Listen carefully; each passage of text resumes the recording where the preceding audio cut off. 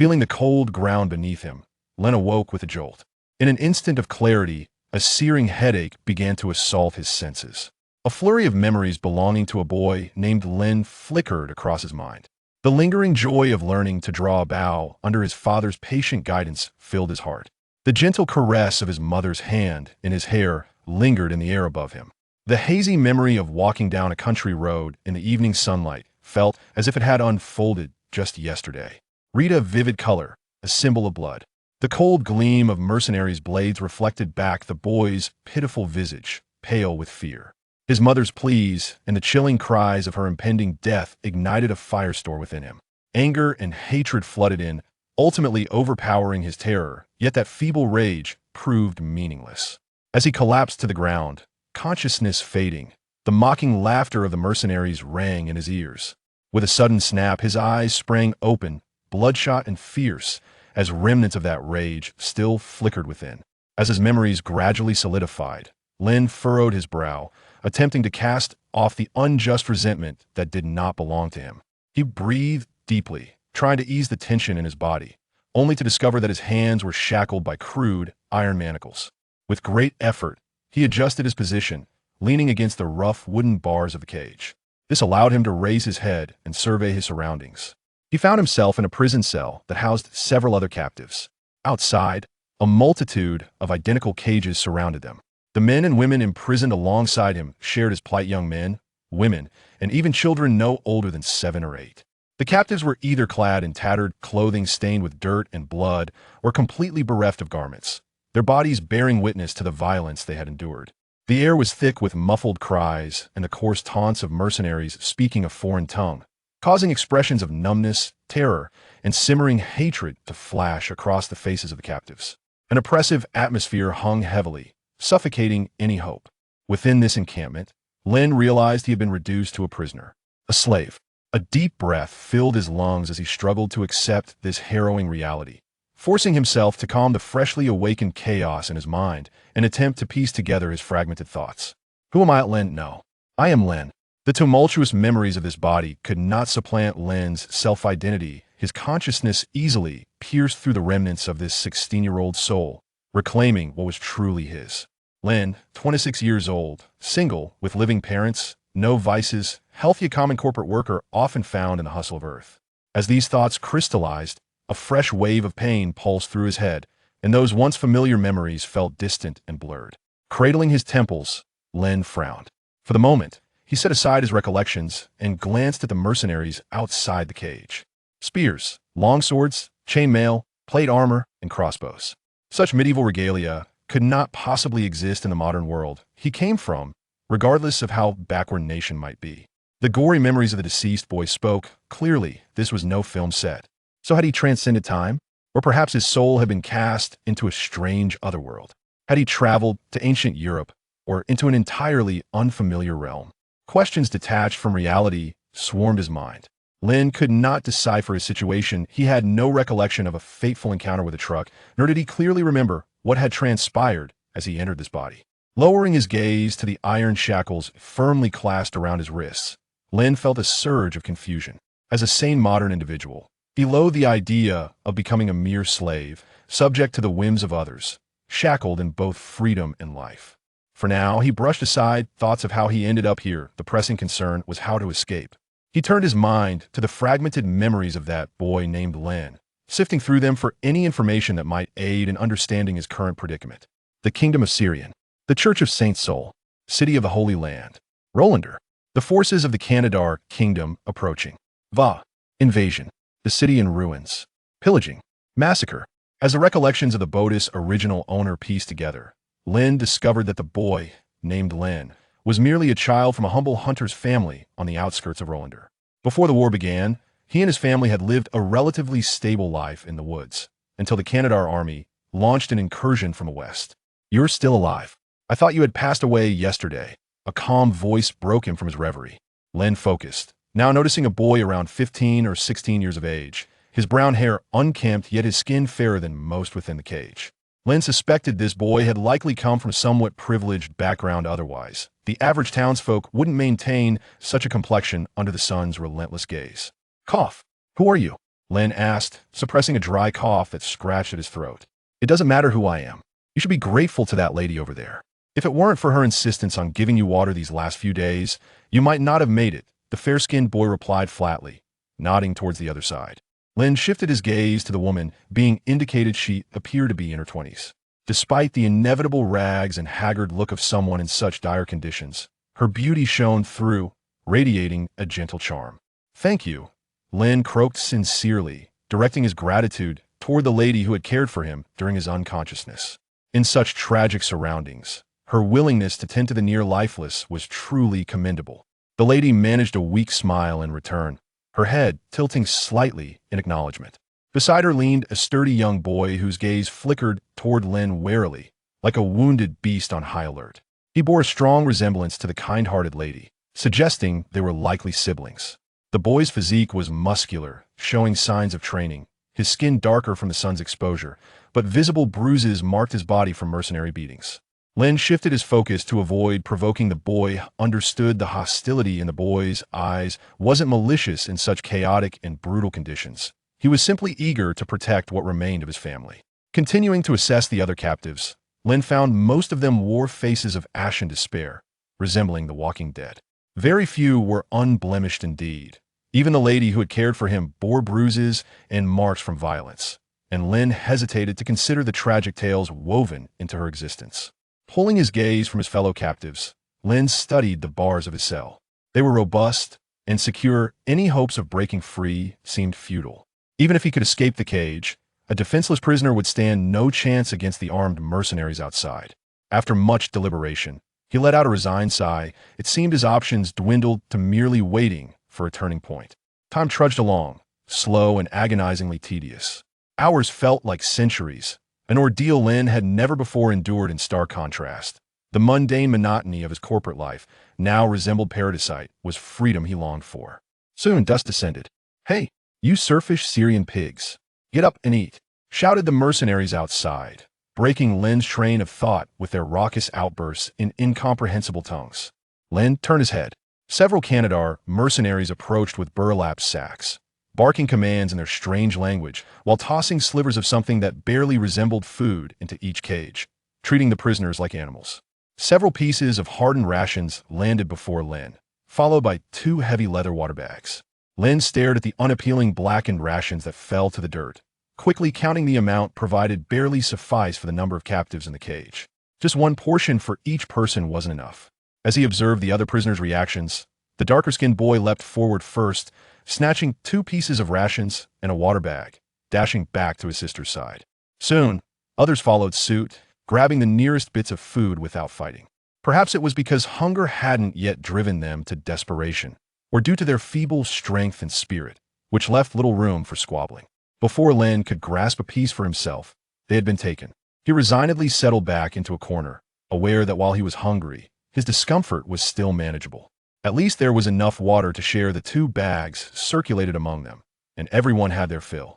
By the time the bag reached Lin, he braced himself for the psychological discomfort of drinking from shared vessel. He lifted the spout slightly higher, pouring the precious water into his mouth, finally relieving the dryness in his throat. In such dire times, he couldn't afford the luxury of fastidiousness. Once satisfied, Lin passed the water bag to the next person beside him. At that moment, he glanced toward the pair of siblings, momentarily locking eyes with the woman who had looked after him during his unconsciousness. A hint of regret marred her expression, tinged with a bittersweet smile. She held tightly the portion of food her brother had secured for her, hesitating to eat, having noticed Lin had gone without. Her face seemed to grapple with an internal conflict. Then she rose, intent on sharing her food with Lin. However, her brother grabbed her arm, stopping her. "Sister, you didn't eat enough yesterday." The sturdy boy's tone was firm, yet laced with concern, visibly displeased by his sister's nurturing gesture. This was likely why he had raced after the rations first. Lin could hear the boy's words, clearly meant to make a point. Out of courtesy, he waved his hand. "I appreciate your kindness, but am not hungry." He politely declined, even without her brother's intervention. He felt it inappropriate to burden this well-meaning lady. "Let me share half with you. Am not that hungry anyway," chimed in a sudden voice, drawing Lin's attention. It was the fair-skinned boy who had previously spoken to him, and Lin was taken aback by his unexpected kindness.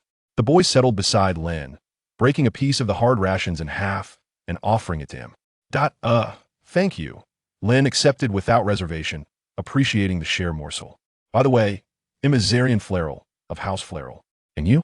The fair-haired boy said, biting into the unappetizing food. Lynn hesitated momentarily, considering that his name shared a similar cadence with the original owner of this body. After deliberation, he surrendered to that thought. My name is Len. No surname. He opted to adapt, using the name of this boy. Azarian blinked, clearly taken aback. He had noticed Lynn's earlier reluctance to share the water bag and had presumed him to be an aristocrat struggling to adapt. But now it hardly mattered. Azarian self-deprecatingly mused that whether a noble or commoner, they were all just slaves subjected to the cruelty of the Kantadar invaders. After sharing names, the mood fell back into silence, akin to submissive resignation to their fate. Chapter 2. Slaves. The following day, after a restless night battling the cold wind, Elon, was abruptly awakened by a cacophony of screams and cries. Rubbing his sleepy eyes, he sat up and gazed toward the source of the commotion. Outside the cage, a considerable number of mercenaries had gathered. These soldiers of Kantadar were guarding a man adorned in a military uniform emblazoned with a white bird motif. Evidently of a higher status, perhaps an officer or nobleman from Kantadar, who was observing the discord within the cage with an impatient glare. Two soldiers were roughly dragging a woman within the cage, attempting to pull her outside, while a young boy, filled with rage, was clinging to her, kicking and struggling against the mercenaries. Upon closer inspection, it was the pair of siblings. You bastards! Let go of my sister. Let her go. Let her go. The boy's voice, choked with anger yet tinged with helpless panic, echoed through the air. His sister, already in tears, could only intermittently plead with her brother to release her, urging him not to provoke the mercenaries further. The Kantadar mercenaries, clearly lacking patience, tossed the girl to the ground, one of them seizing the boy by the hair and yanking him backward, while another mercilessly kicked the boy to the ground. Damn filthy swine! The mercenary cursed in a foreign tongue, enraged as he drew his sword. Elon felt a reflexive jolt. Any modern individual with a sense of basic morality would find it hard to remain unmoved by such a sight. And the vivid memories of the original host's parents' brutal demise ignited an involuntary fury within him. Yet reason cautioned him that he was merely an unarmed youth at this moment, incapable of action. As another hand pressed down on his shoulder, he turned to see the boy he had met yesterday. Don't get involved. We can't help him, Azarian advised Elon calmly. The poor woman on the ground was nearly unraveling. Seeing the mercenary's sword aimed at her only remaining family member blurred her vision with tears. As she crawled to the mercenary's feet, grasping his ankle and begging for mercy for her kin. No, no, no. Please don't harm my brother. I beg you. Merciful sir, I will go with you. I will go with you. Just don't hurt him, please. The mercenary's advance was momentarily halted as he considered her pleas, but his brutish instincts were curbed by a nod from a companion, indicating the slave buyers outside. Reluctantly, he sheathed his sword, then seized the woman's arms, dragging her away. Cough. Sis. You Kantadar bastards. The boy, struggling to rise, coughed up blood as his fury clouded his judgment, charging at the mercenary once more. The mercenary, anticipating the boy's attack, swung a punch, only for the boy to duck just in time. The boy's body lunged into the mercenary's embrace, and Elon watched as his shackled hands deftly reached for the sword at the mercenary's waist.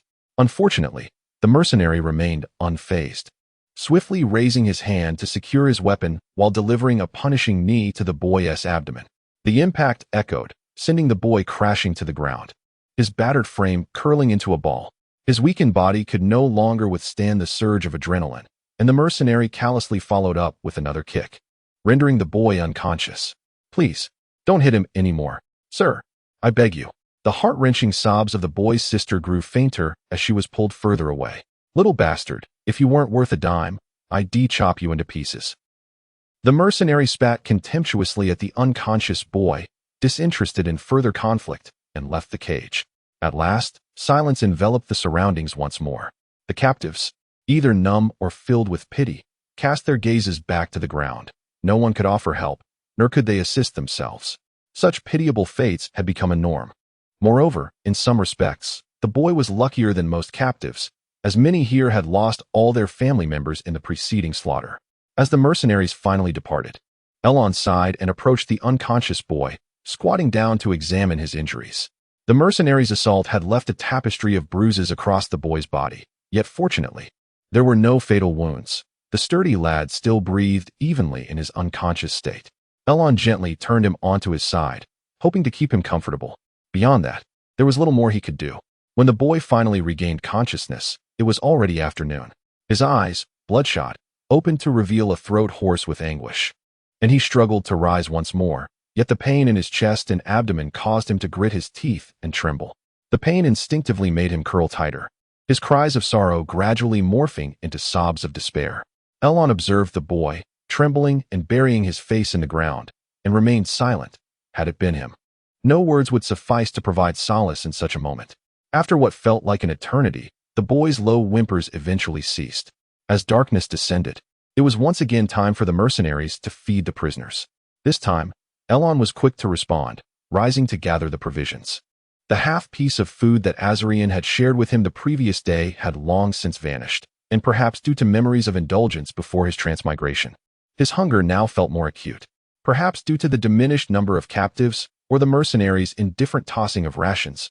This time, the food provided exceeded the number of people in the cage. Elon took a piece and glanced back at the boy, who remained curled in the corner, motionless. He then picked up another piece from the ground. Returning to the corner, Elon placed the extra ration before the boy, then sat down beside him, eating quietly. Upon finishing the unpalatable fare, which resembled coarsewood shavings, he still saw no signs of life from the boy, who appeared as an empty shell. If you wish to starve to death here, you will never see your sister again, Elon could not help but urge. Yet, the boy remained unresponsive. Resigned to his lack of eloquence, Elon sighed. If you don't wish to eat, then I shall not be polite.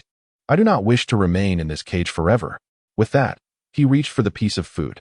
Memories of feasting on delicacies before his transmigration lingered in his mind, and the dullness of his vision reminded him that this meager fare, however distasteful, was better than hunger.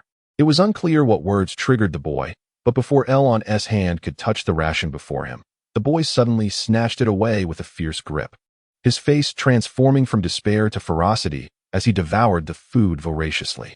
Seeing this, Elon shrugged. It seemed there would be no sharing today. The boy, ravenously consuming the food, then struggled painfully to sit upright, fixing his gaze intently on Elon. Do you have a way to escape? He asked through gritted teeth, his voice a low whisper. Nearby, Azarian seemed to have vaguely heard his words, and his gaze involuntarily shifted in that direction. It was then that Leon comprehended what had stirred the youth. The latter believed there was a hidden meaning in his words. I do not wish to become a slave, yet I currently find myself incapable of escape.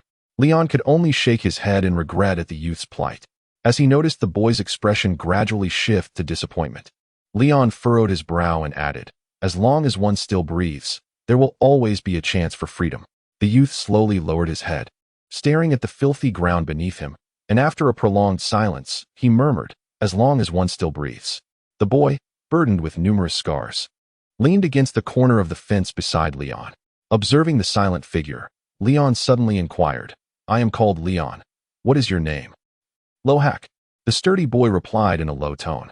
Leon glanced at the multitude of bruises adorning Lohak's robust frame and gently advised, do not engage in such foolishness again. What?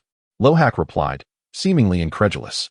Do you wish to be beaten to death before seizing an opportunity to escape? At the very least, do not allow yourself to suffer further harm. Leon's gaze fell upon the wounds on Lohak's body, and he continued, if you were to perish here, who would rise to rescue your sister in the future? Upon hearing this, Lohak regarded Leon with a deep, contemplative look, and without uttering a word, he silently nodded in agreement. Leon sighed for what felt like the umpteenth time, casting his gaze downward at his hands, which were firmly shackled. It was easy to speak of noble sentiments, yet reality remained steeped in despair. The prospect of waiting for an opportunity seemed exceedingly tenuous. Not to mention, the very shackles binding his hands posed a significant obstacle to his freedom. With a sense of resignation, Leon closed his eyes once more, seeking rest. Regardless of the circumstances, as he had advised the youth, it was imperative to conserve strength and spirit, enduring until the moment when a potential opportunity might arise. Chapter 3. The arrow of Isha. The following days passed by in a disheartening monotony, devoid of hope or change. Captives continued to be dragged away by mercenaries, sold to various buyers, and the number of prisoners in the cage where Leon resided gradually diminished. He understood that his turn would eventually come. On the day he inscribed the sixth stroke on the ground out of sheer boredom, he noticed two mercenaries approaching his cage, mumbling incomprehensibly. One wore a jubilant expression, while the other appeared despondent. This one, and this one. Just these three will do. I want to take more. Open the cage quickly. I must return before the city gate closes at dusk, the mercenary from Kantadar declared, pointing at three boys huddled together in the cage. The price for these 3 slaves will clear our debt. Remember, don't ever come back to bother me. I will never gamble with you again. The mercenary opening the cage grumbled irritably as he shoved the door open. Although Leon could not comprehend the foreign mercenaries' dialogue, he understood their intentions through their gestures and the coarse language he had often heard. As he stood up, he glanced at his companions, Lohak and Azirian, who had also been singled out. Noticing the seething hatred in Lohak's eyes, Leon's heart raced with concern, fearing that Lohak might act impulsively once they were outside. He slowed his pace and quietly cautioned, "Now is not the time. If we act recklessly, we all perish." Lohak frowned but eventually nodded in agreement. "Damn it, what are you doing? Shut your mouth and move faster."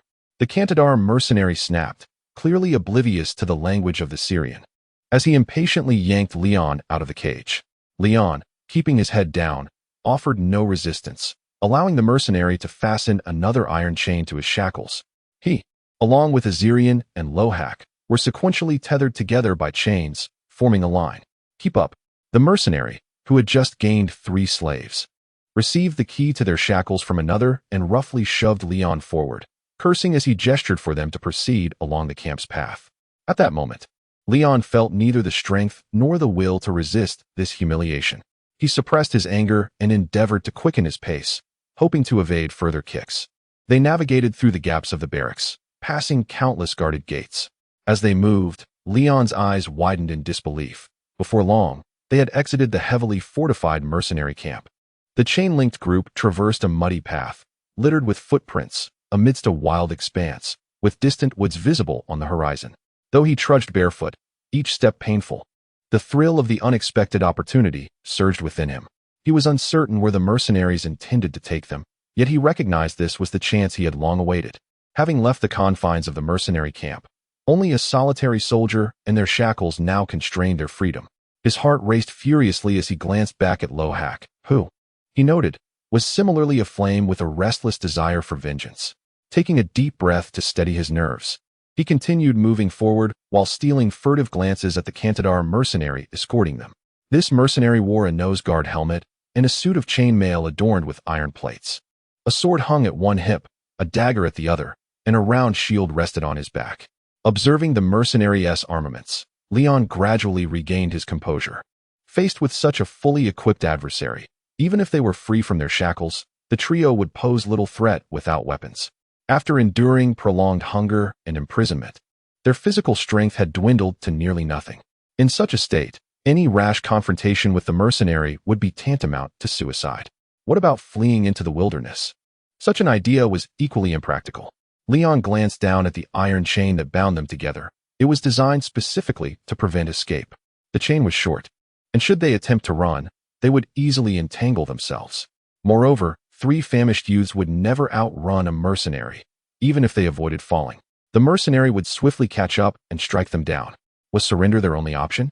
After all, they had waited so long for this chance to leave their cage, to escape the clutches of the heavily guarded camp.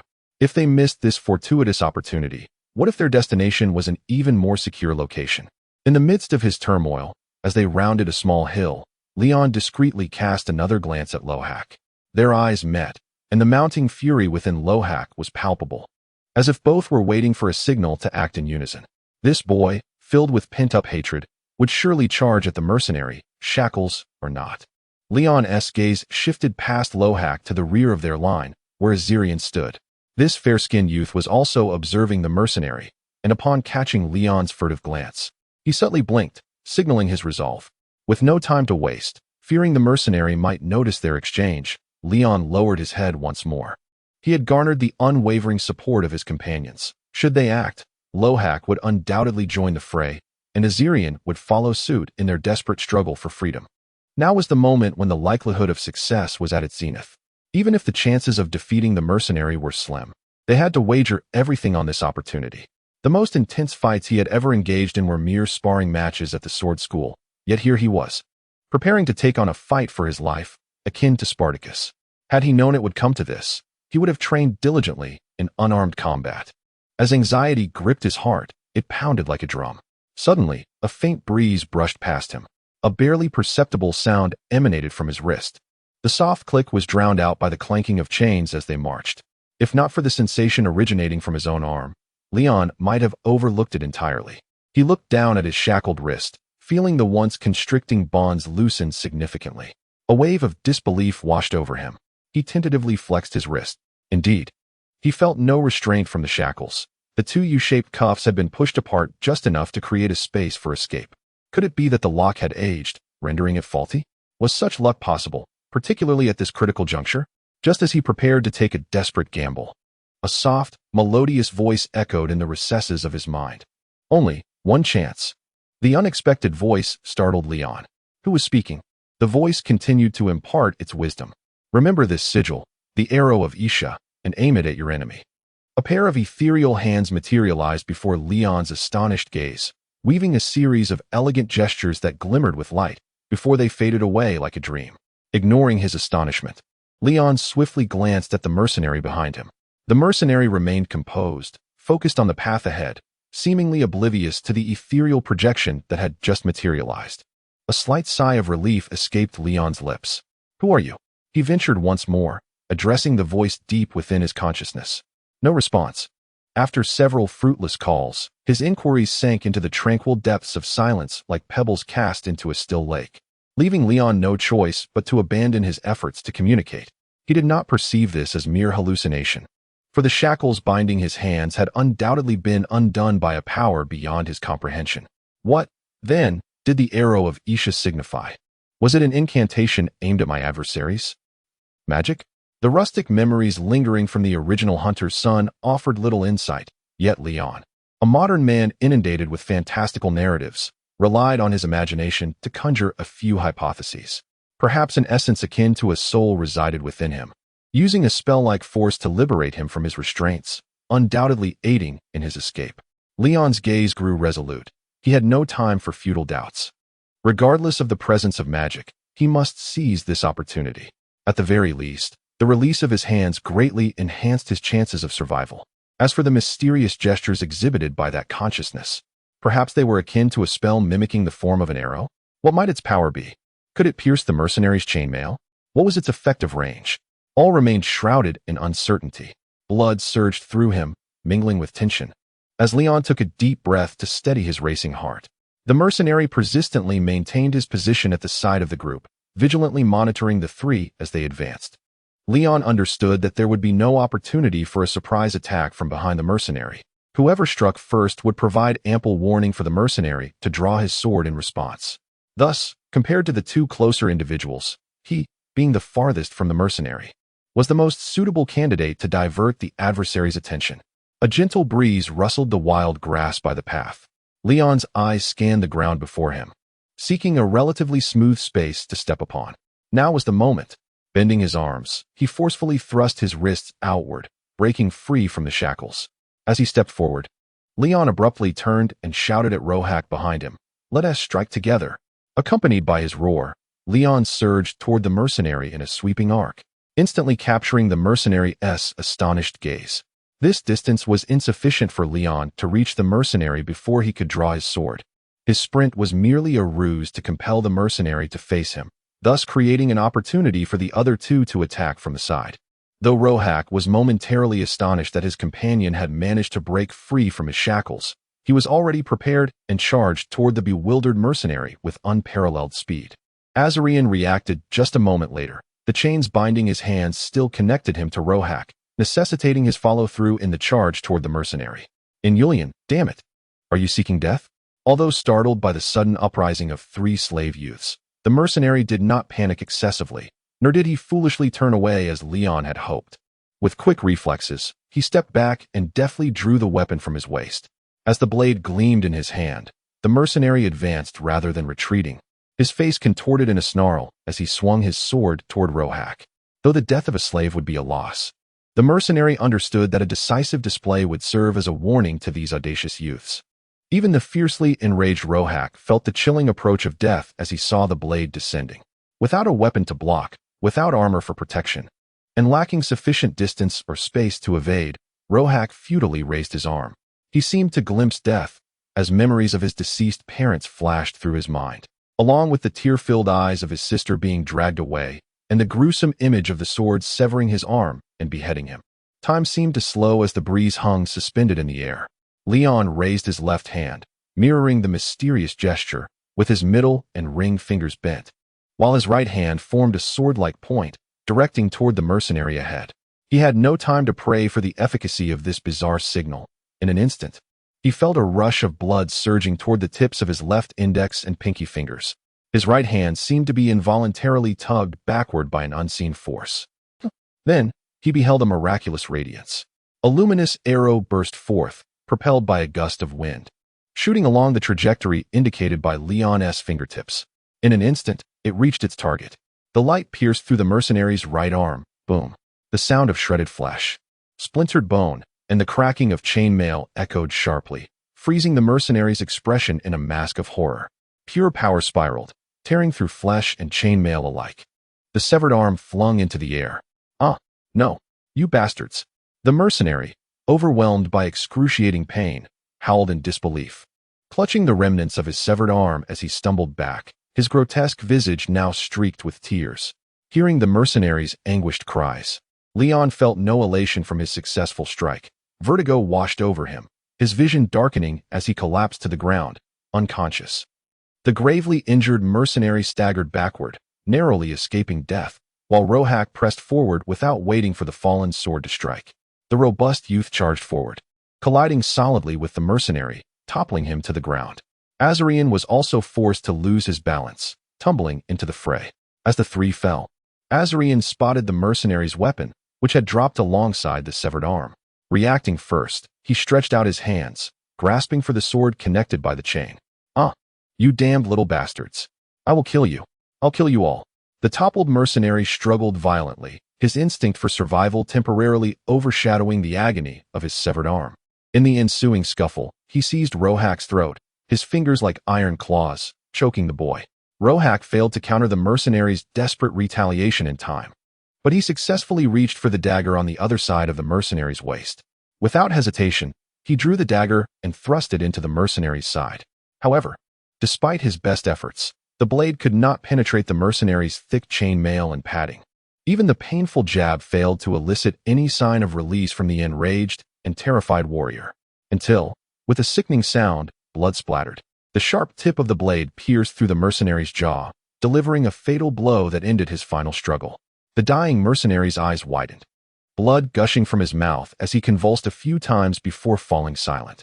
Seeing this, Rohak freed himself from the lifeless grasp of the mercenary, panting heavily as he turned to his companions.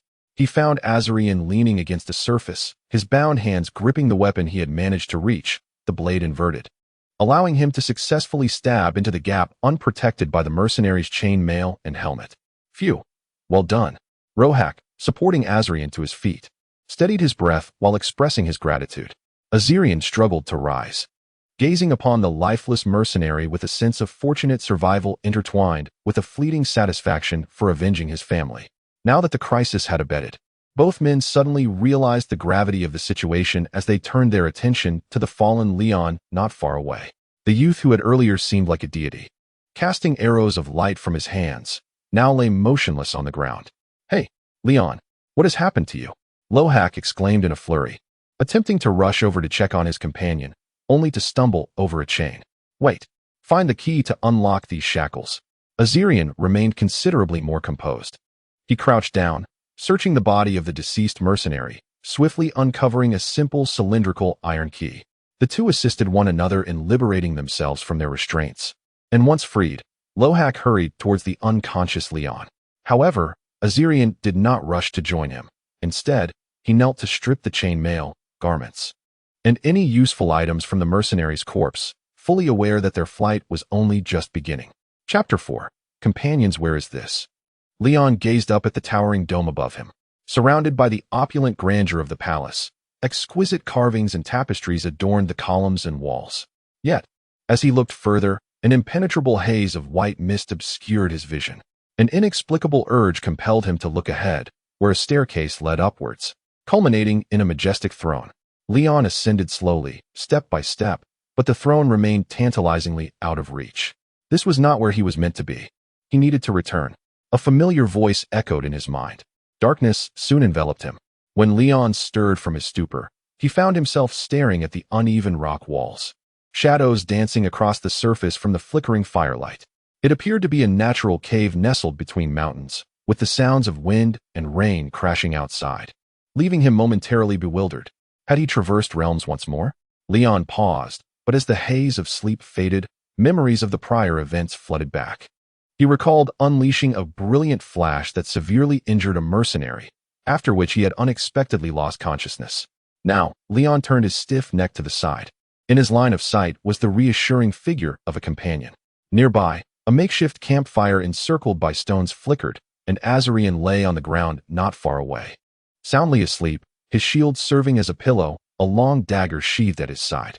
At the cave's entrance stood Lohak, bare-chested and clad in chainmail, gripping the one-handed sword that had once belonged to the slain mercenary, vigilantly observing the stormy night outside.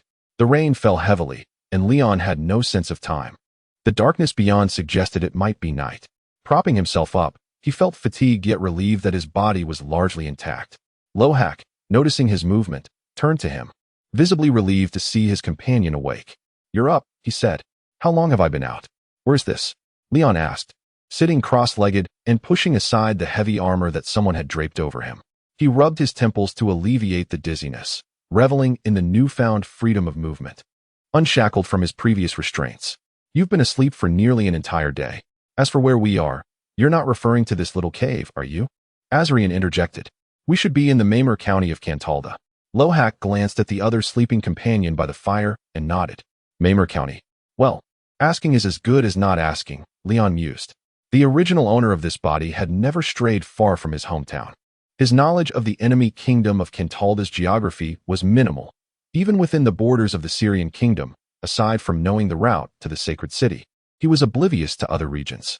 Oh, not entirely ignorant. At least he understood that the invading Kantadar kingdom lay to the west of Syrian. And he vaguely remembered merchants mentioning a more formidable realm to the north, Orlandan, which had a cordial relationship with Syrian, unlike the tense animosity with Kantadar. "Is there food and water?" Leon inquired. "Yes, we have some provisions left," Lohak replied, rising to retrieve a water jug and some dry bread from a tattered bundle. These supplies had clearly belonged to the mercenary they had slain. "What transpired after I lost consciousness?" Leon questioned, munching on the bread. "We dealt with that fellow. Stripped him clean and buried him in the woods," Lohak recounted succinctly. "You managed to dispose of the body without leaving it on the path, which is fortunate. That muddy trail is riddled with footprints and hoofprints, likely frequented by mercenaries. Had the body been discovered too early, it could have led to our discovery," Leon nodded. Cough, cough. Mainly it was Azarian's idea. I wasn't thinking clearly," Lohak admitted sheepishly, scratching his head. To be honest, he had only wanted to carry Leon away as quickly as possible, but Azarian had insisted on covering the bloodied ground with earth. A minor dispute had ensued between them, as digging a proper grave without the right tools was quite a challenge. "Thank you for not abandoning me as a burden," Leon expressed his gratitude. "Not at all. Our survival is also thanks to you. How could we leave you behind?" Lohak shook his head, recalling with awe the miraculous performance of Leon that day.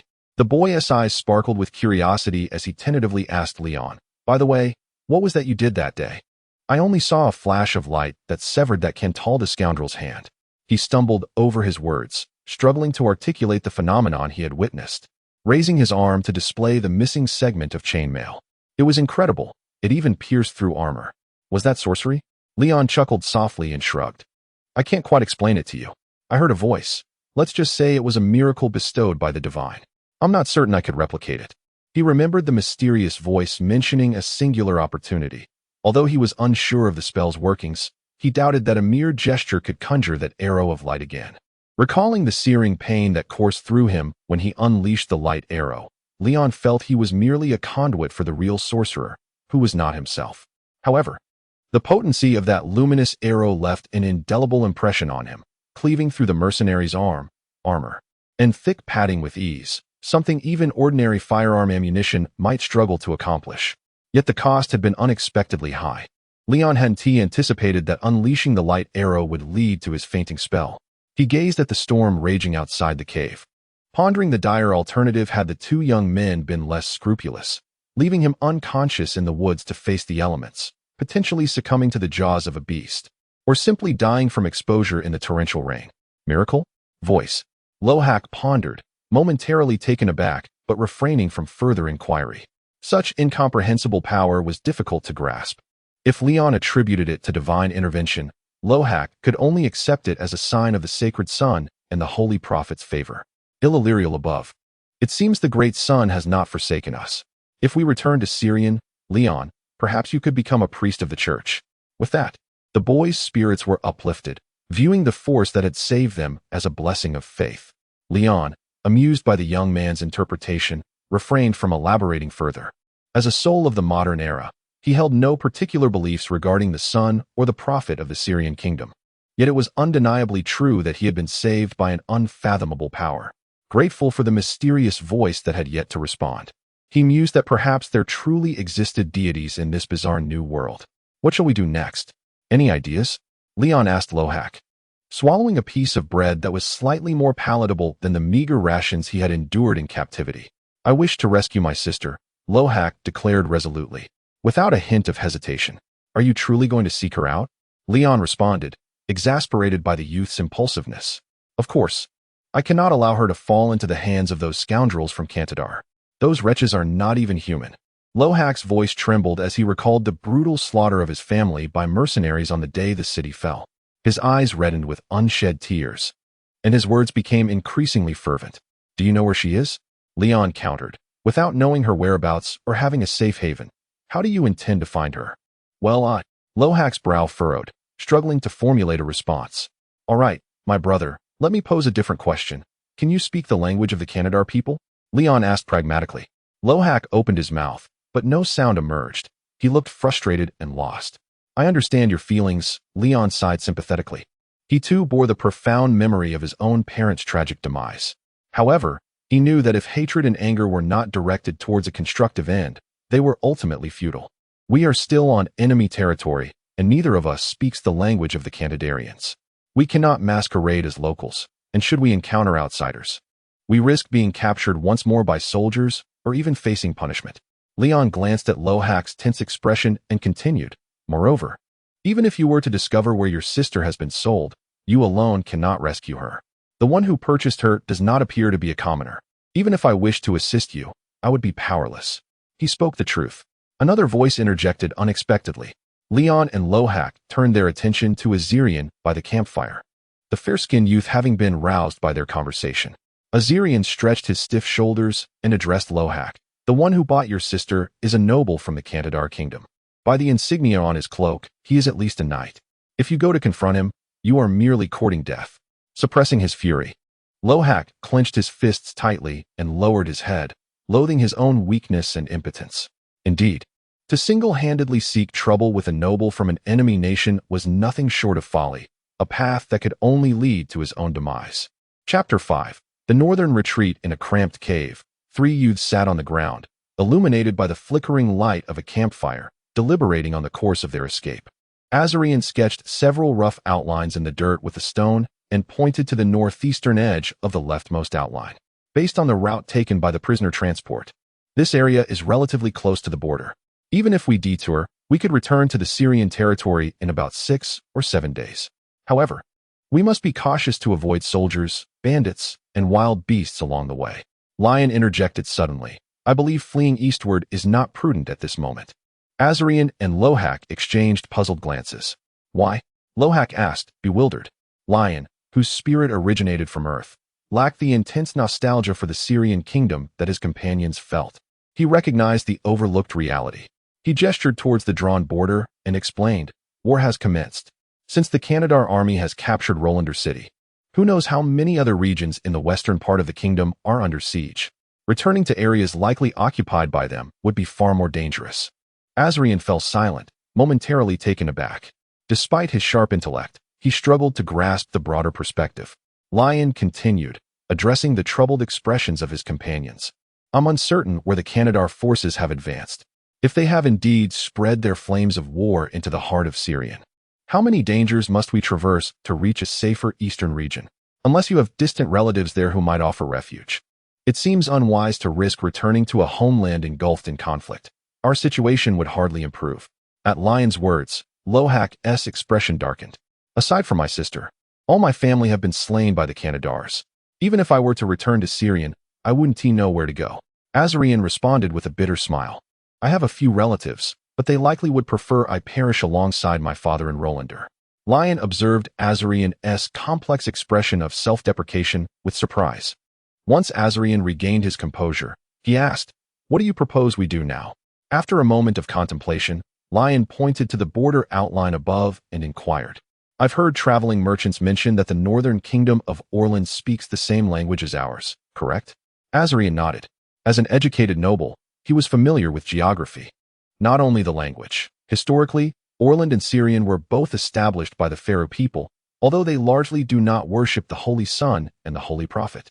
With an affirmative response, Lion articulated his suggestion. I propose that instead of risking our lives fleeing east back to Syrian, we head north to seek refuge in Orlandan. After all, it is improbable that the Kantadars would engage in war with two kingdoms simultaneously. Moreover, most soldiers from our county have likely been dispatched eastward to sustain the conflict, thus reducing the likelihood of encountering danger should we head north. He then sought the opinions of his companions. What do you think? After considerable thought, Azarian nodded. While I cannot guarantee safety in Orlandan, the risks of heading east are indeed significantly greater. I'll follow your lead. Lohak muttered, having no better idea himself. With a consensus reached, the group had a temporary goal and direction. Lion felt a slight relaxation of his tense nerves, though it was relative, despite their escape from captivity. Their homeland had been overrun by the Kantadar army. With all their families lost and nowhere to shelter, the threats of hunger, disease, banditry, and wild beasts loomed as perilously as the soldiers' swords. How much food do we have left? Lion inquired. Only 2 pieces of dry bread, Lohak replied, glancing at the tattered bundle that had once held provisions. The deceased mercenary had evidently not prepared for a long journey, as the supplies were scant. Lion gazed at the rain and wind outside. Once the rain subsides, I will see if I can catch something to eat. You can hunt? Lohak asked, somewhat surprised.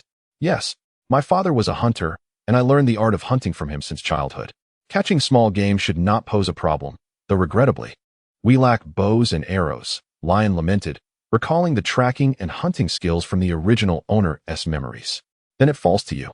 I only possess skills in fighting. Lohak scratched his head, seemingly struck by an idea as he handed over a sword. Will you make use of this? If you can, the sword is yours.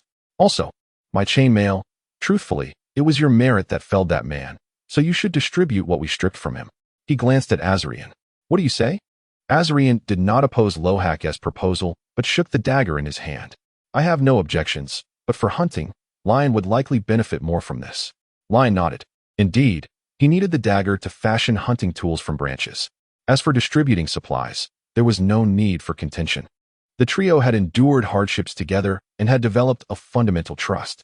Lion believed that weapons and armor should be entrusted to those who could maximize their efficacy. In his past life, Lion had wielded various types of cold weapons, yet he was unsure how effective an adult, clad in armor, would be against truly vicious soldiers. Having experienced the treacherous terrain of the wilderness, he understood that his accustomed experience to flat floors and modern roads would hinder his balance in real combat. Moreover, despite possessing rudimentary swordsmanship skills, the body of the original owner had not trained enough to wield them effectively. Considering this, Lion assessed the physiques of his companions. He recognized himself as a hunter's son, accustomed to a meat-rich diet, while Azarian, a noble heir, also enjoyed ample nourishment. Both were notably robust for their age. But Lohak's build was significantly more muscular, whether by nature or through rigorous training, he could not tell. Who among you can wield a sword? Lion inquired thoughtfully. I have studied swordsmanship, though my combat experience is limited, Azarian answered, understanding Lion's line of thought. Lohak, thumping his chest, declared, I can fight with a sword. My father is a sergeant in the city guard, and I practically grew up in the barracks. When the Kantadar scum besieged, I assisted the guards on the city walls until, as he recounted the battle, his expression darkened. Until my father sent me home to protect my sister and mother. Cheer up, that was not your fault. Lion returned the sword to Lohak, while also handing him the thick inner armor. Since you have the most sword-fighting experience among us, the armor and sword are yours. It makes sense to concentrate these resources for greater efficacy. Turning to Azarian, he added, you should continue using the shield and long dagger. Should danger arise, the shield will provide protection and assist Lohak in battle. Of course, I won't abandon you both during a fight, Lion joked, raising his hands in mock surrender. Azarian shook his head. You've given everything to us. If you were to slip away, it would be well-deserved. Lohak straightforwardly chimed in. Indeed, you have saved our lives. If danger arises, feel free to flee first. I have no complaints. Leon smiled faintly, choosing not to elaborate further, and continued to inventory their supplies with the two companions. Aside from a helmet, chainmail, a one-handed sword, a long dagger, a round shield, and some clothing and water flasks, the mercenary's tattered pouch contained a dozen silver coins, which could be considered a windfall. If we encounter a decent settlement, we might purchase some food and tools with this money, Azarian remarked. But how can we trade without raising suspicion, given our language barrier with the locals? Leon furrowed his brow. No need to worry. I can actually speak the Illyrian language of the Kantadar people. Azarian pointed to himself, adding, if the opportunity arises, I can venture out alone to try. Thus, they engaged in a lengthy discussion, exchanging thoughts until the rain outside began to wane. Eventually, the three took turns keeping watch and settled down to sleep. The following day, once the weather had completely cleared, they exited the cave and ventured into the woods to forage. Fortunately, they stumbled upon a small river in a mountain ravine. Leon instructed his companions to fashion simple fish spears from branches, and they spent the morning fishing. Upon returning to the cave, they built a fire to address their immediate food needs. After enduring a long period of tasteless, hard rations that barely satisfied their hunger, even the unseasoned grilled fish tasted exquisite to them. Indeed, hunger is the finest seasoning. The entire afternoon was spent by Leon, who set several traps using earth pits, branches, rags, and vines, employing raw fish and entrails as bait. Although they would only rest here for one final night, any potential catch could ease their journey ahead. As night descended, Leon, stationed by the cave entrance, did not remain idle. He used his dagger to whittle down the small branches found during the day into smoother wooden poles, then began sharpening the ends on the rocks to fashion spear tips. Regardless of how rudimentary they were, he felt it prudent to have some means of defense against wild beasts. Moreover, even the simplest wooden spear, if wielded correctly, could inflict fatal damage on unarmored targets, and even disrupt an armored mercenary nearby. As he worked, Leon found himself reminiscing about the radiant arrow he had conjured before. What was it called? The arrow of Isha. That thing possessed a power greater than that of a standard rifle bullet. If he could utilize it again, they would have little to fear from ordinary beasts or solitary soldiers, even with the risk of fainting afterward. He reasoned that Lohak would surely not abandon him in a state of unconsciousness, allowing him to reluctantly accept the trade-off. Suddenly chuckling to himself, Leon dispelled his fanciful daydreams. The mysterious voice from that day had not answered his calls since. Indulging in such unattainable aspirations was futile. Having experienced a miracle once was already a stroke of luck. Alas, who are you? He murmured, tracing the sharpened tip of the wooden spear. The voice had been quite melodious, reminiscent of a young maiden. However, upon reflection, the hurried conclusions drawn in that moment may not have been entirely reliable. While the voice certainly resonated from deep within him, it did not necessarily imply that another consciousness resided within his body. Perhaps it was merely a kind-hearted sorceress passing by, intervening in defense of the unjustly treated. Leon found himself amused by his own whimsical musings. Chapter 6. The catastrophe of war. Struggling through the wilderness, the group's pace was far slower than anticipated. They had managed to salvage only a single pair of boots from the mercenaries, leaving two members to traverse the terrain barefoot. Despite their utmost caution, not long after setting out, Azarian stepped on a sharp object hidden in the grass, injuring his foot, necessitating that the solitary pair of boots be relinquished to him. Relying on Leon's hunting expertise, they captured rabbits, fished, and foraged for whatever edible resources they could find along the way, even resorting to consuming a wolf that foolishly attacked them. Yet, on days when luck was not on their side, They often had to subsist on wild fruits and roots. Lacking a map, they could only approximate their direction, which frequently led them deeper into confusion. After several days, they finally stumbled upon a small country road, which made their journey somewhat easier. This was the first sign of human habitation they encountered since fleeing the mercenary camp. Upon learning that Azerians spoke Urian, Leon had been eager to find a village where they could exchange their silver coins for essential supplies. The discomfort of traveling barefoot for prolonged periods was unbearable, and the exposure to the cold night wind while sleeping outdoors was intolerable. As they quickened their pace, a sense of exhilaration washed over them upon spotting the cluster of thatched huts in the distance. However, rather than heading straight for the village, they slipped into the nearby woods. Following their prior agreement, Azerian donned chainmail, a sword, and a shield, preparing to venture alone into the village to gather information. If all went well, there would be no need for Leon and Lohak, who could not communicate, to complicate matters. Azerian, with his noble upbringing in the Holy City, adeptly masqueraded as a knight squire, confident that his demeanor and speech would intimidate the rural farmers. Meanwhile, Leon and Lohak ascended a nearby hill to observe the situation from above. As Azerian's figure vanished behind the village's houses, Leon noticed something peculiar. Despite it being broad daylight, he could discern no signs of villagers going about their daily lives, raising a sense of unease within him. Moments later, Azerian re-emerged from the village, gesturing for Leon and Lohak to join him.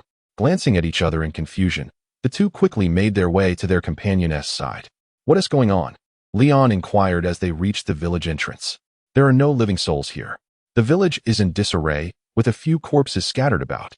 The villagers have long since fled," Azerian replied, returning the sword to Lohak. "Was it raided by bandits?" Leon finally noticed the multitude of horse tracks at the entrance and the damaged wooden fences. "I'm not certain, but we shouldn't linger here," Azerian warned. "The corpses appear to have been here for some time. If there are any surviving villagers, they may have sought help from the local lord to return and drive away the bandits. We should search for anything useful and leave promptly while the coast is clear." Reflecting on the chaotic times of rampant banditry, the three wasted no time and swiftly began scouring the village for supplies. The doors of the cottages stood ajar, some even smashed open, facilitating their search. They kept a cautious distance, methodically inspecting each hut.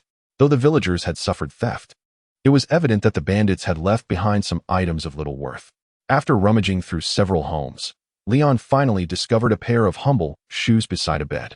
Though they were merely rudimentary straw-soled shoes wrapped in worn leather, they were a welcome relief for his tortured feet. Once clad in the ill-fitting shoes, Leon's efficiency in gathering supplies improved remarkably. He deftly rummaged through the disarrayed interiors, but despite his efforts, valuable items eluded him. Soon, he unearthed a dusty, coarse linen cloak and a tattered pair of trousers. The rough edges and harsh texture were uncomfortable to wear, explaining why even the bandits had overlooked such refuse. Yet any clothing was better than none, providing some protection against the wind. Fashioning a makeshift pouch from the salvaged fabric, Leon collected the sparse remnants of coarse bread and scattered grains in a ceramic bowl. He couldn't help but lament the extent of the bandits' greed, as they had left behind nothing of value aside from some crumbs and shattered jars. With his meager haul slung over his shoulder, he entered another wooden structure, only to be met with an unbearable stench. Following the odor into the inner room, he was horrified by the sight that met his eyes. The first thing he saw was a decaying female corpse, naked and in a state of grotesque disarray. The posture of the body suggested unimaginable cruelty had been inflicted upon her in life, igniting a furious rage within Leon as he realized the victim appeared quite young. "Damn those wretched beasts," he muttered under his breath, diverting his gaze only to discover more than one body. Nearby lay a headless male corpse, similarly stripped of clothing, bound in a kneeling position with scars from blades marring his flesh. By the fallen head, Leon surmised the man was older, perhaps the father of the young woman. The thought of the man's despair as he was forced to witness the torment of his daughter was unbearable. Unable to endure the scene any longer, Leon stepped back and closed the door, the horrors of the room stirring painful memories within him. Nothing could evoke greater anger and sorrow than experiencing a similar plight firsthand. Having finished his search, Lohak approached and noticed Leon had merely peeked inside before retreating. "What's wrong? Did you find something?" Leon sighed and shook his head. "There's no need to search this room. There's unlikely to be anything of value left." Lohak, puzzled, stepped forward and opened the door to peer inside. His expression quickly darkened as he retreated, taking a heavy breath to steady his tumultuous emotions, even with his deep-seated hatred for the Kantadarians. Witnessing the parallel tragedy befalling innocent civilians of the enemy nation struck him profoundly. "Let us go," Leon said, placing a reassuring hand on his shoulder. After considerable time spent scouring the village, the trio had managed to gather enough provisions to sustain them for a few days. They had secured tattered grass shoes and linen garments to shield themselves, finally shedding their wild appearances. Additionally, they unearthed 2 rusted pitchforks from a corner of one of the cottages, allowing Leon to discard his crudely sharpened wooden spear. With their makeshift packs assembled, the 3 wasted no time and, as dusk approached, hastened to resume their flight. That night, they prepared a hearty meal of mixed bean porridge with coarse bread in a large ceramic bowl. Yet, even with the rare pleasure of consuming a long-forgotten meal, their hearts remained devoid of joy. Anyone with a shred of conscience, having witnessed the atrocities in that village, would find it difficult to find solace in the short term, especially with the haunting images serving as a constant reminder of their own tragic circumstances. After a night devoid of conversation, the journey resumed with the dawn. With shoes and provisions secured, Leon and his companions picked up their pace. As they traversed the landscape towards noon, Leon suddenly sensed a faint tremor beneath his feet. Momentarily lost in thought, he quickly recalled the techniques imparted by his father and promptly crouched down, pressing his ear to the ground. It was no illusion. The vibrations caused by the thundering hooves of a multitude signaled the approach of a large cavalry unit. "Quick, hide! A cavalry is coming," Leon urged his companions. Without hesitation, Lohak and Azirian followed suit, racing towards the nearby woods, striving to distance themselves from the road as much as possible. They dared not glance back, burrowing into the underbrush and lying low behind a dirt embankment, holding their breath in silence. Only when the cacophony of hooves began to fade did they cautiously lift their heads. Who were those people? A band of robbers? Lohak immediately recalled the small village they had encountered the previous day that had been pillaged. Leon remained non-committal. Who knows? It could be the local lordess troops. "Shall we continue along this path?" Azirian asked, a frown creasing his brow, apprehensive about encountering that troop again. Leon found himself deep in thought, feeling a sense of miscalculation. He had initially presumed that heading north would be safer, yet they had unexpectedly crossed paths with an army. The rhythmic sound of hooves indicated without doubt that they were facing a cadre of well-trained cavalry. He could not ascertain whether these horsemen were the vanguard of a larger military force, and whether there might be a substantial contingent following behind. If his conjecture held true, then they could not afford to turn back now. After sharing his concerns with his companions, they briefly deliberated and ultimately decided to continue deeper into the woods. For they were oblivious to the roads of this foreign land and had little choice. They remained vigilant, attuned to the sounds around them, ready to flee deeper into the forest at the first sign of danger. In silence, they quickened their pace along the wooded edge. Soon, another thunderous cacophony of hooves echoed from the road, prompting them to seek cover once more. The weight of anxiety grew heavier in Leon's heart. Before darkness fell, they veered off the path into the denser thicket, discovering a secluded rocky hollow facing away from the road, where they finally dared to light a fire and camp for the night. As night enveloped them, Leon lay restlessly, tossing and turning, reflecting on his decision to head north, which now seemed fraught with peril, filling him with regret. Would there be an encampment of troops at the journey's end? If they were to encounter the Kantadar army head-on, would they manage to escape? Or could they perhaps masquerade as locals using the few phrases of Urian that Azirian had taught them? Lost in these thoughts, he furrowed his brow, suddenly recalling the village from the previous day, sensing the contradiction in the situation. If there were such a substantial local military presence frequently mobilizing around that village, how could bandits dare to plunder the area so audaciously? Did those marauders not fear an encounter with the Lordess forces, risking their lives for glory? Unless, he recalled the horrific scenes from the fall of Orlandan city, where Kantadar troops and ruthless mercenaries ravaged the sanctum city. A grim realization dawned upon Leon. An ancient adage, once distant to him, surfaced in his mind. Robbers pass like a comb, soldiers like a comb. The very force terrorizing that village might indeed be the Kantadar army. Chapter 7 Goblins.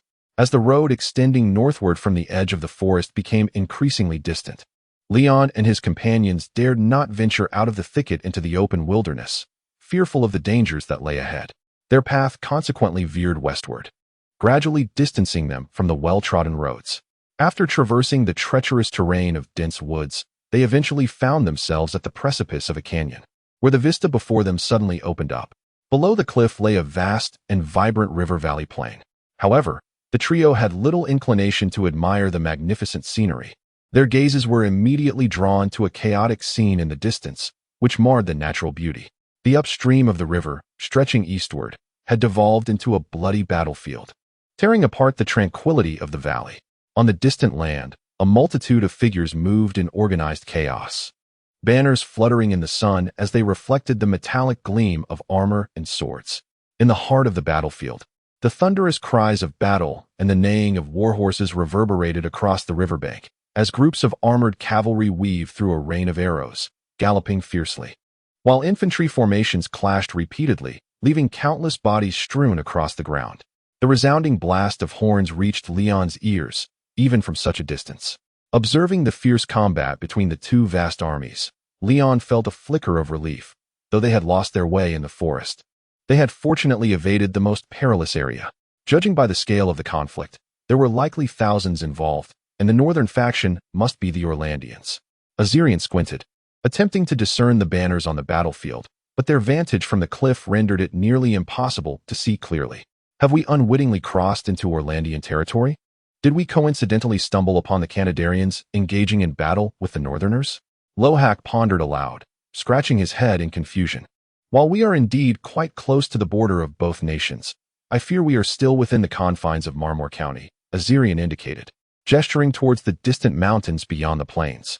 If I'm not mistaken, those should be the Gallic Mountains situated to the north of Marmor County, suggesting we have yet to exit Kantadar. Thus, the ongoing conflict is not the Kantadarians simultaneously invading Orland, but rather the Orlandians seizing the opportunity to invade Kantadar. Leon mused, stroking his chin. In retrospect, his initial assessment was largely accurate. He simply failed to account for the Orlandians' proactive aggression against Kantadar, given his unfamiliarity with the Northern Kingdom. This is fortunate indeed. With Ilariel's blessing, may the Orlandians let the blood of those mongrels flow like rivers. Lohak's eyes gleamed with anticipation as he gazed upon the battlefield, yearning to join the ranks of the Northern Army and avenge his deceased parents. How I wish I could be among them right now. Leon shook his head in exasperation. What is the rush? For someone like you, trained in combat, there will surely be opportunities to enlist in the Orlandian army once we arrive. Since they are at war, the North must be recruiting. Without pausing, they continued their westward march along the cliff. According to Azirian, since they could see the Gallic Mountains from this point, they were quite close to the border. Now, whether they headed west or north, they could reach Orlandian territory. However, the northern route was certainly off-limits. Thus, they would have to attempt to navigate westward through the forest instead. After a full day of trudging slowly westward through the forest, they followed a trail marked by frequent animal activity to a nearby water source. After filling their water flasks, the trio sought a clearing in the woods, establishing their camp beside a bare boulder. Fortune smiled upon them today. Before nightfall, Leon successfully caught an animal resembling a fox near the water source, providing a much-needed meal for a group that had long since exhausted their provisions. As they gathered around the campfire, conversing to pass the monotonous time before sleep, Leon casually inquired of his companions, "What are your plans once we reach Orland?" Lohak replied earnestly, "I must rescue my sister, though I have no idea where she is. Therefore, I intend to join the Orlandian army, first to earn some money. Once I have funds, I can search for her whereabouts. If I can earn more on the battlefield, perhaps I can eventually buy her back from her captors." Leon was taken aback by this revelation. He had assumed that Lohak, filled with animosity towards Kantadar, would resort to violence to reclaim his kin. Noticing Leon's surprised expression, Lohak felt somewhat embarrassed. "Hey, don't look at me like that. I've thought carefully about what you said before. It's true that I am but one man, and even though I despise those Kantadarian mongrels, acting recklessly would only endanger both my life and my sister's." He tightened his grip on his sword. "Right now, the priority is to rescue my sister. As for avenging my parents, there will always be opportunities to settle that score later." Leon regarded the reckless yet determined youth, feeling a sense of solace that he now possessed a clear purpose for survival. Joining the Orlandian army is one option, but I believe I will seek employment with a local lord. Azirian added more firewood to the flames, continuing, I can read and write, and I understand noble etiquette. If I could become a squire to a certain noble, that would be splendid. If not, I could help the local lord with accounting or even transcribe documents. Should Kantadar withdraw from Rollander City in the future, I will find a way to return. And you, Leon? Lohak inquired. After some contemplation, Leon felt a sense of confusion. Other than surviving, he had no long-term plans.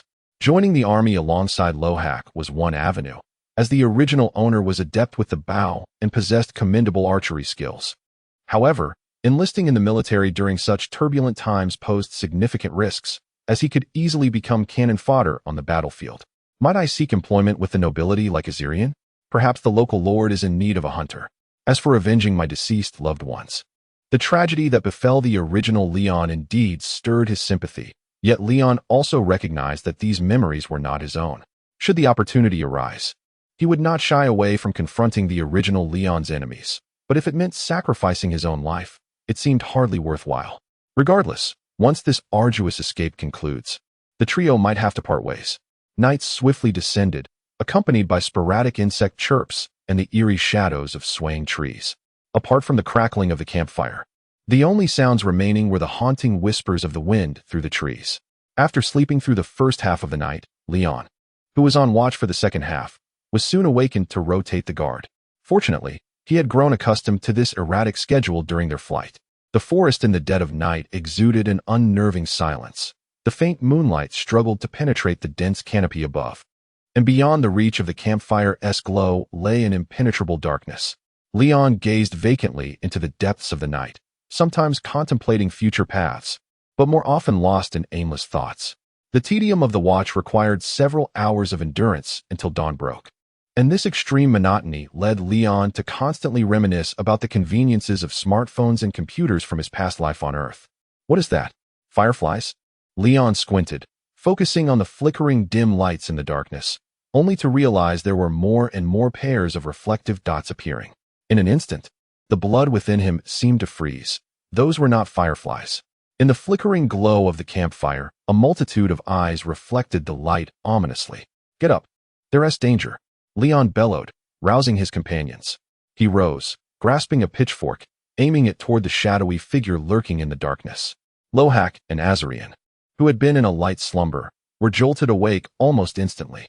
Without hesitation, they rolled over, each seizing their weapons, eyes wide open, bracing themselves beside Leon. What is it? Lohak inquired, steadying himself with a sword in one hand while igniting a makeshift torch from his satchel in the other, illuminating the shadows beyond the camp. The dim flame danced across the dense forest ahead, revealing the outlines of the concealed entities. Distorted, grotesque faces emitted a cacophony of shrill cries, attempting to shield themselves from the blinding light. It was then that Leon discerned the true nature of these creatures. Goblins. The term flashed through Leon's mind first. Their bare, hideous heads bore sharp ears, and their diminutive, abominable humanoid forms were reminiscent of the wretched creatures from the fantasy stories of his past. Yet, he noted the discrepancies. These beings had brown skin rather than green, and their faces resembled those of canines rather than humanoid features, with sharp fangs and a twisted, menacing appearance. However, like the goblins of his recollections, it was evident that these creatures were not mere mindless beasts. Leon observed that in their claws, they clutched either crude short spears or rusted, broken blades, indicating they were capable of wielding tools and weapons. Forest goblins? No, wait. They are wildlings. Azirian was the first to identify this malevolent life form, almost exclusively found in literature. Leon furrowed his brow. Despite having lived in the woods with his father for so long, he had never encountered such beings. Although he had come to terms with his existence in this otherworldly realm following his earlier spellcasting experience, this was the first time he had witnessed a non-human intelligent life form that defied conventional understanding. What? Wildlings? Isn't that just a story adults tell to scare children? Lohak exclaimed, incredulous as he gazed at the diminutive monsters before him. The monsters and dark creatures near Holy City were eradicated by the church and the army over a century ago. It's normal that you've never seen them, Azirian replied solemnly. Yet, beneath his calm exterior, he was equally unsettled. According to the records in the monster compendium, while these little creatures posed no threat to an army, they could ambush solitary travelers at night in numbers, and in great swarms, They might even attempt to raid villages. At this moment, the three of them were undoubtedly marked as prey in the eyes of the wildlings. As their presence became apparent, the hidden wildlings in the forest let out a cacophonous, shrill roar, leaping from the underbrush in groups, weapons raised, surrounding Leon and his companions. Leon, faced with the advancing horde of ferocious little monsters, felt a surge of panic. How should he confront these wretches? Should they fight or attempt to break free and flee? If the books were accurate, these creatures possessed night vision. If they dashed into the forest away from the campfire, they would be even more vulnerable in the dark. One misstep into their traps could spell disaster. Azarian tightened his grip on his round shield and pitchfork. Let us hold out until dawn. The wildlings are fearful of sunlight and will retreat to their nests before the sun rises. Be careful, Lohak warned, spotting a shadow darting toward them from the darkness. Azarian swiftly raised his shield to protect his companions, deflecting the thrown spear with a thud. The crude spearhead, lacking sufficient force, failed to penetrate the shield. Though this thrown weapon failed to find its mark, it served as a signal, and a multitude of wildlings charged forth, howling in a frenzied assault. Chapter 8. The king of the forest, the wild goblins, brandishing rudimentary weapons, charged towards the camp with shrill cries. Leon, initially startled, quickly dispelled his fear upon recognizing these mere goblins. He took a steady step forward, raising his spear and thrusting it fiercely at the nearest foe. The leading goblin, nimble in its movements, managed to evade and parry Leon's attack with its rusted blade, though it stumbled back. Two other goblins seized the moment, rushing at Leon from either side with their weapons drawn. Unlike the beasts he had hunted, these creatures, possessing a primitive intelligence, could comprehend the threat of his spear and attempted to counter it. However, undeterred by the initial setback, Leon remained calm. The unfolding skirmish lay well within the realm of his prior combat training, especially given his considerable advantage in size and reach against these diminutive adversaries. He adeptly withdrew, repositioning himself, and then swiftly pulled back his spear to deliver a diagonal strike, toppling the goblin on his left that had been overly focused on its attack. The sharpened iron tip pierced through the goblin's eye socket, eliciting a horrific scream as its eye burst forth in a spray of blood. Without lingering, Leon steadied himself, wielding the spear horizontally to intimidate the advancing goblin in the center while effortlessly deflecting another goblin's strike from the right. Having successfully navigated the ambush, Leon felt an exhilarating rush of adrenaline coursing through him. Before the spear's prongs had fully settled, he thrust it forward once more, driving the sharp tips into the unprotected abdomen of the goblin on his right. The creature, writhing in pain, clutched at the spear lodged in its gut. With a fierce shout, Leon yanked the spear, propelling the wounded goblin into its compatriots who were still charging forward. The injured goblin collided with its allies, screaming as it rolled on the ground, blood pouring from its grievous wounds. Seizing the opportunity, Leon retreated a few steps to the warmth of the campfire, striving to regain his breath amidst the tension. Out of the corner of his eye, he noticed Lohak, clad in chainmail, swiftly dispatching goblins with his sword and torch. In a fierce display of combat, several goblin corpses lay at his feet, for he showed no fear of their crude weapons. Each goblin daring to confront him fell within moments. In contrast to Lohak's ferocity, Azarian remained cautious, never straying far from Leon's side. Armed with a round shield and spear, he repelled several assaults from the left flank, steadfastly protecting his companions. Lohak, his eyes ablaze with the thrill of battle, became increasingly reckless, plunging into the fray and slashing left and right. His chainmail soon stained crimson. Suddenly, a stone snare was hurled from the shadows, wrapping around Lohak's ankle. The weighted trap ensnared him, causing him to stumble to the ground. The lurking goblins, seizing the moment, lunged forward with spears and daggers aimed at him. Get away! In a split second, Azarian, ever vigilant, charged to Lohak's aid, shoving aside a goblin with his shield. Leon, recognizing his companion's peril, disengaged from his own foes, swiftly maneuvering to assist Azarian in helping Lohak regain his footing. Retreat! Move away from the underbrush, Leon called out, urging his comrades as they fought and fell back towards the flickering firelight. They narrowly averted a complete disaster, regrouping once more by the fire. The cacophony of battle continued to reverberate through the forest, and within mere minutes, the ground was littered with the corpses of goblins. These bloodthirsty creatures were undeniably fierce. Yet the trio of battle-hardened youths proved to be anything but defenseless. The scent of blood wafted through the air, slowly tempering the fervor of the remaining goblins, who circled around the trio, growling yet hesitating to advance. In a moment of inspiration, Azarian speared a barely alive goblin with the tip of his spear, hoisting it aloft to display to the indecisive goblins surrounding them. The goblins, enraged by Azarian's provocation, raised their weapons, some attempting to charge, only to be repelled by the trio's formidable defenses. Gradually, their relentless intimidation began to yield results. The once ferocious goblins visibly faltered, weighing their losses against their instincts. The cunning goblin leader lurking in the thicket cast a reluctant glance at the armored prey, though a reckless charge might still yield a chance for victory. The cost of further losses was too great. They could not afford to lose more kin in this perilous forest. After much deliberation, the leader ultimately relinquished the tantalizing prospect of conquest. A cacophony of screeches filled the air as the goblins received the order to retreat, hurling threats at Leon and his companions as they slowly withdrew into the shadows of the forest. As the goblins' figures faded, minutes passed in tense silence before Leon and his comrades were able to relax, taking deep breaths. Their ability to intimidate the goblins into retreat was a significant triumph. Despite their apparent dominance over the creatures, it was merely a fleeting surge of adrenaline. They were still mortal beings, and prolonged conflict would surely exhaust their already depleted stamina, leading to inevitable injuries, as nearly happened to Lohak. Stay alert. Goblins are notoriously cunning.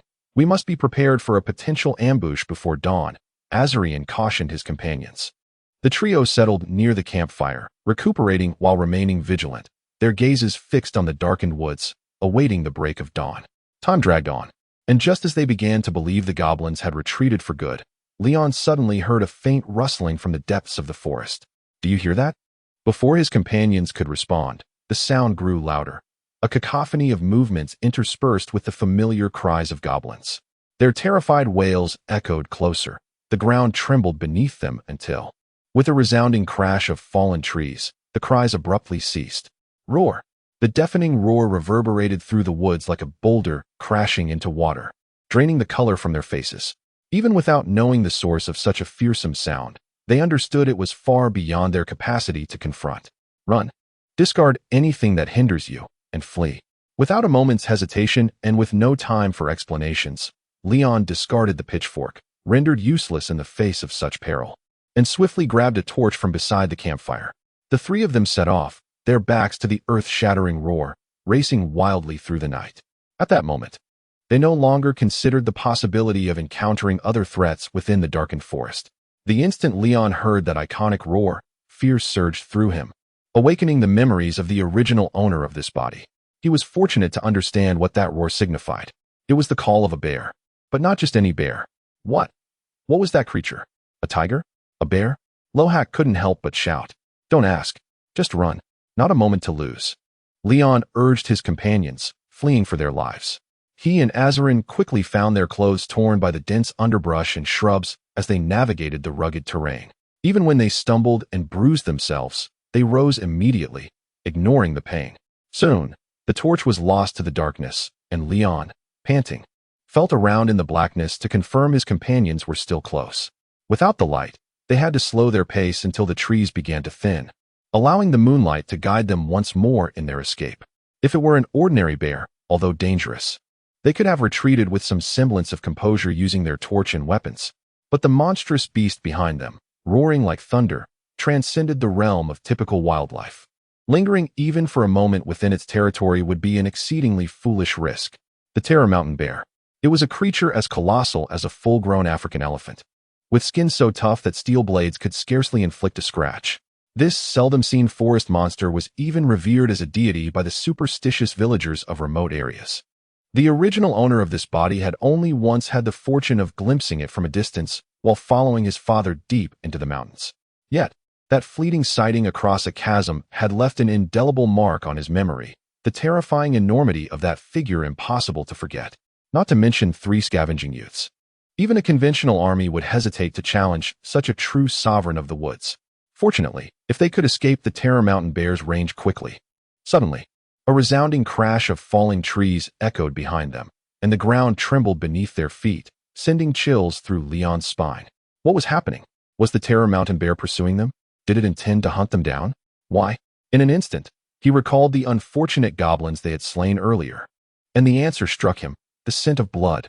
Damn it, he cursed, realizing that the numerous goblin corpses they had left behind were the very bait that had lured this creature.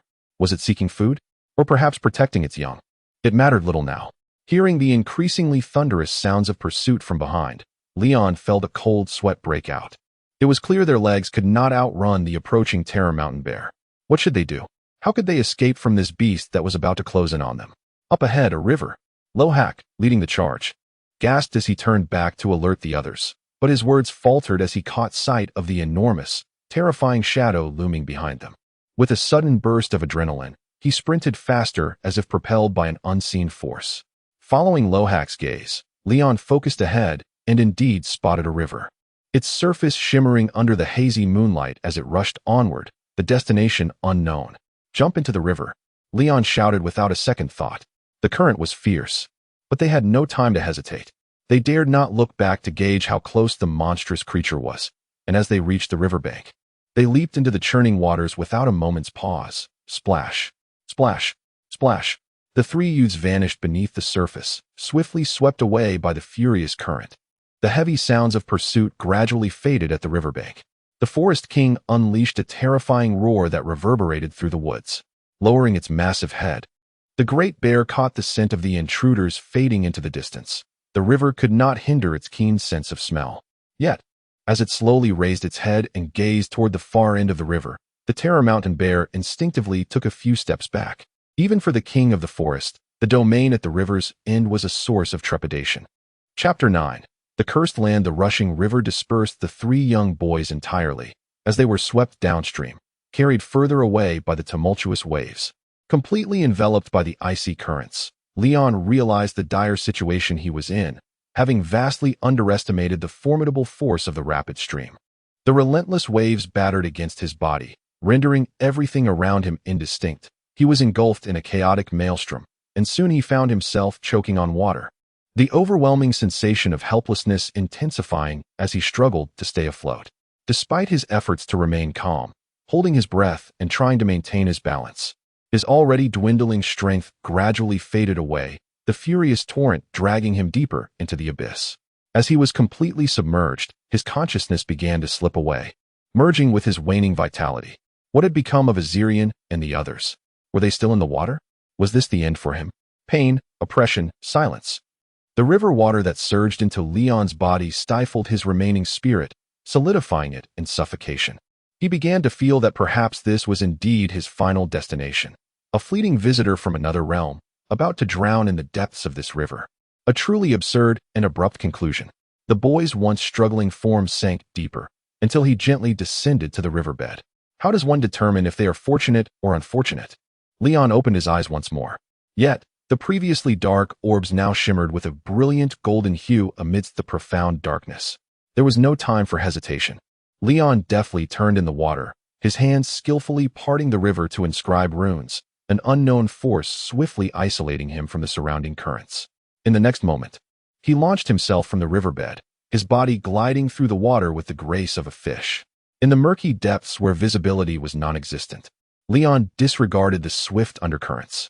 He had found them. His golden gaze pierced through the darkness as he maneuvered through the water, reaching out to grasp Lohak's collar, then swiftly redirecting himself toward another boy still tumbling on the surface of the river, Azirian, who was valiantly struggling against the torrents. Despite exhausting all his strength, the harsh reality of fatigue bore down on him, rendering him unable to resist any longer. Suddenly, he felt a tremendous force collide beneath him, propelling him out of the churning water.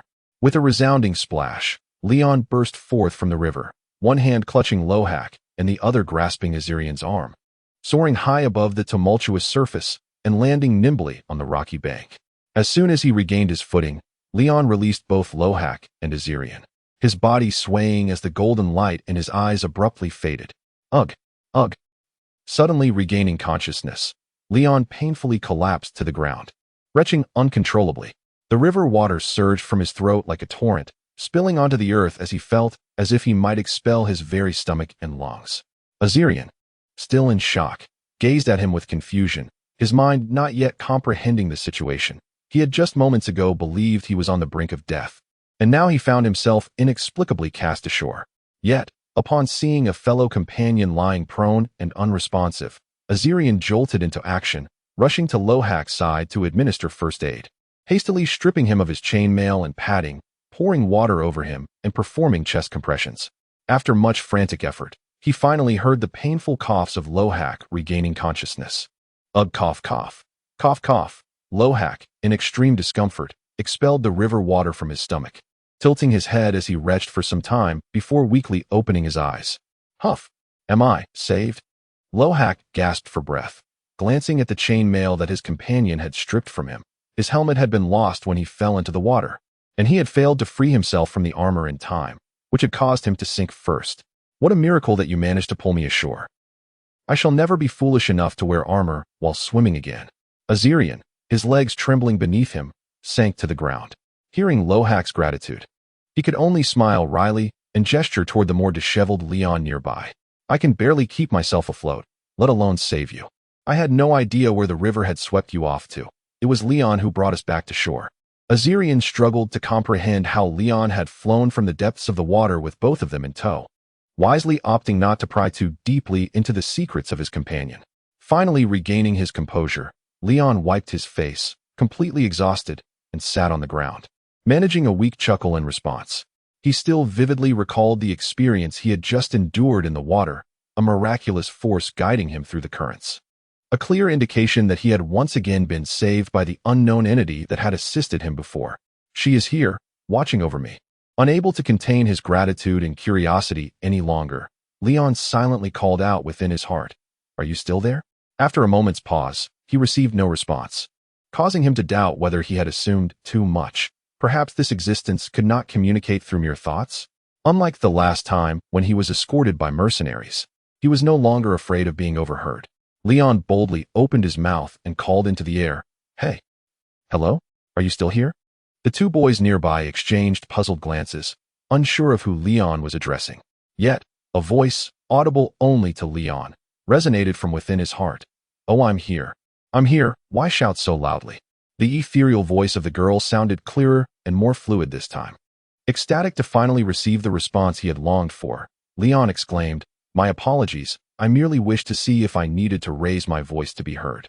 As he raked his damp hair with his fingers, excitement surged within him, not only for having confirmed his suspicions that had troubled him since that fateful day, but also for the presence of a benevolent being of extraordinary power residing within him. If he were to liken himself to the protagonist of the web novels from his past life, could this be akin to having a personal guardian? A sister? Yet who exactly was she? Was she a soul of this world? Or perhaps a fellow traveler from another realm like himself? A plethora of speculations flooded his mind. "There's no need to shout. I can hear your call without you needing to speak. I simply chose not to respond earlier," the alluring voice replied lazily. Leon felt a tinge of embarrassment at the revelation that she had ignored him, but he harbored no resentment, considering she had already saved his life twice. "I'm sorry." Leon obediently fell silent, shifting back to the mental realm for their conversation. "I just wanted to thank you for your assistance." "Very well, don't overthink it. I bear you no ill will." The girl's voice continued. "You have many questions, and coincidentally, I have numerous inquiries as well. However, I am too weak right now. If I hadn't fallen into this place, I fear I wouldn't even be able to maintain this dialogue. Speaking of which, I didn't foresee that you would be." Before the mysterious entity could finish her thought, Leon was interrupted by Azirian's exclamation. "Leon! Leon!" The interruption snapped Leon back to reality, pulling his awareness away from their mental exchange. "What is it?" He quickly turned his gaze toward his companions. He noticed Lohak staring blankly up at the sky for some unknown reason, while Azirian gestured frantically around them. It was then that Leon noticed the unusual circumstances surrounding them. Having narrowly escaped death, he was eager to engage with the voice within him. He had not yet taken the time to notice his surroundings, but now, as his senses returned, he found that visibility was astonishingly clear, allowing him to survey everything nearby and far away with remarkable precision. Under normal circumstances, such clarity would be unremarkable during daylight. However, if he was not mistaken, it should be midnight, illuminated only by a crescent moon.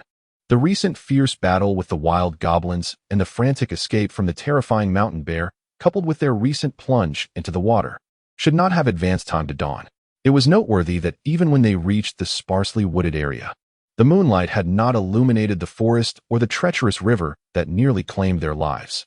Yet now, Leon swallowed hard, staggered to his feet, and noticed that the surroundings were neither day nor night. The forest remained a forest, and the river was still the one that had nearly engulfed them. However, everything around him exhibited an indescribable and eerie clarity. It was not the brightness of daylight, but rather a spectral scene. As if all objects were veiled in a faded filter, their colors infused with an unsettling hue. Following Lohak's astonished gaze, Leon tilted his head back, and he too was rendered speechless. Above, there was neither sun nor moon, nor a constellation of stars. The vast expanse of the sky was a boundless tapestry of dark hues, murky shadows swirling and intertwining, resembling an ocean of pure crude oil. What is this place? Lohak's mind was on the verge of collapse. Even the terrifying forest beast they had encountered earlier did not evoke the same fear as the sight before them now. Lohak looked at his companion in bewilderment. Have we actually drowned? Is this the afterlife? Leon furrowed his brow tightly. Calm down. Don't be absurd. We are certainly still alive. Azarian seemed to regain his composure and spoke in an uncertain tone. You all must have heard the tales of the wastes of despair, correct? Lohak's eyes widened, and after glancing around repeatedly to confirm, he exclaimed, You mean to say we have stumbled into the cursed land?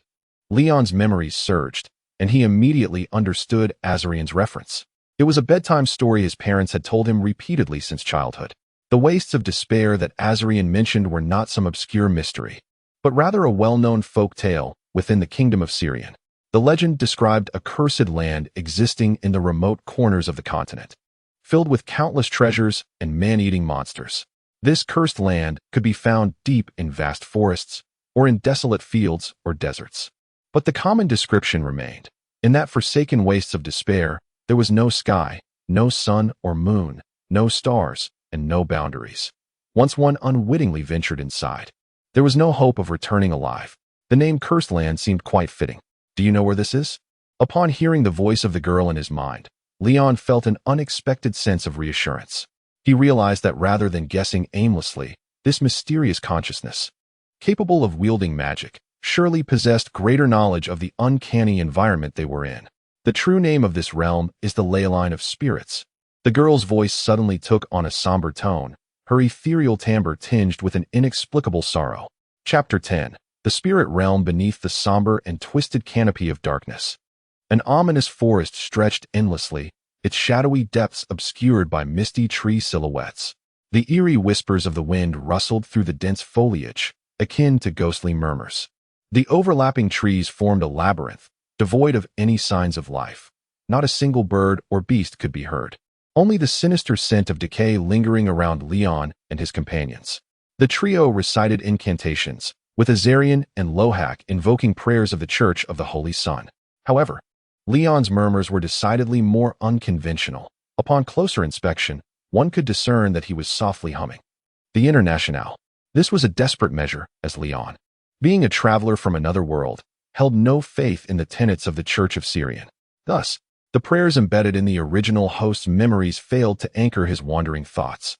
After much contemplation, he concluded that the only means to forge his will and diminish the likelihood of demonic attention lay in the fervent beliefs of his past life. Alternating between the Internationale and the national anthem, he would recite the 24-character mantra whenever fatigue set in. Regardless of its absurdity, as the mysterious voice had indicated, as long as he could maintain focus and stability of spirit, it would serve its purpose. Thus, the group trudged onward, each immersed in their own recitations, navigating obstacles with turns and retracing their steps when faced with dead ends. Direction and destination became trivial, for in this uncanny domain, the concepts of north, south, east, and west held no significance, and even their perception of time had grown nebulous. Moments earlier, by the riverbank, I have assisted you countless times. Shall we strike a bargain this time? Proposed the enigmatic voice of the girl. What sort of bargain? Leon inquired. I shall devise a way for you to escape this place, but you must promise to assist me with certain tasks once we have succeeded. Without hesitation, Leon nodded in agreement. Setting aside the fact that I owe you 2 lives, this is no mere transaction from the perspective of gratitude. I promise. As long as the tasks are not malevolent, I will do my utmost to assist you. Very well, it is settled. Now, could you elaborate on what the spirit realm is and how we might escape this wretched place? Leon asked eagerly. The spirit realm? One of the sorrowful fates of the spirit mages, the girl's voice explained. When the chaotic energy wielded by a spirit mage surpasses the threshold of their will and physical capacity, the backlash of chaotic magic ultimately transforms them into a rift connecting reality with the spirit realm. The ensuing corruption will gradually seep into the surrounding spacetime, dragging the entire reality into the spirit realm. Leon struggled to comprehend. As a mere mortal from Earth, the complexity of her explanation eluded him. The reasons behind the formation of this realm cannot be succinctly articulated. After all, you were not a mage before you reincarnated into this child's body, making discussions of the spirit realm's knowledge rather futile. The girl's voice sighed. Realizing her words, Leon felt a jolt. He had not anticipated that she had recognized he was not the original owner of this body. You know I am not the original Leon. Isn't it obvious? She replied nonchalantly. An instinctive discomfort surged within Leon, as if he were being scrutinized. Could she not only communicate with him mentally, but also access his memories? Do not be alarmed. I merely inherited the memories of the deceased boy, the girl clarified, seemingly aware of his reaction. I have been observing your actions, and naturally, I could deduce the differences in character and behavior between you and the deceased hunter boy. I understand your concerns, but rest assured, in my current state, I lack the capacity to delve into your soul. That is reassuring. Leon accepted her words, whether genuine or not. As an ordinary worker from Earth, he had no particularly dark secrets, but it was prudent to keep his privacy intact. After all, everyone harbors some aspects they prefer to keep hidden.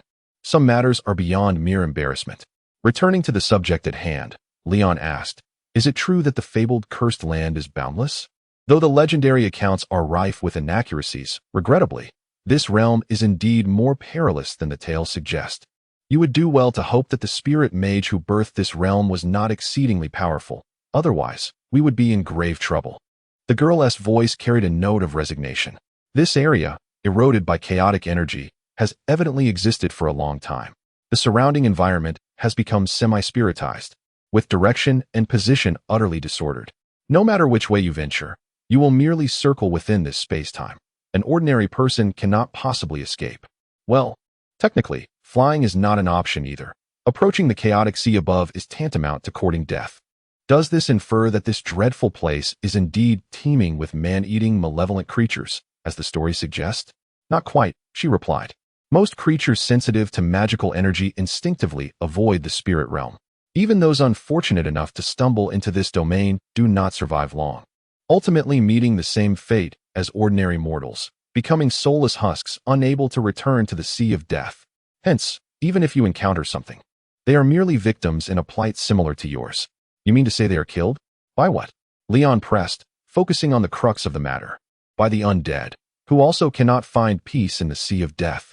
These are beings who, before you, inadvertently entered and perished here. However, being harmed by the lingering spirits is not the worst fate. Though Leon did not fully grasp what it meant to be unable to return to the sea of death, it sounded akin to eternal damnation. He wondered what could be worse than that. The girl's voice grew serious. In addition to the undead, another danger lurks in the spirit realm, the demons born from the spirit realm, who gaze upon souls. Demon, she specified, referring to those entities as spirit demons. She did not waste time elaborating on the nature of these perilous and malevolent beings, instead urging Leon to swiftly understand the imminent crisis. Spirit demons cannot manifest in the realm of reality, but the spirit realm has already been eroded by rifts.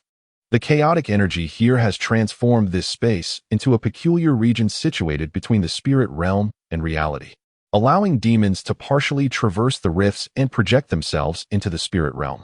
What truly draws them here is the rich emotions, desires, and intense mental fluctuations of the intelligent beings who unwittingly wander into this realm. Leon listened quietly, having already encountered magic and creatures like the gremlins. The existence of demons in this otherworldly realm was not surprising. The pressing concern remained. In this seemingly inescapable hellhole, whether it be the spirit demons or the undead, neither sounded like foes they could contend with. To avoid drawing the attention of malevolent spirits, one must learn to master their emotions and will, particularly by relinquishing unnecessary desires and avarice. In such a realm, the more intricate and volatile one's mental fluctuations, the more conspicuous they become in the eyes of the demons that dwell within the spirit world. It is imperative to steer clear of emotions such as fear, panic, and anger. The stronger your resolve and the calmer your mind, the more challenging it will be for the demons to perceive your presence.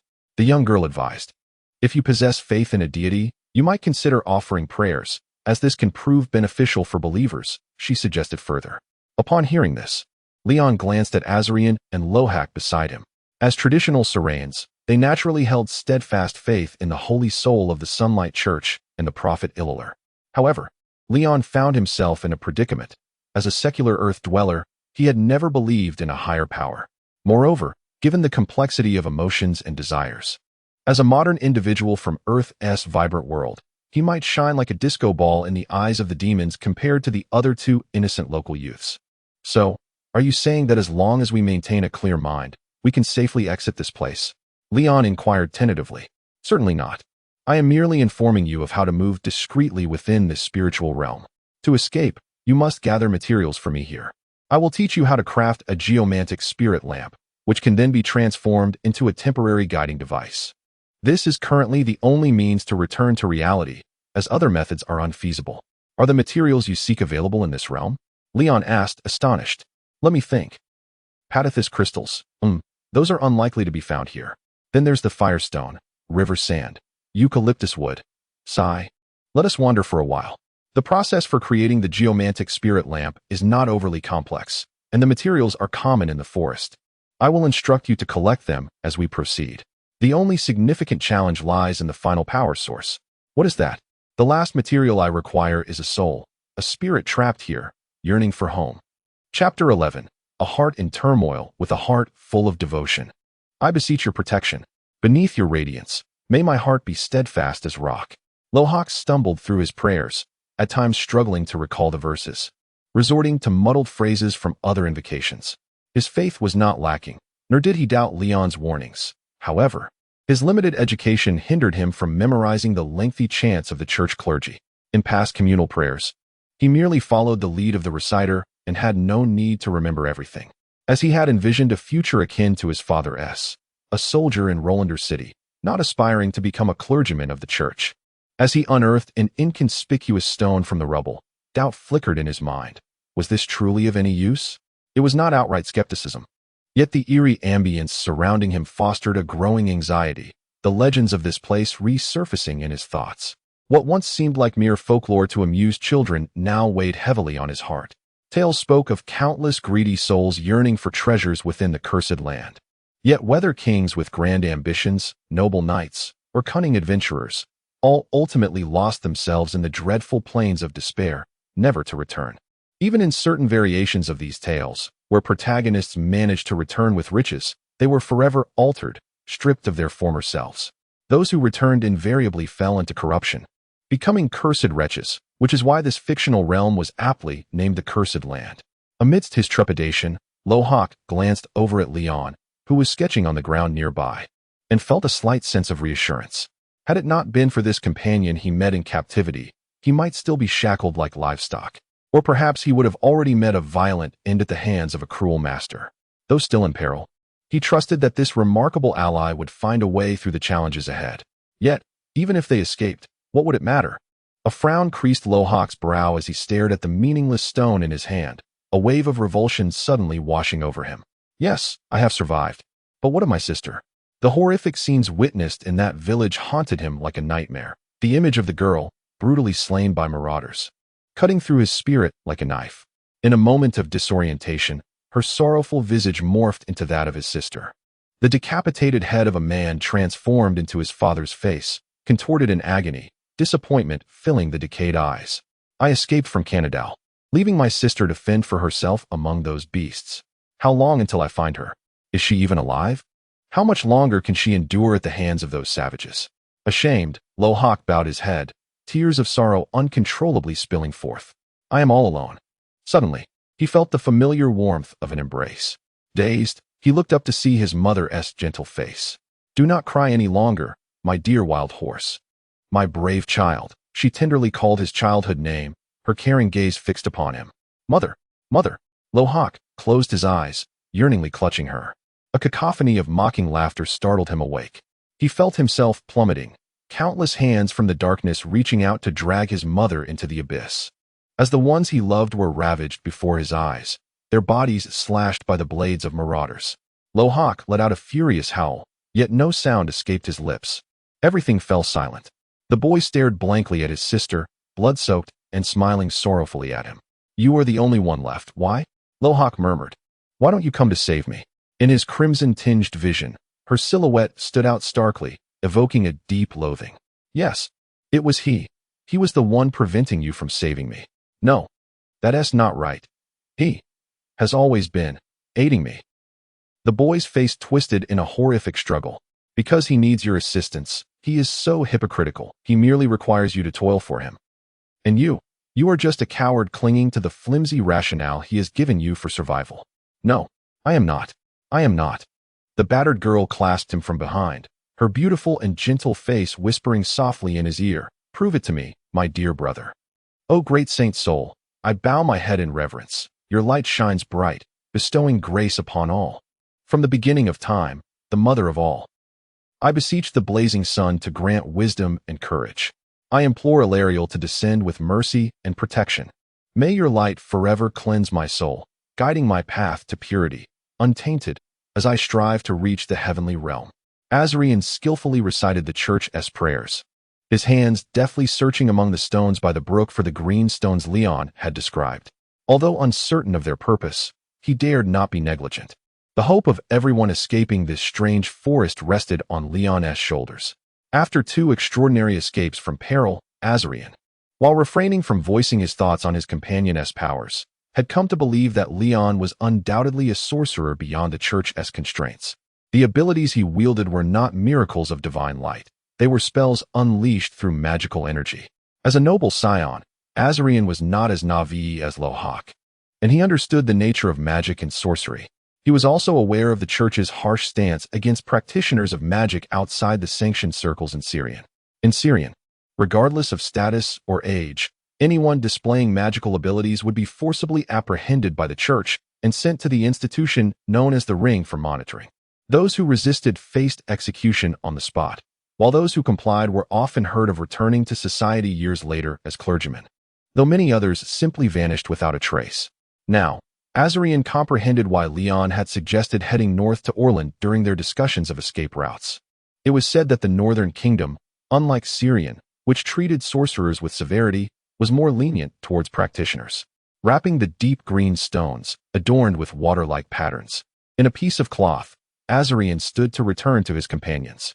Yet, as he lifted his gaze, he was met with a sight that startled him into wide-eyed terror. "Leon, watch out behind you."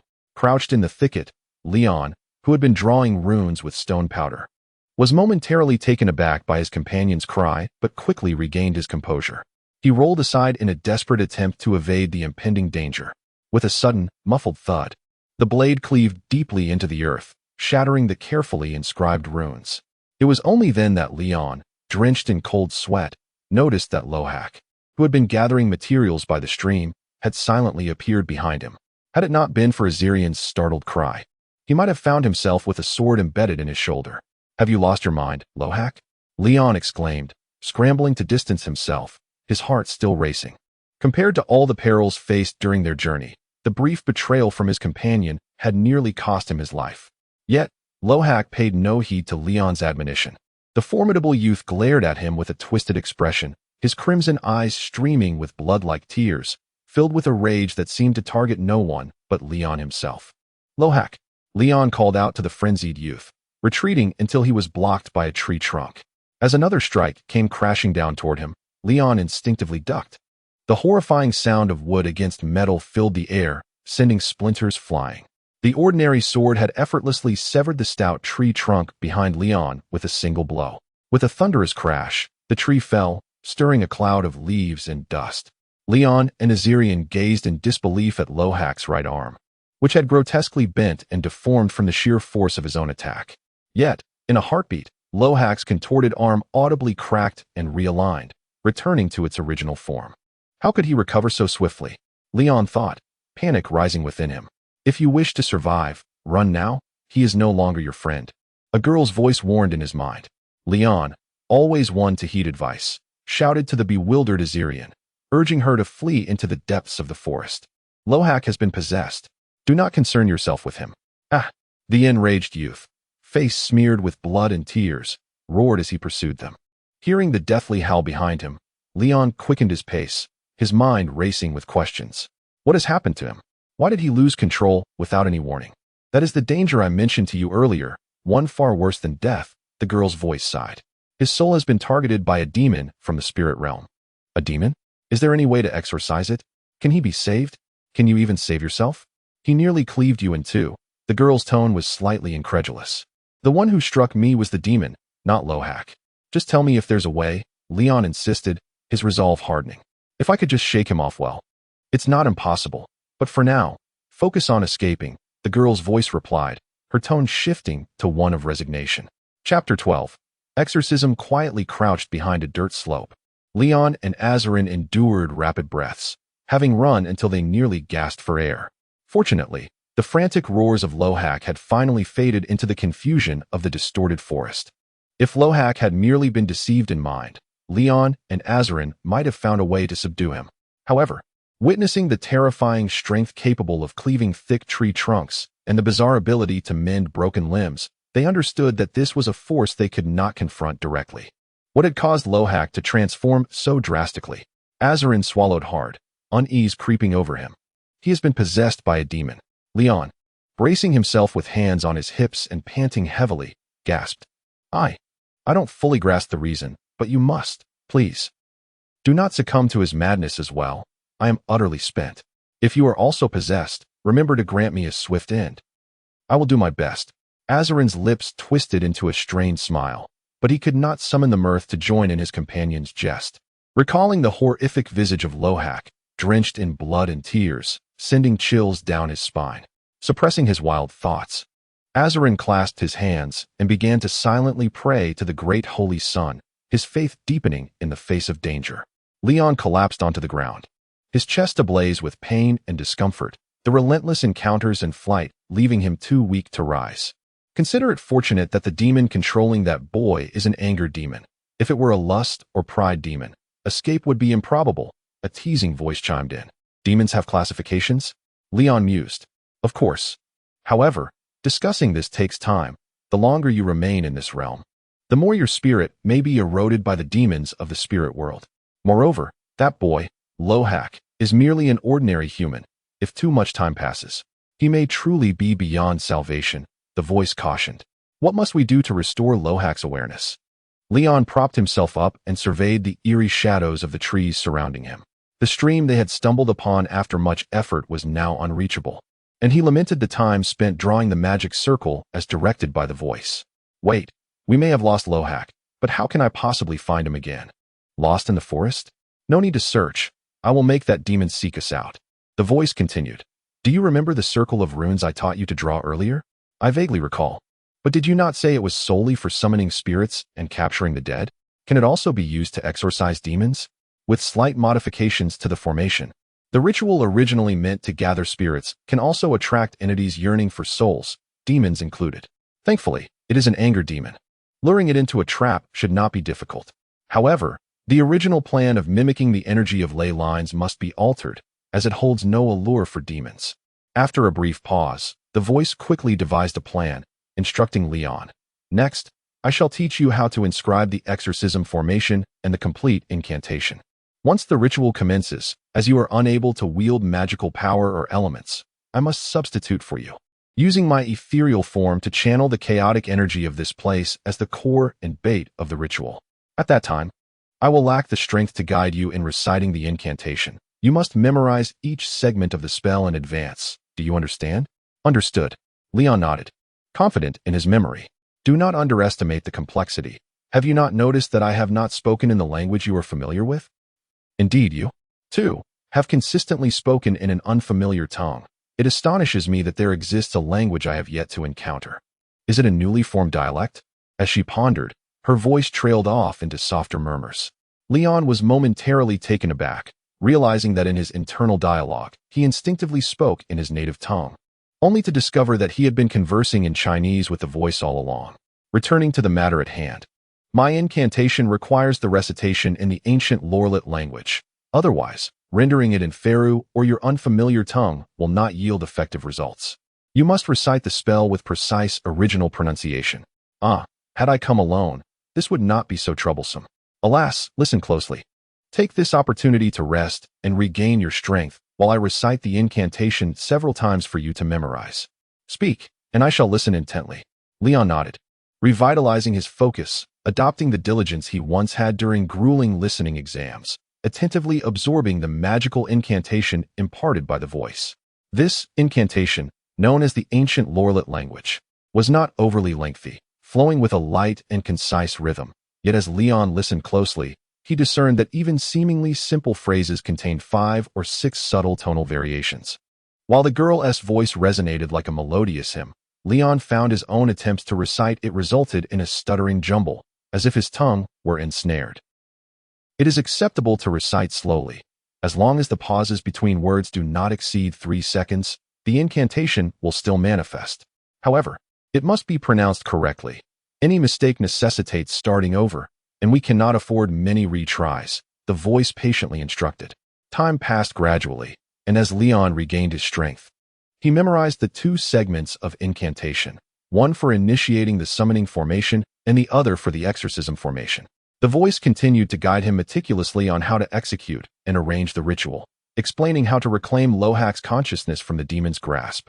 Lohak's soul has not yet been entirely consumed by the demon. Before the situation becomes irreversible, we must reconfigure the summoning formation, replacing the core intended to lure spirits with a simulated essence of sentient emotions and desires, a fabricated soul with intensity magnified several-fold.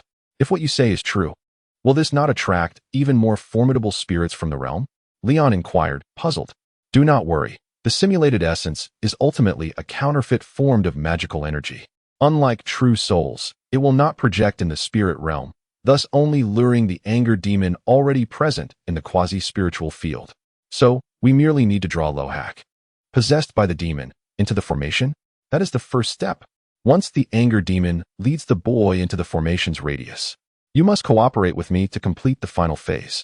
The voice paused before continuing, utilizing the properties of the quasi-spiritual field to sever the laws of life and death. I will first activate the banishment rune to extract Lohak's soul from his body. Devoid of its lifeline, the demon's true form will be revealed, and then you. Leon was taken aback. Wait, extract the soul from the body? Forgive my inquisitiveness, but will Lohak not perish in the process? Typically, yes, the voice answered matter-of-factly. But do not fret. If this were the external world, the boy's soul would indeed plunge into the sea of death upon extraction. However, here, in this quasi-spiritual field, we can leverage this environment. Even if life ceases here, the soul cannot dissipate. As long as you chant the incantation to activate the exorcism array and complete the ritual, banishing the wrathful spirit back to the spirit realm, I will assist you in returning Lohak's soul to his body once the dust has settled. After all, the spirit-repelling runes merely extract the soul without causing harm to Lohak's physical form. Leon took a considerable amount of time to grasp the procedure. Under the guidance of the girl's voice, he needed to first establish the summoning and exorcism arrays to create a cohesive magical ritual. Subsequently, she would cast a spell within the array to manifest a semblance of a soul, luring the wrathful spirit possessing Lohak into this magical framework. Following that, the girl's voice would activate the spirit-repelling runes in the summoning array through his incantation, extracting Lohak's soul from his body. Finally, Leon must swiftly chant the incantation to confront the exposed wrathful spirit, initiating the exorcism ritual to send the demon back to the spirit realm. What do you think? It's not too late to reconsider. The risks involved are quite significant. Once the summoning ritual is activated, it will attract not only that demon but also the wandering spirits in the vicinity. Yet, we cannot prematurely unleash the spirit-repelling runes to contain those intruding spirits before the demon is ensnared in the array. Otherwise, all efforts will be in vain. If only mere zombified beasts are drawn in, you might manage to handle them. But should more formidable spirits come forth, I must say, even if you were to forsake the attempt to save him, no one would fault you. Ultimately, if it were not for the spells you and I unleashed that day, that child would not have survived this long. You owe him nothing. The girl's voice reiterated the risks behind the choice. The necessary materials are nearly prepared. It would be wise to hasten the creation of the guiding instrument to escape this realm back to reality. You owe nothing.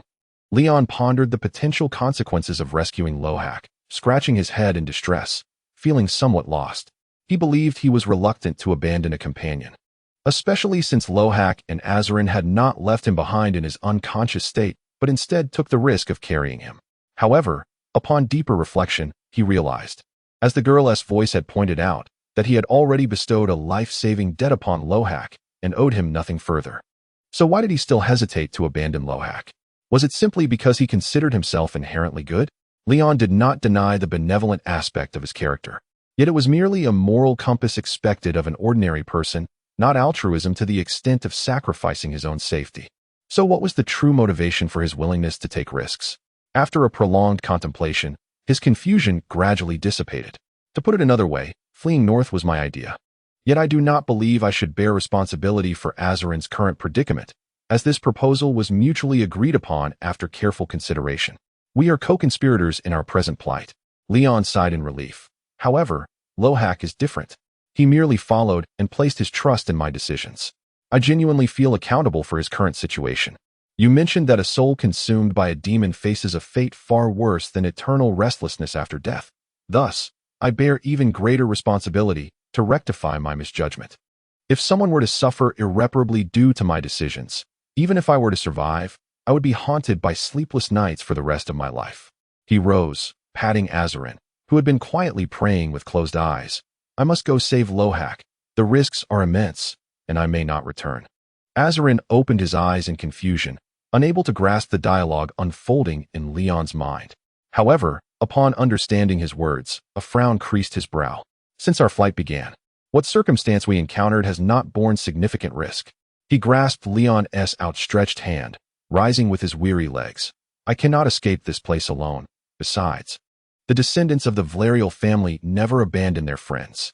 Chapter 13. The Undead in a relatively spacious clearing within the forest. Under the guidance and repeated corrections of the girl's voice echoing in his mind, Leon meticulously etched the intricate magical patterns and runes into the freshly leveled mud. Following instructions, he carefully placed fragments of various minerals into the grooves of the formation, ensuring precise measurements and spacing. The structure of the array consisted of 2 layers. The inner layer contained the nested core of the dual array ritual, while the outer circular patterns defined the boundaries of the binding ritual. According to the girl's voice, to enhance the efficiency of capture, the array should ideally be drawn larger with more nesting structures. However, constrained by the woefully inadequate alternative materials at hand and the absence of a true mage to preside over the ritual, this 10-meter diameter ring represented the utmost limit to maintain the array's integrity. Treading lightly between the runes and magical patterns, Leon reached the center of the formation. Glancing back to ensure he had not left any footprints that could compromise the array's completeness. Earlier, he had inquired of the girl's voice whether the exposed patterns inscribed on the ground would be easily damaged. The answer was affirmative. A competent mage would employ more stable and robust methods for etching formations. Naturally, Leon could not achieve such professionalism at this stage, so he had to make do. However, she reassured him that once the ritual commenced, she would channel chaotic energy throughout the array, solidifying its structure against any trampling. Though temporary reinforcement with magical energy could still be easily dispelled by other spellcasters. The immediate threat was not a mindless ghost, but rather an enraged demon whose intelligence was not particularly remarkable. The human host, Lohak, was an ordinary mortal and would not comprehend the magic necessary to disrupt the formation. Standing in the center of the array, Leon called out to his companion waiting outside the formation. Azirian, marveling at the complex and beautiful patterns on the ground, hurriedly stepped over the runes to join Leon, presenting him with a small wooden cage he had been holding. Leon accepted this so-called earth-vein spirit lamp. Its name sounded fantastical, yet, due to the limitations of available materials, the object he had crafted under the girl's guidance was rather unremarkable. The process involved using a specific mineral found at the mountain's base as the core, encasing it in clay, and then inscribing a series of small runes on the damp exterior.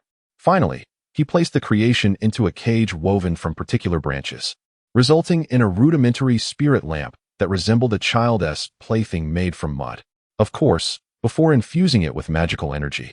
It served no purpose, merely a collection of stones, soil, and twigs, to transform it into a guiding instrument capable of leading them out of the cursed land. It required the soul of a sentient being as its wick, placing the earth-veined spirit lamp into the pit at the heart of the array. Leon removed a piece of fabric from his tattered burlap trousers to cover it, ensuring no soil would seep in and damage the runes within. He then filled in the pit. Rising, he borrowed a dagger from Azirian, laying it across his open palm. At this critical moment, he felt a wave of discomfort and, with a hint of embarrassment, asked the girl's voice once more. Although this may seem a bit foolish to ask now, is it possible to pierce a finger instead? Must I cut my palm? Leon was uncertain how others might view such a task, but for him, the thought of inflicting harm upon himself was far more unsettling than receiving a couple of cuts from someone else. Stop being silly. If you can wield magic, you need not shed blood for this step. Do not worry.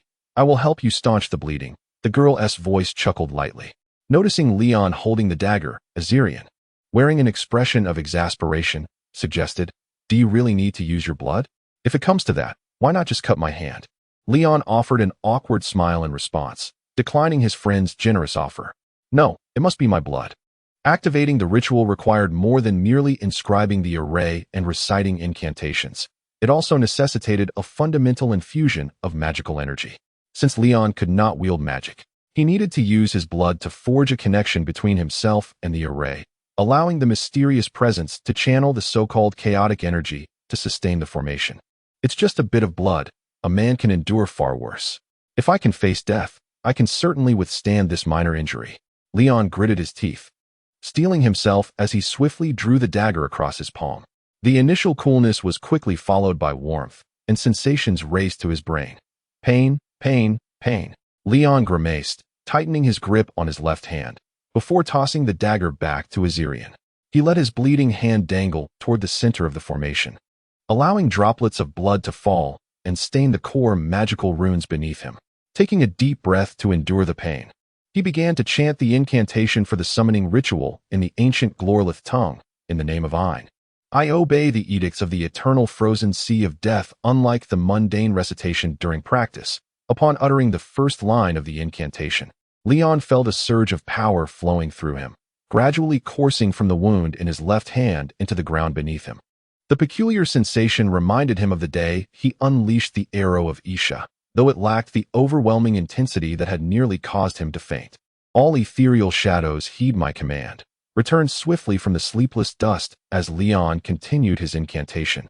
The fragments of mineral embedded in the 10-meter diameter array began to emit a soft, eerie glow in accordance with an unseen rhythm. Each node of the formation crackled with a crisp sound, reminiscent of shattering crystals. Azirian, filled with wonder and curiosity, gazed at the astonishing spectacle unfolding before him. At that moment, he felt as if he were ensconced within the pages of a mysterious tome. Although he was aware of the existence of spellcasters, he had never before witnessed the manifestation of magic in person until encountering Leon. With my body and spirit as a guide, I call upon the wandering souls. I shall grant you the liberation from your discordant bonds, and I shall bestow upon you a haven of eternal rest at the center where Leon stood, the place where the earth-veined spirit lamp lay buried. The blood light surged dramatically, streaming along the grooves of the magical patterns etched into the ground. As he recited his incantation, the light filled the entire array, enveloping it in a crimson glow. An unnameable malevolent wind began to stir from an unknown source, causing the treetops surrounding them to sway ominously. Azirian, standing beside Leon, felt an increasing chill enveloping him, inducing an involuntary shiver as if he were trapped in an icy cavern. As Leon gradually completed the incantation, the red light emanating from the magical patterns began to fade. He exhaled deeply, relaxing his body. The girl's voice had fallen silent. As she had indicated, she was now expending her remaining power to sustain the ritual. From this point onward, whatever challenges lay ahead would be solely Leon's to confront. Is this it? Azirian nervously gripped his dagger, inquiring. Yes. Let us hope the demon possessing Lohak arrives swiftly. Leon nodded in response. He too was unsure of the whereabouts of their comrade, now under the demon's influence. For the moment, he and Azirian had no option but to wait patiently, bending down to pick up the makeshift wooden spear he had fashioned earlier. Leon found himself reminiscing about the pitchfork he had discarded before. And so, they sat in the stillness of the array, waiting as time blurred and slipped away. Suddenly, the two individuals heard a disturbance, and their already heightened vigilance compelled them to simultaneously gaze in the direction of the rustling bushes. Elon rose to his feet, gripping his spear with both hands. Entering a state of alertness, the pain in his left hand, bound with cloth, seemed to diminish slightly in the face of imminent danger. Azarian, brandishing a dagger, distanced himself slightly from Elon, ever ready to coordinate with his companion to ambush the foe. At last, the slow-moving figure emerged from the thicket, and the tense youths finally discerned the ghastly creature's form. Regrettably, it was not the silhouette of Lohak. Before them stood a large, robust Kantadar, its body desiccated and blackened. Elon refrained from identifying it as a wolf due to its broad, short, and fearsome jaws, which bore a closer resemblance to the Rottweiler of his former world. Yet it was more than twice the size of a Rottweiler. Its fur had long since fallen away, and its head bore a deeply sunken nose, the tight, shrunken skin revealing the immense skeletal structure and still exaggeratedly muscular physique beneath. In the creature's eye sockets, where flesh once thrived, only a sinister, dark red glow now resided. Just a fleeting glance into the eyes of this deceased spectral hound made Elon instinctively tense, for even in its desiccated state, it appeared far more ferocious than an ordinary wolf. A Dawana warhound, Elon thought, recognizing the ferocity of such a beast. They could bite through iron armor. I mean, it certainly could in life. Cold sweat beaded on Azarian's brow as he recognized the distinct features of this prized war dog. Originating from the western kingdom of Orlandan, this esteemed war beast was a symbol of the Ramon family of Dawana, its value rivaling that of a war horse and its ferocity such that overpowering it would require the combined strength of 2 or 3 soldiers. Should it pounce, its toothy maw could effortlessly rend an ordinary person into shreds. Elon's gaze remained fixated on the massive cadaverous dog. With only a meager wooden spear in hand and no weapon of sufficient might, he was loath to engage in direct confrontation with such a formidable war beast. As the girl's voice had indicated, although the undead had lost the intelligence of their former selves, in this realm devoid of natural decay, their strength would remain undiminished. He promptly voiced his decision to slowly retreat and draw the creature toward the trap. No sooner had Elon's words escaped his lips than the grotesque warhound's corpse opened its gaping maw. Its spirit seemed to retain the instinct of a predator from its living days. It attempted to emit a roar to intimidate its adversaries.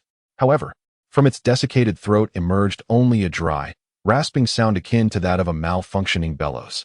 Elon and Azarian did not gather together, but retreated to the respective pits they had previously prepared within the magical array. The warhound, now a mere undead, showed no inclination to test its prey. It suddenly lunged forward, its powerful limbs propelling it toward Elon at an astonishing speed. Chapter 14. Wolves Behind. Tigers ahead. The undead hound, bereft of any instinct to regard the injured, charged forth, its insatiable rage for life palpable in the air. With a maw brimming with jagged teeth, it lunged at Leon, intent on devouring his living flesh. The eerie flame flickering in the hollow sockets of its eyes trailed behind as it barreled forward. In a moment of adrenaline-fueled clarity, Leon tightened his grip on the spear, thrusting its sharp tip toward the oncoming beast. The frenzied creature, lacking any intention to evade, collided directly with the spear's point. Just as the sensation of penetrating flesh registered, the sheer force of its assault propelled Leon several paces backward, the rough shaft of the spear grazing his palm and drawing blood. With a resounding crack, the wooden spear splintered, and the undead hound's massive jaws snapped shut, crushing the foreign object within like a vice. Leon, astonished, instinctively distanced himself, his gaze riveted on the ferocious beast that devoured the remnants of the spear with the ease of a sugarcane. The remnants of wood spewed forth from its mouth, stirring a tumult of emotions within him. Indeed, the mindless undead hound's straightforward attacks were predictable, yet its death granted it an unparalleled advantage. A living creature pierced through the throat by a spear would be gravely wounded, if not slain. However, for a being already claimed by death, such mortal injuries held little consequence. As the voice of the girl had once indicated, within this realm, the undead were even more formidable than they were in the outside world. Even severing their bodies would not incapacitate them. Only by destroying their physical structure or brain could one hope to vanquish their corporeal form. Clutching the broken spear, Leon's expression turned grave as he approached the pit behind him, resolutely refusing to turn and flee. The speed of an ordinary person could not outrun the beast. Exposing his back would only hasten his demise. What to do? Should he invoke a spell to extract the hound's soul? No. They had already expended too much time and energy on the formation. To squander the ritual now would be unwise, and gathering materials anew would introduce countless uncertainties. Yet, bereft of any viable weapon, he found himself ill-equipped to confront the fierce, undead hound. Just as despair threatened to overwhelm him, Leon noticed Azarian stealthily approaching the back of the undead hound. The dull-witted creature possessed no capacity for anticipating an ambush, its blood-red eyes fixated menacingly on Leon, dismissing any notion of confrontation as it lunged toward him with a fearsome growl. The chilling fangs flashed before him in an instant, leaving Leon no choice but to wield the remaining piece of wood like a bat, retreating as he swung, striking the hound's head. With a silent shout for the dog-beating technique, Leon's blow landed squarely, momentarily diverting the beast's ferocious head. However, before he could strike a second time, the hound seized the middle of the splintered rod in its powerful jaws, effortlessly snapping it like a mere twig. As it chomped down, the hound's bulk surged forward, knocking Leon to the ground, its fearsome maw poised to bite into his neck. In that life-or-death moment, survival instinct overrode the fear of losing an arm. He thrust the remaining piece of wood into the beast's gaping mouth, desperately propping it against the hound's jaws. Just as he teetered on the brink of doom, he glimpsed Azarian leaping onto the hound's back. The noble youth clutched an inverted dagger, plunging it vigorously toward the beast's skull. The dagger pierced the hound's desiccated hide, yet failed to breach the hardened bone beneath. The recoil nearly sent Azarian tumbling. The dagger merely grazed the skull, drawing a thin line of crimson before slipping aside. Frustrated by the inadequacy of his weapon, Azarian persisted, raising his right hand to strike again, this time aiming for the creature's eye. Yet, the hound's sudden, violent thrashing thwarted his aim, and the dagger merely embedded itself in the hound's neck. While a living foe might have succumbed to such a blow, they faced the relentless undead. The hound expelled the splintered wood from its mouth, then violently thrashed, easily dislodging Azarian from its back. Before it could lunge again, Leon, quick to react, seized the dagger embedded in the hound's neck and yanked it free. With a swift adjustment, he plunged the blade into the creature's skull, driving it upward, mere inches from its brain. The undead beast writhed in fury, but Leon clung fiercely to the hilt. This opportunity, hard won, could not be squandered. With a primal scream, he pushed against the hound's massive form, using his knee to leverage himself and attempting to shove the writhing beast toward the pit nearby. A sudden force surged from his right. Azarian, charging once more, collided with the hound.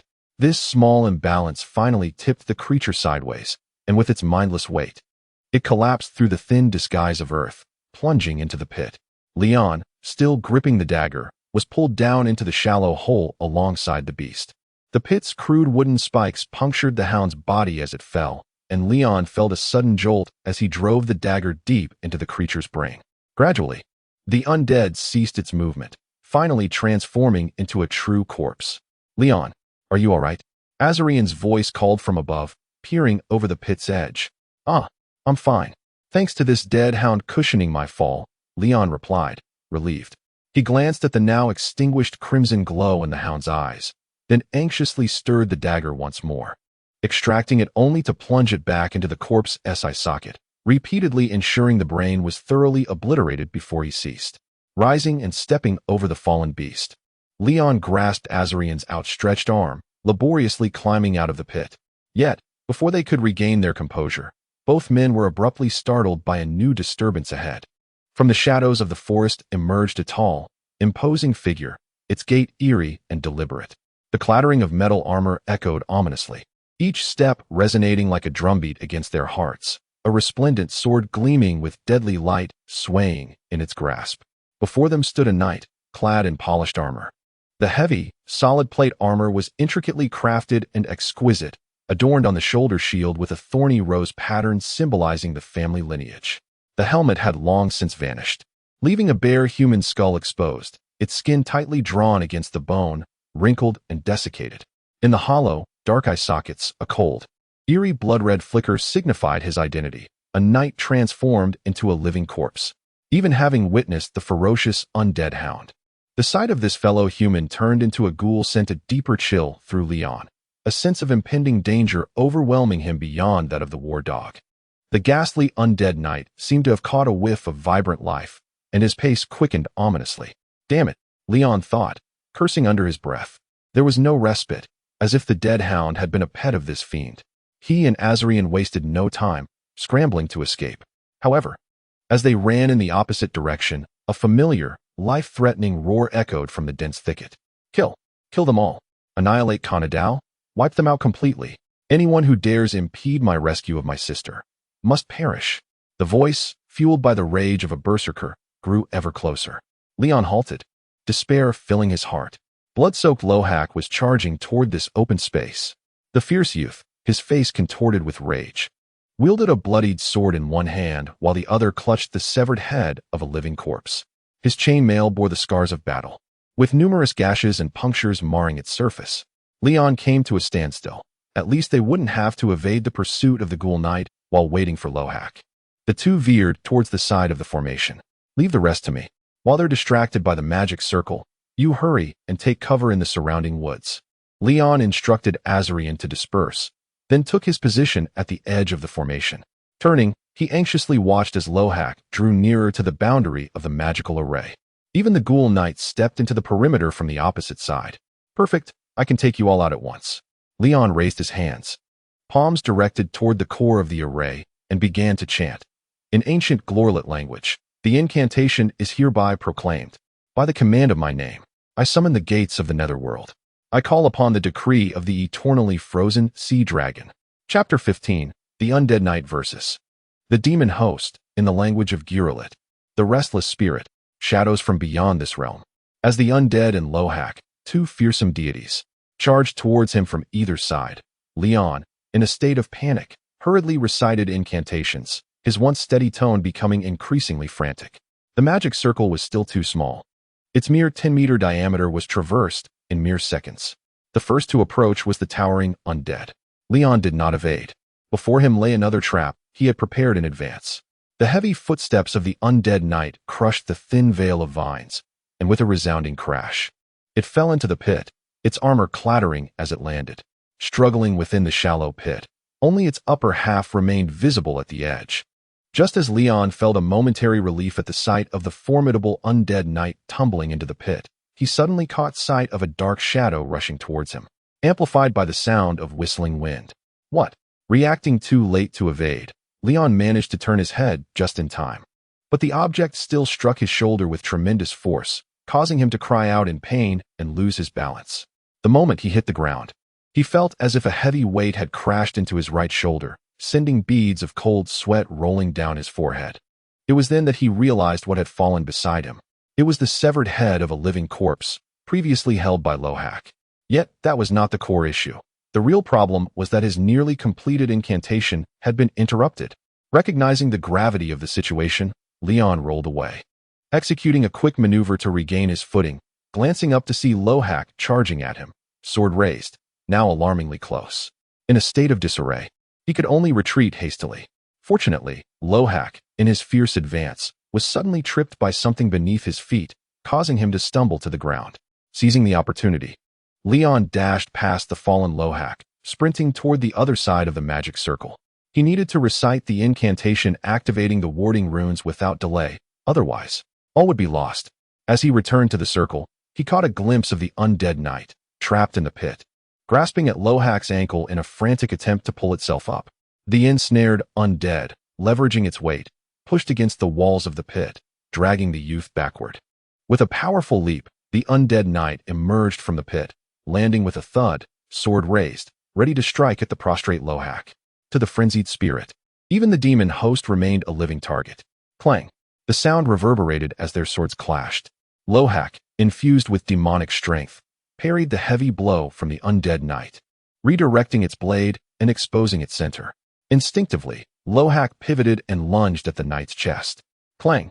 The sword tip collided with the knight's armor, shattering upon impact. Yet the force sent the undead staggering back several steps before it regained its balance. The tremendous impact left a dent in the knight's robust armor, while Lohak's own wrist twisted grotesquely from the recoil.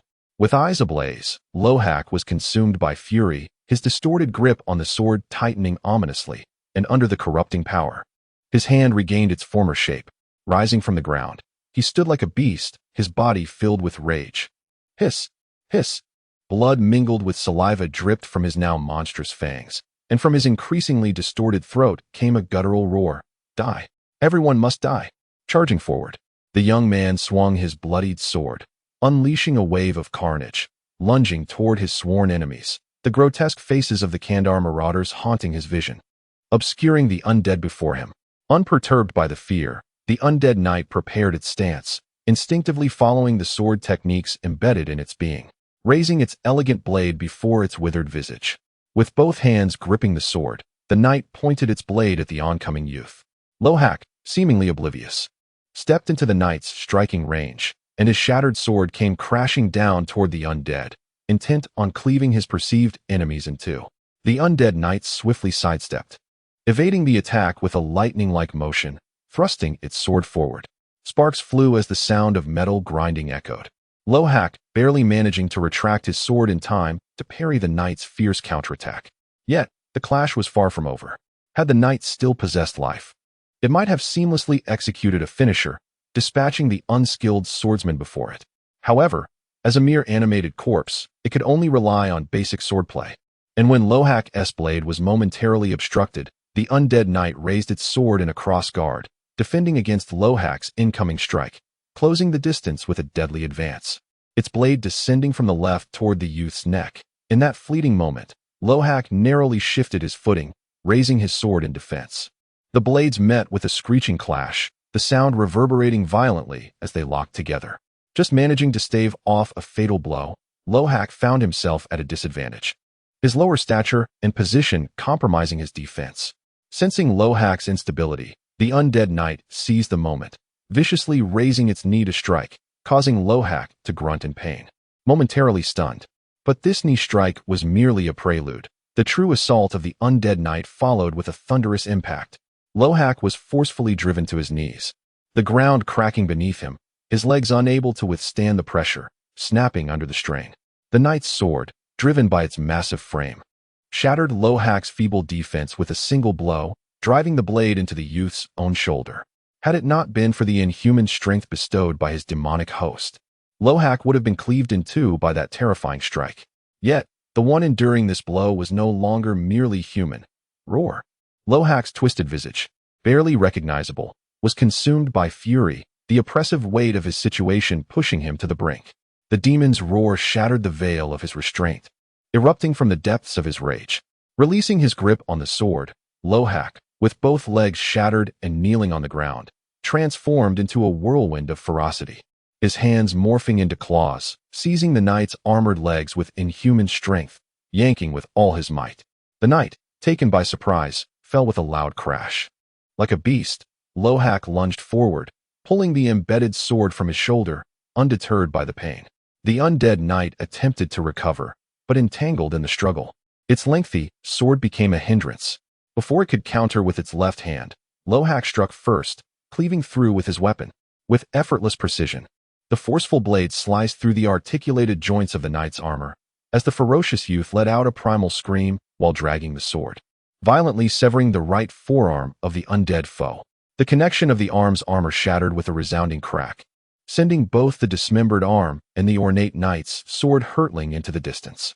However, in his fervor, the boy's strength proved excessive. As the momentum of his strike veered towards his left side, the undead creature retaliated with a swift left hook, toppling the youth to the ground. Regardless of the boy's formidable strength, augmented by the demonic influence, he was ultimately no match for the bulk and might of the heavily armored zombie knight. A powerful blow sent Lohak crashing to the earth. Seizing the fleeting moment before the boy could regain his footing, the undead knight expertly rolled and pinned Lohak down. With its left knee pressing against the boy's back and the heavy right boot firmly securing his sword-wielding wrist, the knight's remaining hand constricted around Lohak's throat. A mere twist of the iron grip would spell the end. The spectral knight seemed to revel in the impending extinguishment of vibrant life, as the ghostly flames in its eyes danced with chaotic fervor. In a flash of icy brilliance, Azarine, wielding the blade capable of slicing through steel, descended upon the zombie knight from behind. The knight's head flew from its neck like a ball, rolling to the ground. The sudden turn of events momentarily stilled the undead's movements. Although it did not perish, the abrupt severing of its connection to sight and body plunged the creature into brief confusion. Reflexively, its left hand reached for the vacant space of its neck, as if attempting to retrieve its lost head. In that fleeting moment, Lohak seized the opportunity to free himself from his restraints. Having successfully executed the surprise attack, Azarine chose to flee wisely, understanding that his possessed companion would not be grateful for his timely intervention. Lohak, fueled by rage, overturned the headless corpse beneath him, the enraged demon within him utterly indifferent to the reason behind the sudden decapitation of the knight. With no means to see, the undead knight found itself defenseless. It was swiftly brought down by the wrathful boy, who unleashed a torrent of strikes, one blow after another, mercilessly hacking at the zombie's body, dismembering it at the seams of its armor.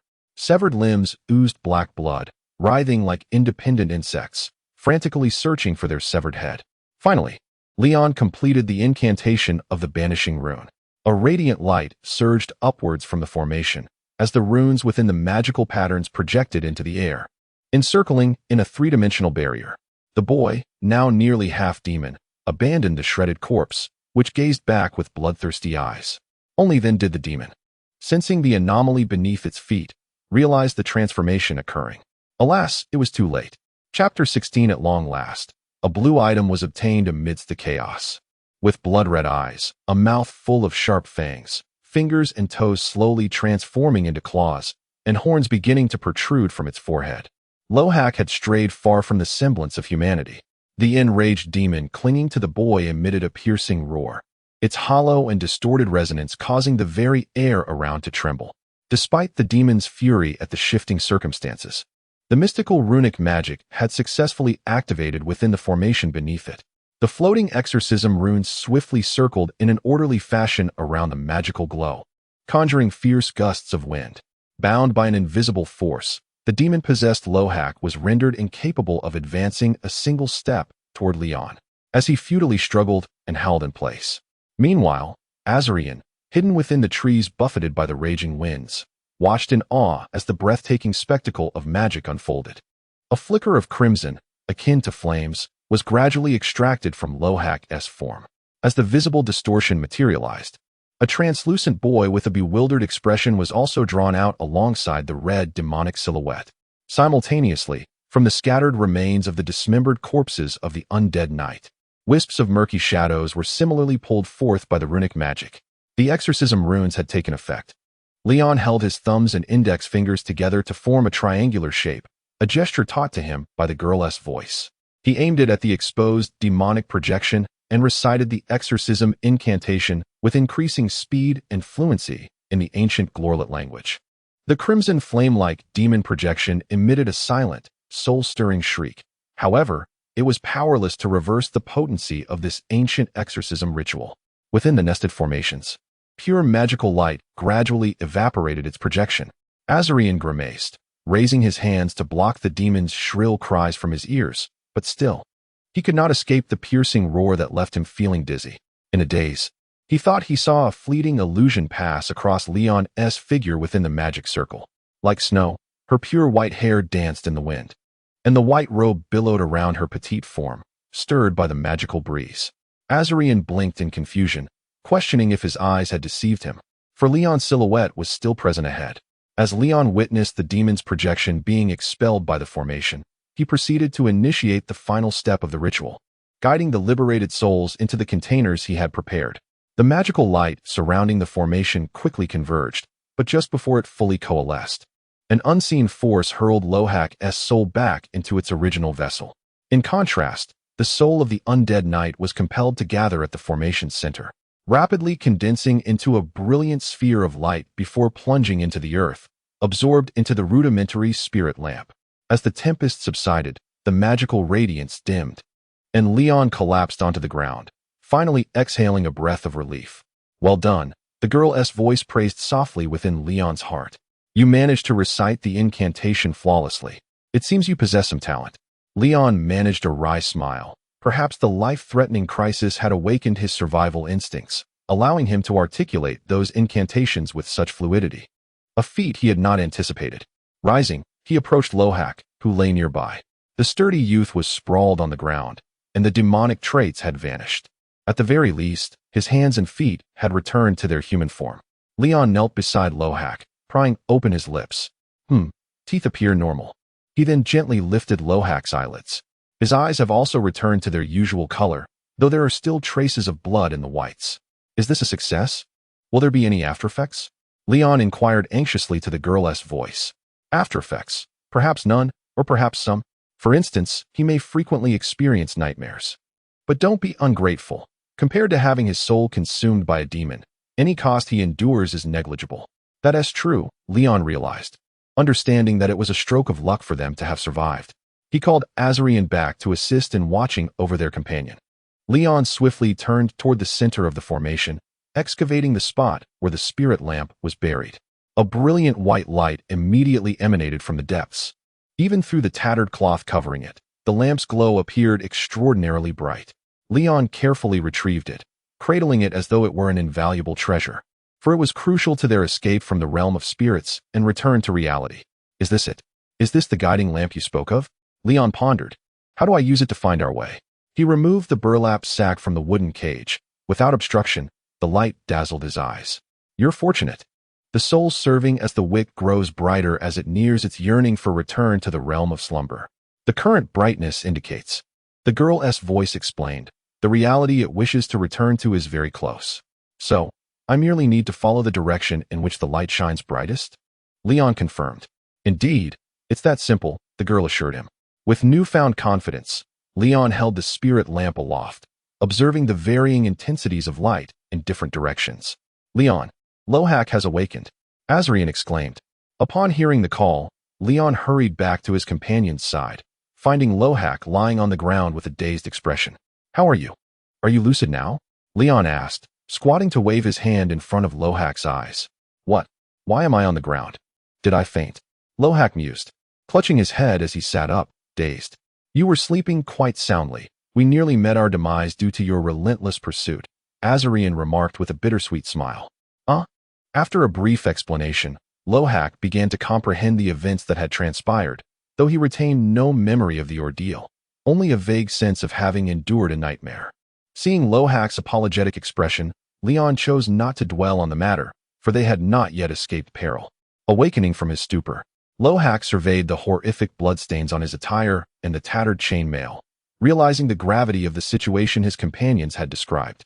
With the immediate crisis averted, Leon signaled his companions to help gather the scattered remains of the undead knight. He wished to inspect the fallen bodies for equipment. The armor worn by the deceased knight was evidently of noble quality, and despite Lohak enduring numerous brutal attacks while possessed, only minor dents were visible. Surely, it would be a loss to leave it behind. However, reality proved harsh. After some effort, they ultimately had to abandon the idea of wearing the armor. Firstly, their stamina simply could not bear the burden of the heavy knight's armor for their journey. Secondly, the custom-made armor did not fit any of them. Although the young men were well-nourished and of considerable height and build, the knight was simply too robust. Fortunately, even if they could not take the armor, they could still manage to carry the exquisite knight's sword that Azarian had found. Leon removed the scabbard tied to the knight's armor and took the long sword from Azarian. Examining it closely, this is an exquisitely crafted weapon, resembling a hand-and-a-half sword, with its hilt adorned at the end with an unknown gemstone. The crossguard is embellished with ornate and intricate relief patterns, while the blade bears inscriptions that seem to echo a family motto. This is no mere trinket. Its prior battles have attested to its exceptional quality. Even after clashing with a demon host in a test of sheer strength, the blade remains unscathed. Not a single chip or fracture marring its surface. As a former enthusiast of cold weapons, Leon is genuinely astonished by its remarkable material resilience. He cannot help but wonder if this is what the online novels of his past referred to as an enchanted weapon. Perhaps it defies logic. Yet it undeniably possesses a magical essence. It appears to be made of dwarven steel. Whether it was forged by dwarven craftsmen remains uncertain, but the blade's composition likely suggests so.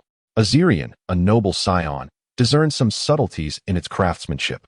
Leon can only express his admiration for its prowess. As long as it proves useful, He finds it far superior to the now-defunct mercenary sword he had wielded before. Surely, if this noble knight's sword were to be placed within a game, it would undoubtedly boast blue-tier quality, justifying the struggles he endured. This time, Leon unreservedly sheaths the knightly sword and fastens it to his waist, along with its belt.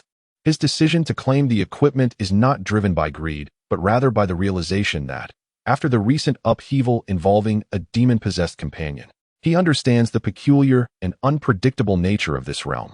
With the mysterious sorceress aiding him, he is the least at risk among the trio. It is prudent for him to safeguard this formidable weapon, rather than risk it falling into the hands of a frantic ally who might turn it against their own. As for Leon's choice, there is no need for discussion from Lohak, and Azirian fully concurs, having witnessed the prowess of their wild sorcerer companion on multiple occasions, thus raising no objections. While Leon and Azirian converse about the fine sword, Lohak rummages through the leather pouch on the knight's belt and retrieves a piece of parchment, roughly the size of 2 palms. Upon unfolding it, the group discovers a map, albeit one that is regrettably devoid of any textual annotations, featuring only symbolic terrain outlines and a triangular mark, leaving them without any recognizable references. A treasure map? Leon inexplicably recalls classic scenes from the literature of his past. Adhering to the principle of not letting anything go to waste, he slips it into his pocket. Before departing, the trio pushes the knight's corpse and armor into the previously encountered pitfall, covering it with a layer of soil, thereby offering a semblance of burial. Although the undead knight had posed a considerable threat, they bore no enmity in life. And given that Leon still clutches the essence of the knight's soul to guide their escape, it feels right to offer him a final resting place. With the body interred, Leon holds the spirit lantern in one hand and the long sword in the other, leading the way. Azirian wields a dagger, while Lohak trails behind, gripping the nearly ruined broken sword. Following the direction of the lantern's brightest glow, the trio once again ventures into the dense forest. Chapter 17. The lion falls in the plains in the dim, shadowy forest. Leon led the way with a radiant spirit lantern in hand. As the group advanced, the ethereal light from the lantern dispelled the eerie gloom surrounding them, restoring the vibrant hues of the world to all that it illuminated. Yet, as the light receded with Leon's steps, the original grayness swiftly reasserted itself, cloaking their path like an ominous shadow. After utilizing the leyline lantern, Leon gradually comprehended the concept of temporal disarray that the girl's voice had alluded to. As they proceeded in unwavering alignment with the lantern's glow, the light would often flicker unexpectedly, indicating their unconscious deviation from the intended path. Leon had to probe around with the lantern, recalibrating the most luminous point. Sometimes it was to the left, sometimes to the right, or even back towards their original path, suggesting that they must suppress their innate sense of direction and instinctive knowledge, retracing their steps to regain the correct trajectory. It was not the destination desired by the spirits within the lantern that was shifting. Rather, it was the seemingly tranquil fabric of time and space beneath their feet that was in constant flux. The entire leyline realm resembled a labyrinth devoid of any discernible pattern, with time and space swirling like a chaotic mixture of paint in a barrel. No wonder, then, that legend spoke of none ever escaping such a so-called cursed land. Leon reflected on this while standing still, watching the lantern flicker erratically in his grasp. No matter the direction he faced, the light's oscillation was difficult to stabilize. This was not the first encounter with such a phenomenon. Following the girl's voice's counsel, Leon and his companions opted to remain in place, avoiding any reckless advance that might lead them further astray. It was only when the lantern's glow stabilized again within the tumultuous fabric of time and space that they redirected themselves towards the newly stabilized point. With a swift crack, the longsword sliced through the thorns that impeded their path, given that detours might inadvertently lead them in the wrong direction. The trio could only persistently traverse the rugged terrain ahead. After a challenging journey, they encountered only a few feral beasts and the undead along the way, with no further disturbances. While the ordinary wraiths posed a slight threat, the 3 youths, armed and working in concert, found them manageable, particularly with the knightly sword in hand. Leon felt as though slaying the common undead was as effortless as chopping vegetables. Time passed unmeasured, and the distance traversed became a blur when suddenly, they were startled by a heart-wrenching wail echoing from ahead. What could that be? Azirian and Lohak immediately fell into a defensive posture. The sound bore a resemblance to an eagle's cry, yet resonated with the powerful timbre of a lion or tiger. It must be a formidable beast. What kind of undead creature was it? Leon, feeling a surge of tension, stepped closer and cautiously parted the dense branches to peer ahead. The sight that greeted him was unexpected. It was not an undead. Not far off, a colossal beast lay in a pool of its own blood, lamenting in agony. This was the first truly living creature the trio had encountered. The magnificent creature possessed the body and limbs of a lion, complete with a lion's tail. Yet it boasted a pair of enormous wings upon its back. One wing fluttered weakly, stirring the air, while the other lay pinned to the ground, stained with blood. As Leon turned to view the creature's enormous, eagle-like head and beak, a single word sprang to his mind, recognized from both the memories of its original inhabitant and his own earthly recollections: griffin. Yet, this grand beast did not embody the traditional ferocity and grace associated with its kind. Instead, it lay in a pitiful, battered state, covered in wounds. Beneath it lay a heap of broken timber, likely remnants from its fall from the sky. However, the injuries from the fall were not the sole cause of its lamentation. Protruding from its chest was a massive crossbow bolt, blood pooling around it. Azarian and Lohak leaned in to observe. Should we circumvent it? Azarian turned to Leon, having grown somewhat numb to the various monsters they had encountered. He was no longer easily startled by the appearance of any entity. It appears to be near death, Lohak remarked, glancing at the wounded creature with sympathy. Who could have committed such a sacrilegious act? Azarian furrowed his brow in confusion. Clearly, the entity capable of using a large crossbow against a griffin was another intelligent life form. Yet he was uncertain whether the griffin had been injured outside or had wandered into this cursed realm and sustained its wounds. His sense of desecration stemmed from the Syrian belief that griffins are noble, pure, and benevolent beings, endowed with a divinity that transcends mere beasts in the tales sung by the Church of the Holy Sun. Despite their apex status in the food chain, these skylords, nesting atop high cliffs, rarely attacked humans, thus never being viewed as man-eating monsters in Syrian society. In fact, laws existed within the kingdom that explicitly forbade harming griffins. However, they were no longer within the borders of the Syrian kingdom. Who knew how the Kantadar and Orlandan people perceived griffins? With this thought, Azarian reluctantly diverted his gaze from the creature. Let us tread lightly. It appears unable to stand, and thus should pose no threat. Leon, unlike his companions, felt no such sentimental pangs. He merely hoped that this wretched creature, on the verge of death, would not bring harm to them.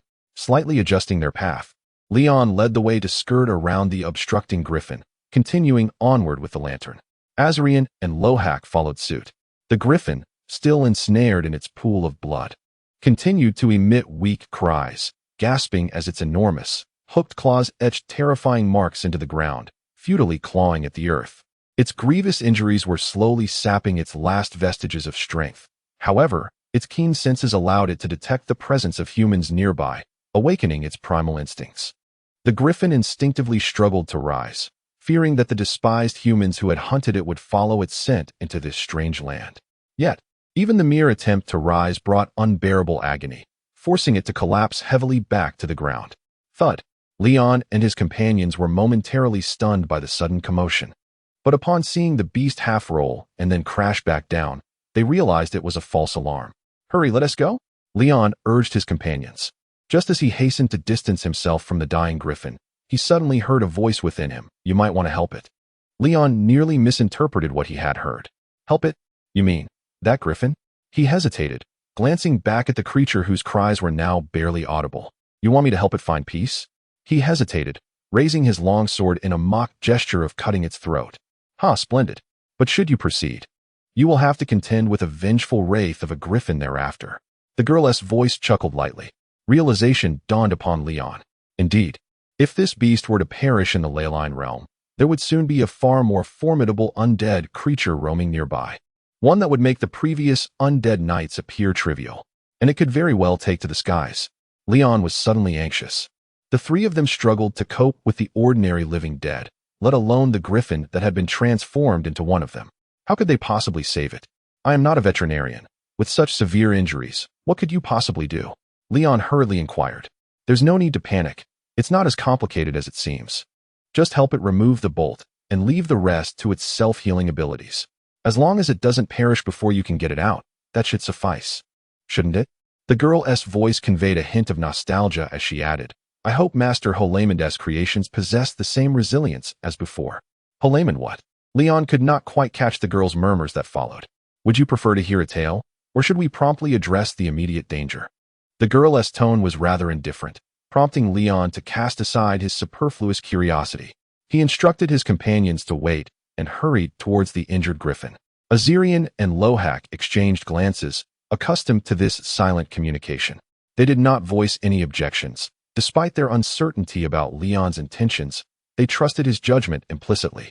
As Leon approached, suppressing his instinctive fear of the beast's massive form, the wounded griffin could only manage weak and futile flaps of its wings in response. Feeling a slight sense of relief, he circled to the other side of the griffin, keeping his distance while observing the thick shaft of the bolt embedded in its chest. The size of the bolt was excessively large, clearly not something that could be launched by an ordinary crossbow. Even if it did not belong to the category of siege weaponry, it was undoubtedly designed for hunting large beasts. Frankly speaking, given the location and depth of the wounds that would be fatal to an ordinary creature, Leon found it miraculous that the griffin was still alive. Following the contour of the griffin's body, he caught a glimpse of its large, menacing claws, sending a shiver down his spine. Approaching the griffin's chest without any protective measures to aid in the extraction of the bolt was perilous, if the beast chose to retaliate. Those razor-sharp claws could eviscerate him in an instant. Leon hesitantly took a step forward. The griffin's keen, watchful eyes fixed intently on the approaching human, its claws digging deeper into the ground. Observing the griffin's taut limbs, Leon quickly retreated, realizing that the situation was far too dangerous. Casting an unintentional glance at the griffin's head, which had turned to scrutinize him, Leon found himself in a silent confrontation with the beast. Relax, my friend. I merely wish to assist you. Could you please refrain from being so tense? If this turns into a case of medical malpractice, we both face peril. His exasperation led him to attempt conversing with the creature. Just as Leon felt utterly at a loss, he experienced a peculiar sensation, as if he could discern a myriad of complex emotions flickering in the griffin's eyes. I must say, you advancing with a gleaming sword would instill fear in any human being. The girl's voice seemed to mockingly resonate in his mind. Chapter 18. The friendship of the griffin. Upon hearing the maiden's voice, Leon hesitated. The sword in his hand had become his sole source of security. Must he truly approach unarmed? The griffin was not merely a wild beast. Its intelligence was not vastly inferior to that of humans. At the very least, he should sheath his weapon as a gesture. The maiden's voice reminded him of this. Leon, still uncertain, gazed into the piercing eyes of the beast fixed upon him. He had not anticipated such a creature could possess such remarkable intellect, yet he had no reason to doubt the maiden's words. Thus, he made his decision, raising his hand to return the long sword to its sheath and placing the spirit lantern on the ground. Leon then attempted to raise his empty hands towards the griffin, signaling his lack of hostility. The griffin remained unresponsive. Seeing this, Leon furrowed his brow and decided to unfasten his sword, sheath and all, from his belt and place it on the ground. He then rose and looked into the griffin's eyes, pointing to the crossbow bolt embedded in its chest. I am not your enemy. I only wish to help you. Please do not harm me. After a brief pause, perhaps the griffin truly comprehended Leon's goodwill, or perhaps it was simply too exhausted. It opened its beak and emitted a soft, pained cry, its massive claws lifting slightly to reveal the gruesome arrow wound in its chest. Was this a response? Leon took a deep breath and stepped closer to the creature's body. It was understandable that he felt anxious. Approaching such a colossal beast was far more exhilarating than pulling teeth from a tiger's mouth. His heart raced as he crouched before the griffin's chest. Fortunately, the creature did not strike him down, affirming the maiden's words that it was indeed intelligent. Leon focused on the arrow wound, observing the exquisite fletching of the bolt. The exposed shaft was adorned with intricate carvings, and upon closer inspection, he noticed a faint purple glow pulsing along its surface. Enchanted weaponry? Leon mused in wonder. However, it was not true enchantment. There was merely a superficial layer for the spellcaster to manipulate, ineffective and rudimentary, lacking any encryption in its design. It was surprising that people dared to use such devices, unconcerned that they could be turned against them. The maiden's voice suddenly began to critique this practice, seemingly unimpressed. Leon was unsure what misfortune this arrow had brought upon her, but wisely chose not to engage in such a specialized discussion. Grasping the tail of the bolt with both hands, He nervously exerted force to pull it free, managing to extract it a few inches. The griffin immediately let out a tremendous cry of anguish, its limbs and wings tensing in pain. Nearby, Azirian and Lohak gripped their weapons, startled by the roar. Leon paused momentarily, glancing around. Thankfully, the griffin's claws remained firmly planted on the ground, exhibiting no further aggressive behavior. Seeing that the creature was in such distress yet did not attack him, Leon's courage began to swell, and he applied more force. Better a short pain than a long one. Bear with it, my friend. Fortunately, Leon could sense that the arrowhead did not have barbs, making the extraction process relatively effortless. He wondered if the design of the bolt was intended for capture rather than fatality. As the bolt was pulled from the griffin's chest, a sickening sound of flesh separating accompanied the flow of blood that surged forth. Would it lose too much blood, ultimately succumbing to its wounds? That would render his efforts futile. Grasping the lengthy bolt, his hand stained with the creature's blood, Leon felt a surge of alarm. Rest assured, this is one of the finest creations of the esteemed Archmage. The maiden's voice remained lighthearted.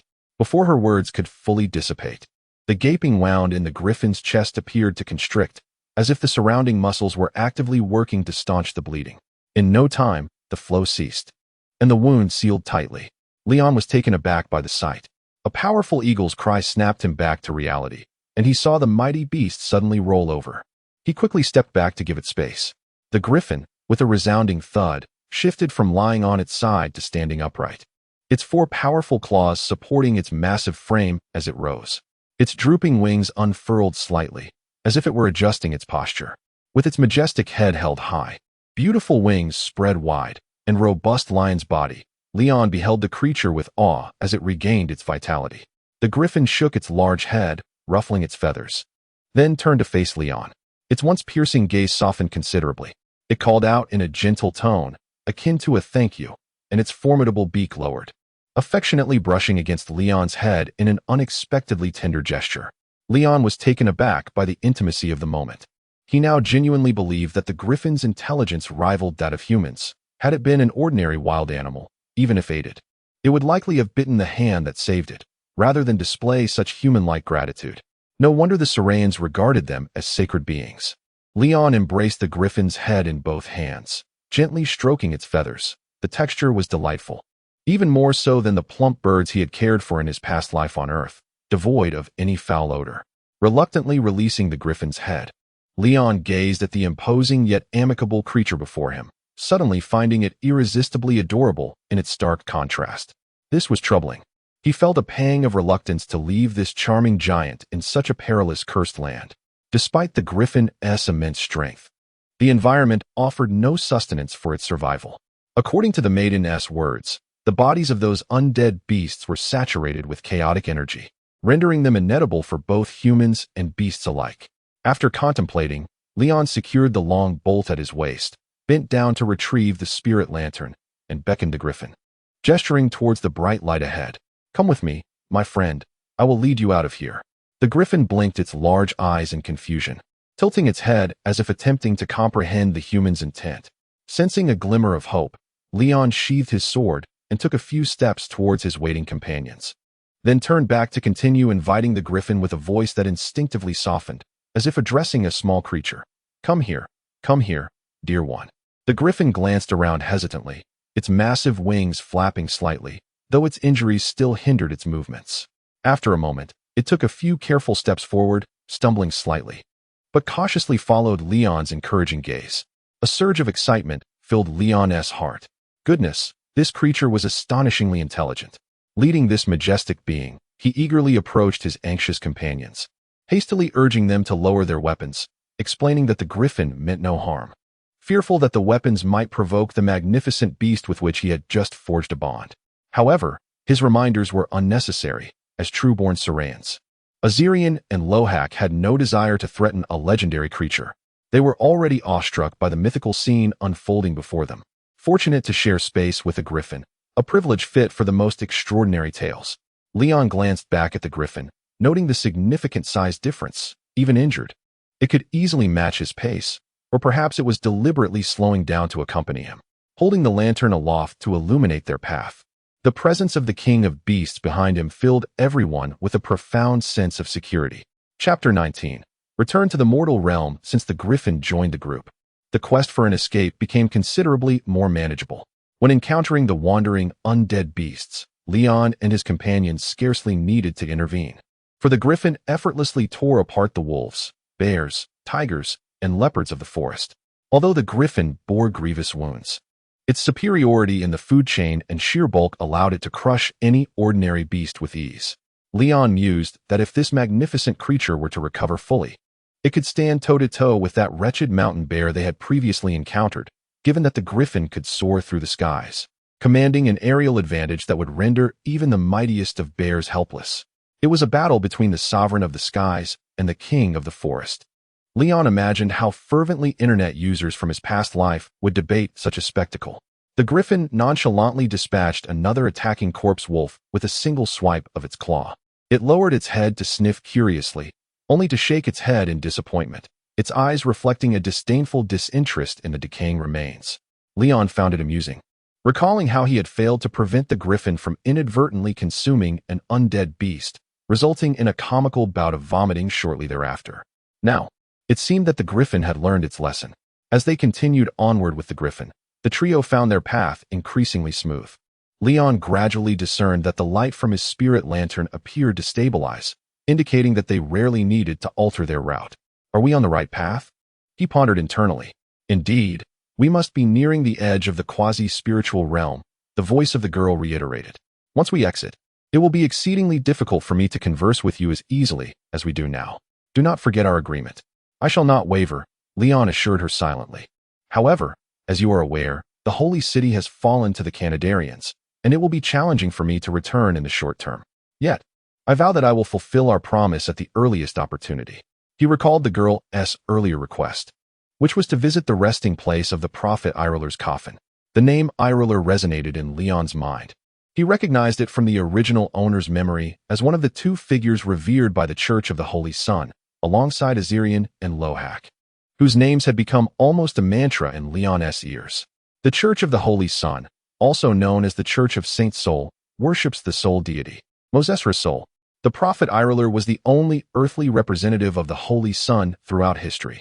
Locating the burial site of the sacred prophet was not particularly difficult. Every Syrian knew that he lay in the underground crypt of the Orlandan Great Temple. However, as a mere commoner, even before the onset of war, it would have been nearly impossible for Leon to gain entry, as ordinary worshippers lacked the privilege to access the temple's crypts. Only high-ranking clergy and devout followers were permitted to undertake such a pilgrimage. Now, the situation was even more dire. The city of Orlandan had fallen, and the Kantadarian army had seized the holy ground of the Church of the Holy Sun. Even if Leon found a way to return, he could not approach the temple without risking confrontation with enemy forces. Nonetheless, the difficulty of this request paled in comparison to the multiple times he had been saved by the girl's interventions. He was determined not to abandon his promise. After all, there were always more solutions than problems. He would take things one step at a time, waiting for opportunities to arise. By the way, you mentioned that once we exit, we can no longer communicate like this? Leon sought clarification. Of course, the girl replied. The ease of our current exchange is thanks to this quasi-spiritual realm. Here, I can temporarily evade the laws of mortality, much like the wandering souls that linger in this space. However, upon returning to reality, I must constantly strive to keep my soul from being dragged into the sea of death, leaving me no energy to converse with you, unless what? Leon pressed eagerly. He recognized that in this perilous and unfamiliar world, having the guidance and support of such a knowledgeable and enigmatic sorceress would be invaluable for his survival. Unless you embark upon the path of magic and become a mage capable of harnessing the forces of nature, only then can I draw upon your surplus magical energy to maintain my own spectral stability. Do you believe I can become a mage? Leon felt a surge of excitement. The prospect of mastering the magic of this world was immensely appealing to a modern-day muggle like him. The girl's voice hesitated. You do possess a certain talent and cunning. In the past, I would not have minded taking you as my apprentice. Speaking of which, when I utilized your body to cast the arrow of Ishtar, I made a slight error. What do you mean by that? Leon inquired with curiosity. Do you recall losing consciousness at that moment? She replied, I owe you an apology. Leon was puzzled. I thought that was merely a side effect and cost of casting. The arrow of Ishtar is merely a minor elemental spell. It should not have had side effects. Considering you appeared to have never studied magic, I induced the life essence within you to connect with the spell's gestures to compensate for your lack of magical energy and familiarity with the incantation. However, I did not anticipate your remarkable mental control, which nearly drained your life essence. The girl's voice hesitated, as she ultimately refrained from expressing her concern that it had nearly cost him his life. Leon struggled to grasp the concept of magical essence, but understood that she was praising his mental prowess in some regard. So, can you teach me to become a mage? Regrettably, I lack the time and energy. Unless you can remain in this quasi-spiritual realm without sustenance for a year or so to grasp the foundational knowledge. Is there no expedited method that focuses on practical application rather than theory? Perhaps a magic manual, meditative practices, or techniques for harnessing magical energy? Leon still hoped for a shortcut. What are you talking about? Manuals? I can recall over 20,000 tomes of magical texts across various disciplines. But without theoretical and foundational understanding, you would not grasp them. As for meditation, that is merely a means to adjust one's mental state. And breathing techniques? I am unfamiliar with that. Leon sighed, realizing that despite the fantastical nature of this world, the reality lacked the romantic notion of stumbling upon a secret manual and undergoing a miraculous transformation. Do not lose heart. While I cannot vocally instruct you from the outside, you still have opportunities to learn the magical arts.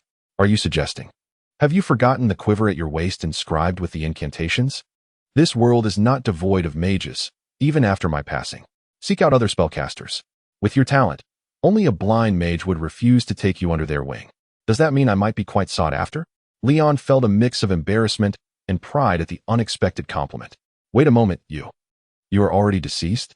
He suddenly realized, as the implications of her words struck him. I am still alive, at least in this shared body, the girl retorted impatiently. Besides, you are deceased as well. Why make such a fuss? Leon opened his mouth, uncertain, for he truly could not remember what transpired before his arrival in this world. However, he chose not to argue, as it seemed that having died once before made little difference in his current circumstances. As he walked, a sudden thought struck him. He had been preoccupied with the urgency of escape, almost forgetting to inquire, "My lady, how should I address you? Would you mind sharing your name?" "There is no need for such formality. You may simply call me Laura." The voice of the girl, who introduced herself as Laura, then turned inquisitive. "And what about you? Please do not tell me your name is Leon. That belongs to the deceased youth, not to you. I hope. Believe it or not, it does sound quite similar when pronounced in Syrian." Leon replied candidly, "My name is Lien." "Well then, I shall take your word for it." Laura's tone remained noncommittal. The autumn breeze rustled through the dense forest, its whisper echoing across the vast expanse of earth. Standing atop a towering cliff, three young men gazed with a sense of relief at the long-awaited azure sky and white clouds. The gentle afternoon sun bathed them in warmth, creating a surreal sensation, as if the tribulations they had endured were naught but a phantasmagorical nightmare. Yet, the imposing griffin beside Leon served as a reminder that all of this was indeed reality, mirroring the expansive world before them.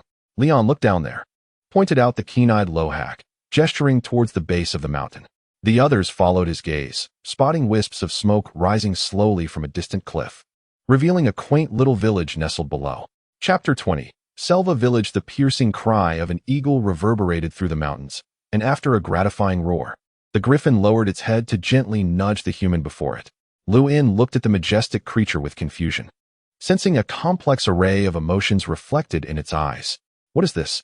he instinctively inquired. Naturally, a beast incapable of human speech could not respond. Yet the griffin conveyed its intentions through its actions. It slowly turned its enormous body and took several heavy steps towards the other side of the forest. Then, it looked back and let out a soft cry, as if bidding a final farewell, before flicking its tail and gradually walking away. Luin stood there, watching the beast's retreating figure, feeling an inexplicable sorrow. Was it truly departing? Wasn't it supposed to become his steed and companion, allowing him to ascend to the pinnacle of a griffin knight's life? Throughout their journey, he had even imagined a name for the griffin, Deathclaw. Alas, Deathclaw chose to return to the wilderness. Luin shook his head, letting go of his unrealistic fantasies with a tinge of regret. Even if the griffin had been willing to accompany him, his meager resources could not support such a formidable creature. Who could fathom how much it would consume? Without significant wealth and provisions, such a legendary being at the top of the food chain would find freedom only in the wild. Turning to glance at Azarian and Lohak, he surveyed their disheveled appearance. After their tumultuous journey, the three of them resembled wild men, dirty and ragged. Lohak wore tattered chainmail, while the others had lost their clothes during their flight. The two were bare-chested, their only modesty provided by threadbare burlap trousers riddled with holes. Azarian, nursing a foot injury, wore the boots of a mercenary, while Lu-In and Lohak could not even muster a pair of grass sandals. Fortunately, their feet had toughened from the journey, and they had grown accustomed to traversing the wild barefoot. We must return to civilized society soon. If this continues, we shall become wild ourselves, Lu-In mused, feeling the weight of the coin pouch at his waist. Thankfully, he had secured the dozen silver coins obtained from the mercenary, ensuring they had not been lost during their escape. These coins should suffice to procure a number of useful items. Let us head to that village and see if we have left Kantadar, Lu-In suggested, and the group continued to navigate through the forest towards the distant settlement. The descent from the mountain went smoothly. They encountered no further incidents and soon arrived at the outskirts of the small village. Upon emerging from the woods, a vast expanse of farmland greeted them, infusing the youths with a sense of relief at the familiar signs of human civilization. As per usual, I shall venture into the village first. If this place is still within the borders of Kantadar, you two, lacking knowledge of the Urian language, should remain outside, Azarian proposed. Lu-In nodded in agreement, but when he noticed Lohak preparing to remove his chainmail, he raised a hand to halt him. There is no need for that. Wearing your bloodied and tattered chainmail, Azarian would only attract undue attention. With that, Lu-In unfastened his weapon belt, handing over the pouch of coins along with his sword to Azarian. Uncertain of the local customs, it seemed more prudent for Azarian to enter the village unencumbered by such a formidable weapon. Retreating into the woods, Lu-In and Lohak patiently awaited Azarian's return with news. As time passed, their concern began to mount. Just as Lu-In was contemplating seeking him out, Azarian finally appeared at the end of the path, a look of joy lighting his face as he called out to his hidden companions. Lu-In and Lohak exhaled in relief. It seemed Azarian had spent his time purchasing goods in the village. As they approached, they saw he was carrying a bundle of new clothes and shoes, with bread, cheese, and a waterskin tucked within the garments. The villagers are just like us, Firunians. We have successfully left Kantadar, Azarian exclaimed, sharing the information he had gathered. Lu-In felt a weight lift from his heart. They had finally escaped. This place is in the Kasos County of the southwestern Orlandan Kingdom, and the village is named Selva. This territory belongs to a baron of the Feroris lineage. As he spoke, Azarian distributed the new outfits and provisions among his companions. I inquired with the villagers, and there is a small river nearby. Let us wash up before changing into these clothes. Agreed. The trio, now burdened with their new garments, walked and munched on the long-awaited normal food, their spirits lifting with each step. Not long after, they reached the riverbank. After satiating their hunger, the three washed away the grime accumulated over the days. Once on dry land, Lu-In donned the freshly purchased linen tunic and trousers, slipped into leather shoes, fastened his weapon belt, and sheathed his sword. Running his fingers through his hair, he finally felt a semblance of humanity returning. Seated beneath a tree by the riverbank, they counted their remaining coins. Originally possessing 18 silver coins, only 8 remained, along with 7 local silver coins returned as change, known as deer.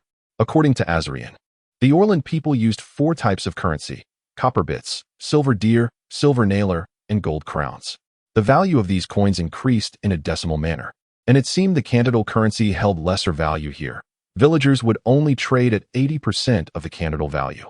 Thus, purchasing 3 sets of clothing and shoes had cost them 9 Kantadar silver coins, equivalent to 7 nailer and 2 deer in local currency, while the 3 leather waterskins and food had consumed 1 deer. After some calculations, Lu-In deduced that their remaining money, when converted to local currency, was worth approximately 1 silver nailer. Lu-In weighed the diminished pouch, realizing that while he was unsure of Orlandan's pricing, his instinct suggested the villagers had taken advantage of them. Contemplating the unfairness of being overcharged in unfamiliar lands, he eventually found solace in the thought that being swindled was a common occurrence in tourist areas back on Earth. In this foreign land, merely facing financial extortion without encountering any literal threats to their lives was, in itself, a stroke of good fortune. Reorganizing the silver coins, Lu'in acknowledged that they would need to be frugal with their limited funds. His gaze fell upon the knightly sword at his side. He mused that selling such a splendid noble blade could yield a considerable sum, enough to cover their expenses for the foreseeable future. However, such a valuable item could likely only find a trustworthy buyer in a city. As they conversed, a wave of exhaustion washed over them, and they began to yawn under the safety of their surroundings. Lu'in pondered where they might rest for the night. Someone is approaching, Lohak suddenly alerted, tapping Lu'in on the shoulder. Lu'in and Azarian followed Lohak's gaze, spotting several men from the village making their way towards the riverbank. Their intentions unmistakably directed at the trio. Lu'in sprang to his feet, hand resting on his weapon, ready for whatever might come. His keen eyesight discerned that the men, dressed in the garb of villagers, were young adults, armed with daggers and short swords, their expressions hostile. What should we do? Should we run? Azarian hesitated, looking towards Lu'in for guidance. Leon furrowed his brow, an inexplicable anger igniting within him. Having fled from the Kantadar people, evaded the relentless pursuit of the terrifying mountain bears, and eluded demons and the undead, was it truly necessary to run from a few impoverished villagers from the countryside? Did he appear so easily intimidated? They had committed no wrongdoing. Why should they flee? He resolved to ascertain their intentions first. If they were to retreat without cause, it would only suggest a guilty conscience, potentially leading to further misunderstandings. Leon shook his head. To be honest, he held these ordinary farmers in little regard. In terms of threat, they were far less intimidating than the horde of wild goblins they had previously encountered. Chapter 21. The village bully. Half an hour earlier, at a narrow alleyway in the village, a group of idle young men congregated at the corner. A youth, his face marked by fading bruises, leaned in the lead position, gazing intently at something in the distance. The last of the summoned young men finally arrived, grinning foolishly as he noticed the marks on the leader's face, stuttering in confusion. Boris, brother? Your face. Boris, infuriated, swiftly slapped the Navi hawk on the head. Shut your filthy mouth, you stuttering fool. I know what is wrong with my face. I was just concerned. Hawk, stung by the slap, dared not speak further, retreating somewhat aggrieved among the others. The few ruffians who had arrived earlier leaned in to whisper to Hawk, "Don't provoke him. It's just that old cripple's lioness. Big brother got beat up last time and is still simmering. Damn it, do you think I'm deaf? I let that bitch off easy because she is a woman." Boris glared fiercely at the group. The followers immediately fell silent but discreetly muttered among themselves. He has been letting himself be beaten for years without winning a single fight. Enough with the chatter. Do you see that fellow over there? Boris pointed outside the alley at a stranger. The young ruffians leaned forward to look. Not far away, at a tailor's stall, a disheveled boy stood bare-chested, his pants in tatters, seemingly haggling with the tailor. Don't recognize him. He has a new face. Where did that beggar come from? They speculated. How could a beggar afford so many clothes and shoes? And look at that thing at his waist. Boris impatiently reminded his underlings. They finally noticed the sword the boy, resembling a little beggar, was wearing. The sword was not extraordinary. Many wealthy families in the village owned swords. However, upon closer inspection, the scabbard was exceptionally fine. The lacquer smooth and flawless. Although wrapped in rags, concealing most of its embellishments, the intricate and ornate designs on the exposed crossguard were still visible. Hey, that kid looks like a savage. Where did he get such a beautiful sword? It must be quite valuable, the henchman exclaimed, their eyes glinting with greed. You simpletons know nothing. It's worth far more than just valuable. Boris licked his lips, his gaze turning cold as he continued. I've seen the Baron's sword, and the Lord's sword is not as splendid as that scabbard. This boy is no savage. He is likely a runaway slave from some noble family. And that sword was surely stolen from his master. Really? Is that true? The young ruffians exchanged glances, astonished. How could nobles prefer men over women? How perverse. Nonsense, you don't understand. That is called high society. Right.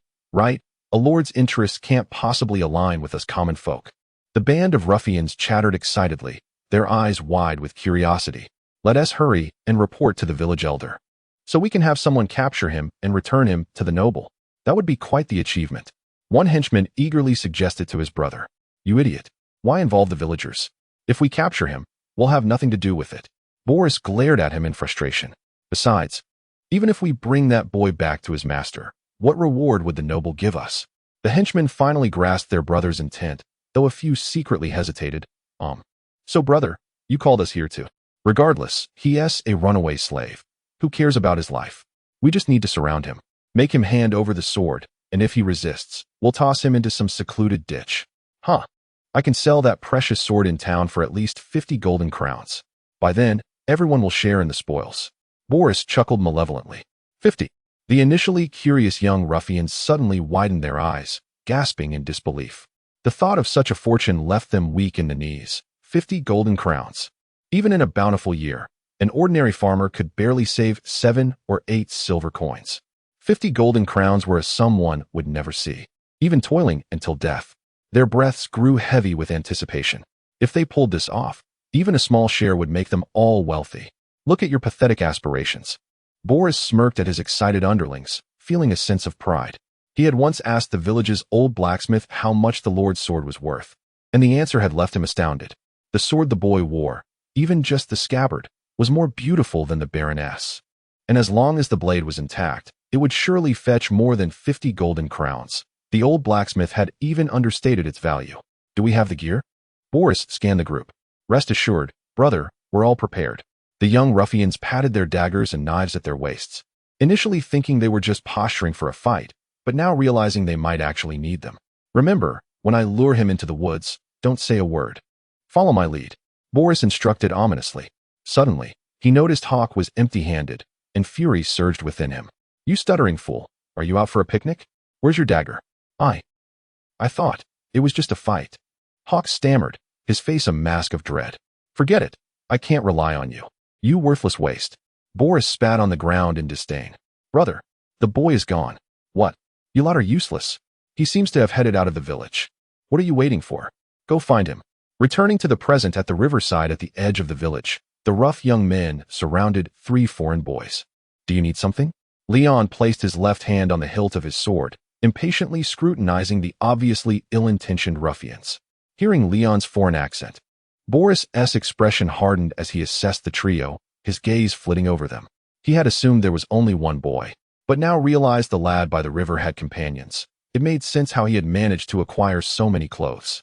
Noticing the 3 had not yet dried their hair, freshly washed and clad in new garments, even the boy he had originally fixated on appeared revitalized, his once dusty visage now resembling that of a noble son. However, Boris glanced at their discarded tattered clothes, and then at the tall youth draped in ragged chainmail.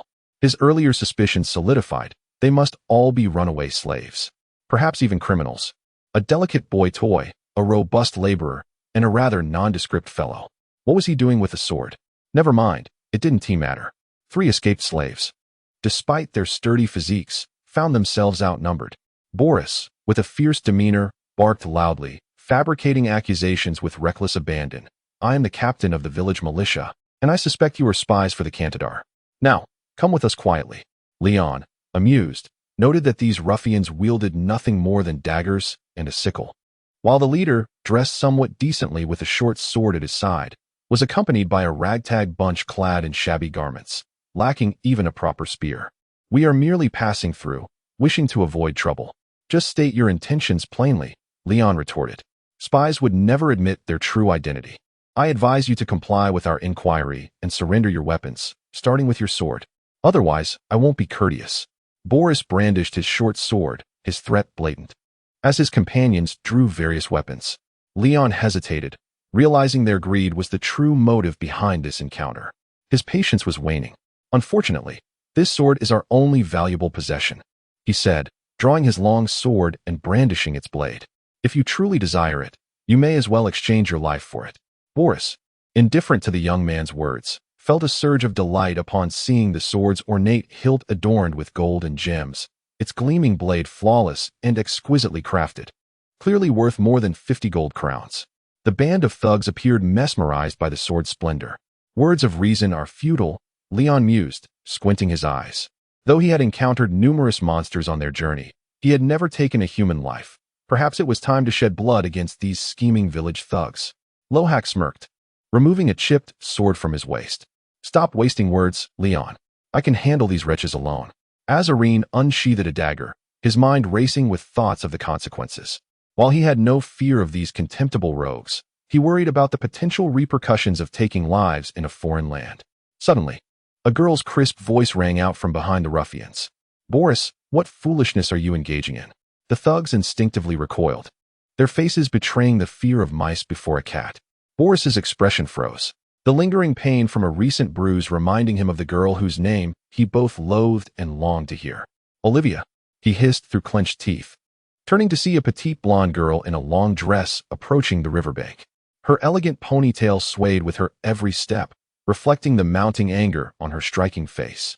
Clutching a stick she had found, it seemed to transform into a menacing sword in her grasp. Brother, the golden lioness has arrived. What should we do? Perhaps we should let this one go, one of the henchmen suggested, his face betraying a sense of guilt. Chapter 22. The Lion, a Golden Lion? Leon tilted his head curiously, his gaze drifting past the ruffians before him, contrary to the imposing aura that such a nickname might suggest. The figure approaching was a charming young girl dressed in a simple, cinched gown. She was petite, standing at perhaps just over 1.5 meters tall, with her golden hair tied back in a ponytail and bright, clear green eyes. The term adorable seemed more fitting for her. As for the fierce nickname, Leon found it puzzling that such a seemingly delicate girl could evoke such trepidation among the local thugs, causing them to break into a sweat. He understood the golden part, given her striking golden locks, but where did the lion come from? As the girl drew nearer, the small ruffians instinctively parted to make way for her, as if fearing that obstructing her path would bring them ill fortune. I heard there were some of you playing with knives and swords, so I came to take a look, the golden-haired girl said, her tone heavy with irritation as she stood before Boris, whose face was a mask of menace. You cannot possibly be welcoming guests from afar with knives and daggers, can you? Her voice rose sharply at the end, and she struck her palm with a wooden stick, her slender fingers tightening around it. The ruffians, startled by the sharp crack of the stick, suddenly felt a jolt of fear. It was as if their muscle memory had been awakened. Boris's lackeys quickly sheathed their weapons, their eyes darting nervously. In response to the girl's admonition, the more alert ruffians attempted to defend themselves. Olivia, you misunderstand. Big Brother was merely concerned about these 3 suspicious characters, one of them stammered. You know, the village militia has been conscripted by the Baron, and we are just trying to do our part for the village. Yes, yes. Several of the ruffians chimed in hastily. Boris, who had been silent until now, finally relaxed his grim expression a fraction. That's right. Are you going to side with these suspicious outsiders? What if they are spies from Kantadar? The girl named Olivia frowned slightly, not immediately responding to his counter-argument, but she did not believe it to be the truth. After all, she knew all too well the nature of this scoundrel. Suppressing her anger, she turned her attention to the 3 unfamiliar youths encircled by the ruffians by the riverbank. I apologize for the intrusion, strangers. If you don't mind, may I ask where you are from? You certainly don't appear to be local traders, Olivia said, her eyes softening with a gentle smile. Selva is but a remote village, and we seldom see travelers from afar. It seemed a confrontation was unlikely to ensue for the moment. Aside from Boris, who still clutched his dagger, Leon noticed that the other ruffians had obediently put away their weapons, and he sheathed his sword as well. He gestured for his companions, Azirian and Lohak, to calm their hostility. The girl before them seemed to wield a persuasive power and appeared capable of reason. If not for her simple peasant attire, Leon might have mistaken her for a well-bred noblewoman. We are certainly not spies, my lady, Leon explained succinctly. We are merely passing through to escape the ravages of war. My companion just procured a few garments and provisions from the village, and apart from that, we haven't even set foot in the village, let alone acted suspiciously. Is bathing by the river against local customs? Escaping from war? By your accent, you are not from Orlandan, are you? Olivia's eyes widened with curiosity. Indeed. We hail from Syrian, Leon nodded. The northern kingdom maintained a good rapport with Syrian, so there was no need for concealment. Syrian? That is quite far from here. Olivia mused, momentarily taken aback. Her interest piqued. But the eastern routes are closed. How did you manage to circumvent the kingdom of Clonia? We did not come from the east, Leon replied, unsure of the location of Clonia. He did not wish to fabricate a story that could lead to trouble, so he candidly pointed towards the distant mountains in the south. The Kantadar people declared war, and we were captured, living as prisoners in a foreign land until we seized the opportunity to escape through that vast forest to reach here. Upon hearing this, Olivia's surprise deepened. She gazed in the direction Leon indicated, her lips parting as if she had heard something extraordinary. Huh, you've been caught out, lad. How audacious of you to lie. One of the ruffians suddenly scoffed. Boris, feeling triumphant, chimed in. Did you hear that, Olivia? This lad claims they traversed the nightmare forest. He believed his suspicions were validated, convinced that these three were runaway slaves from beyond the Grey Fir Valley, fabricating tales of being Syrian. Leon furrowed his brow at their response, feeling that speaking the truth had only led to more suspicion. It made sense, considering the forest concealed a cursed land, and the locals surely had their own folklore regarding its mysterious dangers. Had it not been for Miss Laura's assistance, he would not have survived that treacherous place. Ordinary folk could not possibly traverse such perilous woods. But in his haste, he could not concoct a more plausible falsehood about his origins. A lie often requires more lies to support it, and as the saying goes, the more one speaks, the more one risks. What alternative was there but to speak the truth, regardless of how you perceive it? This is the reality. We did indeed cross through the forest from the Kantadar's Mamer County to arrive here, Leon declared, producing a Kantadar silver coin from his pouch to show to the golden-haired girl. I possess no further evidence, but this coin may serve as a meager testament to our journey, whether you choose to believe it or not, Miss Olivia. With a Kantadar coin in hand, you dare claim you are not their spies? Boris interjected, relishing the opportunity to accuse them. He cared not for the truth. His only goal was to pin a charge on them and seize their sword for himself. I'm afraid your tale is rather hard to believe. At least here in Cassos County, I have never heard of anyone managing to traverse the nightmare forest, Olivia contemplated. However, I will not dismiss your origins outright. May I inquire how long you intend to stay in Selva Village? Hey, you cannot possibly believe this lad's wild tale. Boris fumed, ignoring him. Olivia patiently awaited the response from the foreign youth before her. Leon, undeterred by the ruffian's outbursts, gestured to his tattered trousers. We have just emerged from the forest, exhausted and hungry, and we bear injuries. These clothes were purchased in your village. We seek only a place to rest from the elements. Of course, if we are truly unwelcome here, we shall ensure to leave post-haste after a brief respite. He shrugged, although he was not afraid of the thuggish ruffians. Now that his anger had subsided, Leon did not wish to provoke trouble. It would be unfortunate if the local lord were to take offense and send troops after them, treating them as spies from a hostile land. Enough. Boris could no longer endure being simultaneously ignored by both Olivia and the youth. He interrupted their exchange in a fit of rage. He raised his dagger, pointing it at the sword-bearing youth. I've had enough of your nonsense. Either hand over your sword and get lost, or I will have you arrested and delivered to the lord. Choose.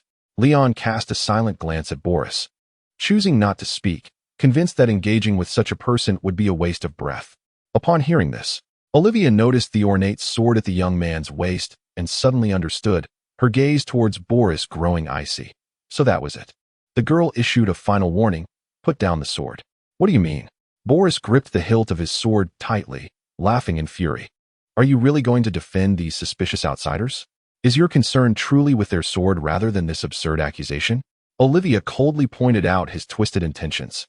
The surrounding village ruffians nervously took a few steps back, fearful of the impending conflict. Without warning, Boris aimed his short sword at the girl before him, brandishing it menacingly as he shouted, You filthy whore, don't think for a moment that I wouldn't dare to kill you. Before his words could fully escape his lips, a sudden whoosh sliced through the air as a wooden stick struck his right hand with a force that left everyone momentarily stunned. The resounding thud sent a shiver of fear through Leon, who stood nearby. The sharp pain in his fingers made Boris burst into tears, and with a cry, the short sword slipped from his grasp. Olivia regarded him coolly. Given that your previous injury hasn't fully healed, I won't mar your face further this time. Pick up your sword and leave. With that, her gaze swept across Boris's entourage. Though her voice was soft, its chilling intent was as piercing as a winter's wind. The youths, seemingly much larger than the girl, dared not linger and promptly retreated, tucking their heads in as they scattered. In a matter of moments, the riverbank fell silent once more, as Leon watched Boris, humiliated and clutching his hand as he departed. He finally grasped why this girl had earned such a notorious reputation among them. When she unleashed her fury upon the ruffians, she truly resembled a regal little lion. However, Leon did not underestimate the girl before him. Though he had been closely observing the unfolding events, he had not discerned when she had swung the stick. Her speed was so remarkable that even the shadow of her movement had eluded him. That swift and precise strike evoked admiration from him, as a former aficionado of swordsmanship. Even Lohak could not boast such exquisite technique. One could only wonder if she could wield a steel sword with such alacrity. I apologize for the spectacle. Olivia turned back, her expression softening, a hint of exasperation flickering in her eyes. Chapter 23. Olivia, regrettably, I have left you with an unpleasant impression of this place. Olivia sighed softly. The village overseers have all been conscripted by the Lord to fight, which has allowed those ruffians to act with impunity. Never mind them. Let us return to the matter at hand. Are you seeking a place to rest? Leon nodded. We have endured a long journey and are indeed weary. Hoping for a stable place to rest, the golden-haired maiden scrutinized the three before her and suddenly proposed, if you are willing to rent a dwelling. My family has a vacant cottage available for just 4 deer per month. What do you think? Living near my home would deter those rascals from troubling you further. Leon was momentarily taken aback. He exchanged glances with his companions, who wore equally puzzled expressions. Was this girl's kindness merely a reflection of her warm-hearted nature? Or was there something more sinister at play? Seemingly misinterpreting their hesitation, Olivia quickly waved her hand. Do you think it's too expensive? The rent is negotiable. If it's truly a hardship, I can speak with my father. 3 deer per month would be acceptable. That is not the issue, Miss Olivia, Leon replied, perplexed. I simply do not understand why you are willing to offer assistance. Are you not afraid, as Boris said, that we could be spies from an enemy nation or marauding bandits? The girl smiled sweetly. Surely, Kantadar spies would not swagger into the village speaking a foreign tongue. You are far too conspicuous. As for bandits, even if that were a possibility, I would much prefer to have you in my sight rather than roaming about the village. With that, Olivia proudly placed her hands on her hips and tapped her stick against her shoulder. I am quite confident in my ability to handle myself in a fight. Do not underestimate me. Even if you were truly bandits, I would not be afraid. Having seen your impressive demeanor just now, I have no doubt about that. Miss Golden Lion, Leon teased with a grin. Olivia's expression froze, her eyes twitching slightly at being called by that foolish nickname by an outsider. She sighed in exasperation, covering her forehead. Cursed be those rascals for letting you hear that. It was merely a jest. It appears you do not appreciate that title, Leon chuckled. Nevertheless, let us follow your lead, Miss Olivia. It would be worthwhile to inspect the cottage you mentioned, if the living conditions are suitable. 3 or 4 deer a month is indeed a reasonable price. Having endured the elements for so long, the three were in dire need of rest, for without a respite, it would be arduous to continue their journey. Moreover, they were at a loss as to where to go next. Spending some time in this village to recuperate would not be amiss. Upon receiving their response, Olivia seemed quite pleased, pointing towards the fields of wheat surrounding the village. My family's cottage lies beyond those fields, but first, I must fetch my father from the village. Leon gestured for them to wait a moment, picking up a torn pair of burlap trousers from the ground and tearing off a sizable piece of cloth. Having experienced the greed of village thugs, he wrapped his sword more securely this time. Following Olivia along the village south rough dirt road, she initiated a conversation with the three. I have yet to learn how to address you. I am Leon. This is Azirian, and the tall one is Lohak. Leon introduced his companions with a pat on their shoulders. After exchanging names, Olivia seemed to open up, her curiosity piqued as she inquired about their journey. Considering the mysterious powers Leon possessed, Azirian and Lohak remained taciturn, leaving Leon to recount their adventures selectively. Naturally, given the earlier lesson that honesty could complicate matters, Leon refrained from mentioning Miss Lola's spirit or the cursed forest.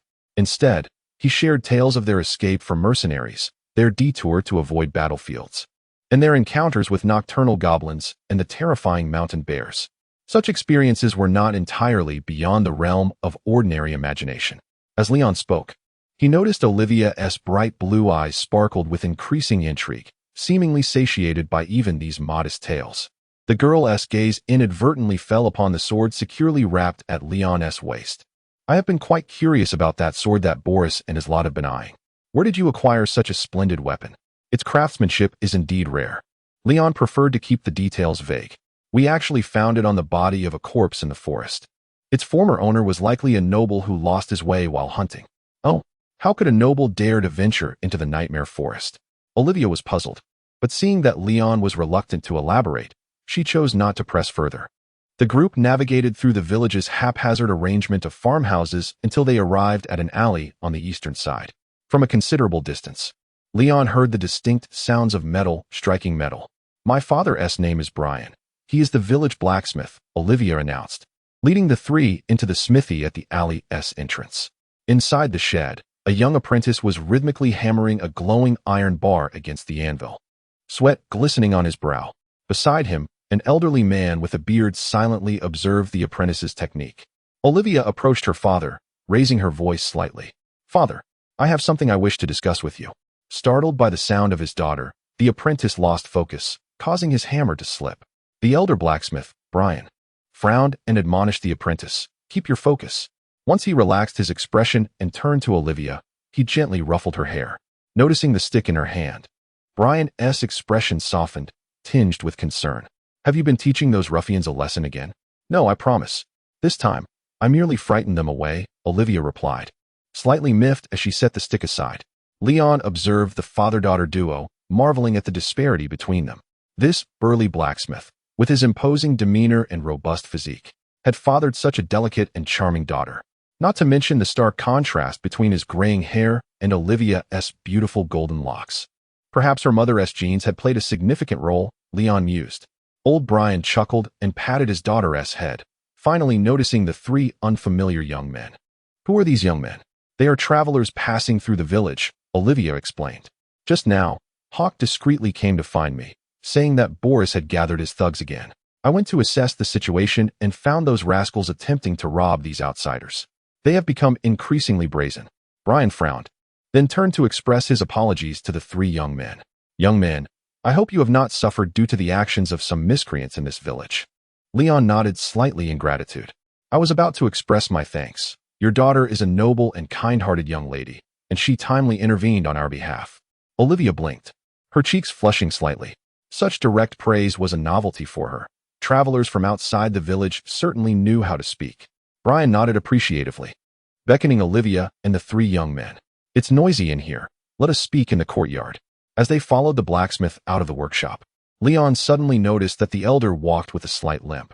It seemed that one of his legs had suffered an injury. Nevertheless, even so, his somewhat uneven gait remains remarkably steady. Chapter 24. A sudden change of attitude in the yard behind the blacksmith shop. Old Brian listened quietly as his daughter recounted the origins of Leon and his companions. Upon learning that these youths claimed to have traversed the nightmarish forest, his gaze suddenly sharpened. With his arms crossed in contemplation, the old blacksmith scrutinized them anew. "Did you truly cross the nightmarish forest?" Uncertain of what he meant by the nightmarish forest, Leon replied earnestly, "If you refer to the forest south of the village, then yes, that is indeed the case." There was no turning back now. Old Brian examined Leon with a seriousness that suggested he sought to discern whether the youth was speaking the truth. After a lengthy pause, he spoke with a weighty tone. "If what you say is true, it must have been quite a harrowing journey. Father, the farmhouse on the estate is sitting idle anyway. Renting it to these three could provide some income. What do you think?" Olivia eagerly awaited her father's approval. "Very well." Old Brian nodded silently, as if acquiescing to her suggestion. He gently patted his daughter's head. "It shall be as you wish. Go help the guests tidy up the farmhouse. I have matters to discuss with these young travelers." Olivia looked up, puzzled. What could possibly need tidying in the empty farmhouse? Old Brian dismissed her with a simple wave, and when he turned his attention back to the three, his demeanor had shifted to one of gravity. "I apologize for my earlier words, but I must retract my offer. I do not wish to rent you a room, and hope you will leave Selva Village at your earliest convenience." Although he used polite language, his tone was decidedly firm. Leon and his companions exchanged glances. How had the conversation turned so abruptly after Olivia had left? Even Leon, known for his good temper, felt a surge of displeasure. "What do you mean by that?" Rohak, incensed by the sudden change, glared at the old man. "If you do not welcome us outsiders, you could have simply said so earlier. Your daughter invited us to rent a place. It was not as if we sought your permission. One moment you are agreeable, and the next you wish to expel us? Is this how the people of Orlandan treat their guests?" "Rohak, calm down," Azirian quickly intervened, restraining his hot-headed friend. Old Brian remained unfazed by Rohak's anger. "I understand your dissatisfaction, but please comprehend that Selva is but a small, secluded village that cannot bear too many risks." "What risks?" Leon furrowed his brow. He was not particularly intent on staying in this village, but the sudden dismissal of Olivia and the abrupt change in attitude warranted an explanation. Old Brian narrowed his eyes. "Very well. Let me be clear. If you have not fabricated a tale to deceive my foolish daughter, do you not understand what it means to have survived the nightmarish forest? Or has the tale of the cursed land from the Syrian kingdom faded into obscurity? The kingdom of Orland has similar legends of cursed lands? Leon raised an eyebrow, beginning to grasp the old man's concerns. So, you believe our experience and know what lurks in that forest? It is not a matter of belief. I cannot fathom the horrors that may exist in cursed lands, but even the Lord's troops do not return from the nightmarish forest. Your experience is beyond my imagination. Old Brian gazed towards the direction Olivia had departed, mumbling, Selva is merely a fragile little village, ill-equipped to accommodate travelers laden with misfortune and secrets. Consider this an old man's plea. Please leave this place soon. If you truly do not know where to go. Old Brian glanced at the weapons at their waists. I suggest you head west along the main road at the village's edge. Within a day's journey, you will reach a nearby town. You appear strong and capable, and given the current state of affairs, it should not be difficult to find work in the Lord's domain. Is this your final ultimatum for us? Leon asked calmly. That is an exaggeration. I am merely an old blacksmith in this village, lacking the authority to forcibly expel travelers such as yourselves. Old Brian chuckled awkwardly, shaking his head. Consider this merely the advice of a rude old man. While I do not wish for you to linger here long, this humble village is not entirely inhospitable to weary travelers seeking rest, provided you assure me of your swift departure. At the village entrance, Rohak, visibly displeased, kicked a stone by the roadside. I wish to punch that old man. As if we are so eager to remain in this wretched village. If it weren't for that girl's suggestion, we wouldn't have to endure his cold demeanor. After all, we are in a foreign land. Encountering some xenophobic locals is to be expected, Azirian consoled him, patting his shoulder. Enough grumbling. Let us wander around and find a suitable camping spot before nightfall. Leon was not overly concerned about the earlier incident. Regardless, had they not met Olivia, they had originally planned to camp near the village. Now, it was merely a return to their initial plan. As they stepped out of the village, a familiar voice suddenly called out behind them. Hey, wait a moment. Turning around, they saw Olivia running towards them, waving her hands. What does she want now? Isn't she done playing with us? Rohak grumbled, still seething. Come on, it's not as if Olivia wants us to leave. Azirian chuckled at his friend's childishness. Leon paused, turning to wait. Having lived a life of toil, he was far less inclined to vent anger without cause. Moreover, everyone understood that Olivia's intentions were genuinely kind, merely overshadowed by her father's concerns. Olivia quickly caught up with them, her emerald eyes filled with regret. She bowed deeply, her hands pressed against her skirt, and without waiting for Leon to speak, she sincerely apologized. I just returned from the farmhouse and learned that father suddenly changed his mind. I am truly sorry. Leon shrugged nonchalantly. It's nothing. Your father is being quite prudent. If I were in his position, I too would hesitate to invite unknown outsiders into my home. Nevertheless, I should have considered his disposition before making promises to you. If you are still upset, feel free to scold me. Olivia lifted her head, her expression one of deep remorse, her beautiful golden hair seeming to lose some of its luster in that moment. My father is not usually so rude. He is generally reasonable and willing to help others. Perhaps it is the turmoil of recent times that has made him more suspicious and anxious. Rohak scratched his head, thinking that the old man hardly seemed like a warm-hearted individual. Yet, given the girl's earnestness, he decided it best not to dwell on it. Leon glanced at the darkening sky and asked, Very well, we accept your apology. Is there anything else? It is nearly dark, and we need to find a suitable place to camp. Olivia nodded awkwardly. I came precisely for that reason, to make amends for my mistake. Please allow me to take you to a place. While it is not a conventional lodging, it will certainly provide shelter from the wind and rain. Chapter 25. The temporary dwelling. As twilight approached, a stone windmill stood quietly atop a hillside to the north of Selva Village, bathed in the warm glow of the setting sun. The mill's roof was devoid of blades, and a large hole exposed the dismantled machinery within, indicating that this once vibrant structure had long succumbed to neglect, overgrown with vegetation. Olivia unlocked the dilapidated iron lock with a key and led Leon and the others inside. This place has been abandoned since before my birth, and villagers seldom come here, she explained. The interior, stripped of any remnants, was spacious enough for the three youths to rest comfortably. Ascending the wooden spiral staircase against the wall, they reached the third floor. Olivia opened the south-facing wooden window and turned to her companions, saying, If it feels too stifling below, it's much cooler up here. Though the attic roof is damaged. It's quite pleasant at night with the breeze, as long as it doesn't rain. Leon glanced toward the corner, where some wooden crates were stacked. If laid flat, they could serve as makeshift beds. Seeing Leon's gaze, Olivia reminisced. I used to play here with the village kids when I was younger. Sometimes, I would be so mischievous as to stay overnight alone, only to be found by my father and receive quite the lecture. Suddenly, she clapped her hands. As if struck by inspiration, she handed the key to Leon and hurried down the stairs, saying, "Wait for me. I'll be right back." Observing Olivia dash down the stairs, Leon tucked the key safely away and looked out the window at her retreating figure. He chuckled at her spirited energy, noting how she moved with the swiftness of the wind. Raising his head, he welcomed the gentle breeze brushing against his face, feeling a sense of relaxation wash over him. From this elevated vantage point, he could behold the entire expanse of Selva Village, the houses scattered harmoniously, the neatly arranged fields of wheat, the babbling brook, and the distant mountains and forests stretching infinitely. The beautiful rural landscape resembled a serene painting. To be honest, had it not been for the blacksmith's thinly veiled intent to drive him away, this place would have been a perfect haven for a peaceful existence. However, in this medieval society reminiscent of Earth's past, the village blacksmith was more than just a laborer. Old Brian held significant status within the community. If he, as an outsider, was unwelcome, the other villagers would surely follow suit. Leon wished to avoid any unnecessary conflict. He turned his gaze back to Lohak, who was dozing atop the wooden crate. Both he and his companions still had unfulfilled aspirations. He had promised Miss Lola that once the turmoil subsided, he would return to Orlandan. The thought of settling down would have to be postponed for quite some time. Shaking his head, Leon reflected on his mere 15 years of age, pondering why he was already considering retirement. It seemed the recent upheaval had truly worn him down, both physically and mentally. Azarin dusted off the wooden floor and leaned against the wall, stretching lazily. This place isn't bad.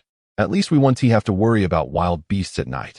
Leon turned and sat beside him, stifling a yawn as his eyelids grew heavy. Let us rest for a couple of days, and then we can check out the town the old blacksmith mentioned? He asked drowsily. After waiting in silence for a response and receiving none, he reluctantly opened his eyes and discovered that Azarin had already fallen into a deep, rhythmic slumber. Lohak, too, had succumbed to sleep, half collapsed on the makeshift platform of crates, snoring peacefully. After a prolonged period of tension and flight, the youths could no longer resist the pull of exhaustion in this safe environment. In a drowsy haze, Leon suddenly heard someone calling his name. Instinctively, he gripped the hilt of his sword. As his mind cleared, he recognized it as Olivia's voice. "Leon, are you still up there?" Rubbing his eyes, he rose and peered down the staircase to see the golden-haired girl returning, clutching a large bundle of blankets. "What's this?" he inquired.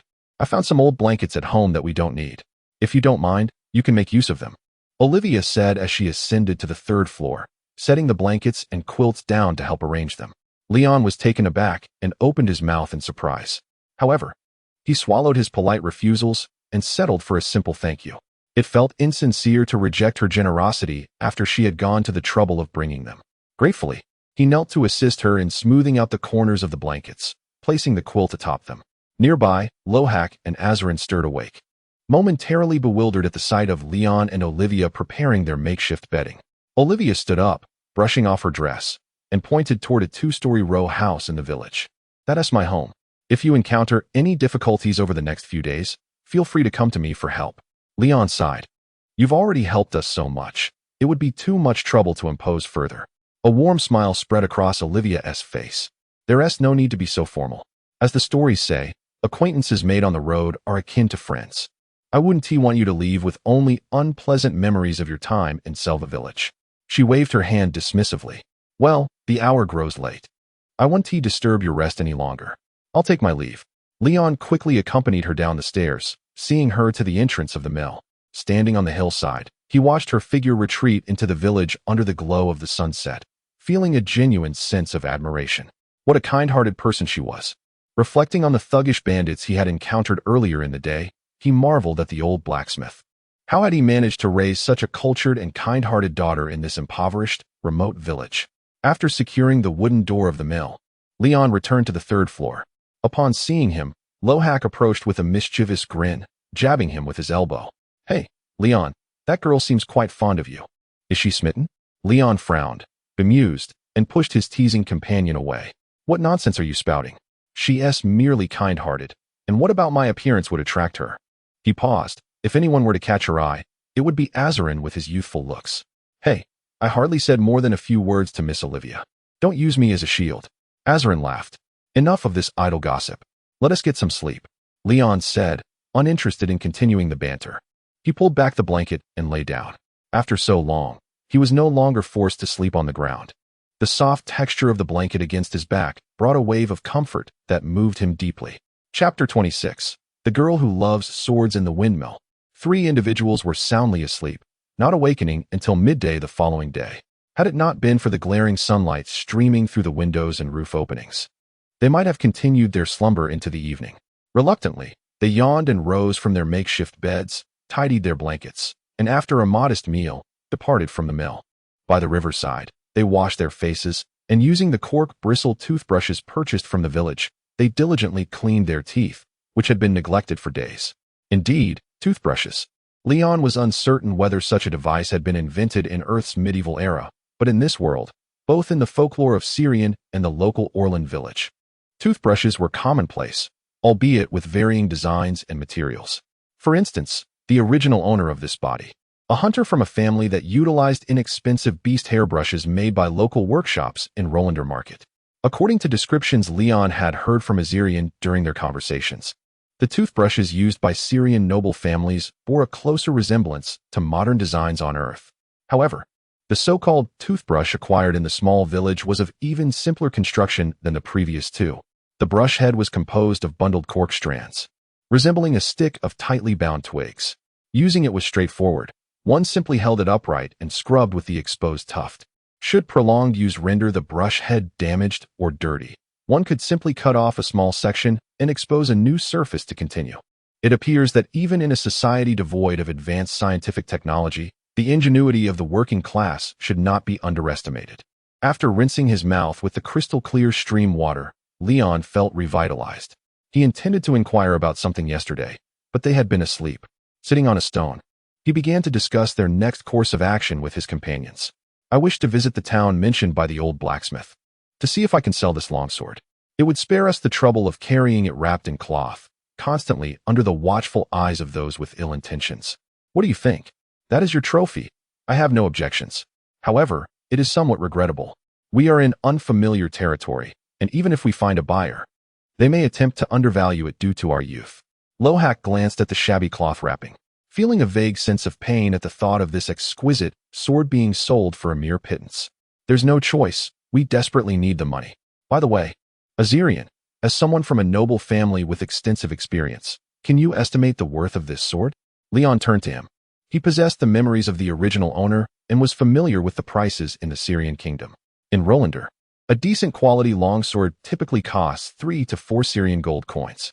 However, that was the price in a regular market and certainly not a reference for this noble sword. The gold embellishments on the hilt and the gemstones embedded in the pommel must be worth a fortune. Azerian pondered for a moment before providing a rough estimate. "I cannot be certain, but it should be worth at least 100 coins. Dwarven steel is an exceptionally precious metal." Despite being mentally prepared, Leon's heart raced upon hearing the estimate. 100 Syrian gold coins would undoubtedly be a significant sum for both commoners and minor nobility alike. He pondered the exchange rate between Syrian and Northern Kingdom currencies. How many local gold crowns would that equate to? Of course, having a rough estimate was insufficient. Leon was more troubled by the lack of channels to sell the sword. Should he take the sword to the streets, akin to Yang Ji selling knives in water margin, and hawk it at the market? Such a valuable item would likely attract a crowd, leading to more trouble. After all, Yang Ji ultimately failed to sell his prized sword. Leon felt overwhelmed with thoughts. In the novels he had read in his past life, protagonists could easily find an auction house tucked away in a corner when they sought to exchange treasures for money. Yet, in this world, neither in the memories of the original owner nor in Azerian's observations had he encountered such conveniently accessible elite trading institutions. Auctions were typically seen in societies with developed commodity economies, and from Leon's perspective, it seemed that most regions on this continent were still entrenched in a feudal manor economy. Why not ask the old blacksmith? Perhaps he has connections in the town since he is a local. Azirian suggested suddenly. Go back to him. I think he harbors a certain disdain for us. He might try to swindle us. Lohak scoffed. That seems unlikely. We would merely be seeking advice. Besides, if he knows of a suitable buyer, it would facilitate our departure, and he does want us gone, Leon reasoned. Or we could ask Miss Olivia for assistance, Azirian added. Excellent idea, Leon nodded. Speak of the devil, look. Isn't that her? Lohak's keen eyes spotted the golden-haired girl walking along a nearby field path. Without a second thought, he stood up and called out loudly, Hey, Olivia. Leon, exasperated, raised a hand to interrupt the boisterous greeting. Stop shouting. Let's approach her politely instead. Why call her over like that? Oh, right. Lohak lowered his hand, scratching his head. From a distance, Olivia had indeed heard Lohak's call. Turning to look, she spotted the trio of travelers she had met yesterday and waved before making her way toward them. Good afternoon, everyone, Olivia greeted. How did you rest last night? I was actually planning to visit the windmill to see you. Thanks to the blanket and quilt you lent us, we slept very well. Leon sincerely expressed his gratitude. Then continued, I actually wanted to ask for a small favor, Miss Olivia. Curious, the girl tilted her head. What do you need help with? Please, go ahead. Leon candidly shared his intention to sell the sword in the nearby town. To his surprise, Olivia furrowed her brows in thought before giving an unexpected response. I will inquire on your behalf, but I fear I may disappoint you. My father likely won't have any useful suggestions. Leon was puzzled. Why are you so certain?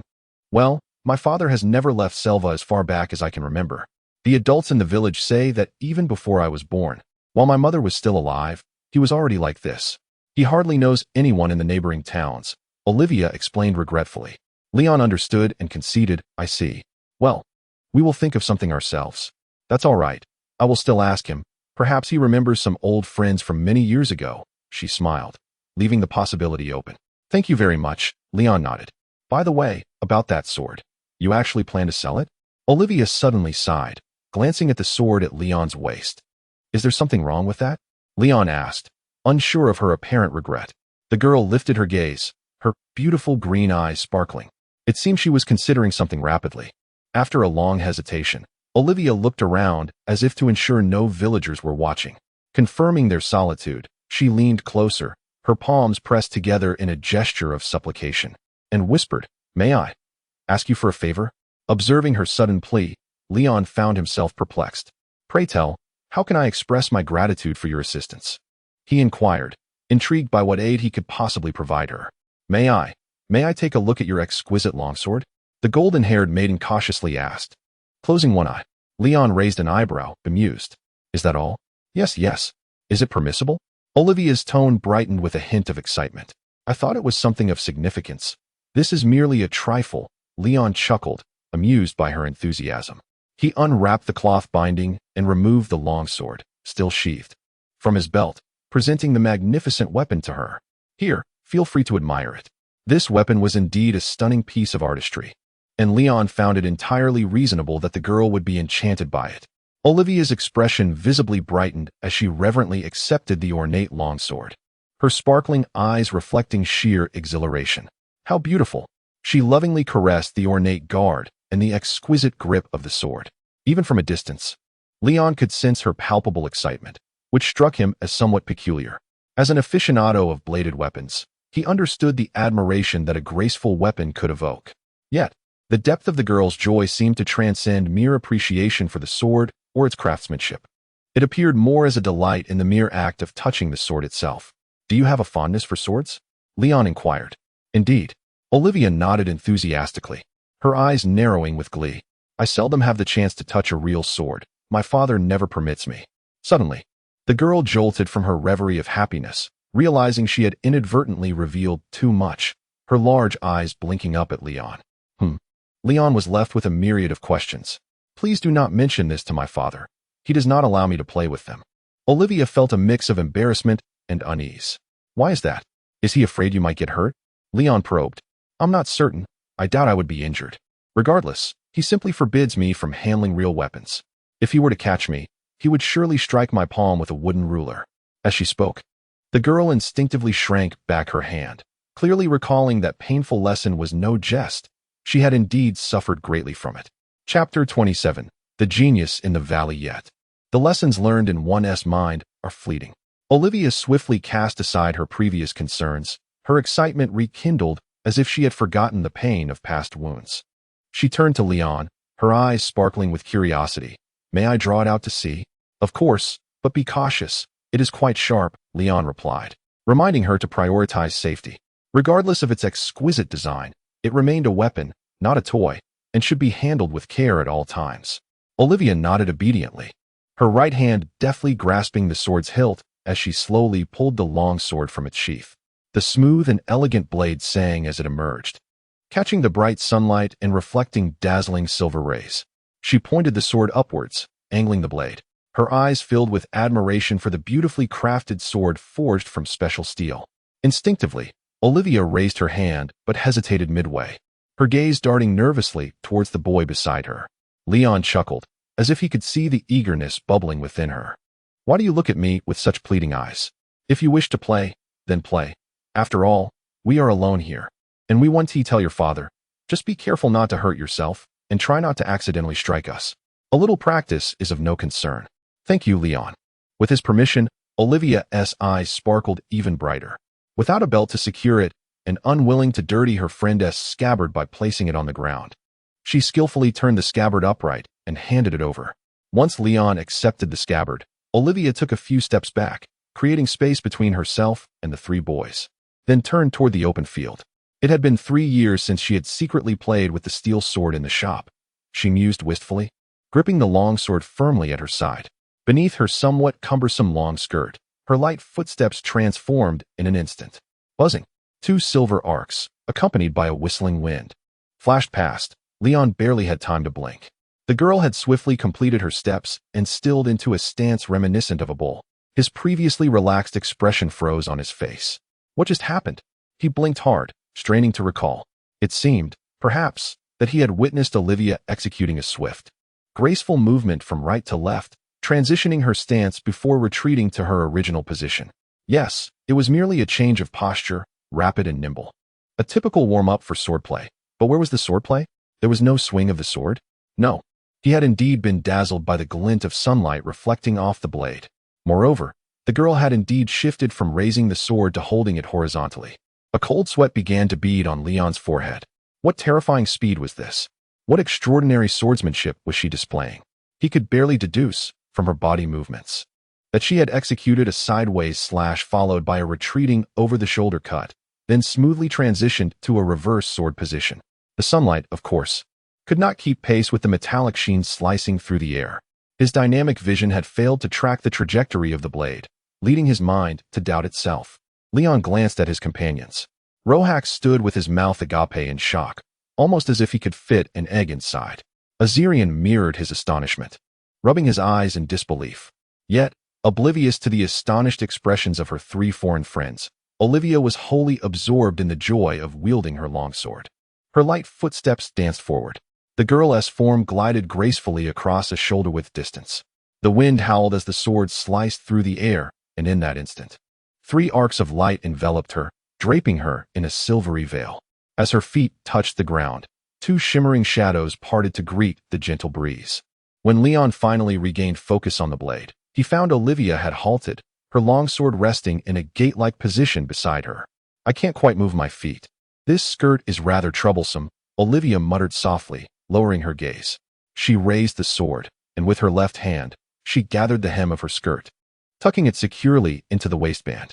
Naturally, this maneuver revealed nothing scandalous beneath her long dress.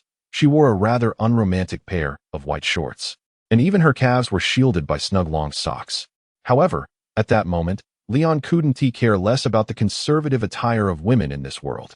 His thoughts were still ensnared in the futile attempt to capture the fleeting image of the sword's movement.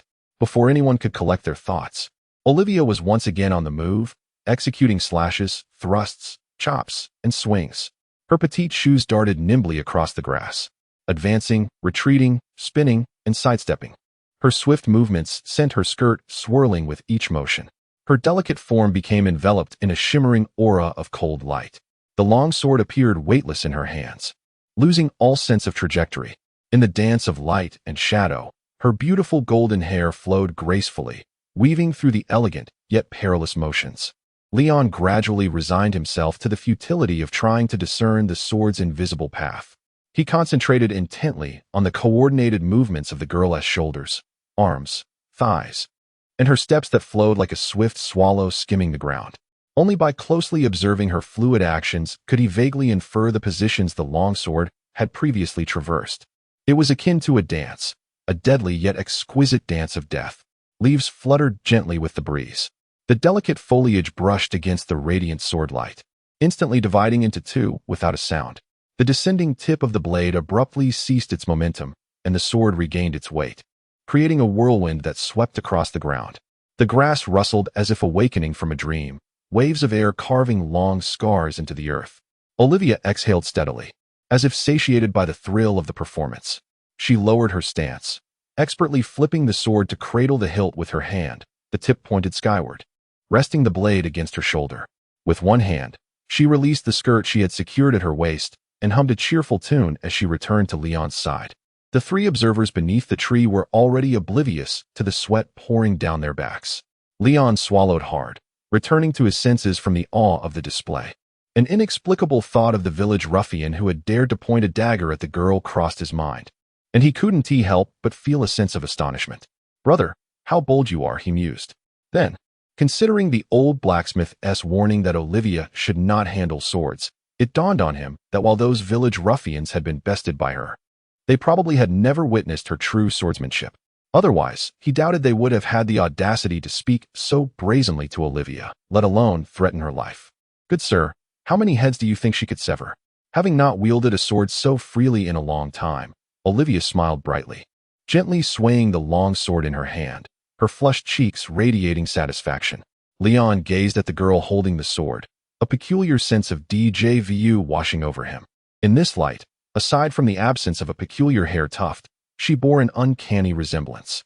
Unable to suppress the absurdity, he inquired, "Olivia, do you perhaps have a true name, like Artoria?" "Huh." Olivia tilted her head, a look of confusion crossing her face. "I'm sorry, I don't understand." "Who is that?" Leon covered his face, waving his hand dismissively. "My apologies, I was merely jesting. Forget I said anything." Olivia blinked in puzzlement.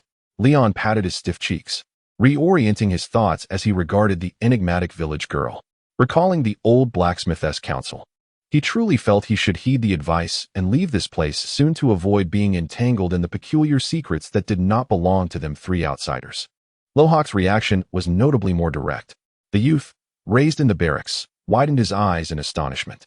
Having practiced martial arts since childhood, he was acutely aware of the caliber of his opponent's swordsmanship. "Olivia, your swordplay is astonishing. Who did you learn from?" At that moment, faced with the girl before him, the soldier's son instinctively lowered his voice. "This technique? I learned it from my father when I was a child," she replied, gently pushing the long sword back into its sheath, returning it to its rightful place. Even in play, moderation is key. She had thoroughly enjoyed herself. "Uncle Brian is a blacksmith, but it turns out he also knows swordsmanship." Leon recalled the old smith's physique, which indeed hinted at a history of training. "I heard that my father once served in the king's army, but he returned home due to a leg injury." Olivia replied matter-of-factly. Unbeknownst to her, Lohawk was taken aback. His father had served for many years in the Holy City Guard, yet had never imparted such remarkable skills. Azirian, puzzled, inquired, "If you learned from him and possess such prowess, why does your father willingly remain in the village as a blacksmith? Even if he can no longer fight on the battlefield due to his injury, wouldn't it be more promising to serve as a swordsmanship instructor in a noble's castle?" The noble youth silently pondered the knights who had previously taught him the art of combat. The girl before him far surpassed them in swordplay. It was hard to believe without witnessing it firsthand. A peer so young and petite could wield a sword with such mastery. One could only conclude that the old blacksmith was indeed a reclusive master of the craft. Upon hearing this, Olivia shyly brushed her hair. "Thank you for the compliments. But you're exaggerating." She recognized her innate talent for combat since childhood, but failed to comprehend the astonishment of Leon and his companions. "I have limited experience." "Are you truly serious? My father could teach swordsmanship to the nobles?" Leon was momentarily at a loss for words. Had he not known the girl's pure and kind nature, he might have thought her words were laced with sarcasm. "It is no exaggeration. I have never encountered a swordsman of your caliber. If Uncle Brian has taught you to this level, he would undoubtedly excel as a swordsmanship instructor in the royal court." Leon expressed, filled with admiration. Upon hearing this, Olivia paused, realizing that Leon and the others had misunderstood her. She hesitated, contemplating whether to clarify the situation. Seeing her expression shift oddly, Leon wondered if he had misspoken. What's wrong? Did I say something incorrect? Olivia quickly shook her head. No, it's just, you seem to have misunderstood. Leon, confused, asked, misunderstood? Well, actually, the girl struggled to articulate her thoughts, careful not to imply any denigration of her father's skills. My father. He is not quite at my level with the sword. Over the years, I've practiced the fundamentals on my own. Of course, it's not to suggest that my father's swordsmanship is subpar. It's just that, perhaps it's slightly less refined than mine. Leon and his companions exchanged glances, their minds slowly processing the girl's delicate expression. So, what you mean is, Uncle Brian's swordsmanship is not as refined as yours, and you hone these skills by yourself? Leon was even more astonished. I wouldn't put it that way. Olivia defended her father, brushing her hair to mask her embarrassment. Initially, I did pester him to teach me swordplay. He is indeed skilled. But as time passed, you see, my father is older and has old injuries. A twinge of guilt filled her heart. She still remembered that fateful day at 11 when her father, defeated in a duel, walked away with a sorrowful demeanor that tugged at her heartstrings. Chapter 28. The calm before departure within the dimly lit windmill tower. A group of youths idly discussed the unforgettable events of the day. Azarian rested his head on his arms, leaning against the wall, gazing out at the night sky, and exclaimed, Miss Olivia is truly a prodigy in swordsmanship. He spoke without exaggeration. Indeed, Lohak murmured, thoughts drifting to his sister, still unaccounted for. If only I had possessed her skills back then, perhaps I could have protected my family. Even without such extraordinary talent, as long as you have the will, you will excel in the future. After all, we are still young, and diligence can compensate for lack of skill, Leon reassured him. You're right, Lohak nodded, turning to him. Perhaps I shall seek Olivia's counsel on swordplay tomorrow. I would like her guidance. She should not refuse. However, we cannot linger here for 2 days. In such a short time, what can we truly learn? Leon replied. Engaging with a master will always yield some benefits and insights. That's what my father used to say, Lohak said, a hint of sadness in his eyes, missing his sister who awaited him somewhere in Kantadar. He did not wish to miss any opportunity to enhance his abilities. Speaking of which, among us, your swordsmanship is the finest. Tell me, if you were to spar with Olivia, how many moves do you think you could last against her? Leon inquired, curiosity evident in his tone. How many moves? Lohak's brow furrowed as he awkwardly scratched his cheek. Leon, you overestimate my abilities. Suddenly, with a sharp clap, Lohak's hands fell helplessly, struck again. His wrists were pinned by a wooden stick, the pressure just enough to remind him of its potency. If not for the restraint, that blow, even with a mere stick, could have fractured his wrist. Impressive, Leon remarked, admiring the precision of the strike from the shade of the windmill. The golden-haired girl withdrew her stick, her emerald eyes glancing anxiously at the sweating Lohak. Perhaps you should take a break? The tall boy sighed, lowering his hands in relief, nodding in agreement. She is far too strong. I am not on her level. Leon stepped forward, offering a clean cloth to his companion to wipe away the sweat. Unable to suppress a teasing remark. How does it feel? Have you learned anything from this exchange? Lohak grimaced. After so many exchanges, I haven't touched her even once. However, I've certainly learned how to take a beating. You've watched long enough. Now it's your turn. I would like to, but we must allow her some respite, Leon replied, glancing at the golden-haired girl, whose complexion remained unflustered, her breath steady. Thank you for taking the time to indulge us. Not at all, Olivia smiled, shaking her head. This is hardly taxing for me. It is far more enjoyable than farm work. This was the truth, for aside from seizing rare moments when her father was free, no one in the village had the ability or time to practice swordplay with her. Accepting the stick from Lohak, Leon assumed a stance before the girl, attempting to relax his body. Are you ready? Olivia asked with a smile as she raised her hands, assuming a guard position. Anytime, Leon replied, fully focused, his gaze fixed on her body. He concentrated on her shoulders and feet, having long since abandoned the notion of tracking her hands. The lessons he had learned were sufficient. He recognized that he could hardly react to her lightning-fast strikes. Even if he managed a double kill, he would consider it a victory. This time, Leon resolved to take the initiative. He stepped forward with his left leg to feint, sidestepping half a step while accelerating his body. He swung the stick with all his might, determined not to hold back. Faced with this girl from the mountain village, whose swordsmanship was akin to that of a monster, any hesitation on his part would be sheer folly. The wooden stick came crashing down toward her. Leon's eyes were fixed on Olivia's shoulders. She moved. Without time for deliberation, Leon swiftly adjusted his body, directing the forward stick from left to right, altering his trajectory to strike. Yet, his anticipated arc of attack missed entirely as Olivia danced away, gliding effortlessly to his side. Her stick lightly tapped his neck before she retreated, stepping back to his left. In a real battle, such a move would have resulted in a lethal outcome. Pausing, Leon raised his hand in acknowledgement of defeat. His swordsmanship paled in comparison to Lohak's, let alone that of this talented girl before him. How did you penetrate my defenses? Did you see through my intentions to go for a double kill from the very start? Leon asked, lowering his stick, humbly seeking her advice. To be honest, practice bouts are not real combat. There is no risk of death or serious injury.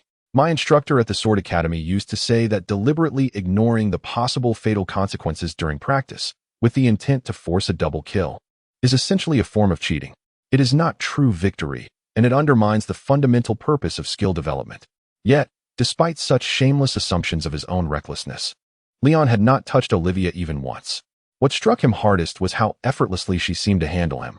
Well, I noticed your first step wasn't solid. Although your weight was on the left, you were still moving to the right. Therefore, regardless of where your second step lands, your long legs only allow for limited positions. Olivia explained, pointing to the ground before Leon with her stick, detailing her thoughts and responses. Leon listened intently, striving to comprehend the girl's reasoning. She had seen his intentions clearly from the outset, making it straightforward to counter. Since he attempted to flank from the right, she chose to pivot with him, effectively leaving her left side open. Would you like me to slow down? Olivia added, feeling somewhat guilty. I apologize. I usually practice alone and am unsure how to instruct others. Leon waved his hand gratefully. You have been more than thorough, Olivia, if we still fail to understand. That is our own shortcoming. The two returned to their positions, raising their sticks to commence the next bout. The sounds of clashing would echoed once more in the open space beneath the windmill. Decapitations, dismemberments, and eviscerations. Had this been a real fight, they would have perished countless times. Yet, until the very end, none had managed to land a single hit on Olivia. As the day's swordplay session concluded, in gratitude for her guidance, Leon once again lent Olivia the exquisite dwarf-forged sword to play with. Exhausted from the relentless sparring, the three young men rested against the wall of the mill, admiring the golden-haired girl's dance with the sword while discussing their impending departure. You are leaving the day after tomorrow? Olivia asked, lowering the ornate sword, gazing at her newly acquainted friends with a tinge of regret. Yes, we've gathered everything we need for the journey from the village. If we linger any longer, your father may take issue with us, Leon replied, a hint of resignation in his voice. Alas, my father is quite insistent, Olivia sighed, resting her chin in her hands, feeling powerless against her father's decisions. In the brief days spent together, the young girl sincerely felt that the three visitors from afar bore no malice towards Selva Village. She could not comprehend her father's attitude toward Leon and his companions. With a sudden clap of her hands, she resolved, you should rise early tomorrow. I shall come to feed you in the morning. On this final day, I will teach you a few sword techniques of my own invention as a parting gift. Leon, appreciating the girl's kind offer, responded, then I hope you will show mercy in your instruction. After some conversation, noticing the waning daylight, the golden-haired girl returned the sword and bid farewell to her companions. With a light-hearted tune, Olivia made her way back to the village. However, upon nearing her home, she was confronted by a face she found irksome. Instantly, her expression turned cold. You've been rather chummy with those outsiders these past few days, Boris remarked with a smirk that barely concealed his disdain. He maliciously speculated whether she had taken a liking to those handsome strangers, but, nursing a lingering pain, he wisely refrained from provoking her further. What concern is that of yours? Olivia replied, walking past him without even glancing his way. Boris turned in irritation at her dismissive demeanor. Have you lent the Lord's old mill to them? Your father was entrusted with the key, not to extend charity to these suspicious outsiders. When my father returns, I shall inform him of this. Olivia paused, casting a weary glance over her shoulder. That mill has been abandoned for years. Besides, it's not as if other travelers haven't stayed there before. You needn't fabricate trouble where none exists. Moreover, they will be leaving the day after tomorrow. After saying this, she intended to ignore him, but after a few steps, she halted, sighed, and turned back with a warning. Consider this my advice, Boris. Even if I chose to overlook your reckless behavior the other day, with your meager skills, each of them could easily dispatch you. Do not invite further trouble upon yourself. For the sake of her respect for his father, Uncle Talk. Olivia suppressed her distaste and left it at that. Boris, gritting his teeth as he watched the girl's figure fade around the corner, felt his skin twitch with anger. He reached into his pocket, feeling the bulging paper wrap, his eyes glinting with malevolence. This was originally meant for that little wench, but with that sword, I could procure even more from them. Casting one last glance toward the northern hillside, he turned and headed home. As a village official, his father surely had access to the key for that old mill. Chapter 29. The intruder enters. Please, there's no need for formality. I can certainly provide a fitting hospitality for friends. Olivia smiled, hands on her hips. Inside the windmill, the picnic blanket was adorned with a splendid array of delicacies. Leon and his companions exchanged astonished glances. They had risen early as promised, and to their surprise, Olivia soon arrived with 2 large baskets, unfurling a feast of homemade delights. There were fragrant white loaves, freshly baked egg pies, slices of cured ham, and savory stews simmering in earthen pots, along with various pastries that Leon could not name. For those who had lived as wildlings for so long, the sight of such a sumptuous spread tantalized their senses. This is too much trouble for you. And everything looks so fresh, Lohak said, clearing his throat, a hint of embarrassment in his voice. Don't be so formal, consider us friends. This is a farewell gathering for you, Olivia replied, smoothing her skirt as she settled beside them, beckoning them to sit. Thank you for your kindness. It would be rude to refuse. Leon expressed his gratitude, taking his seat as his stomach protested eagerly. Azarian also urged the hesitant Lohak to join him, saying, Thank you for the hospitality. Try this. It's made by Aunt Milia, the best pastry chef in the village. Olivia wrapped her favorite dessert in a napkin and shared it with the 3, then joyfully joined in the feast. Leon, no longer holding back, indulged in a delightful pastry that looked and smelled divine. It was no wonder that the golden-haired girl's cherubic face lit up with pure joy as she tasted it. The subtle sweetness mingled with a hint of fruitiness. Even with his previous experiences of gourmet cuisine, Leon could find no fault in this local delicacy. The meal was a delight, both in taste and conversation. Aware of Olivia's curiosity about the world beyond her village, Leon rummaged through the memories of the original owner to share tales of the Syrian kingdom, its curiosities and customs. Topics that evoked nostalgia were shared, while Lohak and Azarian, burdened by painful memories, found solace in Leon's light-hearted storytelling. He spoke of the sacred church of the Holy Sun, the prophecies of the seer Ilariel, the towering ancient temples of the Sun Church, and the countless pilgrimage groups from the central continents. The foreign tales captivated Olivia, her eyes sparkling with wonder. Inching closer as she listened intently, as he casually glanced at the golden-haired girl beside him, Leon felt a warmth rise to his cheeks, whether from the sweet aroma of the pastries or the delightful fragrance that surrounded her. He had never before experienced such eager and excited attention from a girl, whether in this life or his previous one. His past was filled with weapons, horseback riding, card games, and various time-consuming hobbies, leaving him with scant experience in matters of the heart, especially at his nearly 30 years of age. Thus, sitting close to such a beautiful girl, his heart fluttered unexpectedly. Not that he harbored any inappropriate thoughts. The impending departure made him feel a pang of regret at the thought of possibly never seeing this kind-hearted village girl again. Who would turn down the chance to spend time with such an innocent beauty? Of course, the village ruffians, who had been beaten since childhood, might have a different perspective. Yet Leon believed that as long as one was not of ill character, this considerate girl would not display a fierce demeanor. After their delightful meal, they took a brief respite before returning to the shade of the windmill to resume their training, eager to learn from the talented young girl. This time, Olivia introduced them to a technique she had recently developed, which she called the cat spin. Strictly speaking, it was not a form of swordsmanship, as it could be applied to any combat scenario. Inspired by observing a cat startled into a quick turn, she had devised this technique to facilitate rapid movement in chaotic battles. Though it sounds intricate, Leon mused, doing it is even more complex. He was skeptical about whether they could grasp the fundamentals of this technique in just one afternoon. Time slipped away amidst explanations and practice, and soon it was time to part ways.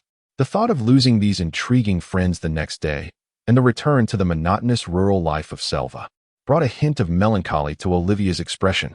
"We leave tomorrow. How about I help you carry the blankets and quilts back home?" Leon suggested. No. You should keep using them tonight. Just roll them up and leave them here before you go. I'll come to collect them," she insisted, waving her hand dismissively. As she gazed at them with reluctance, she added, "If you ever pass through Selva again, remember to visit me. I promise to convince my father to truly host you at our home." "Yes, once I've settled my affairs, I will return to see you," Leon assured her. "I will too. Once I rescue my sister, I'll bring her along," Lohak promised, thumping his chest. Azarian nodded in agreement.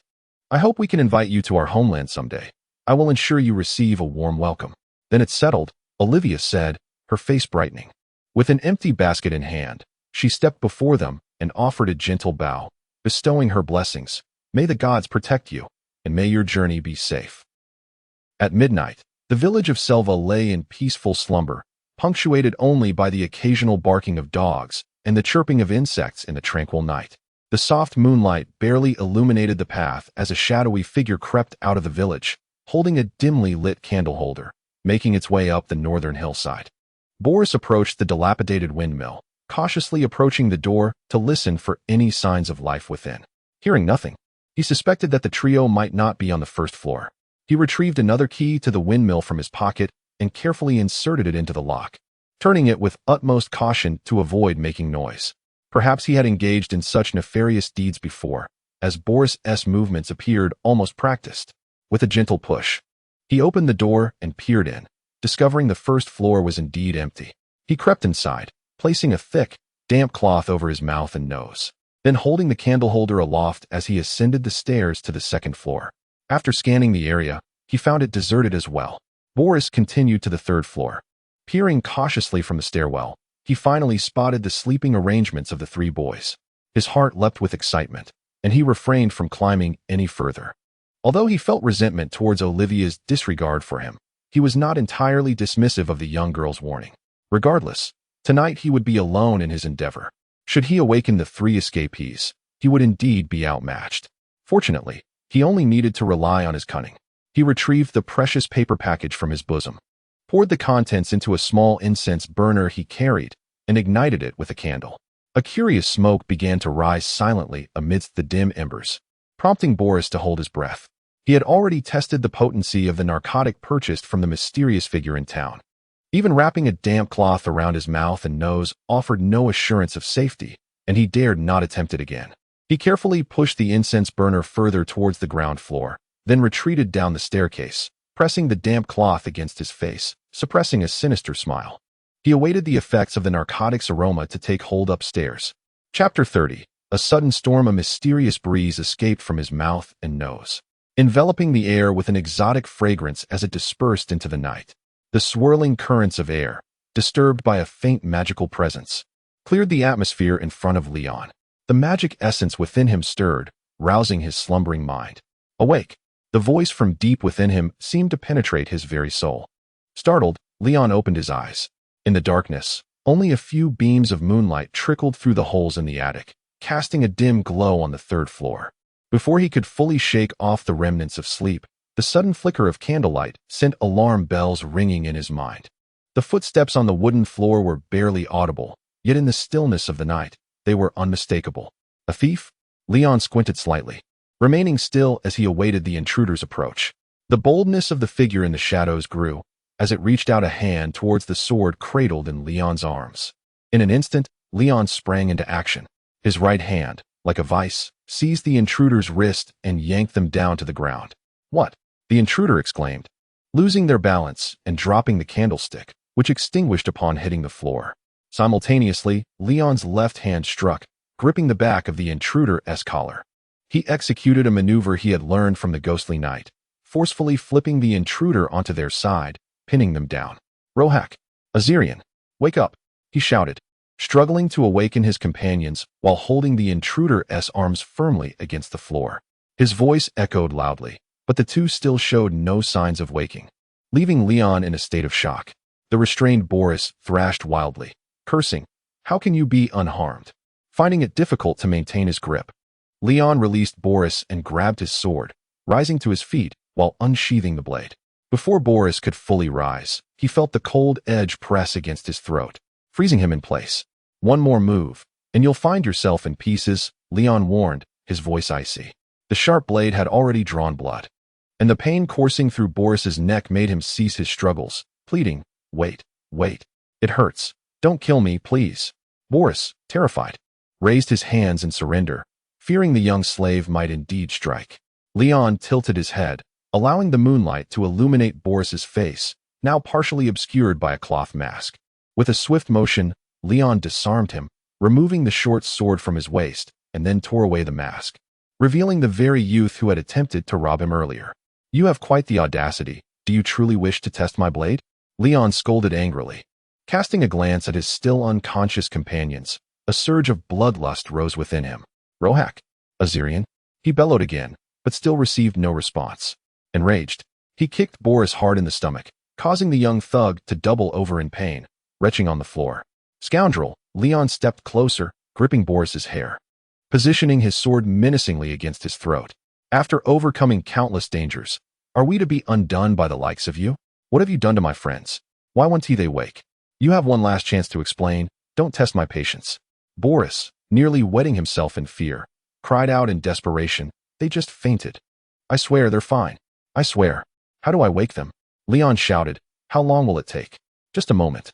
15 minutes. No, 2 quarters. Just a little while. They'll wake naturally. The drug isn't lethal. Please, don't kill me. The sword. Keep it away." "Ah!" Boris screamed in agony as Leon pressed the blade closer. Upon hearing this, Leon's murderous intent subsided slightly. "I'll wait a moment, but if they don't awaken, I assure you, I will flay you alive," he said coldly, gazing at Boris as if he were already dead. Trembling uncontrollably, Boris dared not speak, merely nodding submissively. Why was it ineffective on him?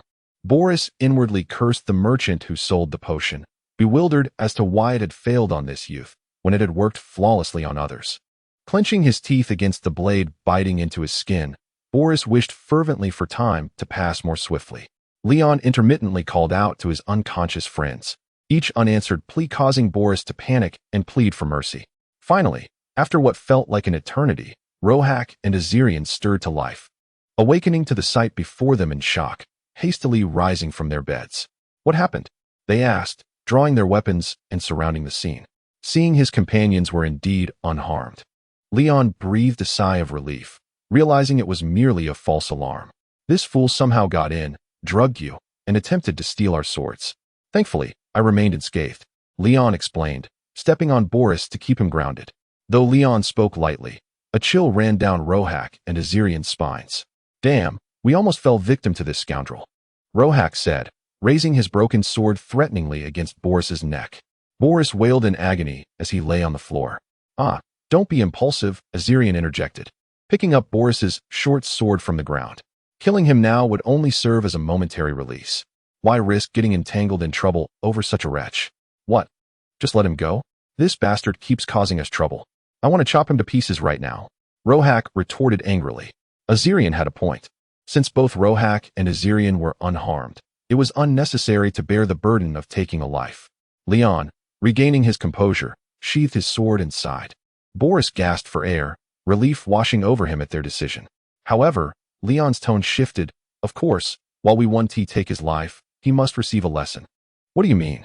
Rohak asked, noticing Leon flexing his fingers, a smile creeping onto his face as he lowered his broken sword. Azirian positioned himself strategically at the staircase. For nearly an hour, the cries of Boris echoed throughout the windmill's 3rd floor, his pleas for mercy fading into weak whimpers. Having used him as a punching bag, Leon and his companions finally dragged the battered Boris outside, delivering a final kick that sent him rolling down the slope. Watching the nearly lifeless figure tumble down the hill, Leon felt a surge of satisfaction and clapped his hands, feeling invigorated. Perhaps it is time to rest for a while. Dawn is but a few hours away, and soon we shall embark. With this thought, Elon and his companions returned to the windmill, their minds too weary to indulge in further slumber. They busied themselves folding their blankets and bedding. Leaning against the wall, they closed their eyes, feigning sleep as they awaited the break of day. Elon furrowed his brow, resolved that upon the arrival of dawn, he would caution the blacksmith and Olivia regarding Boris's possession of the narcotic. He lacked the energy to remain entangled with the ruffians of the village. This matter was better left to the young lion and blacksmith Brian to resolve. Down the hillside, amidst the grass, Boris lay unconscious like a lifeless dog, the chill of the night seeping into his bones before he finally stirred, his body aching with pain. Gritting his teeth, he mustered the strength to rise, perhaps a testament to the beatings he had endured at Olivia's hands. As clouds obscured the moonlight, Boris, frustrated and teary-eyed, grappled with the darkness that enveloped him. What a cruel twist of fate. Having failed to seize the sword, he had only received a beating for his efforts. A quick check at his waist revealed that even his short sword had been left behind at the windmill. Of course, he no longer dared to return and demand it. Cursing vehemently, Boris clawed and kicked at the darkened grass beneath him, unleashing a torrent of foul language he could conjure. He cursed the 3 foreign runaways, Olivia, and everything that came to mind. As he limped along, he eventually raised his head once more, only to find that, under the moonlight breaking through the clouds, he had strayed from his path. Instead of returning to the village, he had unknowingly wandered eastward down an unknown road, confused and unsure of whom to blame. He spat bloodied saliva, intending to turn back, but was suddenly struck by the sight of flickering lights in the distance, accompanied by the faint sound of galloping hooves approaching the village. Robbers! Panic surged through him as he quickly crouched into the grass by the roadside, holding his breath in trepidation. The thunderous sound of hooves grew louder, and a swift procession of torch-bearing cavalry raced past on the rural dirt path. A chill ran down Boris's spine. Cautiously, he peered out, and through the haze, he discerned the unmistakable metallic sheen of the armored riders' helmets. This was the insignia of the Kantadar kingdom's army. In an instant, a flicker of realization dawned upon Boris as he recalled the nonsensical excuses he had hastily thrust upon the 3 youths earlier. Could it be that these scoundrels were not mere runaways, but indeed spies for Kantadar? Chapter 31. The route. Boris peered through the underbrush at the band of Kantadarians rushing towards Selva Village. The flames had gradually faded from view down the hillside, and he found himself engulfed in profound terror. Should he hasten back to raise the alarm? Bah! What a futile endeavor. The movement sent sharp pain through his wound, making him tremble. With both his father and brother conscripted for battle, conveniently absent from the village, he had no inclination to risk his life for the fate of this wretched place. As for the incessant chatter of his nagging old relatives and the other villagers, their demise would hardly concern him. The image of Olivia flashed through his mind, and an involuntary smirk crept across Boris's face. That vile wretch, who insisted on protecting the spies from outside the village. He longed to witness the moment calamity befell her, fantasizing about the girl suffering under the brutal hooves of the Kantadarians. Boris felt a dark satisfaction swell within him. Struggling to rise, he seemed to find newfound energy in his feet, and he cautiously turned to tread the dirt path into the distance. He had to inform the lord in town. Without hesitation, Boris's figure vanished at the end of the road. Under the cloak of night, dozens of weary horsemen, having fled a distant battlefield, halted near the hillside that overlooked the village. They extinguished their torches, waiting in silence for the scouts to report back. Having fled in disarray, both men and horses were utterly fatigued, their supplies of food and water depleted, rendering them desperate. Yet the news from ahead jolted this exhausted band of remnants. A few scouts, having scouted the terrain, galloped back to the main group to relay their findings. The leader, a noble knight of Kantadar, listened intently. Upon learning that the destination was merely a small village of a few dozen households, the fatigue that had etched itself into his features evaporated, replaced by unrestrained joy. Under the moonlight, he turned to his knights and mercenary captains, issuing orders that effectively sealed the fate of this insignificant foreign village. Soon, the remaining forces split into 4 groups. The leader's commands were simple yet merciless. After a brief respite, they would encircle the village at dawn, descending upon it to claim whatever they desired, leaving no survivors. No villager was to escape. The noble knights, accompanied by their squire cavalry, stealthily positioned themselves around the village, encircling it from the east, west, and south. Meanwhile, a dozen mercenary cavalry, clad in varied armor, raced northward to the hill, guided by their captain. Reports indicated the presence of a small tower atop the hill, potentially a temporary outpost before the assault. As the hooves thundered on the dirt road beneath the night sky, danger drew ever nearer. In the windmill, Leon, who had been feigning sleep in a corner by the window, seemed to sense a disturbance.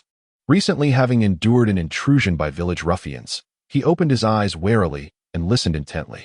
Distinguishing the faint sound of approaching hooves, Leon hurried to the window, peering through the slightly ajar wooden shutters. Shadows of many figures had appeared on the hillside. In the moonlight, armored riders flickered in and out of visibility. Leon's heart raced. Where had this band of horsemen emerged from?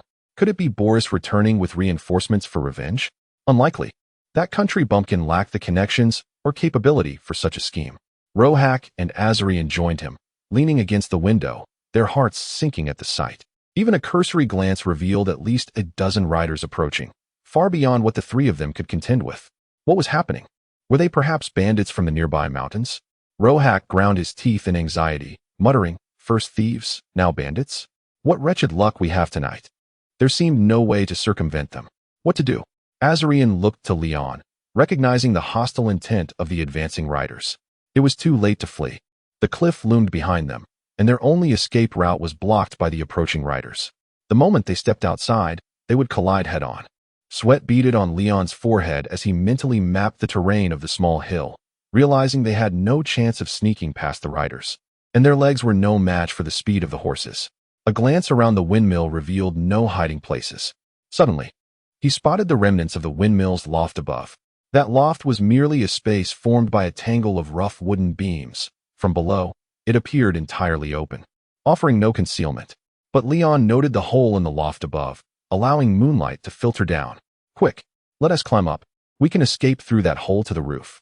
Without hesitation, they moved into action, stacking wooden crates to reach higher. Leon leaped up, grasping the beams, and pulled himself into the loft. Remembering something, he called back to his companions. "Pass up the blankets and our packs. We can't let them discover we've been here." Rohak swiftly grabbed the rolled bedding from the wall and tossed it up to Leon, while Azarian picked up the incense burner that Boris had left behind. Fortunately, they had prepared their bags in advance. Otherwise, they would be in dire straits. With their assorted belongings secured, the trio climbed atop the beams, skillfully creating a human ladder to ascend toward the hole. They could now hear the low whinnies of the horses beneath the windmill and the strange murmurs of the approaching men. The fragile wooden door on the first floor of the windmill was clearly no barrier against violence. A loud crash echoed as the door was forcefully broken open. At that moment, Leon and his companions finally reached the exterior of the windmill's roof, lying flat on the slanted surface, breathless with anxiety.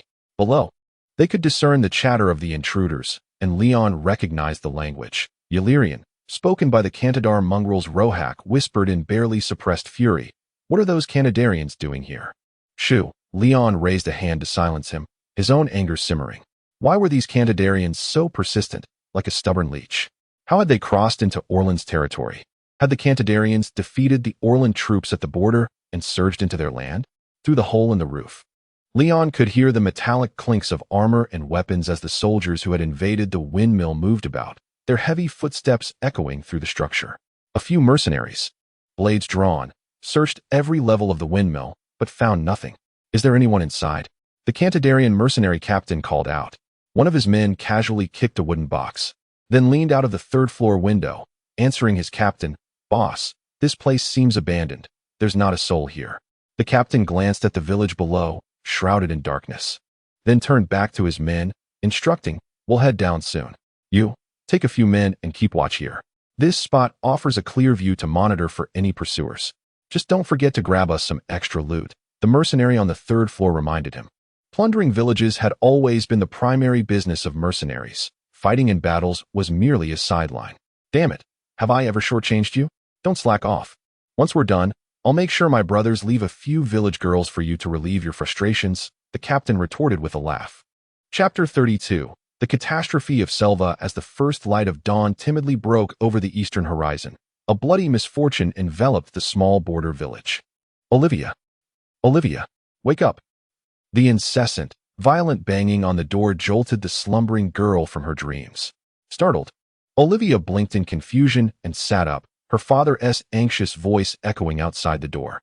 Her initial thought was that a thief had intruded upon their home. Yet, as she peered through the window, the terrified cries of villagers reached her ears.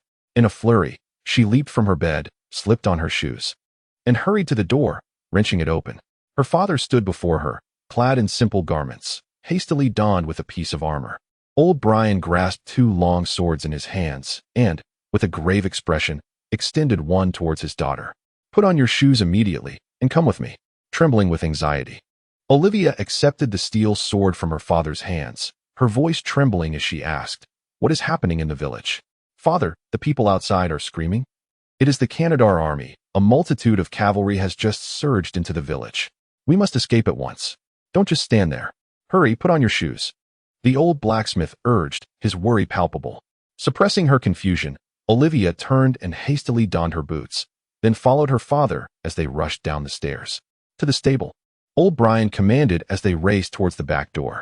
Outside, the horrifying shouts and the anguished cries of the villagers sent a chill coursing through Olivia's veins. She heard her neighbors' desperate calls for help, mingled with the cruel laughter of the assailants. "Don't kill me, please. Help. Help me.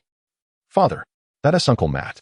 She halted, her heart racing, teeth clenched as she wished to turn back and rescue the kind neighbor. But her father's firm grip held her back. "Don't be foolish, my dear. I beg you. You are strong, but those outside are not mere bandits. They are soldiers. If we do not flee, we will perish." The blacksmith, steeling his resolve, dragged his daughter into the backyard. But a sudden, cataclysmic turn of events sent Olivia's heart racing, her breath quickening, terror and uncertainty filling her eyes as she realized she was utterly lost in the chaos. "There is no but. We are powerless. Please, just for my sake, don't risk our lives," old Brian urged as they dashed towards the stable. "Huh, a woman." Outside the low wall of the yard, a Kantadar cavalryman on horseback bellowed with laughter upon catching sight of the golden-haired girl within. His long-repressed, beastly instincts surged forth. Moments ago, the farmhouse had housed only an elderly couple. He had feared this desolate place would lack any semblance of flesh. As for the long swords in the hands of the father and daughter, the battle-hardened Kantadar soldier dismissed them entirely, viewing them as mere trinkets wielded by a peasant and a village girl. He dismounted, kicked open the small door to the backyard, and upon seeing the girl's countenance, his excitement escalated. This rustic village harbored such exquisite beauty. Fearing that his comrades might seize the opportunity first, he brandished his bloodied longsword and strode towards the pair. "You old fool, your daughter is so pale and tender. Today, the soldier shall graciously grant you a swift death." The Kantadar soldier sneered in broken Pharaoh. "Scoundrel!" Olivia bit her lip, her eyes icy as she glared at the brute. "Together. Do not hold back." Her father raised his long sword and charged forward. In a surge of pent-up fury, the golden-haired girl moved faster than her father. Her skirt billowed in the wind as she transformed into a golden comet. The once mighty wrathful gaze of the Kantadar soldier turned to shock behind his helmet. He could not react swiftly enough, raising his blade in a futile attempt to deflect the sword aimed at his face, but his hand was swiftly twisted away from the blade's trajectory. The soldier felt a cold sensation in his fingers and palm, followed by excruciating pain as his weapon slipped from his grasp.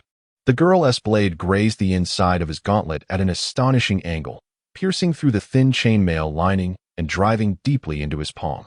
Before a scream could escape the soldier's lips, Olivia raised her sword high and, stepping forward, a glimmer of cold steel flashed.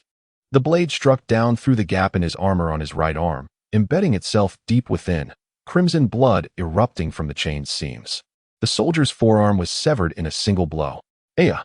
The Kantadar soldier shrieked in terror, stumbling backward in panic, his right hand dangling awkwardly under the constraining armor. Olivia poised her sword in front of her, ready to deliver a finishing blow, but she hesitated, frowning at the terrified enemy before her. For the first time, she felt an instinctive reluctance to take a life. She had never harmed anyone before and had never contemplated the act of ending another's existence. Yet, the soldier's suffering was abruptly terminated by old Brian's decisive intervention. The blacksmith charged forward, shouldering the soldier, expertly pinning him down. His blade sliced through the gap under the soldier's arm, piercing through the chest armor and traversing his torso. "Do not hesitate, Olivia. Their crimes warrant no remorse," old Brian admonished as he delivered the finishing blow to the dying enemy. "Protect yourself, slay the brute before you, or we shall meet the same fate." For the first time, he regretted instilling such kindness in his daughter.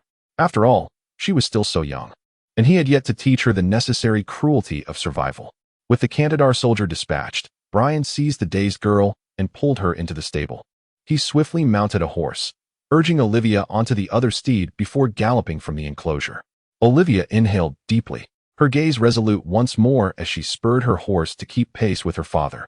She understood that in this crisis, she could not afford to linger on her aversion to taking a life, having already been rendered helpless regarding the safety of their fellow villagers. She could not allow her father to meet an unfortunate fate as well. The father and daughter hastily exited through a small gate into the backyard.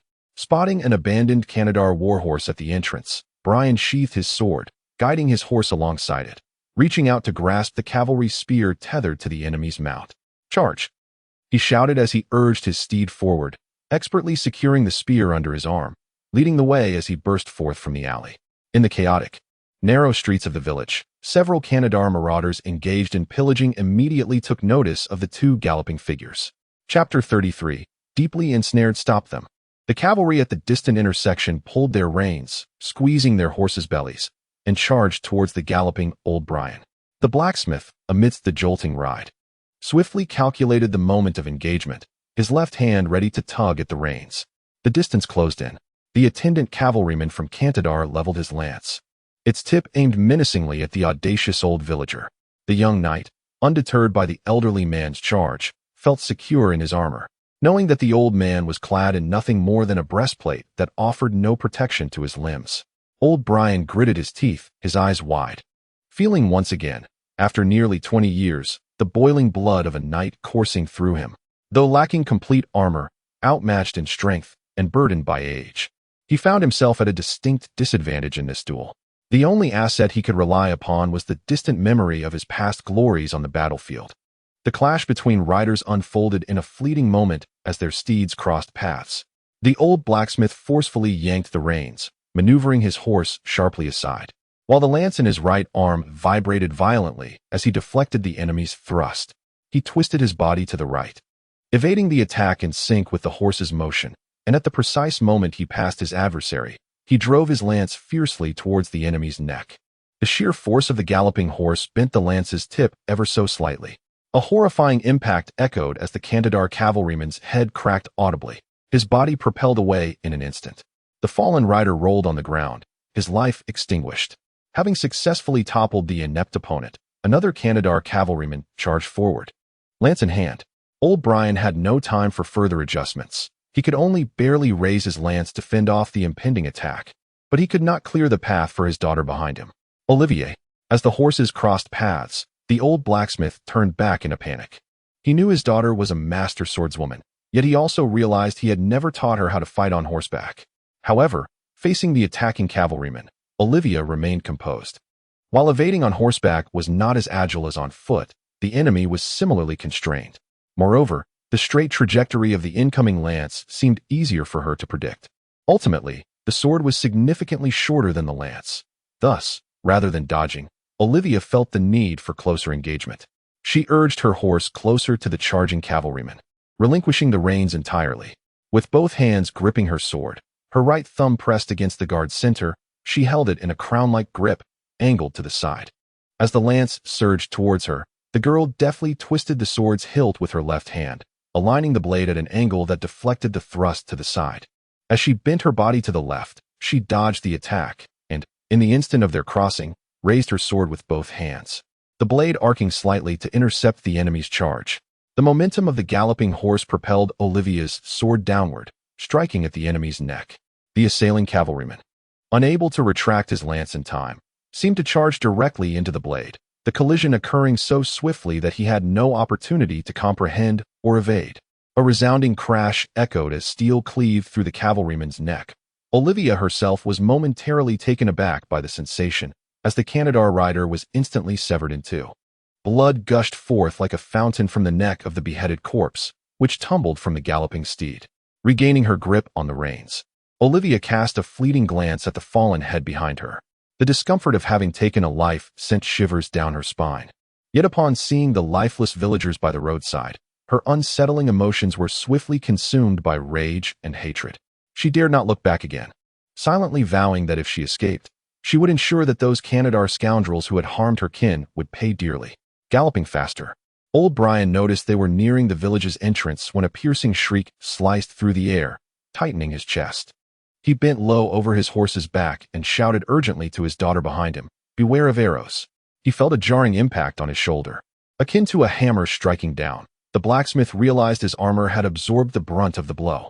Cold sweat broke out as he anxiously turned to look back, just in time to see Olivia deftly deflecting a flying arrow with her sword.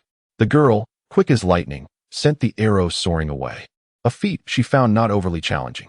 The archer on the rooftop, stunned, watched as his arrow was deflected by the girl. Yet the trained archer, unfazed, swiftly nocked a second arrow, this time aiming not for the girl, but for her galloping steed. Whoosh! The Yulian warbow unleashed its pent-up power, the arrow striking true into the horse's chest. Just as old Brian relaxed, he heard a thunderous crash behind him, turning in terror to see Olivia's mount stumble and fall. Olivia skillfully braced herself against the falling horse, executing an acrobatic flip and leaping clear of the saddle. Her skirt billowed as the petite figure landed gracefully. But the wounded horse let out a pained whinny before collapsing, its limbs thrashing in agony, unable to rise again. "Annie!" Olivia cried out in sorrow, rushing towards her childhood companion. Yet the relentless pursuers forced her to halt, turning to face the incoming threat with her sword drawn. The approaching knight, clad in imposing full armor, thundered forth on a massive warhorse, causing the ground to tremble beneath their weight. That was a true Kantadar noble knight, a heavily armed and armored cavalryman. "Stop!" Old Brian shouted, his heart racing as he pulled the reins, rushing back towards his daughter. "Olivia, get out of the way." Clenching her teeth, she observed the advancing cavalryman with a calmness born from fury. "You vile scoundrels!" In her sacred gaze, a chilling intent pierced through her soul as she stepped back, drawing her sword in a ready stance against the armored knight, who charged forward like a living tank. The knight, behind his mask, remained cold and ruthless, raising his lance to strike the golden-haired girl before him. He had witnessed firsthand how this seemingly frail girl had dispatched his squire with a single blow. Confronted by such an unfathomable opponent, the knight felt no sense of overconfidence merely because she wielded a sword, seemingly posing no threat. Even a lion must exert its full strength against a hare. He would not make the mistake of underestimating his opponent. 5 paces, 4, 3, 1. The lance lowered slightly, targeting the girl who appeared to stand still, the force of the lance stirring the air into a vortex. Chapter 34. Captives. The unstoppable lance descended like a hammer, shattering the air with a resounding crash. The girl's golden hair flew about her shoulders in a whirl. The lance struck the ground with tremendous force, sending rocks and sand flying as it cracked the earth beneath. What? The knight, who had missed his strike, felt a chill run down his spine in an instant.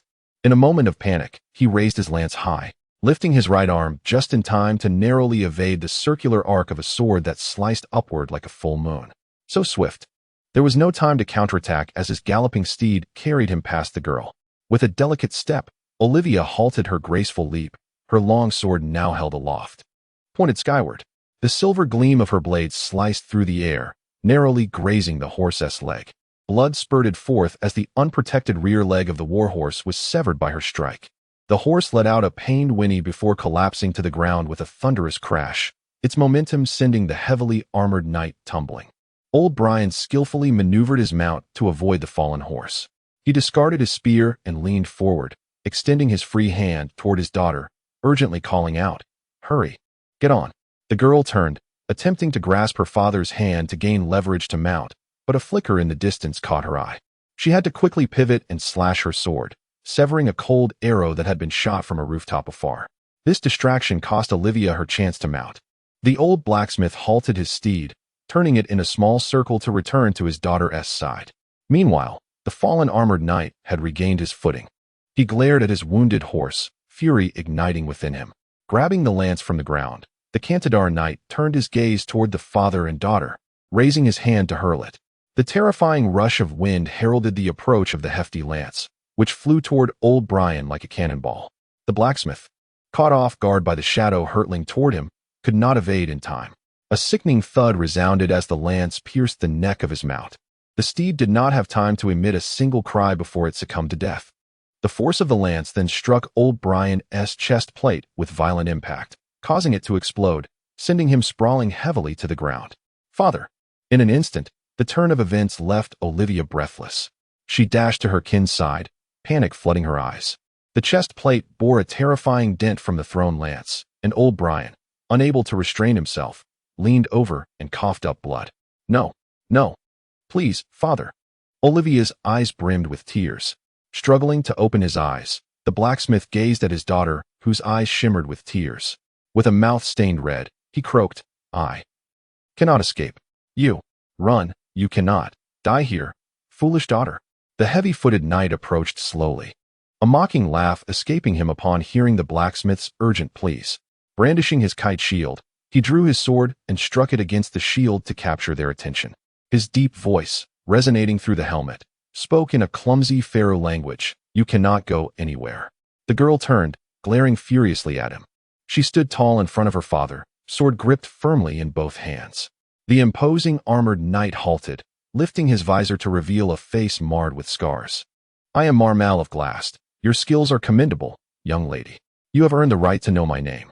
With that, Marmal lowered his visor once more, raising his sword blade before him.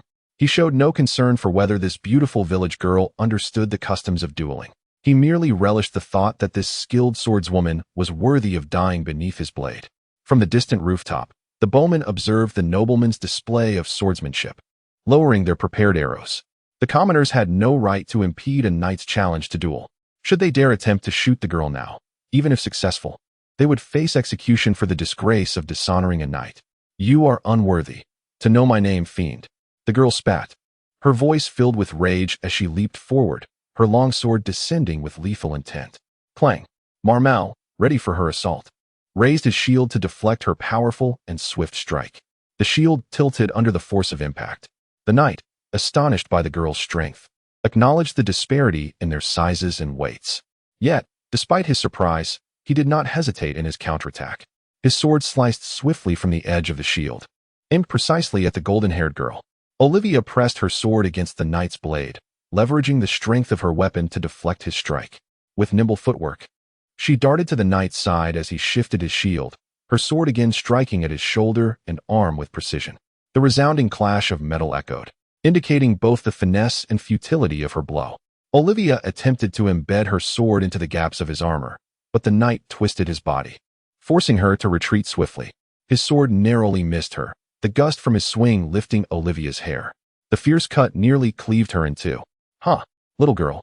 It seems this is your first encounter with a true knight, Marmal mocked. I hope you don your armor better in your next life. His voice escalated into a roar as he lunged forward, his heavy armor compressing Olivia's space to maneuver. Simultaneously, his kite shield swung like a hammer toward her. Olivia furrowed her brow, evading the strike and preparing to counter. However, the knight, relying on his protection, swung his left arm without restraint. The force of the shield's blow compelled her to leap back once more. Yet, she was not fooled by his feigned attack. As she steadied herself, she sidestepped her sword to meet the knight's follow-up strike. Her arms moved gracefully, dissipating the knight's powerful blow. In a surprising twist, Olivia surged forward. Defying the principles of swordplay, as if willingly embracing danger, she closed the distance to the knight. He instinctively raised his shield to block her. But the weight of his own power worked against him, giving Olivia the advantage. With a leap, she sprang onto the shield, using it as a springboard to propel herself into the air. Gripping the hilt of her sword tightly, she spun around, bringing the sword's pommel crashing down onto the knight's helm with a resounding thud. Marmal felt the world turn white for a moment, his mind numbing as the shock sent him staggering forward. Realizing the gravity of his situation, the knight attempted to turn, but his limbs felt sluggish for just a second. In that fleeting moment, Olivia landed behind him, plunging her long sword into the gap of his armor at the back of his thigh. Ah! The heavily armored knight grunted, forced to his knees. This was the greatest weakness of a knight's heavy armor compared to that of an infantryman. Olivia swiftly drew forth her crimson blade, its sinuous form darting like a serpent into the vulnerable space beneath her enemy's armpit. Just as she was poised to forcefully penetrate the chainmail and pierce the chest cavity, a thunderous command, laden with a thick accent, interrupted her movements. Enough! Stand down! Shouted another noble knight from a short distance away. Olivia's peripheral vision caught sight of him, and her pupils dilated in shock. In the midst of her fierce clash with the knight, she realized that she had been encircled by the Kantadar cavalry. Her father lay incapacitated on the ground, a sword poised threateningly against his throat. Surrender, or he shall perish. The leader of the Kantadar nobles regarded the formidable golden-haired maiden with an intrigued gaze. Chapter 35. Opportunity beneath the windmill on the northern slope. 6 mercenaries from the Kantadar had tethered their horses nearby. 3 of them lounged about, sheathed daggers at their sides, leisurely surveying the chaos within the village as they jabbered and gestured, lamenting their inability to partake in the plunder occurring down the hill. At the top of the windmill, the remaining 3 sentinels had only one stationed by the window to watch the horizon, while the other 2 slouched against the wall, feigning rest. Luin cautiously withdrew his gaze from the jagged edge of the tower's opening. The trio had been hiding atop the windmill for several hours. Yet no opportunity for escape had presented itself. The previous night, over a dozen Kantadar cavalrymen had taken control of the mill. These were no mere brigands or village thugs. Faced with such a plethora of skilled and fully armed warriors, the 3 boys had no chance of success. Although most of the cavalry had surged into the village of Selva at dawn, leaving only 6 to guard the windmill, Luin, having assessed their comparative strengths, dared not risk confrontation. The enemy was organized in groups of 3, making it impossible to isolate a lone assailant. Any exposure would result in a 3-6 disadvantage. For Luin, Lohak, and Azirian, the notion of an individual facing 2 cavalrymen was nothing short of folly. How he wished he possessed the prowess of Olivia. In the depths of his predicament, Luin couldn't help but echo Lohak's earlier lament. His thoughts drifted to the golden-haired maiden, and he cast a worried glance towards the village below. Though visibility was limited, the sight of the cavalry storming into Selva was one they had silently witnessed in its entirety. It was impossible for this to not affect Olivia, who resided within the village. However, with the 3 boys ensconced at the tower's pinnacle, their own survival was paramount. Aside from indignation, they felt utterly helpless. As if the replaying of this tragic scene stirred painful memories, Lohak turned his head away, closing his eyes to shield himself from the calamity unfolding below. Luin could only mourn in silence, fervently hoping that the kind-hearted girl could carve her way through the chaos with her exceptional swordsmanship. Suddenly, the distant sound of clattering hooves approached. The 3 boys cautiously crouched down, concealing themselves from view. The sentinels stationed inside and outside the mill peered out. 3 of their comrades, laden with bulging bags, rode in, one of whom had a brown-haired girl bound on horseback, her mouth gagged with ragged cloth as she sobbed piteously. "What brings you 3 back?" inquired one of the stationed mercenaries. "The chief sent us to take over. We were getting tired anyway. What's the matter? Are you not pleased?" The lead mercenary, with a pockmarked face, pulled on the reins, dismounted, and chided with a grin. "You seem to have collected quite the haul. This shabby village appears to have some riches. Don't even mention it. It's all worthless scraps." The more substantial houses were cleaned out by the knight's servants. "We just managed to grab a bit of lard," the pockmarked man complained, then suddenly shifted his expression to one of gleeful malice. "But they've bitten off more than they can chew. Some have found that they can seize, but not spend their lives." "How so? Did this small village offer resistance? Did we suffer losses?" a surprised Kantadar rider asked. "We lost 1 man. The Baron's men lost 2, and a knight was nearly done in. If the Baron hadn't arrived promptly, that knight would have been a goner. He is still in bed now, poor fellow." "Talk about a shipwreck in a sewer," the pockmarked man recounted animatedly. "Pray tell, how did this happen? The militia here is quite formidable." The station mercenaries were intrigued and gathered closer to hear the tale. "There's no militia. It was just a little girl and an old man. They killed 3 of us along the way, and the injured knight was taken down by the girl," he sighed. "Come now, you jest." The listeners were incredulous, dismissing it as mere bravado from the pockmarked man. "Believe it or not, I witnessed it with my own eyes. If you don't believe me, go ask around the village yourselves," he retorted, too weary to argue further. Yet he understood their skepticism. Had he not seen that golden-haired girl holding her ground against the knight and the baron, he might have doubted the absurdity of it all. A diminutive girl of 15 or 16, clad in a fitted dress, had bested a heavily armored noble knight who weighed twice her own weight. It was a tale even the most intoxicated tavern-goer would struggle to believe. The pockmarked man didn't dare ponder how the knight's prized steed had been felled. He merely felt fortunate that he hadn't been in the way at that moment. "Such a little girl? She seems to have spared your life." One of the riders leered, stepping forward to pat the captured girl on the back of the horse, rudely ruffling her hair. The girl struggled violently in fear. The pockmarked man shoved the rider's hand away. "Don't touch what's mine," I haven't even had my fun yet. If you want her, go take your own." The other riders laughed and dispersed, while one went upstairs to rouse their companions. The group mounted their steeds and rode off. The pockmarked man secured the horse and hoisted the captured girl down, instructing one of his subordinates to keep watch from the roof while another stood guard at the door. "Don't rush. Let me enjoy myself first, then it'll be your turn." Once finished, he patted the sobbing girl on the shoulder and entered the mill with a lewd laugh. "Hush now. Save your strength. You'll be screaming much louder soon enough." At the tower's summit, Luin and his companions quietly watched as the 6 mercenaries gradually receded from view. Although Luin was oblivious to the conversations below, he risked a glance. The 6 had dwindled to 3, and those 3 had dispersed. One sat alone at the mill's entrance, watching the horses, while the other 2 entered the windmill. Luin turned to his companions by the broken opening. Lohak peeked out to survey the 3rd floor. Moments later, he raised a finger to signal Luin, indicating that only a single sentinel remained at the top. What an opportunity! Luin nudged Azirian's shoulder, indicating it was time to act. After enduring the biting wind atop the tower for several hours, this was their best chance for escape. 3 enemies stood isolated, one at the window, another guarding the entrance, and the one preparing to commit unspeakable acts with the village girl was undoubtedly on the 1st or 2nd floor. Luin steadied his sword at his waist, careful not to make a sound, as he and Azirian crept to the edge of the opening to observe.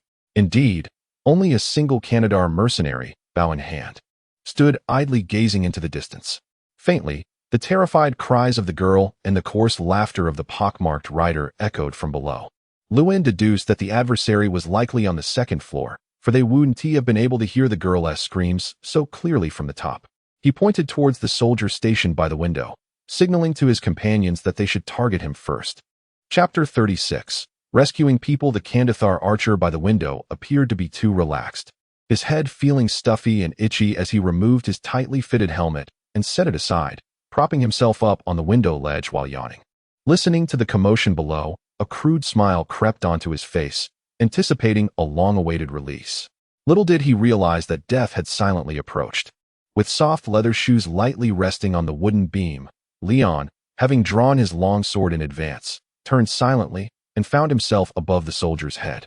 Finding the perfect position, he reversed his grip on the hilt, using his left hand to steady the sword's blade, the tip aimed directly at the exposed neck of his target. He took a deep breath. By the gods, justice descends. Leon leapt into action, akin to an assassin emerging from the shadows, the long sword plummeting downwards with the force of gravity. The unsuspecting archer felt an immense weight descend upon him, thrown off balance by Leon's sudden attack. The 2 crashed to the floor with a thud. The archer's startled cry was cut short as Leon's blade pierced through his throat, the tip even embedding itself in the floor beneath. In agony, the archer's eyes widened in terror, emitting only gasps of pain as a torrent of blood erupted from the wound.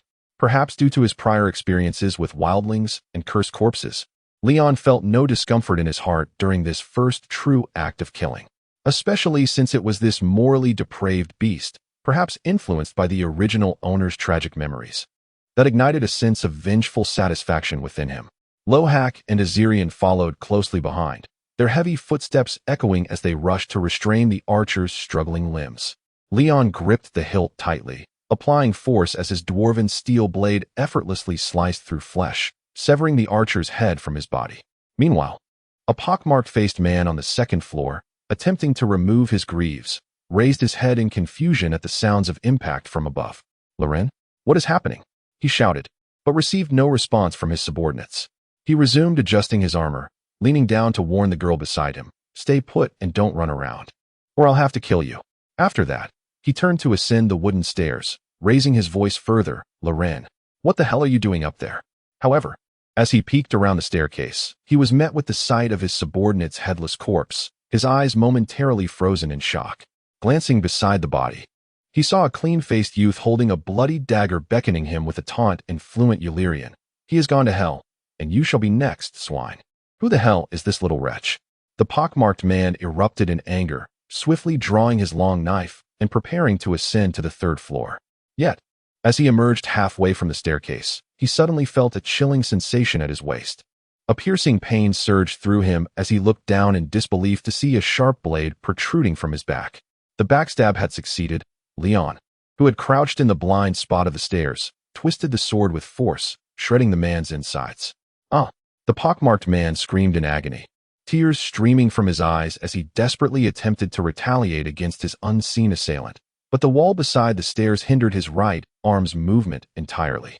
"Garuf, Garuf, are you deaf? Come here." In his panic, he shouted for his comrade outside, yet his gaze shifted left to see another tall youth charging toward him. Fury etched across his face. "Die, bastard." Lohak swiftly advanced, raising a spear-like runed arrow and thrusting it into the pockmarked man's eye socket. The arrowhead, sharp enough to pierce Griffin's skin, obliterated the man's eye, nearly penetrating his brain with the youth's vengeful strike. Without hesitation, Lohak's broken sword swept across, tearing a large strip of flesh from the man's neck, creating a gaping wound that ripped through his throat.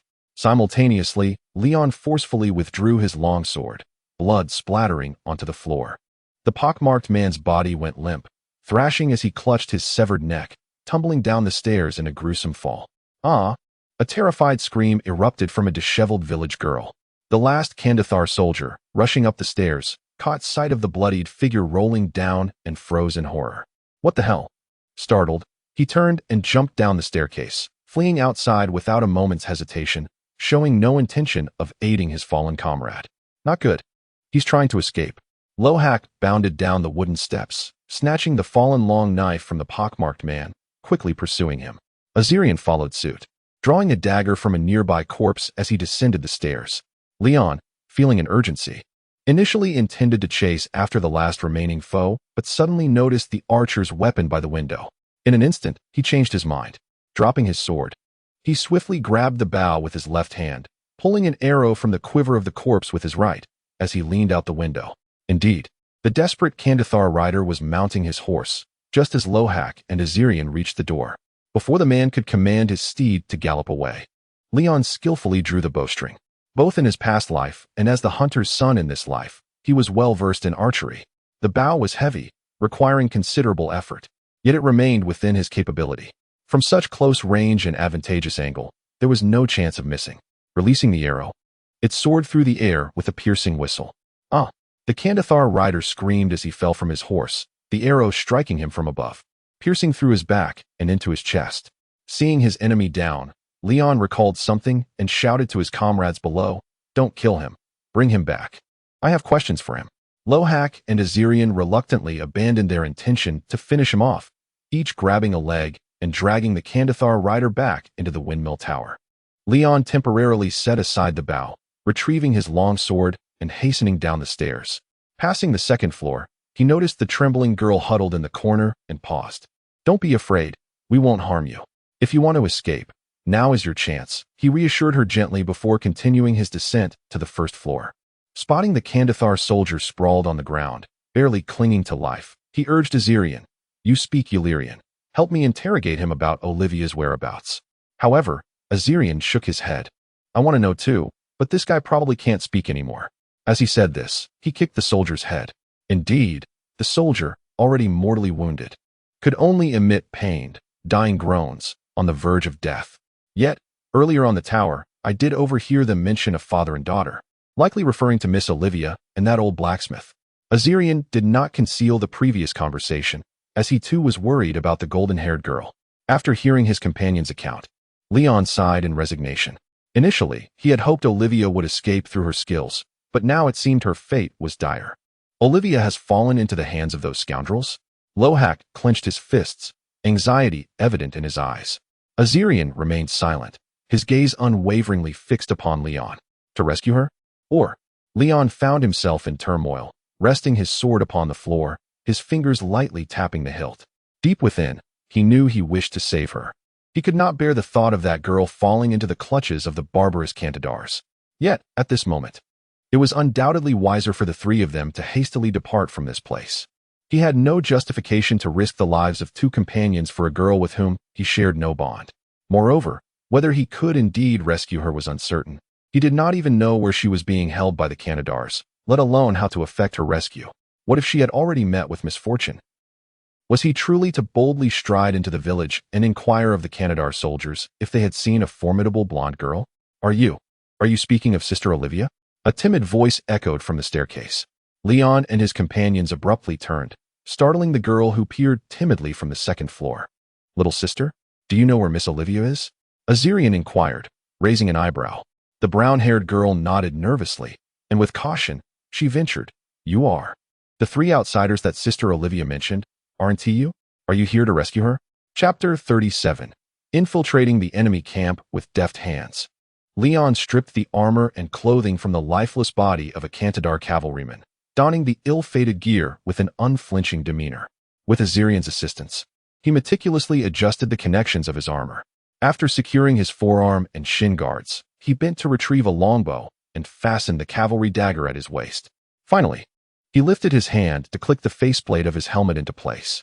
Turning to his companions, already clad in their own armor, he noted that Azirian and Lohak, concealed beneath their masks, bore no resemblance to their former selves, as long as they refrained from removing the distinctive bearded iron face masks of the Kantadar army.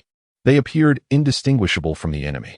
Of course, apart from the linguistically adept Azirian, Leon and Lohak would immediately betray their identities upon uttering a word. Leon lifted his mask once more and called up to the second floor.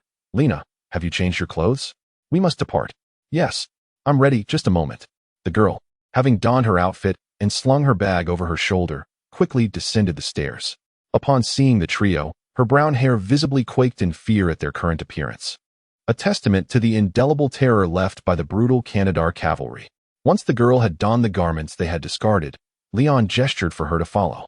They exited the windmill, ensuring the wooden door was securely shut, and untied the reins of the horses outside, mounting up with the girl.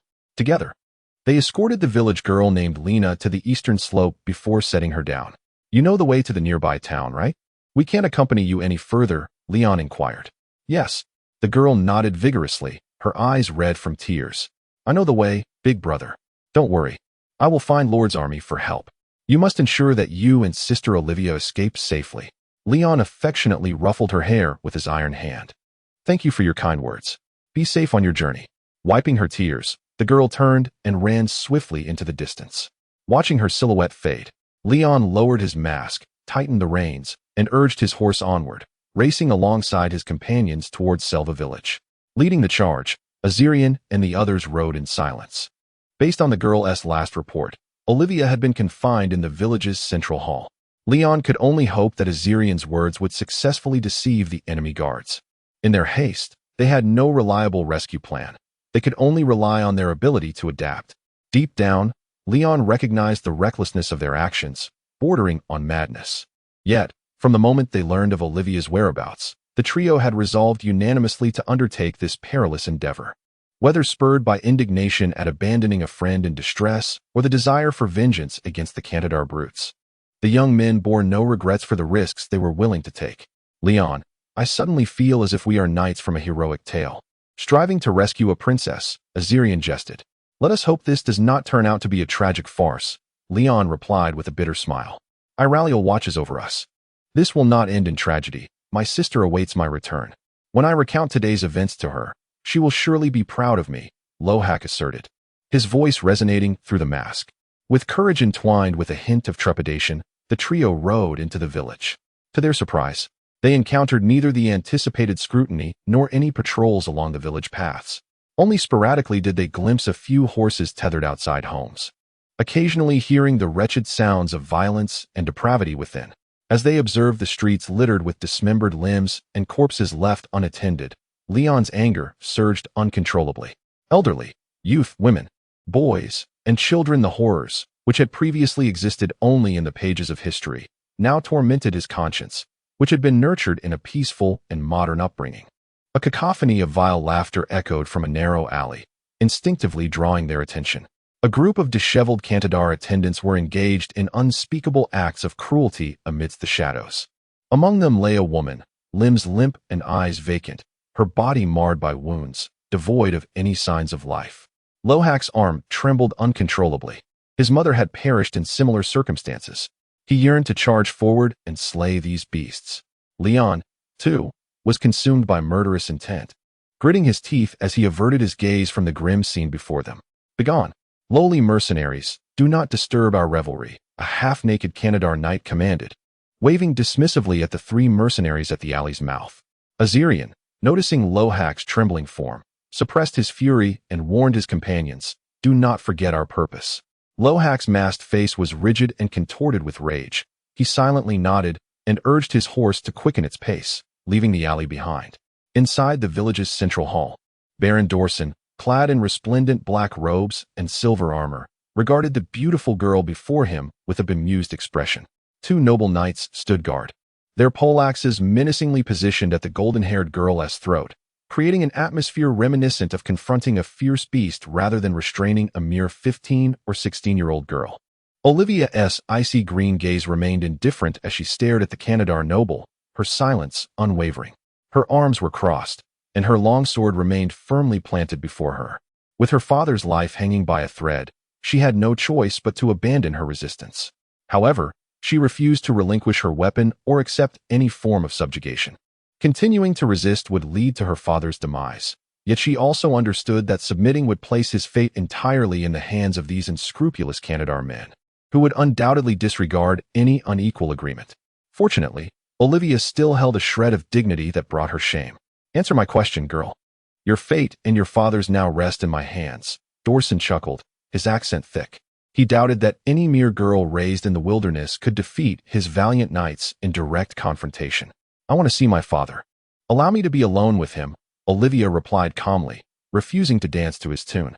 Raising an eyebrow, Dorsen approached, lifting his armored hand to gently grip the girl's delicate chin, his eyes filled with a mixture of admiration and disdain.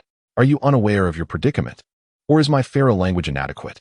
Or perhaps you believe I must strip you of your clothing and toss you onto the bed before you will answer my questions?" Clang! In an instant, swords clashed, creating a shower of sparks from their violent collision. Baron Dorsen parried the blade that had aimed for his groin, stepping back to create distance, marveling at the speed of her strike. What an incredibly swift sword. I nearly failed to respond in time. No wonder Mommer could not defeat her. Seeing their lord nearly bested, the knights on either side roared in anger, crossing their axes against the girl's slender neck. The guards by the door drew their weapons, prepared for battle. "Enough!" Baron Dorsen raised his hand to halt his subordinates. Olivia calmly sheathed her sword, entirely indifferent to the weapons pressed against her from either side. "I shall reiterate, I demand to see my father, and you must ensure his survival." With an air of indifference, the young woman raised her long sword, resting its blade against her own neck. "Otherwise, you shall only receive a headless corpse."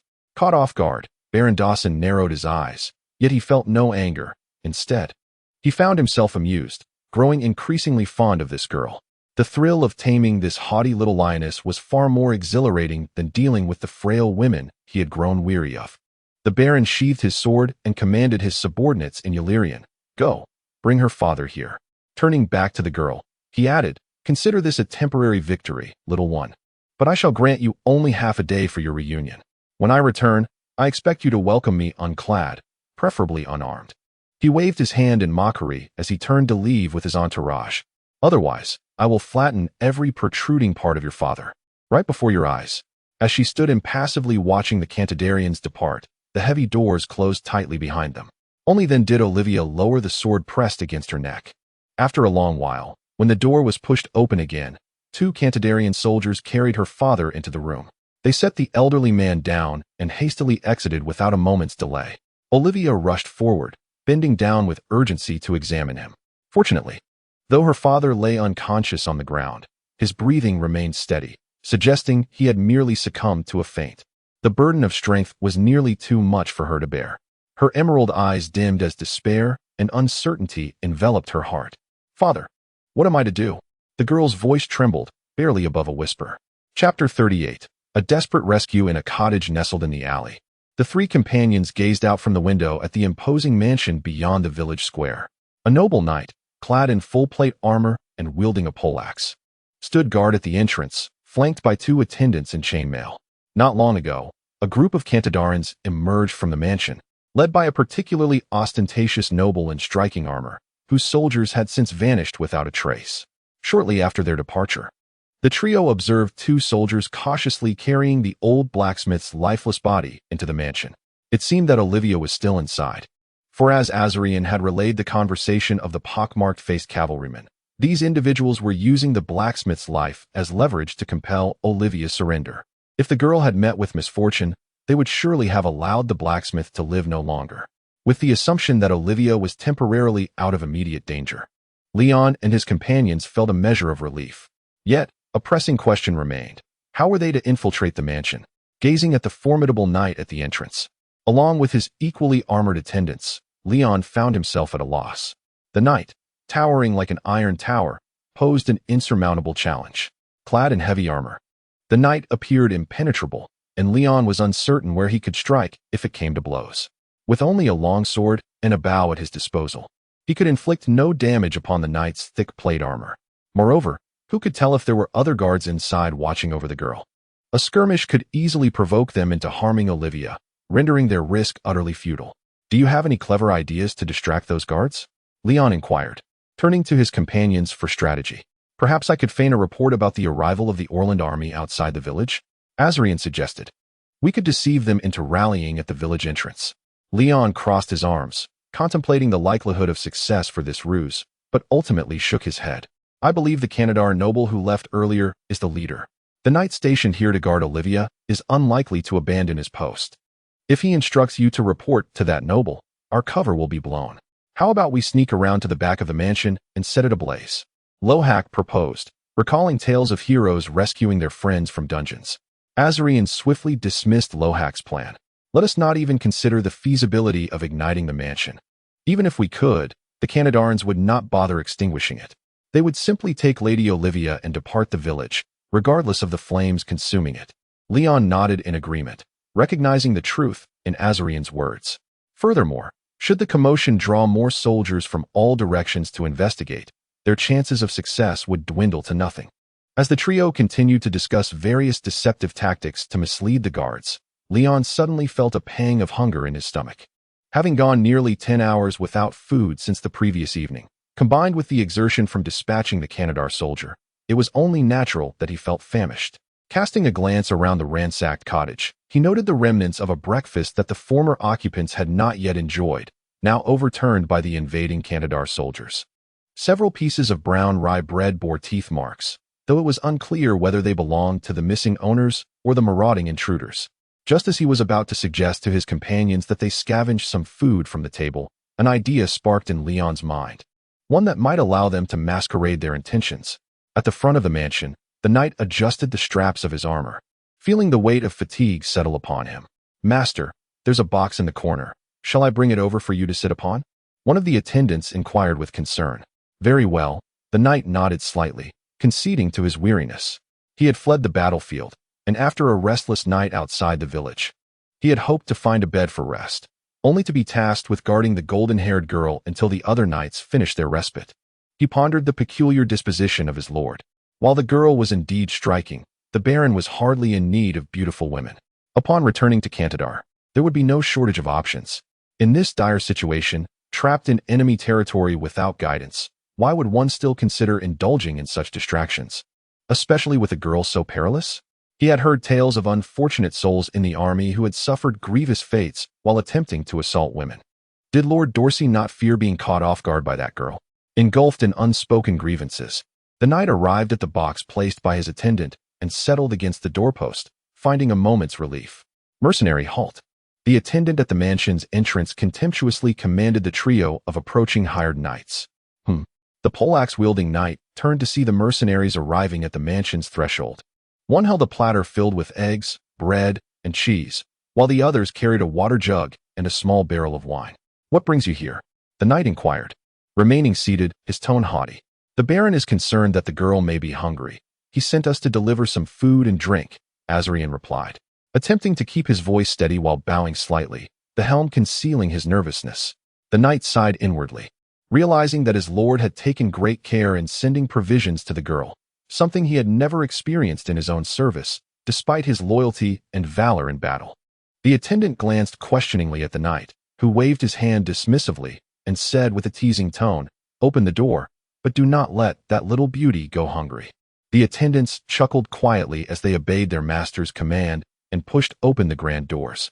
Leon, peering through the mask, was disappointed to find no sight of Olivia within.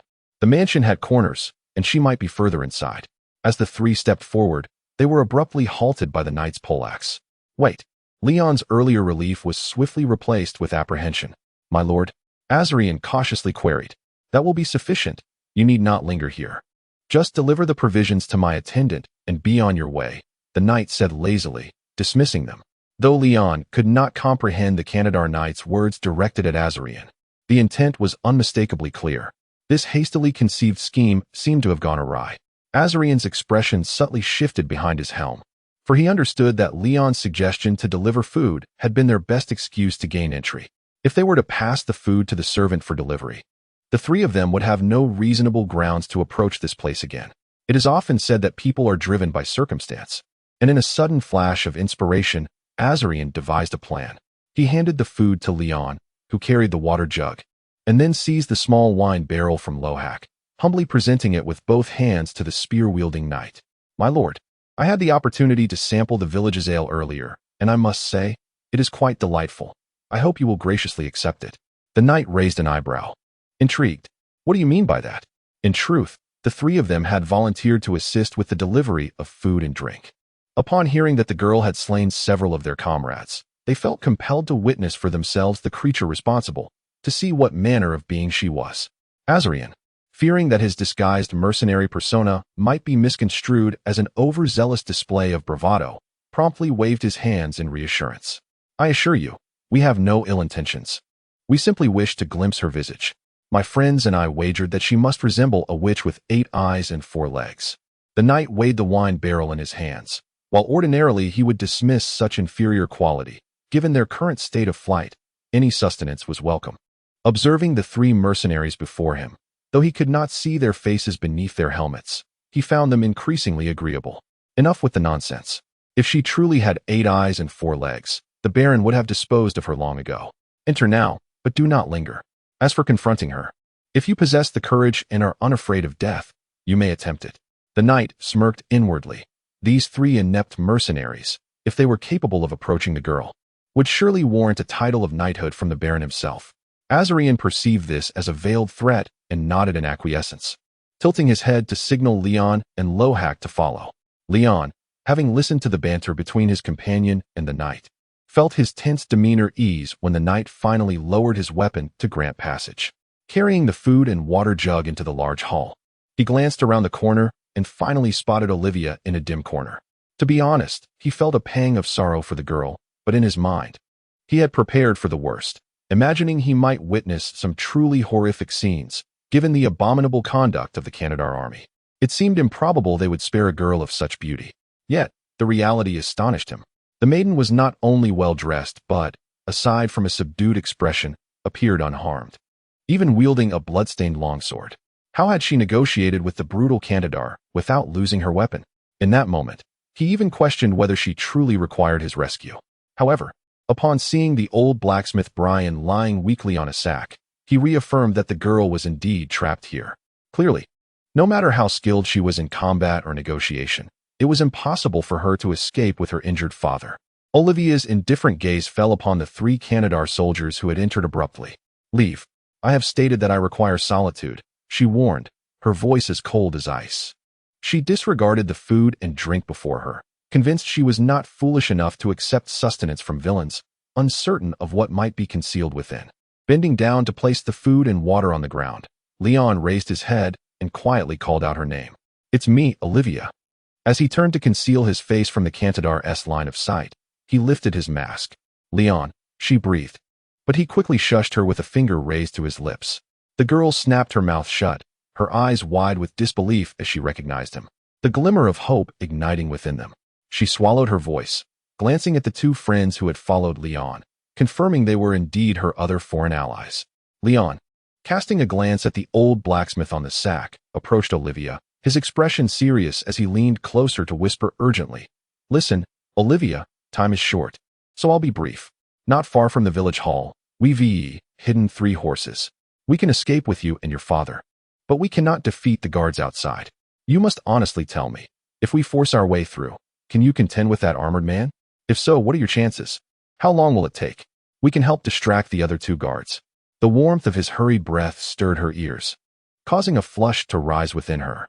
Yet, she quickly shook off the unwelcome sensation, dismissing her errant thoughts. and replied earnestly.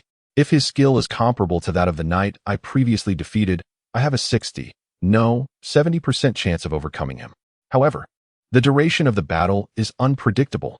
He will be prepared for my style of combat, and his spear makes it difficult for me to close the distance to employ my half-sorting techniques. Unless I have a suitable war hammer, I cannot conclude the fight swiftly. As she spoke, Olivia locked her green eyes onto Leon's, guilt etched across her features. I'm sorry. The girl was acutely aware of her inadequacy in the face of her friends who risked their lives to rescue her. She had already lost far too many familiar faces in the village. Above all, she did not wish for her noble friends to perish because of her. Understanding the gravity of the situation, Olivia hastily proposed a more viable plan. Perhaps I can distract the guards at the entrance, drawing their attention while you escape with my father. A forced smile crossed her face, though her eyes betrayed her struggle. Do not worry about me. That Kantadar noble does not wish to kill me, which is why I am still here.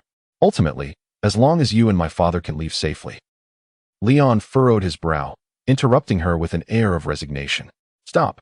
We need to think of another way. Some truths were too delicate to voice at that moment, as they were both practical and potentially hurtful to her feelings.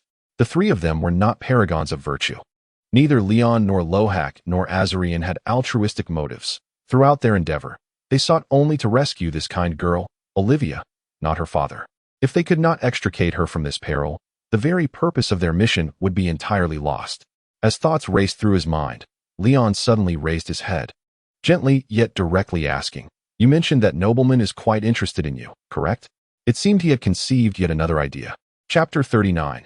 The hostage has been evacuated. The brief exchange concluded before it could arouse the suspicions of the guards outside, once again donning their masks to conceal their identities.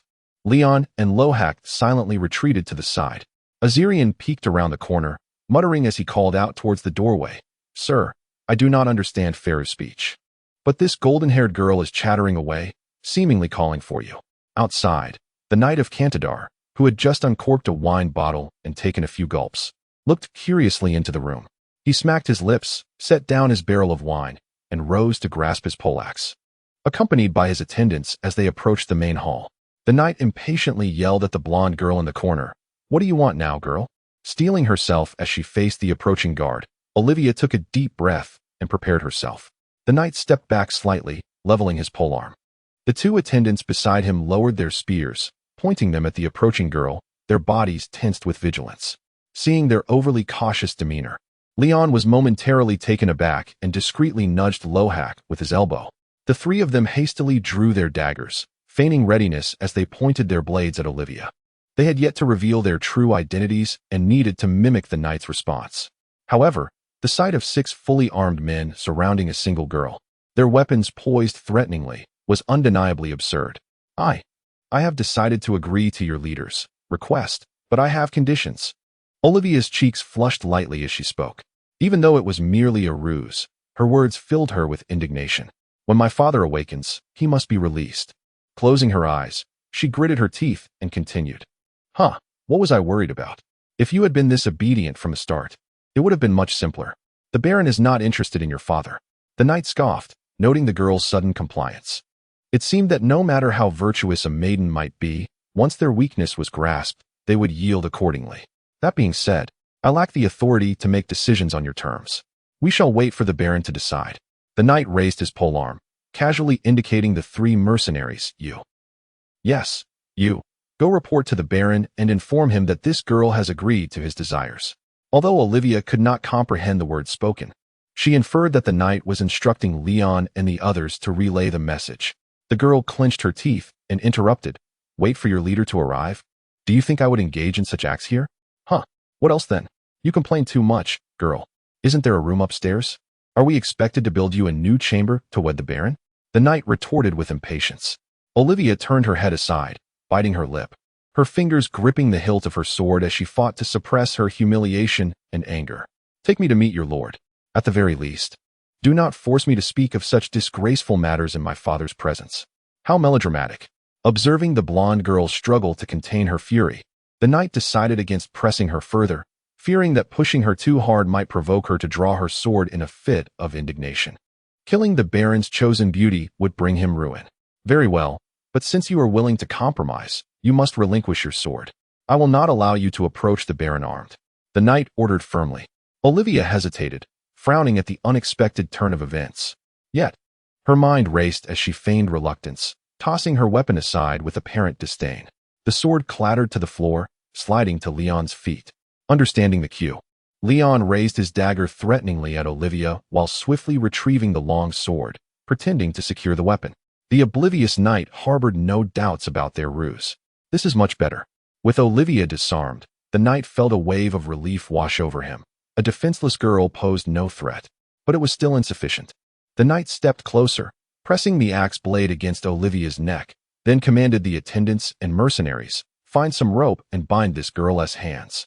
Startled by the knight's words, which were not spoken in Faroe, Olivia felt a surge of panic. She could not understand his intentions, and neither Leon nor Lohak could react. Fortunately, Azirian among them could comprehend. Quickly scanning the surroundings, the boy spotted a pile of sacks nearby, with rope lying beside them, and dashed towards it before the other two attendants could react. Olivia, noticing Azirian disguised as an enemy picking up the rope, turned to the knight and asked, "What are you planning to do? Do you truly believe I would allow you to approach the Baron freely? Little girl, do not take me for a fool. With your capabilities, who knows if you have learned hand-to-hand combat?" The knight mocked. Olivia stole a glance at Azirian, who had circled behind her. Regaining her composure, she feigned anger and retorted, "Coward. Coward? To send a ravenous beast to my lord's bed, I would say I am merely cautious." The knight laughed without shame. Meanwhile, Azirian silently bound Olivia's wrists behind her back with swift movements. Concealed by her body, he tied a hidden slipknot at the end of the rope, then subtly nudged the loose end against her palm. Olivia grasped the knot, her crossed hands obscuring the binding. Leon, observing from the side, felt a surge of relief. Is this enough? Should I have my feet bound as well? The girl opened her eyes, gazing disdainfully at the knight, her voice dripping with sarcasm. "Ha! That won't be necessary. Let us be on our way." The knight laughed, raising his axe. He gestured for the attendants to flank her and then pointed to one of the mercenaries, commanding, "You stay here and keep an eye on that unconscious old man." Lohak, unable to understand the Kantadar's chatter, glanced at Azirian. "What are you dawdling for? Haven't you had your fill of this golden-haired girl? The Lord instructed you to stay. So stay?" Azirian said with a brusque shove to Lohak's shoulder, pointing at the old blacksmith lying in the corner. Despite not comprehending what his companion was shouting, Lohak understood the unspoken directions as Azirian's finger pointed slightly toward the ground, nodding in acknowledgement. With Lohak left to guard the unconscious blacksmith, the others surrounded the golden-haired girl and escorted her out of the main hall. Leon gripped Olivia's sword in one hand while holding his dagger against her shoulder with the other. As he cast a wary glance back at the hall, he felt a mix of anxiety and relief. Although their hastily devised plan had deviated slightly, they had managed to navigate through without incident. To his astonishment, the knight had not ordered his attendants to remain behind to watch the blacksmith, thus eliminating the need for an excuse to send someone back to rescue the hostage. Now, their goal was singular. Lohak stood at the doorway, watching the figures of his companions fade around the corner. He turned his gaze around, satisfied to find no other Kantadar scoundrels in sight. Perhaps they were either resting or still indulging in their misdeeds. Counting silently to 10 in his mind, and ensuring that the departing crowd showed no signs of turning back, Lohak suddenly pivoted and dashed back to the large house. He hurried to the unconscious blacksmith, lifting his robust upper body with the intention of carrying him out directly. However, upon noticing the burlap sack beneath him, Lohak reconsidered. With a silent apology, he seized the sack and enveloped the old blacksmith entirely within it. After making a few small holes for ventilation, Lohak, resembling a kidnapper, hoisted the sack containing the old man and swaggered out of the village hall, heading toward the location where the horses were concealed. At a glance, he bore no distinction from the soldiers of the Kantadar who abducted women. The only difference was that his sack contained a comatose old man rather than a weeping maiden. Unfortunately, as he passed a corner alley, he encountered several Kantadar soldiers head-on. "Hey, brother, what lovely lady are you carrying? Why hide her in a sack?" One of the mercenary horsemen leered at Lohak. Unable to comprehend their words, Lohak suppressed his murderous intent, his expression fierce behind his mask, and nodded in a simplistic, hearty manner. Fortunately, the soldiers had no intention of lingering, and they brushed past Lohak in the alleyway. Even among the brutal mercenaries known for their pillaging, there existed an unspoken understanding and unwritten rules. After all, they had fought alongside the same leader, sharing life and death in countless battles, and would not arbitrarily lay claim to a comrade's spoils. Lohak, his body tense and vigilant, entered the small yard where the horses were tethered and immediately hoisted the blacksmith onto the horse's back, loosening the reins. He mounted the horse and rode out of the yard at a measured pace, making his way toward the outskirts of the village.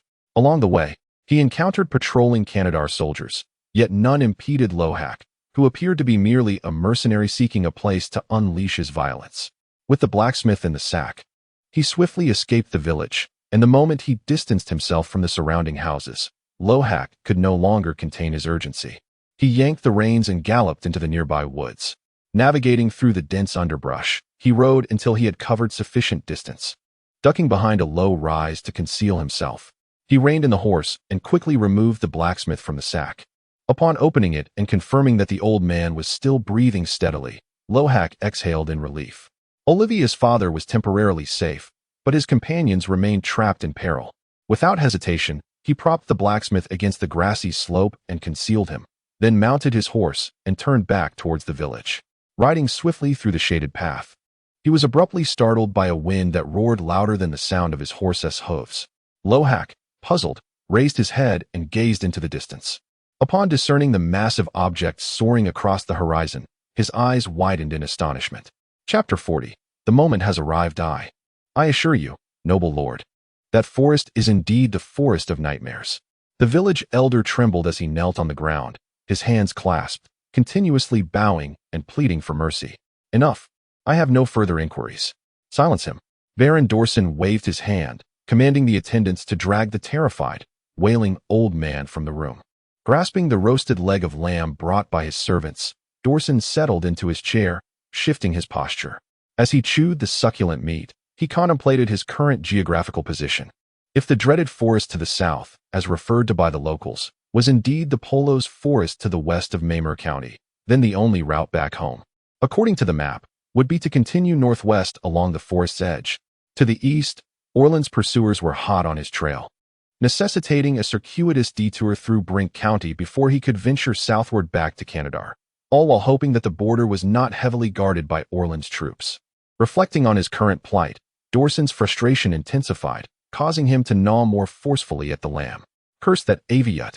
If it weren't for that old dog's promised reinforcements being nowhere to be found. He openly berated his king, his anger escalating with each bite.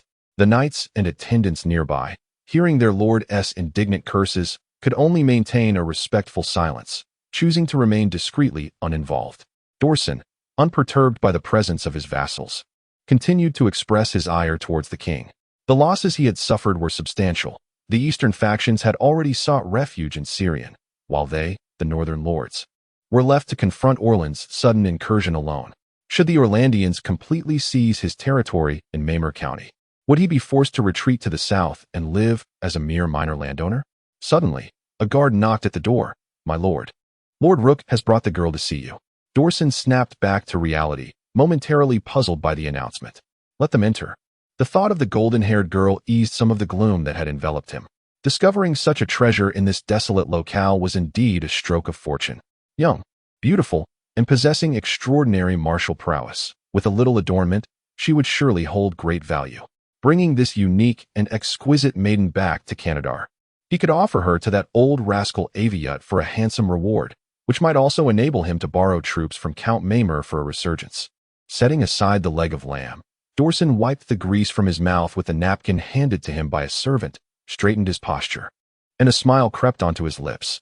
Naturally, he would indulge himself first, let that damned old man make do with his cast-offs. As he observed his interior knights escorting the golden-haired maiden into the room, his eyes brightened. The girl was unarmed, her hands bound behind her back. He had not anticipated that this proud young lady would yield so swiftly. Dorsen turned to the knight bearing the poleaxe.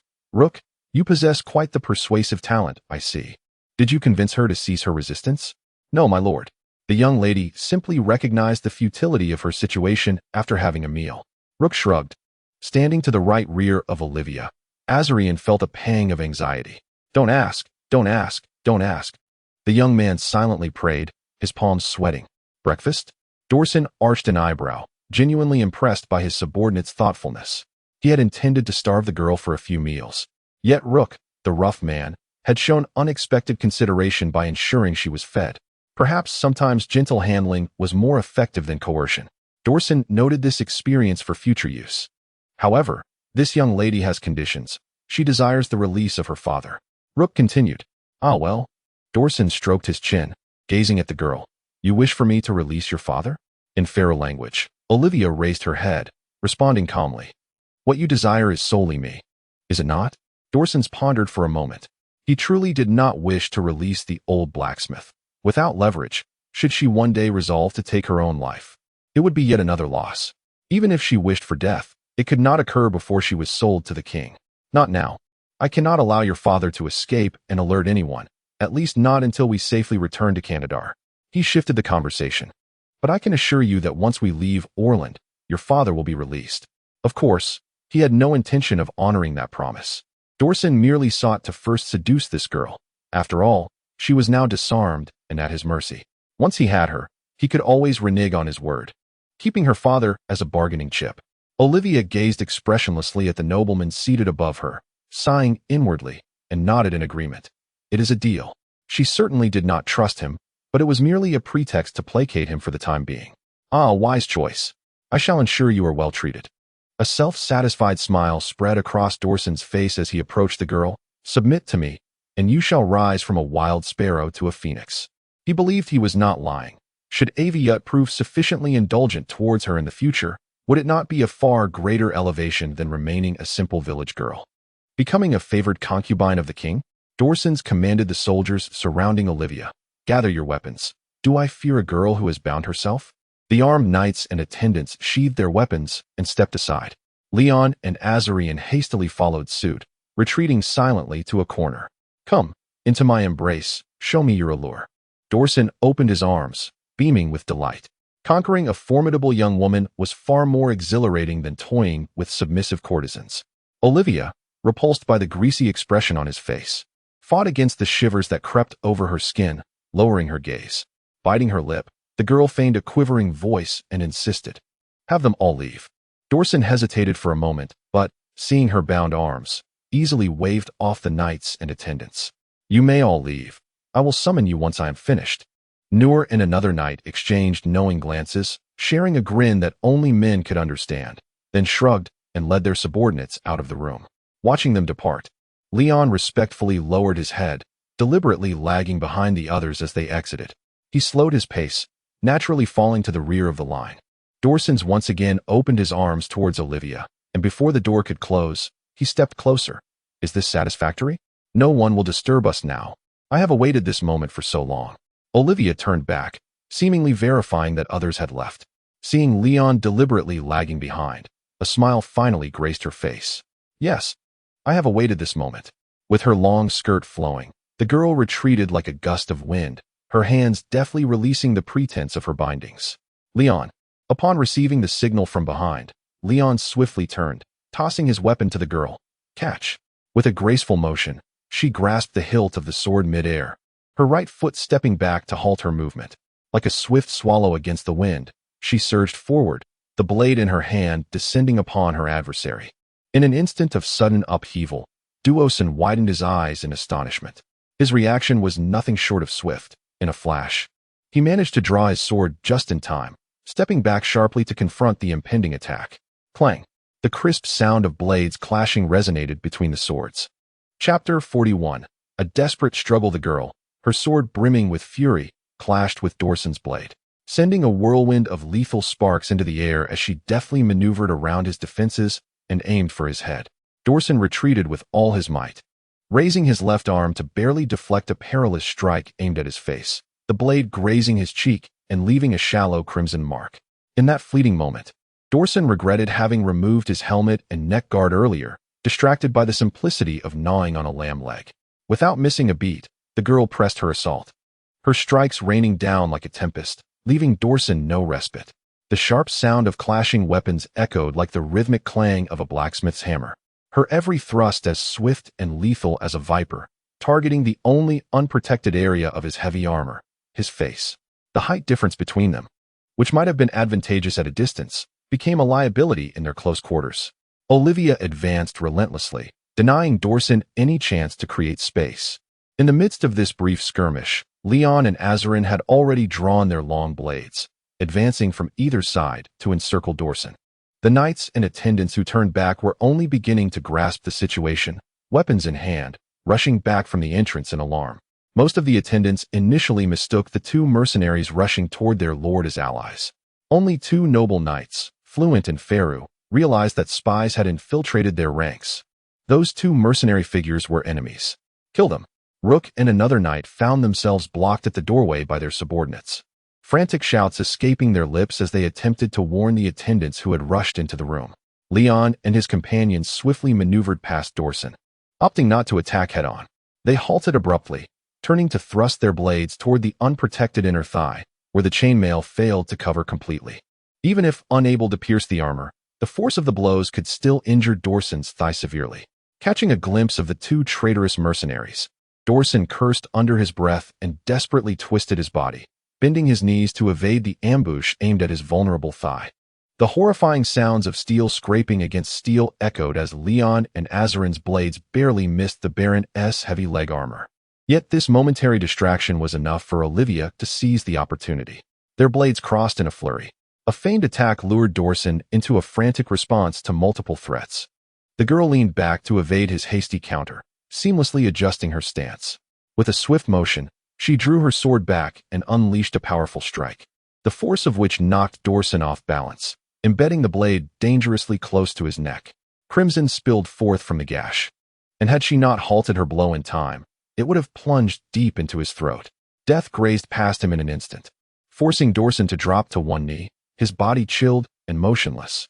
Fortunately for him, it seemed her intent was to take him hostage rather than to behead him. Otherwise, he would have had no chance to reveal his trump card. Seizing the moment, Leon and Azarin positioned their blades against the nobleman's neck from behind. Step back, Azarin shouted in Urian, his voice booming at the startled attendants and knights nearby. This command proved effective.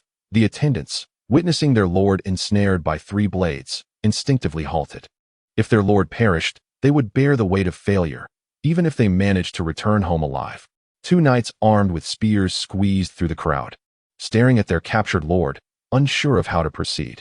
Leon, gripping his blade firmly, took the opportunity to disarm the nobleman by prying the sword from his right hand. Get out of here, Azarin continued to warn. Bring 3 horses to the entrance, and then vanish from our sight, or I'll take his life. Hearing the Urian language through the visor, Baron Dorsen chuckled lightly. Your Urian is quite commendable. Who taught you? Silence, you Kantadar wretch, Azarin retorted, the question igniting memories of his father who perished on the day of the city's fall. What do you plan to do next? Will you simply take me hostage and ride away? I do not believe you would release me once outside. With the threat of immediate death averted, Dorsen's mind raced. Rather than both facing death, why not see who holds more hostages? If you do not release me, I shall have my men execute a villager every quarter hour. Starting with this girl's father? As he spoke the latter part, Dorsen switched to Faru, casting a provocative glance at the girl. Olivia's expression shifted slightly. She was not concerned for her father. He had likely been rescued by Lohak, but for the remaining villagers. You may certainly try, Leon interjected disdainfully, understanding the provocation aimed at Olivia. He clarifies, my companion and I are not locals. The fate of the remaining villagers holds no significance for us. Leon smirked as he pressed down on his blade, lowering his head to mimic Dorsen's tone, warning with utmost sincerity, and I must tell you, our families have long since fallen victim to your kind of Kantadar filth. We would relish the opportunity to dissect you right now. How about this? We shall see who has more hostages or flesh on their bones. If you do not command your men to comply within 15 minutes, I shall start removing your limbs, beginning with your manhood. Dorsen furrowed his brow, falling silent as he realized the sincerity in Leon's threat. It was evident that these two, appearing out of nowhere, held little regard for the lives of other villagers. As he considered the imminent failure of his delay, he turned his gaze back to the golden-haired girl. Despite the fear and anger sparked by his threats, she remained silent, not intervening with Leon's words. This was dire. Dorsen realized that these 2 disguised mercenaries had come with Olivia, likely meaning the old blacksmith in the village hall was no longer within his grasp. Beside him, Olivia struggled to suppress her worry for the surviving villagers, grappling with her guilt. Yet, with escape imminent, she could not selfishly allow Leon and his companions to bear the brunt of the threats for those unrelated to them. Seeing the knights and attendants still hesitating by the doorway, Azarin raised his blade, pressing it against Dorsen's ear, urging loudly, "Command them to comply, now." The young man seemed poised to sever the nobleman's ear at any moment. All right, you win." Feeling the pressure at his ear, Dorsen quickly relented. In the chaos of battle, he had no desire to lose any precious parts of himself over such unexpected circumstances. Appearing to concede, he called out to his men, "Do as they say. Rook, go fetch 3 horses, and you all step back a bit." The knights and attendants exchanged glances, resigned to obey, slowly retreating from the room. "Olivia, keep an eye on him from behind. If he makes any sudden moves, do not hesitate. Act immediately," Leon instructed, taking advantage of the brief reprieve. He then turned to Azarin. "Remove his armor and bind his hands." Azarin nodded. Indeed, Dorsen's heavy armor made it clear that, without Olivia's formidable swordsmanship, he and Leon would have struggled to pose any threat, let alone take him hostage. The young man sheathed his dagger and, together with Leon, moved to swiftly dismantle the armor's clasps and iron fastenings. Dorsen emitted a couple of low grunts but offered no resistance, allowing himself to be stripped of his breastplate, chainmail, and lining, leaving him clad only in a simple tunic. He closed his eyes, feeling the coldness of the sword's tip at his nape, lost in contemplation. Picking up the ropes that had previously bound Olivia, Azirian firmly secured the nobleman's hands behind his back. Having done all that could be done, both parties were enveloped in a brief, yet tense silence. Soon enough, the knights outside indeed brought forth 3 steeds as promised. "Let us go." With his left hand gripping the knight's sword, he forced the nobleman to rise by pressing the blade against his chin. Leon led the way, with Azirian at his side and Olivia bringing up the rear.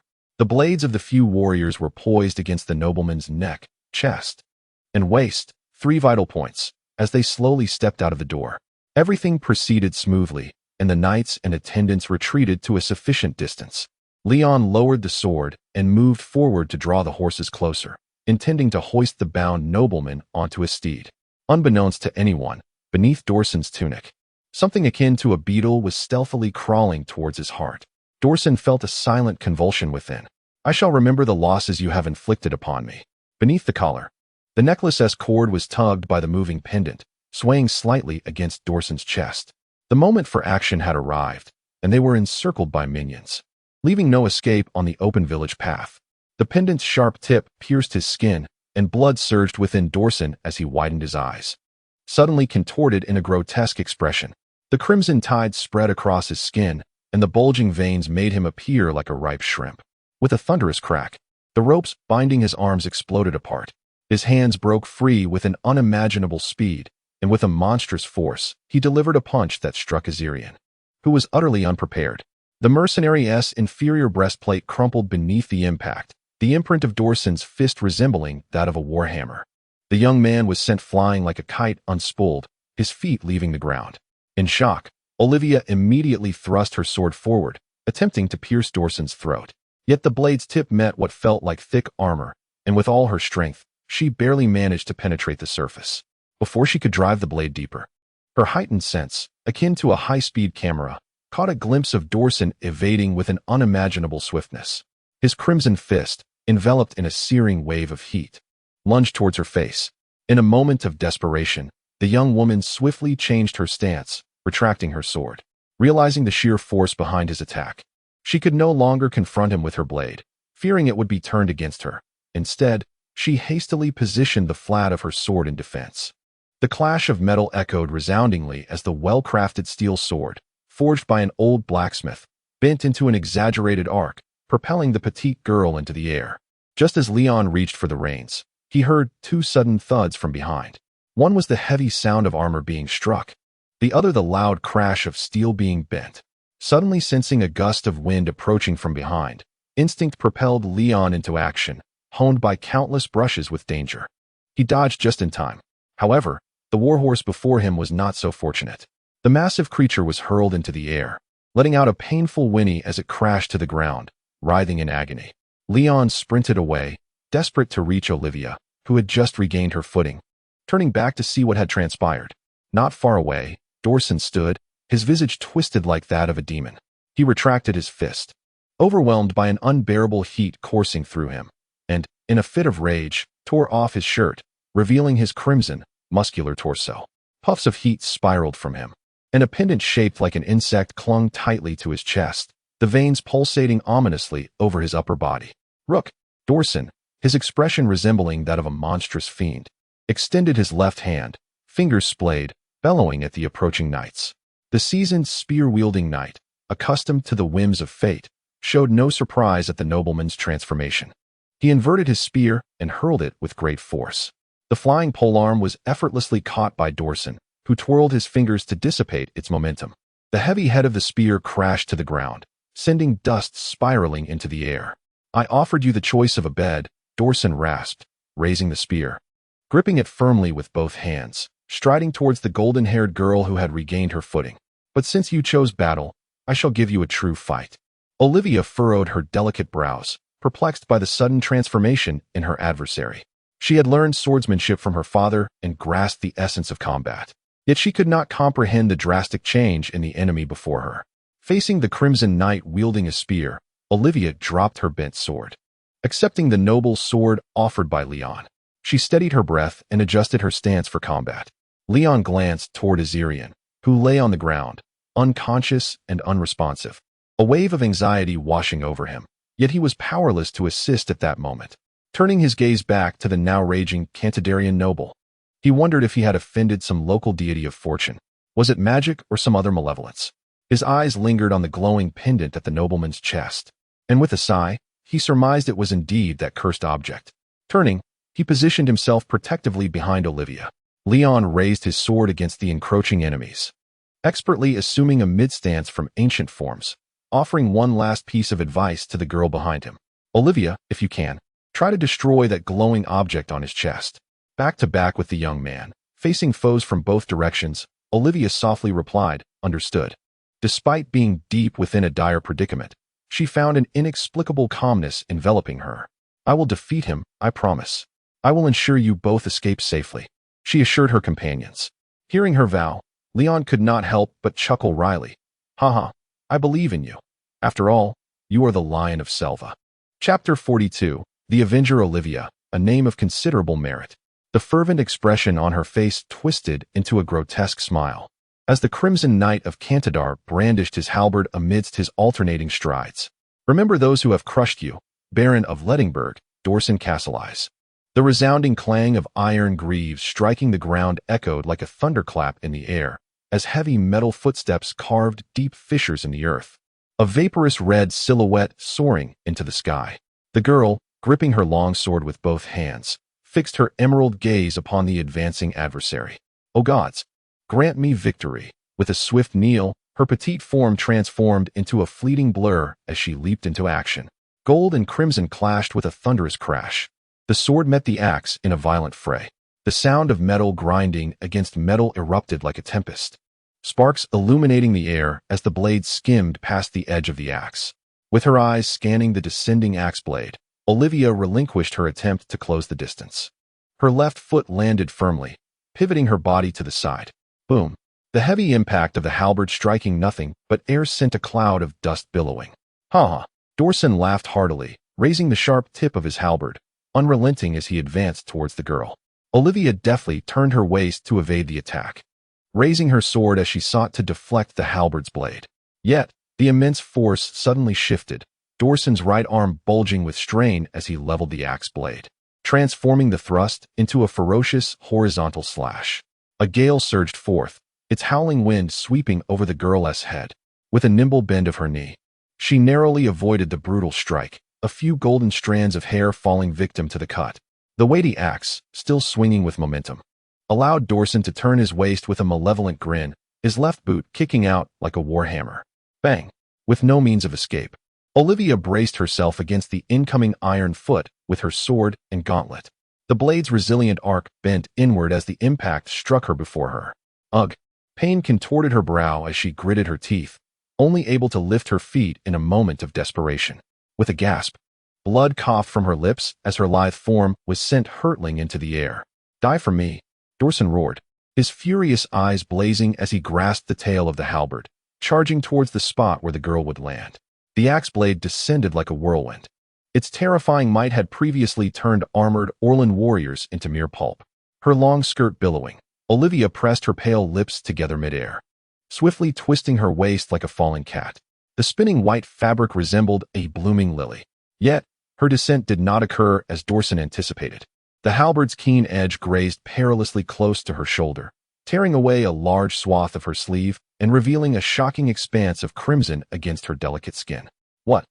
Dorsen's eyes widened in disbelief as his assured horizontal slash missed entirely. Like a falling maple leaf, Olivia spun gracefully in front of her foe. Her tightly gripped long sword now poised above, shimmering with a radiant silver glow as it descended toward his neck. Damn! Dorsen realized he could not retract the overextended halberd in time.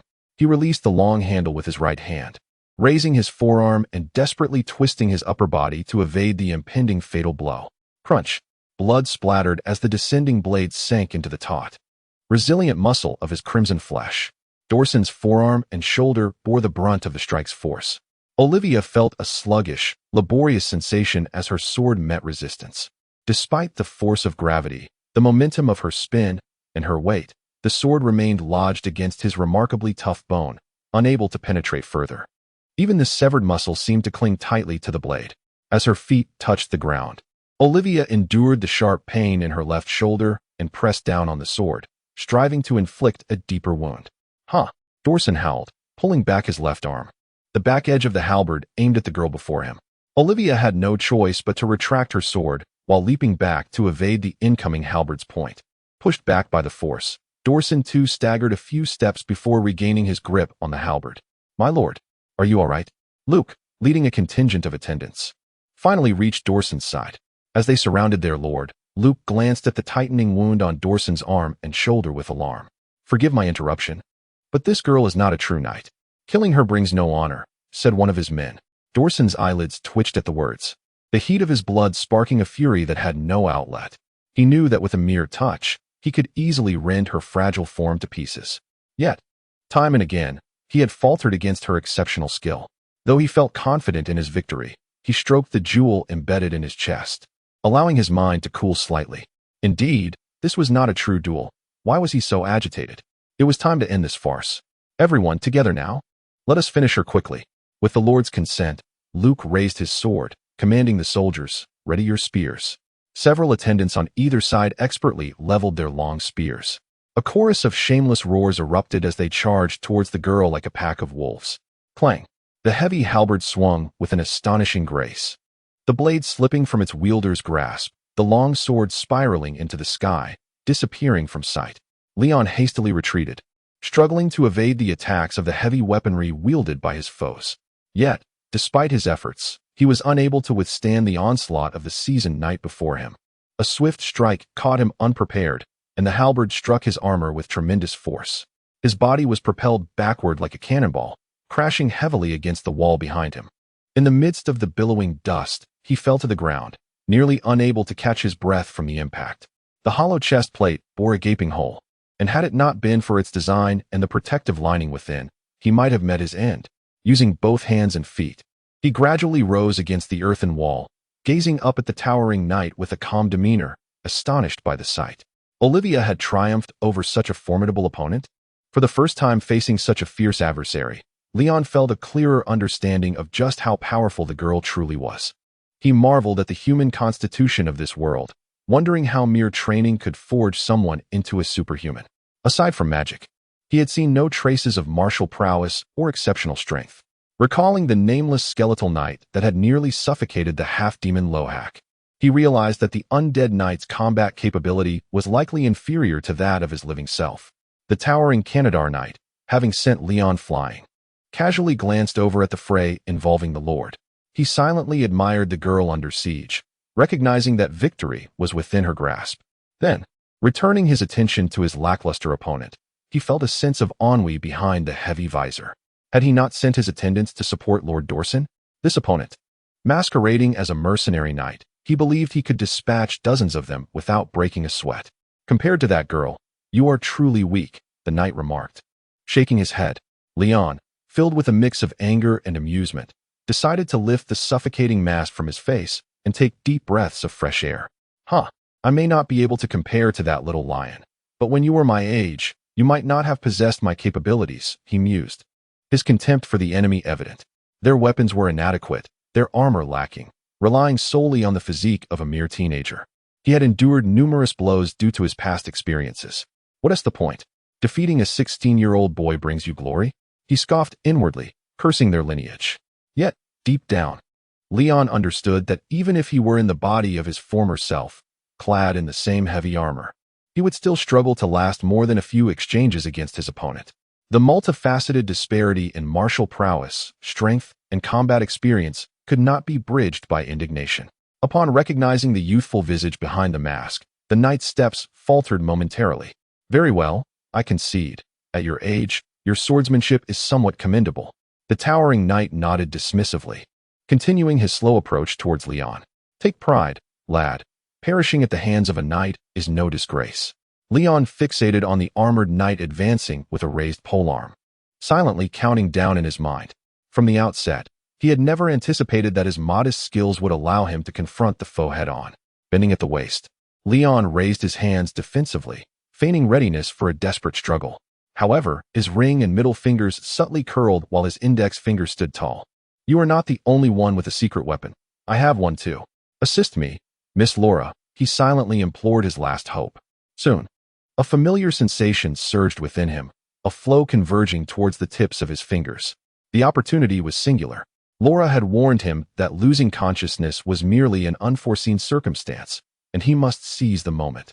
Thus, if he failed to strike true, regardless of his consciousness, there would be no chance for a second arrow of Isura.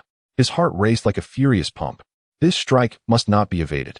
Leon could not gamble on whether the knight's armor would withstand his attack. He needed to deceive his opponent into closing the distance, ensuring that his luminous arrow would pierce through the helmet's crevice. Come closer, perish, he roared as the thunderous hooves approached. The sound startled Leon, prompting him to glance sideways.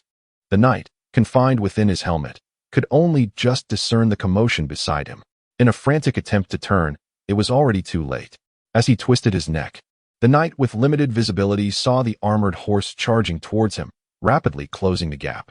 The horn's mournful call echoed through the village, signaling an assembly. Fresh from plunder and pillage, scattered mercenaries and their retainers scrambled from their beds, hastily mounting their steeds. A Kantadarian cavalryman kicked open a companion's door, bellowing commands. What is happening? Are the Orlans pursuing us? Not pursuers. The messenger cried. Lord Baron has been kidnapped. Hurry. If the patron perishes, who do we turn to for our payment? The cavalryman rushed to don his armor, bursting from the yard. Before he could mount his horse, a fellow mercenary galloped past, prompting him to dodge. Damn it! Whose squad is that? Can't you watch where you're going? He yelled in shock, unfazed by the shouts behind him. Lohak urged his steed to hasten its pace. He was anxious about the unfolding situation with Leon and Azarian. Looking skyward, a small shadow darted through the clouds. There was no time for contemplation. He redirected his gaze, spurring his horse through the village, seeking the southern alley. At last, he spotted Leon at the end of a lane. His comrade had been cornered against a wall by a towering knight, with nowhere left to evade. Lohak yanked the reins, launching into a final charge. The horse galloped fiercely as the youth roared out, Kantadarian scum, meet your end. Lohak did not wield his weapon. Instead, he propelled his horse directly towards the enemy. The heavy knight, caught unawares, could only turn his head, too late to escape. The force of the galloping steed lifted the knight off his feet. He fell with a resounding crash, his polearm slipping from his grasp. The thundering hooves trampled over him. Had it not been for his heavy armor, he would surely have sustained grievous injuries. Witnessing his companion trampling the foe like a battering ram, Leon's gaze sharpened, and without hesitation, he surged forward in tandem with Lohak's charge. He executed the gestures he had practiced countless times in idle moments. Coming within a step of the knight, he abruptly halted, kneeling on one knee. The sigil he held was aimed at the head of the armored knight. Dazed from the impact, but not gravely harmed, the knight gritted his teeth, striving to regain his weapon. Yet, as he lifted his head, he glimpsed a blinding light through the narrow visor of his helmet. Surprise, motherfucker! The radiant brilliance erupted from Leon's fingertips. The swift magic was utterly unstoppable at such close range. The arrow of light shot forth, trailing a dazzling luminescence as it struck the knight's visor with a thunderous explosion. The metallic components imploded under the immense pressure, blood, brain matter, and fragments of the skull erupted like a shattered watermelon. The helmet, now a grotesque mosaic of red and white, spun high into the air, splattering the ground with an indescribable mixture. Leon had successfully channeled the sorceress's power, obliterating the enemy's head. A wave of dizziness washed over him, his body weakened, nearly collapsing to the ground. He braced himself against the earth, sweat saturating the skin beneath his armor. No wonder there was but a single chance. Though he had not lost consciousness, he was drained of strength. Hearing the commotion behind him, Lohak called out, "Leon, I'm fine. Go rescue Azarian. He down over there." Leon struggled to rise, directing his shout towards his partner atop the horse. One of their comrades had already succumbed, and they were far from escaping danger. Battling through dizziness and fatigue, Leon withdrew a sword from the knight's waist. The sounds of galloping hooves grew ever closer. It seemed that Lohak was not the only one racing to their aid. The entire village was now in a frenzy. What should he do next? "Miss Laura, do you have any more ultimate techniques I could utilize?" Leon thought wryly, only to be met with an abyss of silence, accompanied by an ominous shadow looming overhead. Leon raised his sword, gazing upward. The claw of death? He never expected to encounter it again. No sound, no war. The Reaper from the heavens silently descends from the skies, plunging towards the heads of the Cantarans. Chapter 43. The pursuit. Death descended from the heavens, a colossal shadow plummeting at high speed. It was not until the wind's shriek pierced the air above the Kantadar people that they belatedly looked up, only to behold the grim Reaper adorned with immense wings. A griffin? In a sudden act of bravery, Luke lunged towards Baron Dorsen, using his body as a shield to protect his lord, narrowly avoiding the savage swipe of the beast's claws. The enormous creature soared past the ranks of the Kantadar soldiers, lifting several knightly attendants as though they were mere rag dolls, tossing them into the air. No, the attendants screamed in terror as they fled, the crowd scattering like frightened sheep, abandoning the ferocity they had displayed while slaughtering villagers. The razor-sharp claws of the beast effortlessly tore through the air. Oh! The chilling screams erupted from the mouths of the soldiers as they ascended into the sky, armored bodies exploding into clouds of crimson mist, limbs severed like those of a torn puppet. The rain of blood, a macabre downpour of innards and scarlet, fell upon the Kantadar warriors below. Olivia, seizing a moment to catch her breath, instinctively retreated in panic. She raised her gaze, wary of the monstrous creature that grasped the Kantadar soldiers and lifted them into the sky. The unprecedented sight left the young girl momentarily dazed, her mind buzzing. The griffin circled in the sky, its massive wings unfurling as it dove once more towards the detestable human soldiers. The blonde girl, gripped by instinctive fear, raised her long sword in a feeble attempt at self-defense against the terrifying assault of the beast. In the distance, Leon grew frantic, struggling to move his leaden legs as he called out, "Olivia, stop! Come back! It is not our enemy." Hearing her companion's urgent cries, the girl snapped back to reality. Spotting Leon desperately beckoning her from afar, she broke free from her panic and ran towards him. The soldiers, having long since lost their will to fight, fled chaotically like headless flies, unable to impede the girl's escape.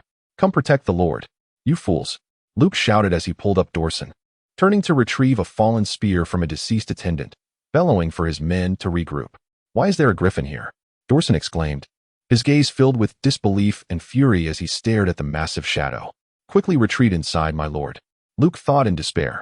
Without their large crossbows or the Atya's warlocks, how could this disbanded rabble of soldiers hope to combat an adult griffin? A piercing eagle's cry echoed in the air. The king of the skies swooping down, its enormous claws targeting its original prey for vengeance. Luke charged towards the oncoming beast, attempting to divert its attention, hoping to create an opportunity for his lord to escape. "Hey, you shaggy beast! Look this way!" the knight shouted, cursing as he bought time for Dorsen. Dorsen bitterly watched the loyal actions of his knight, but could only swallow the bitter fruit of misfortune and turn away, fleeing towards the nearest building. The griffin, descending low, raised its massive front claws to strike the heavily armored knight beneath it. Luke quickly crouched, executing a slide to evade the deadly strike.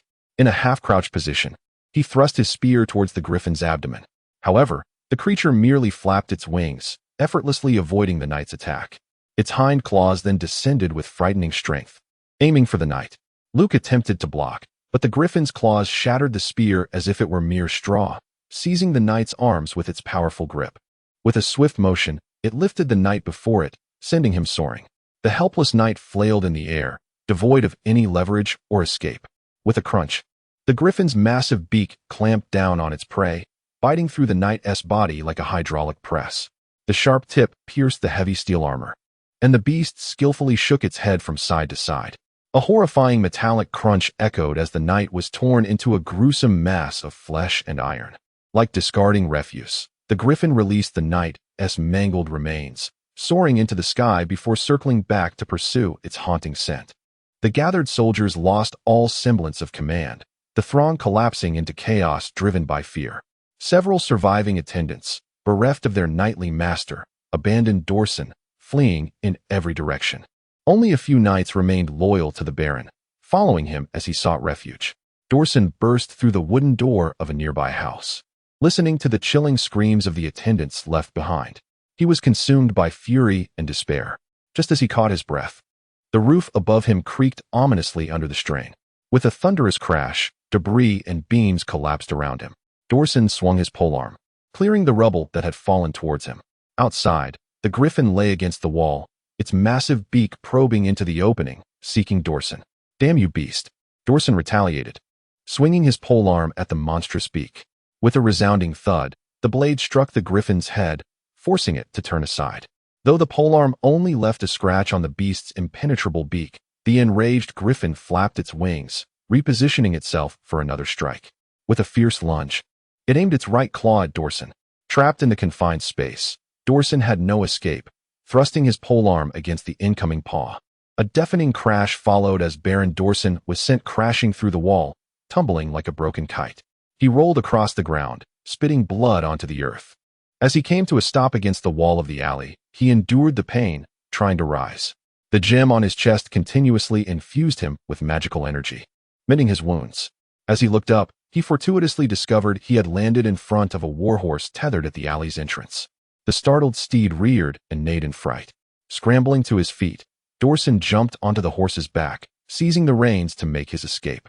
At the village's edge, a group of mercenaries, arriving on horseback, halted in disbelief, gazing at the distant creature soaring low. A griffin? Where did it come from? What is happening? They murmured in panic, exchanging fearful glances. "Boss, what should we do? Should we go save the Baron?" One mercenary whispered to the leader. The leader, exasperated, glared at his subordinate. "Save what? We don't even have a heavy crossbow. Are we to confront such a monster? Are you out of your mind? Turn the horses around and get the hell out of here." The mercenaries, accustomed to a life on the edge, were not fools. At their leader's command, the horn sounded again, signaling a retreat. The hired horsemen swiftly turned their mounts, callously choosing to abandon their employer. There's a price for gold, but there's also a price for life. Chapter 44, Blood for Blood. Leon. The girl darted past fleeing soldiers, her steps quickening as she rushed into the alley. Upon seeing her companion leaning against the wall, his armor gaping open and his body swaying, she hurriedly steadied his shoulder. Olivia's eyes widened with concern as she scanned him from head to toe. "Are you hurt? Are you all right?" Leon shook his head in response. "Don't worry, I'm fine. Just a bit exhausted. But what about your shoulder? Is it severely injured?" He glanced at Olivia's left sleeve, which had been torn away, revealing her skin. A large, distressing abrasion on her upper arm oozed crimson blood. The girl forced a smile, suppressing the faint pain in her abdomen from a recent blow.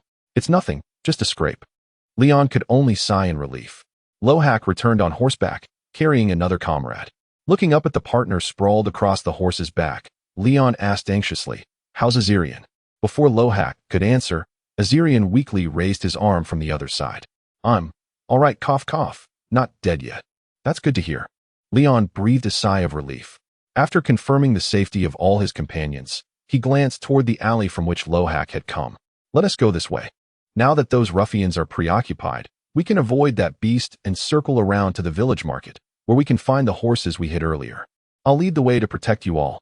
Lohak unsheathed his sword, urging his horse forward, guiding the group.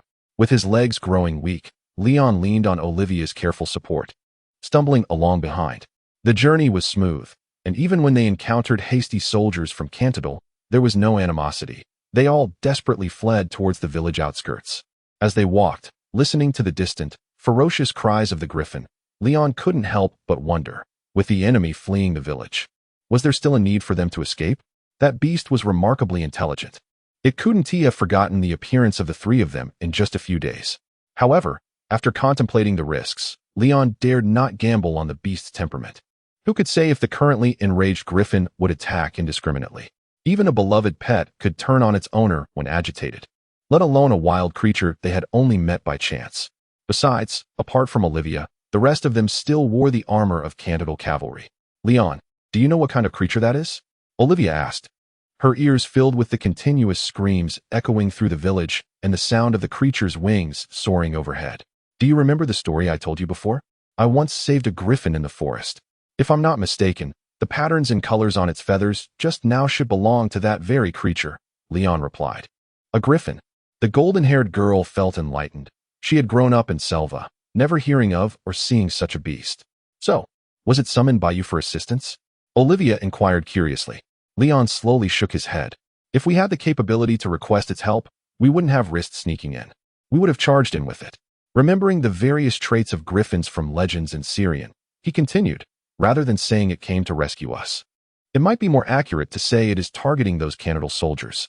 Recalling how the beast had appeared injured and on the brink of collapse, Leon suspected that those who had attacked the griffin might be connected to the Kantadar army. After all, griffins were known for their grudges in folklore. Soon, they arrived at the yard where the horses were concealed. The remaining two steeds were restlessly stamping their hooves beneath a tree, tugging at their reins with agitation. Distant roars from their adversaries unsettled the horses further. Securing a longsword taken from a fallen knight to his belt, Leon approached and chose a horse at random. He steadied himself against the saddle, holding his breath as he attempted to mount. However, after several attempts, he couldn't find his footing in the stirrups and nearly got knocked down by the restless steed. Quickly, Olivia rushed to support the nearly toppling Leon. She glanced at the agitated Kantadar warhorse, thought for a moment, then boldly approached, seizing the saddle and vaulting onto the horse's back. Gripping the reins with both hands, she calmed the horse slightly. The girl shifted forward a bit to create space behind her, then leaned to extend her left hand toward Leon. Come on, I'll help you. You probably can't ride alone right now. Leon forced a smile, patting his trembling legs. Truly, with his current strength, he would easily fall off without assistance, and that would be no trivial matter. He could no longer afford to be coy. He grasped the girl's small hand, and with an unexpected surge of strength from her, he managed to mount the horse. However, it was indeed quite cramped. Leon was pressed against the girl's back, unsure where to place his hands. The saddle was small to begin with, and with the two of them sharing it, had it not been for Olivia's petite frame, there would hardly have been room for anyone else. The girl seemed to sense his discomfort and turned around to cheerfully remind him, "It's all right. Just hold on tight to me. It would be troublesome if you fell off." "That would be quite rude," Leon replied sheepishly, nodding as he wrapped his arms around her waist. To alleviate the awkwardness, he released one hand, grabbing the cavalry spear resting nearby. Fortunately, clad in armor and wearing iron gauntlets, even if he had the inclination to take liberties, the thick padding and chainmail would prevent him from doing so. Ah, what a pity. Oh no, I mean thankfully. With one arm around Olivia, Leon sighed inwardly. As they burst out of the yard, Leon leaned over to shout at Lohak ahead, "Where did you hide Uncle Brian? Take us there first." "Just nearby in the woods." Lohak flicked the reins, urging his horse faster with Azerian sprawled across its back. The sight of Kantadar cavalry was no longer visible. Perhaps they had fled or hidden away. Following Lohak's lead, they charged out of the village. As they galloped along the dirt path, before they could reach the woods outside the village, Leon heard fierce shouts calling for horses from behind. Not far down the slope to their right, a familiar bare-chested figure emerged, galloping out of the village. "Leon, it's that guy?" Olivia, riding the horse, almost simultaneously noticed the fleeing Kantadar noble. However, at that moment, his bare torso was no longer painted red. Gone was the previous arrogance, replaced instead by frantic desperation. Leon could only surmise that he had somehow escaped the griffin's wrath, but seeing his feeble state, he resolutely steeled his heart. "Fate has brought us together again. You thought you could escape?" Leon called out. "Olivia, do you still have the strength to fight?" "Yes, I can still battle, but you." The girl hesitated, glancing back. "It's all right. I'm not that weak," Leon assured her, signaling her to relax. He then shouted to his companion ahead, "Lohak, let's intercept that bare-chested fellow on the right." Upon hearing this, Lohak glanced to the right, spotting the target Leon mentioned. He immediately turned his horse. "Azerian, hold on tight." The two riders swiftly maneuvered down the slope, splitting off to encircle and intercept their quarry. The thunderous sound of galloping hooves immediately captured Dorsey's attention. Recognizing the figure in the white dress atop the horse, his pupils dilated in surprise. At this moment, evading the two riders blocking their path had become an impossibility amidst the narrow trails at the slope below. His heart, which had just escaped the clutches of death, plummeted into despair. The gem had lost its magic. Now, burdened by grievous wounds, he could scarcely wield his sword. Leon, positioned behind Olivia, gradually leveled his spear, pointing it towards the approaching adversaries. His grip was unsteady, the spear quivering in his hand. Just as he intended to tuck the spear under his arm, it suddenly stabilized. Olivia had steadied the spear's shaft with her hand, asserting, "Leave it to me." Leon nodded silently, releasing his hold. "Villains!" The young woman bent forward, her voice rising in fury as she confronted the approaching foes, nearly losing her voice. "For your crimes, repay your blood debts." The sound of hooves trampled the earth, casting dust far behind. In her fiery gaze, there was nothing but the sinner who had ravaged her homeland. Dorsey gritted his teeth, relinquishing the reins, and switched his sword to his left hand, enduring the pain as he raised it. With a clash, the sword met the spear, compared to the precise thrust of Olivia. Dorsey's attempts to parry with his left hand appeared clumsy and inept. On the sun-drenched rural path, there was no glory, no judgment, nor a contest of skills. The spearhead, with an unremarkable thrust, pierced the chest of the enemy. The body atop the horse was propelled into the air by the force of the strike, only to fall heavily like a lifeless dog as the spear withdrew. Thud, thud, thud. The rolling body struck the jagged stones, the sound of breaking bones resonating sharply. Olivia halted her neighing steed, her golden hair cascading over her shoulders, and turned back, gripping the bloodied spear. The foul blood had stained the filthy earth, and the now grotesque visage of the villain, with its gaping mouth, remained frozen in a final, unuttered curse of defiance. Chapter 45. Surviving the aftermath. Lohak rode his horse to the lifeless body of the Kantadar noble, a disdainful spit escaping his lips. The golden-haired maiden's strike was as clean and decisive as ever. Lohak regretted not arriving in time to deliver a final blow. That execution-like thrust had swiftly ended the villain's life. As he gazed upon the frozen expression of the malevolent figure, Olivia's sorrowful eyes fell, lost in a daze. The scourge that had ravaged her homeland had been vanquished, leaving the girl with the sensation of having merely awakened from a haunting nightmare. It was as if, upon waking, her deceased friends would greet her with cheerful morning wishes at the dawn of a new day. Leon placed a comforting hand on the girl's shoulder. "It is over." With her friend's reassurance, she shook her head, dispelling the fog of confusion. The sound of wings fluttering above filled the air, causing the horses to panic and tug at their reins. Leon looked up to the sky, where a familiar beast was soaring swiftly towards them. "Is that creature coming for us? Should we hide?" Lohak hesitated, struggling to steady his restless steed. Leon observed the approaching beast, contemplated for a moment, and raised his hand to halt his companion. "It has already spotted us. Let us refrain from any sudden movements to avoid misunderstandings.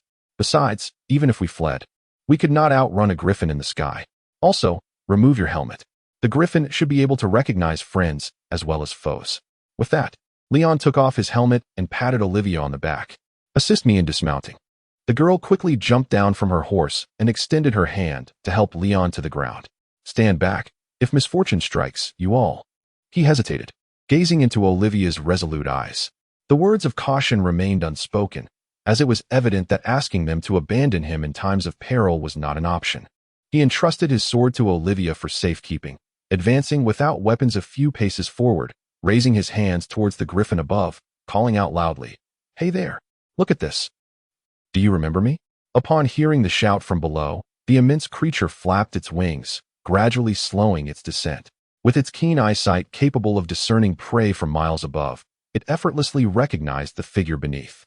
It lowered its head and emitted a resounding call, devoid of the ferocity it displayed while hunting.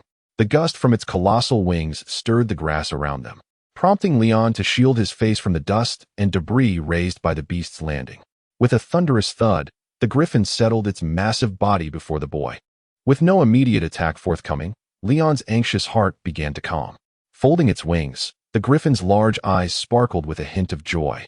It tilted its head slightly, seemingly puzzled by the unfamiliar garb that evoked memories of loathing. Yet it could not mistake the familiar visage, scent, and the magical aura radiating from him.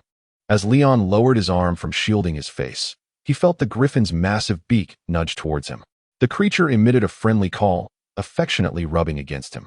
However, Leon, still weak, struggled to withstand the gentle gesture of the great beast, losing his balance and tumbling to the ground.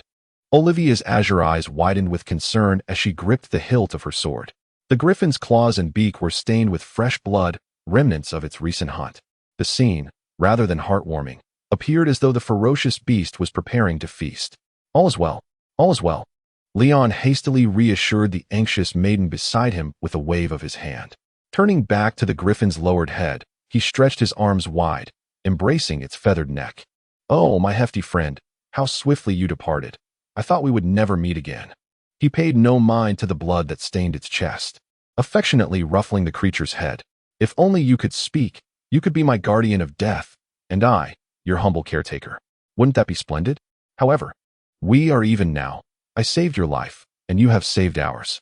He felt a sense of gratitude, realizing that had he not rescued the creature from its cursed fate, his own life might have been forfeit. The griffin allowed Leon to pet it for a time before lifting its head. It cast a glance at the lifeless body of the Kantadar noble nearby, and then gently called out to the human before it, as if bidding farewell. Seeing the griffin retreat and extend its wings once more, Leon sighed. "Are you leaving again?" He sat up and waved at the creature. "Safe travels, mighty guardian of death. I hope we may meet again in the future." The griffin responded with a resounding call, lifting its head and flapping its wings, creating a gust of wind that swept over the group as its colossal form soared skyward. Its quest for vengeance was far from over. The wretched souls that had fled would not escape its wrath. With Olivia's assistance, Leon rose to his feet, brushing off the dirt from his back. Observing the bloodied creature, he realized that few, if any, Kantadar would have survived in the village. However, with the malevolent leader vanquished, the area should now be secure. "Let us hurry and check on your father," Leon urged Olivia. Once back on horseback, they soon discovered that the steeds, terrified by the griffin, were unable to move. Lohawk and Olivia had no choice but to dismount and lead the horses on foot. Fortunately, Lohawk's hiding place was nearby, and they soon found the old blacksmith lying in the grass. After resting in the woods for a while, once Olivia and Lohawk confirmed the absence of enemy activity, they finally returned to the ravaged village. The dirt paths between the houses were littered with dismembered bodies of Kantadar soldiers, blood staining the ground. Aside from the more intact corpses of villagers slaughtered during the enemy's raid, the remains of those torn apart by the griffin were barely recognizable. Some horses, separated from their masters, cowered in the corners, evidently terrified by the rampaging beast, while others had already been reduced to mere fragments alongside their fallen owners. Olivia's sorrowful gaze swept over the lifeless forms of the villagers, and she struggled to ignore the familiar faces. Unable to fathom the anguish the men who had departed for duty would endure upon their return, a weak cry echoed from a nearby corner. The group turned to find a young villager, bruised and naked, trembling in the alleyway. "Aunt Milia."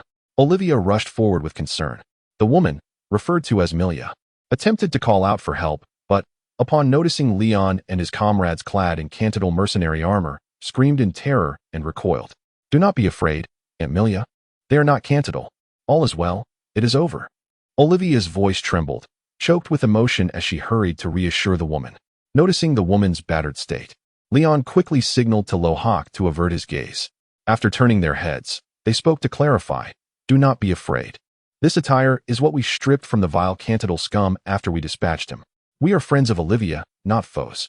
Following Olivia's patient reassurances, Milia gradually calmed from her terror, her sobs beginning to emerge. Lohawk, Azerian, and Leon listened with heavy hearts, deeply sympathetic. It is worth noting that the horrors witnessed during the fall of Orlandan city, with corpses littering the ground, surpassed the grim state of this village. "Lohawk, please assist her in finding a garment," Leon instructed, hindered by his own mobility. Once Lohawk rummaged through a nearby house, and procured some modest dresses for Olivia to offer Milia. The village woman finally began to regain her composure, though her weeping remained intermittent. Olivia glanced around, noticing the absence of Milia's 2 children, her expression darkening as the reason for Milia's despair became painfully clear. With a sorrowful demeanor, she rose and turned to her companions. "Leon, my home is the large house just ahead. Please take my father back to rest. I will stay and assist Milia, and see if there are any other survivors in the village." Leon nodded, acknowledging that neither he nor Azirian could be of any help at the moment, especially since Milia was more than capable of defending herself without Lohak's protection. They urged their horses onward, arriving at the front of Olivia's house. The door lay smashed, and the interior had also been ravaged by the Kantadar marauders. With furniture strewn about in disarray, Lohak secured the horses and cleared a path inside, still possessing enough strength to carry Azirian and the old blacksmith.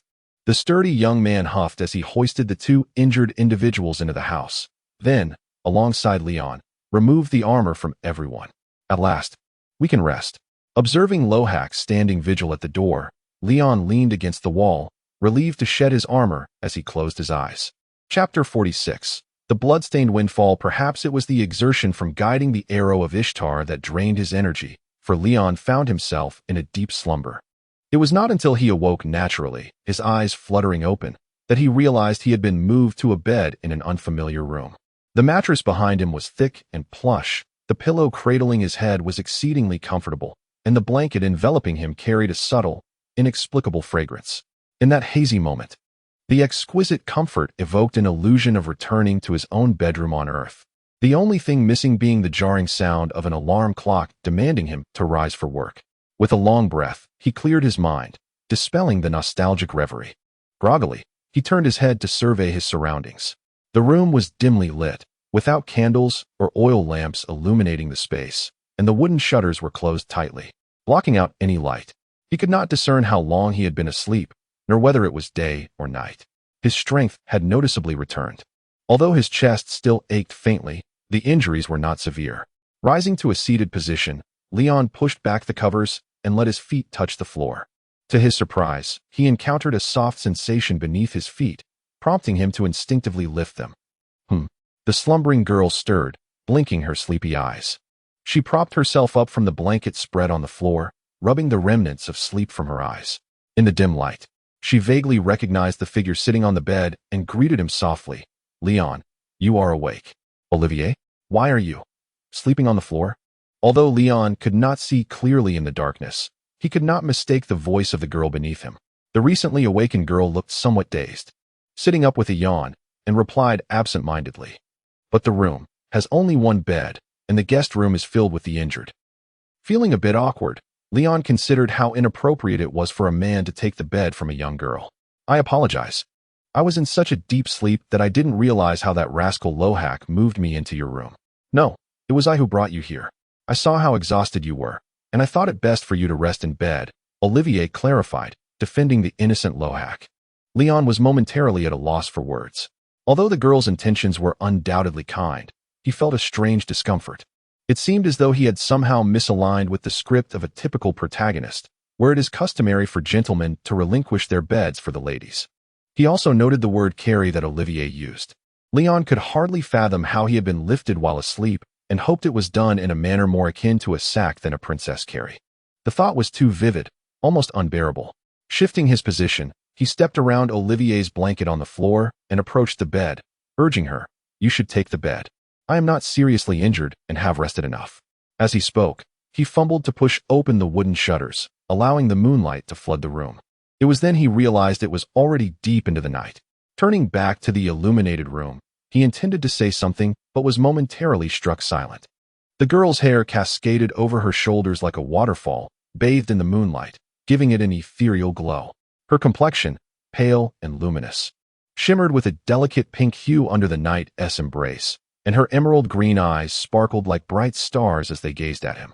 "It is quite all right. How could I let my savior sleep on the floor?" Olivier shook her head. Leon suppressed the rapid beating of his heart, glancing at the girl's shoulder, which had been simply bandaged, and insisted, "You are the injured one, and I am unscathed. Let this be a matter of male pride. Do not argue with me." I cannot allow a young girl to give up her bed for me to sleep on the floor.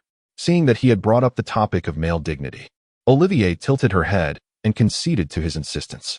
Very well, since you are so determined. However, she added, rising, you are not much older than I am. Though I may be small, I am 16 and certainly not just a little girl. Leon chuckled inwardly. Indeed, she was of similar age to his current body, yet still a decade younger than he had been in his previous life, where children her age had referred to him as uncle. Once Olivier climbed into bed and nestled under her covers, Leon cautiously left the window ajar and approached the blankets spread on the floor. Bending down, he lifted the covers. However, as he finally lay down, he realized that his suggestion might have been ill-advised. The residual warmth of her body lingered beneath the covers, and the faint fragrance wafted into his nostrils. Why did it feel as though he had become a voyeur, secretly enjoying the scent of a young girl's belongings? But wait, if he could detect her subtle, delicate fragrance, then surely his own masculine odor must have remained in Olivier's bedding as well. Leon suddenly felt an overwhelming sense of embarrassment. It was not that he was neglectful of his hygiene, but after days of hardship and battle, he had little time for cleanliness. He quickly raised his hand to sniff himself. Fortunately, he detected no overwhelming odor, which brought him a measure of relief. Perhaps this youthful body lacked the robust scent of an adult male. Yet, he overlooked the fact that unless a scent was particularly overpowering, individuals often find it difficult to discern familiar odors to which they had grown accustomed. In the early morning, having risen before Olivier, Leon did not disturb her restful slumber, but instead tidied the blankets on the floor before quietly exiting her room. Downstairs, he found the main hall cleared, revealing a space where many women and girls of various ages lay huddled together, their faces streaked with tears, still lost in sleep. The entrance was devoid of Lohak, with only young boys and even children present, clad in ill-fitting armor salvaged from the deceased, wielding swords and spears, silently guarding the resting women and children within. Leon tread lightly as he descended the stairs. His movements startled the makeshift guards at the door. They turned to see the foreigner Olivier had mentioned. Although their eyes were still clouded with lingering pain and sorrow, the youths and children nodded gratefully at Leon. Feeling their warmth, he returned the gesture with a nod. Quietly stepping through the door, breathing in the air still tinged with the scent of blood, he was surprised to find the streets had been cleared, the remnants of yesterday's carnage absent. After walking a short distance, he paused on the path leading to the village center, where he spotted a large pile of bodies covered in burlap, waiting for burial. It seemed that after he had fallen asleep, the survivors of the village had taken it upon themselves, under some leader-esque guidance, to address the aftermath of the tragedy. Hey, Leon, you're up early. Hearing Lohak's voice, Leon turned to see his companion, who had been absent before, now clad in ornate armor clearly taken from a knight, sitting there with a long-handled axe, as if keeping watch over something. What brings you here? Leon inquired, his curiosity piqued. The armored Lohak gestured towards the door behind him. Olivia has been exceedingly busy both inside and out yesterday. Besides moving things, I couldn't fathom how else I could assist her. So I took it upon myself to guard the captives within this abode. Captives? Leon inquired, perplexed. Are there still surviving Kantadarians? Indeed, there is but one alive. A rather significant catch, a knight who was wounded in the thigh by Olivia. Lohak's tone paused momentarily before he leaned closer, an odd expression crossing his face. I have another matter to share, though it may not sit well with the villagers. However, it seems we might fortuitously stumble upon great wealth this time. Leon furrowed his brow, sensing a hint of sinister undertones in Lohak's words, as if he were advocating for looting amidst the chaos. Yet, he was aware that his companion was not of that ilk. Casting a glance at the exquisite armor adorning Lohak, Leon discerned the nature of the fortune to which he alluded. The vast array of armor, weapons, and particularly the surviving warhorses.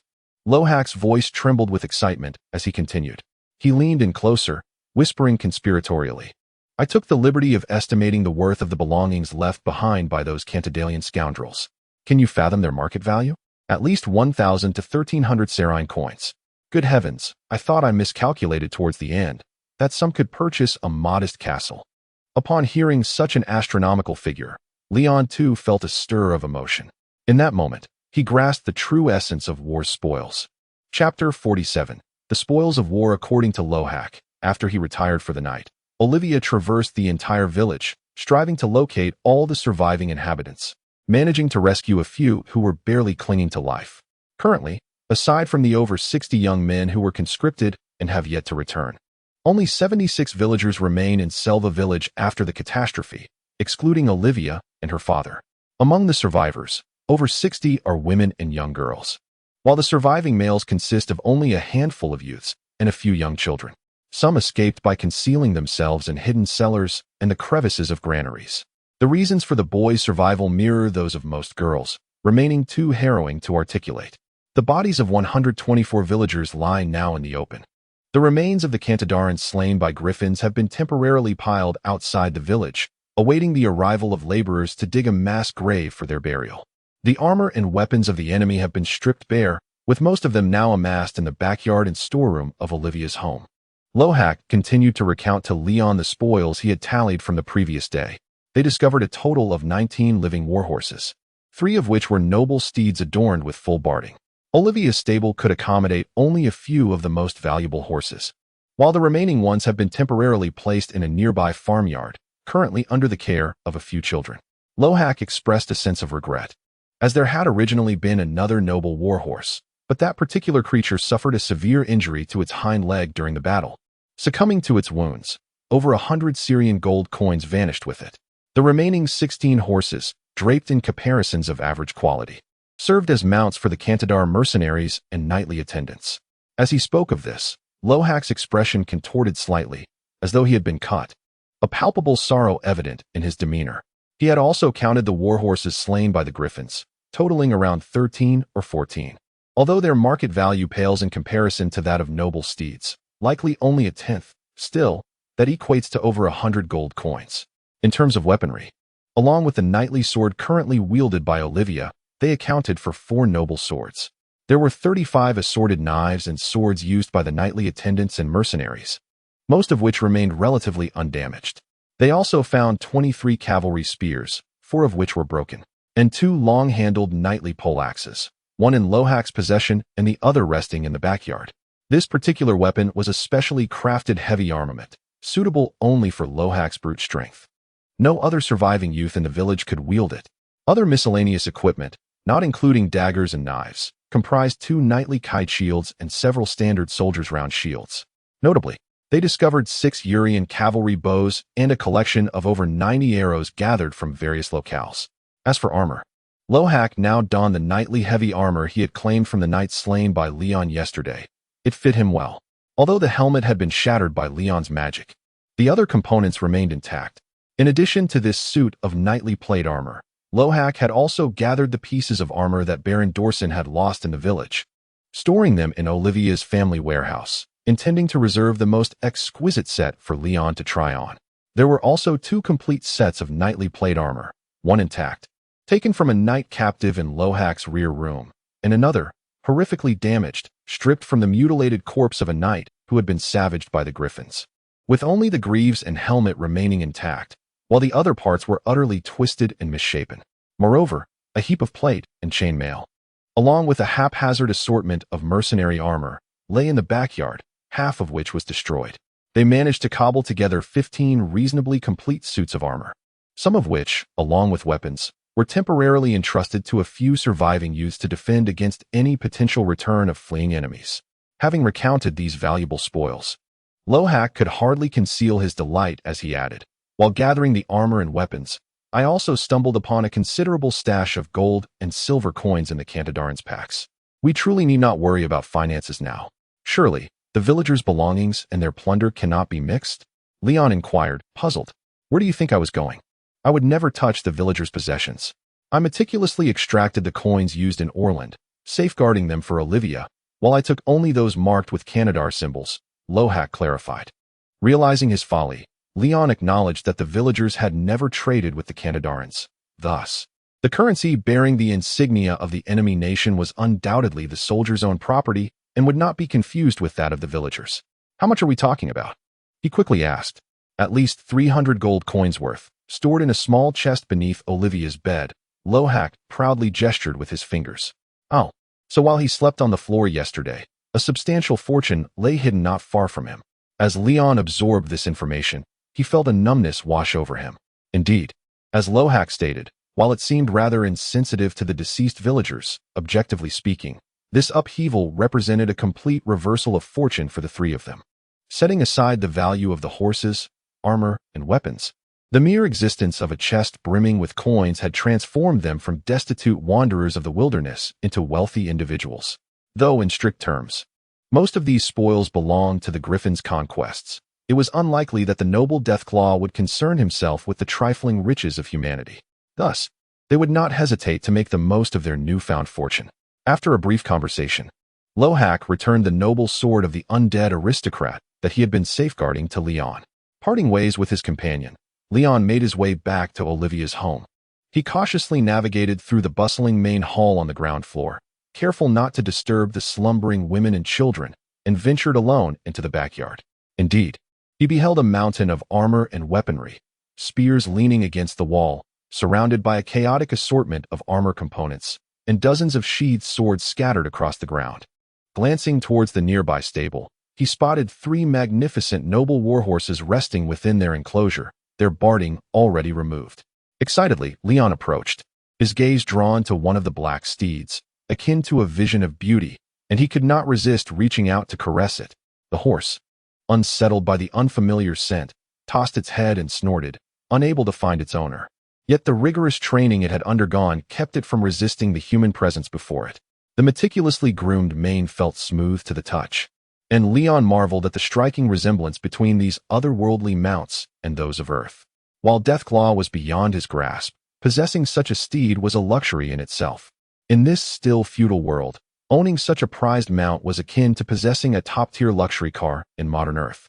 The warhorse boasted a robust physique and powerful musculature, its form and demeanor far exceeding that of the horses Leon had known in his past life.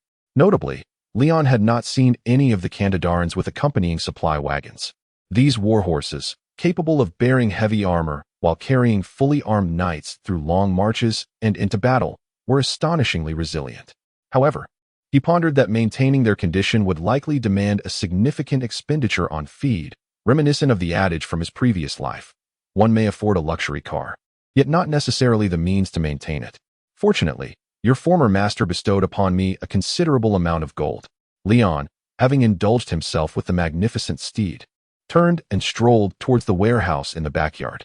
The door was ajar, and he entered directly, discovering the exquisite suit of Kantadar noble knight armor that Lohak had spoken of.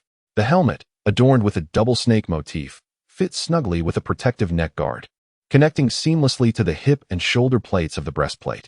Layered shoulder and arm guards, articulated iron gloves and greaves, along with polished iron boots, completed the ensemble. The armor gleamed as if coated in silver, its craftsmanship remarkably refined, bearing a semblance to the Gothic style of a bygone era, yet distinctly unique in its own right. Lifting the breastplate with both hands, Leon admired it, feeling a sense of satisfaction. This robust and resplendent armor would undoubtedly exude a flamboyant charm when donned. Regrettably, he was not particularly fond of the serpentine embellishments atop the helmet or the facial relief on the visor, as the essence of Kantadar culture was too pronounced. Even from an artistic perspective, such foreign adornments unsettled him. Should he frequently utilize this armor in the future, he would certainly seek to replace the headpiece and visor. Glancing to the side, he noticed a complete inner garment and an open black cloak nearby, eager to ascertain their fit. He set aside his noble sword and, with a flick of his wrist, grasped the inner lining and cloak, but upon spotting the Kantadar family crest emblazoned on the black robe, he disdainfully discarded it, deciding it best to have a new cloak made. After donning the inner lining, Leon attempted to put on the armor. Inspecting the intricate design, he realized it was not overly complicated for a single person to wear. It merely required a bit of time. Soon, the warehouse echoed with the sounds of clanking as he busied himself. Midway through the endeavor, as he sat on a crate, struggling to reach the straps connecting the shoulder armor, a familiar voice broke the silence. "Let me help you." Turning his head, he beheld Olivia, now clad in a fresh corseted dress, approaching briskly. "Thank you." Leon nodded, appreciating her assistance. While he could manage alone, having a helping hand was certainly advantageous. Knights were typically aided by attendants in such tasks, unlike his own arduous efforts. There are a few leather buckles at the back. Leon rose and dutifully presented his shoulder and underarm armor links to the young lady. Olivia stepped closer, her hands deftly fastening each buckle and knob with care. With her thoughtful assistance, Leon quickly adorned himself in the armor. He grasped the ornate sword nearby, securing it in its sheath at his waist, and took a few tentative steps, even attempting a couple of playful jumps. It feels a bit loose inside. After all, this body belonged to a 16-year-old boy, standing roughly at 175 centimeters. This stature paled in comparison to the robust, towering nobleman, who likely exceeded 180 centimeters. Nevertheless, it was not a significant concern. Armor was not intended to fit as snugly as clothing. Lowering his gaze to admire the exquisite, sturdy silver armor enveloping him and the noble sword that finally complemented his attire, Leon felt a tinge of regret at the absence of a mirror, unable to behold his current flamboyant visage and wondering if he resembled a genuine knight. "What do you think? Cool, right?" he inquired of the girl, buoyed by his newfound splendor. "Cool." Olivia appeared puzzled by the term. Do I look? Never mind." Regaining his composure, Leon abandoned the explanation, recognizing that the girl had recently lost many familiar friends and neighbors, making it inappropriate to share his personal delight at this moment. "Did you come to find me?" he then asked. The young lady nodded serenely. "My father has awakened. He wishes to meet you and express his gratitude." Chapter 48. The prisoners. As Leon passed through the hall, many women seeking refuge in Olivia's home had already awoken. They had spontaneously organized themselves. Some began tidying up, while others left the house to prepare food for everyone. Regardless of the trials and sorrows they had endured, life must inevitably continue. Leon followed Olivia into the old blacksmith's room, and upon entering, he saw the sturdy old man stubbornly trying to rise from his bed. "Father, you should rest more now." Olivia frowned, a hint of displeasure evident in her voice as she approached to gently push her father back onto the couch, tucking him in. "Oh, I'm not that frail yet, Olivia." Old Brian chuckled weakly, but seeing his daughter's firm demeanor, he relented. He leaned back against the headboard and turned to Leon. Observing the young lad clad in silver armor and wielding a sword, Brian's gaze momentarily faltered, a wistful expression creeping onto his face as memories stirred. "You've come, young man. Forgive this old fool for not rising to greet you. Please, have a seat." After speaking, Brian propped himself up as best he could, bowing his head in apology. "Before we discuss other matters, let me express my regrets for my previous attitude and doubts." Leon waved his hand dismissively. "It's quite all right, Uncle Brian. That day, Olivia also found us another suitable place to stay. I did not take that small matter to heart." He continued, "Moreover, the ways of the world are unpredictable. Had you agreed to rent us the cottage that day, we likely would not have survived the onslaught of the Kantadars." Leon's words were not mere pleasantries. One never knows how fate may turn.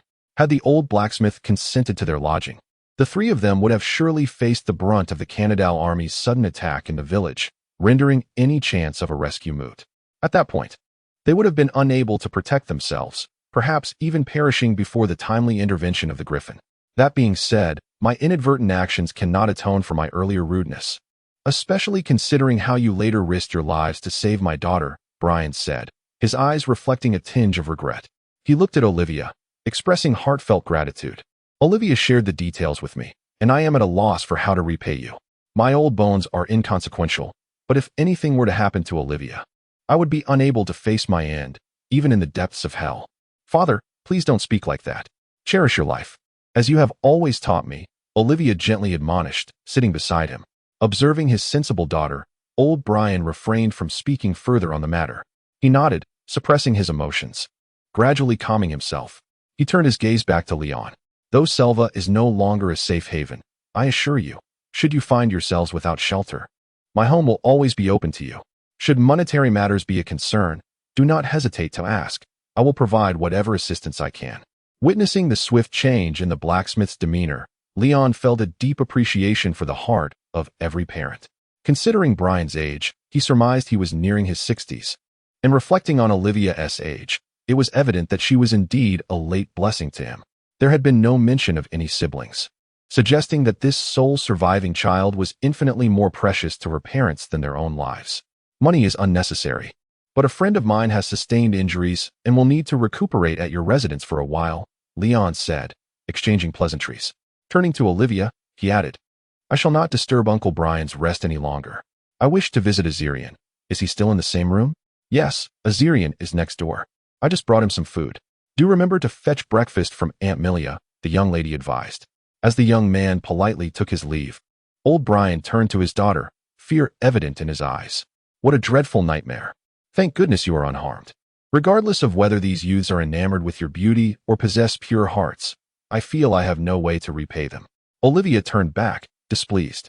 Father, please refrain from making baseless assumptions about my friends and do not belittle their noble deeds. Do you take me for a fairy tale princess? I am merely a country girl, unworthy of such sacrifices. Brian opened his mouth to respond but only nodded, seemingly reluctant to provoke his daughter. Very well. At least it is proven that your judgment of character is more astute than mine. Olivia's expression grew somber. I would gladly trade the lives of the villagers, Uncle Matt, Grandpa Andro, Grandma Rona, and many younger siblings, for the many who are now forever lost. It is not your fault. Do not burden yourself with unnecessary guilt. Brian consoled her. The girl couldn't help but think, if only the village militia had not been conscripted, that would only have increased the toll of sacrifices. The old blacksmith remarked, gently stroking his daughter's hair. Not everyone possesses your strength, my dear. Even you cannot protect yourself. How could those taken from their homes in the village do anything? Do you expect them to defeat those ferocious Kantadar cavalry with mere spears and swords? In truth, their absence may have spared them from a greater calamity. Had they perished, the entire village would be lost. I understand, Father, but if only I could become stronger. The young girl lamented, casting her gaze down at the sword she now always carried at her side. Brian observed his daughter lost in thought, staring at the hilt of her sword, and hesitated to speak. Finally, he sighed in resignation. I shall not hinder your training any longer. The world is becoming increasingly chaotic, and I am growing old. It is becoming difficult for me to protect you. Even a remote place like Selva is not immune to the ravages of war. As he spoke, the old blacksmith's eyes drifted to the window. If it comes to that, once I recover from my injuries, I shall give this house to those 3 young men, and we will move north. How are you feeling? Leon entered the guest room where Azirian slept, greeting his partner who was enjoying breakfast in bed. Azirian, chewing on bread and jerky, turned to see Leon in full armor and brightened, teasing, You look splendid in that attire. I almost want to rise and bow before you, my lord Leon. Such a title is far too grand for a commoner like myself. Sir Azirian, Leon exaggeratedly placed a hand on his sword, bowing theatrically. Azirian laughed at his friend's antics, but quickly shook his head. I have not inherited any title or land, so I cannot call myself a sir. However, if I ever have the chance to reclaim my father's lands from the Kantadars, please refrain from mocking me. It gives me the chills. Having shared life and death experiences and fought side by side, their bond had transcended any concerns about their origins. Enough of the jesting. How does your body feel? There is a suit of armor waiting for you to try on, Leon said, pulling a chair closer to his friend and snatching a piece of bread from his plate. Everything else is fine. After a good sleep, I feel much better, but my leg is still recovering from the fall, so I cannot walk just yet, Azirian replied. Then you should rest well these next few days. Having saved Olivia, Uncle Brian now regards us as benefactors. No one will chase us away, and we need not run about anymore. What about Lohak? Azirian inquired. Chewing on his bread, Leon casually replied that he was overseeing the prisoners in the village, where a Cantal knight had survived, yet they remained uncertain about how to handle the situation.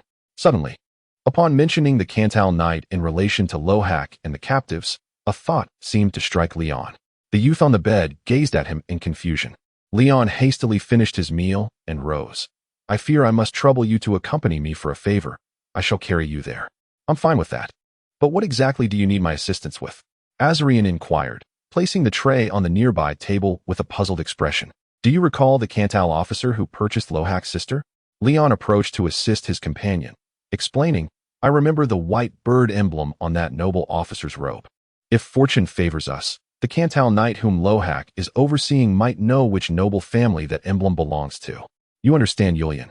So you can interrogate him properly. Chapter 49. For the living? For the dead?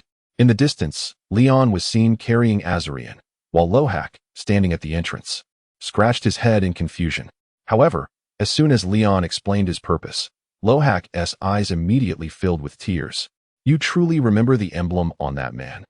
Lohak had been preoccupied, entangled with mercenaries, and had lost consciousness without noting any distinguishing features of the man who had taken his sister.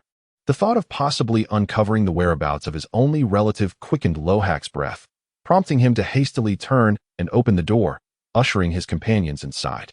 Within, a burly man bound tightly and stripped to his undergarments lay on the floor, his mouth gagged with a rag. Upon hearing the door creak and footsteps, the captive opened his eyes. Seeing the youth leading the group interclad in the armor of his lord, the knight Mommer felt a wave of despair wash over him. His liege was dead, and he feared his own demise was not far off.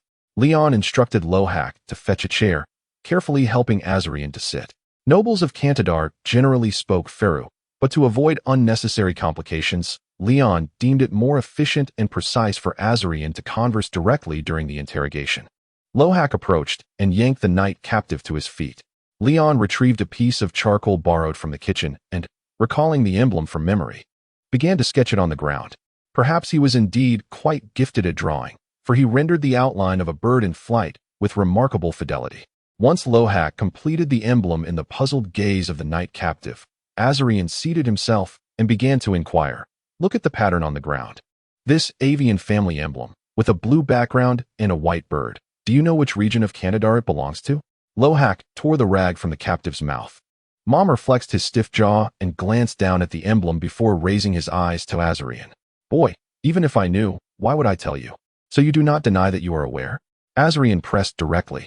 Mommer, in response, simply shut his mouth, adopting an uncooperative demeanor, though unable to comprehend the dialogue. Lohak's anger flared at the knight's attitude.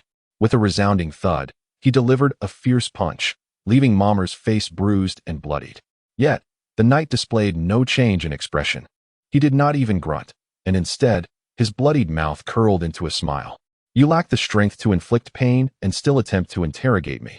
Boy, go ahead and apply whatever tortures you can conceive, but do it with finesse. Bring out the knife, Mommer taunted, contemptuously regarding the youths.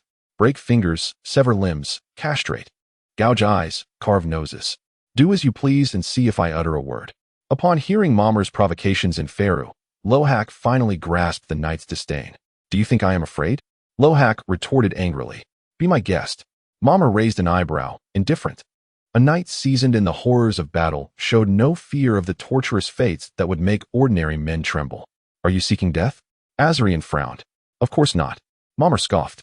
But boy, you are so amateurish. Do you think I am a coward? If you wish for me to answer, you must offer a condition that persuades me to comply willingly. And what condition would that be? Azarian inquired. Naturally, it is to release me, Mommer stated plainly. Azarian, expressionless, replied. So you are afraid of death? No, I do not fear death, but naturally, it is preferable to avoid it, Mommer retorted nonchalantly. After a moment of silence, Azarian proposed. All right, tell me to whom this emblem belongs, and I shall agree to release you. Huh, do you think I am 3 years old? You think I would believe you just because you said so?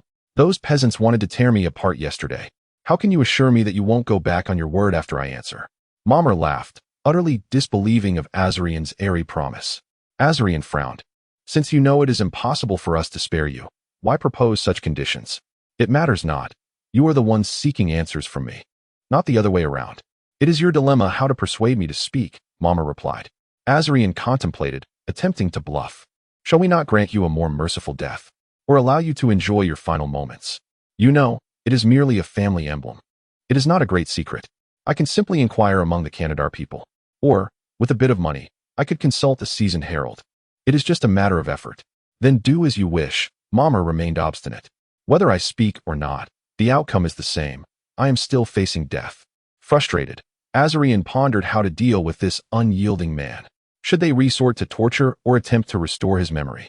He tugged at his companions, signaling them to step outside for a discussion. The three temporarily exited the room, securing the door behind them as Azarian translated the knight's attitude. Lohak was infuriated. Fine, I will go to the blacksmith and fetch a pair of tongs to crush his manhood and stuff it in his foul mouth. Let us see if he remains so tough. His face flushed with rage, the boy, desperate to save his sister, was ready to find the iron tongs. Calm down. The one facing punishment is not panicking. Why should you?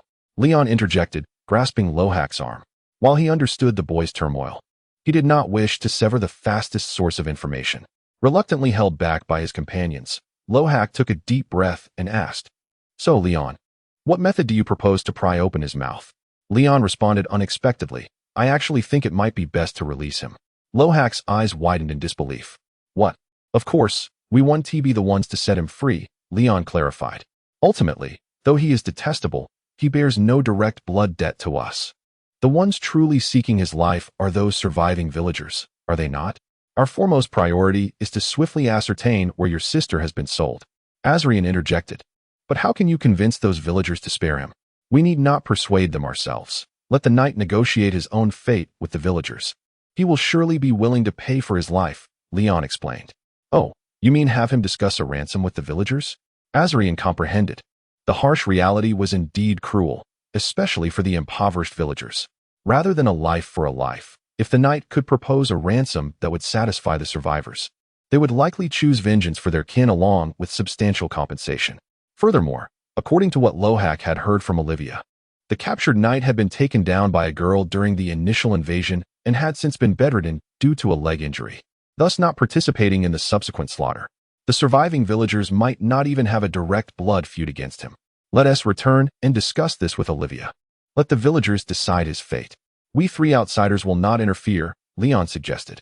This way, the knight would believe in our promise. After all, if we were to renege and kill him, the villagers would forfeit the agreed-upon ransom. Having settled on their approach, the trio re-entered the cell. When Azrian conveyed their proposed conditions to the Kantadar knight, the captive's demeanor finally began to shift. As Azrian previously remarked, merely identifying a family crest can yield insights. Even if the answer does not come directly from him, one can glean information from other nobles of Kantadar. The distinction lies solely in the immediacy of knowledge versus the prolonged pursuit of it.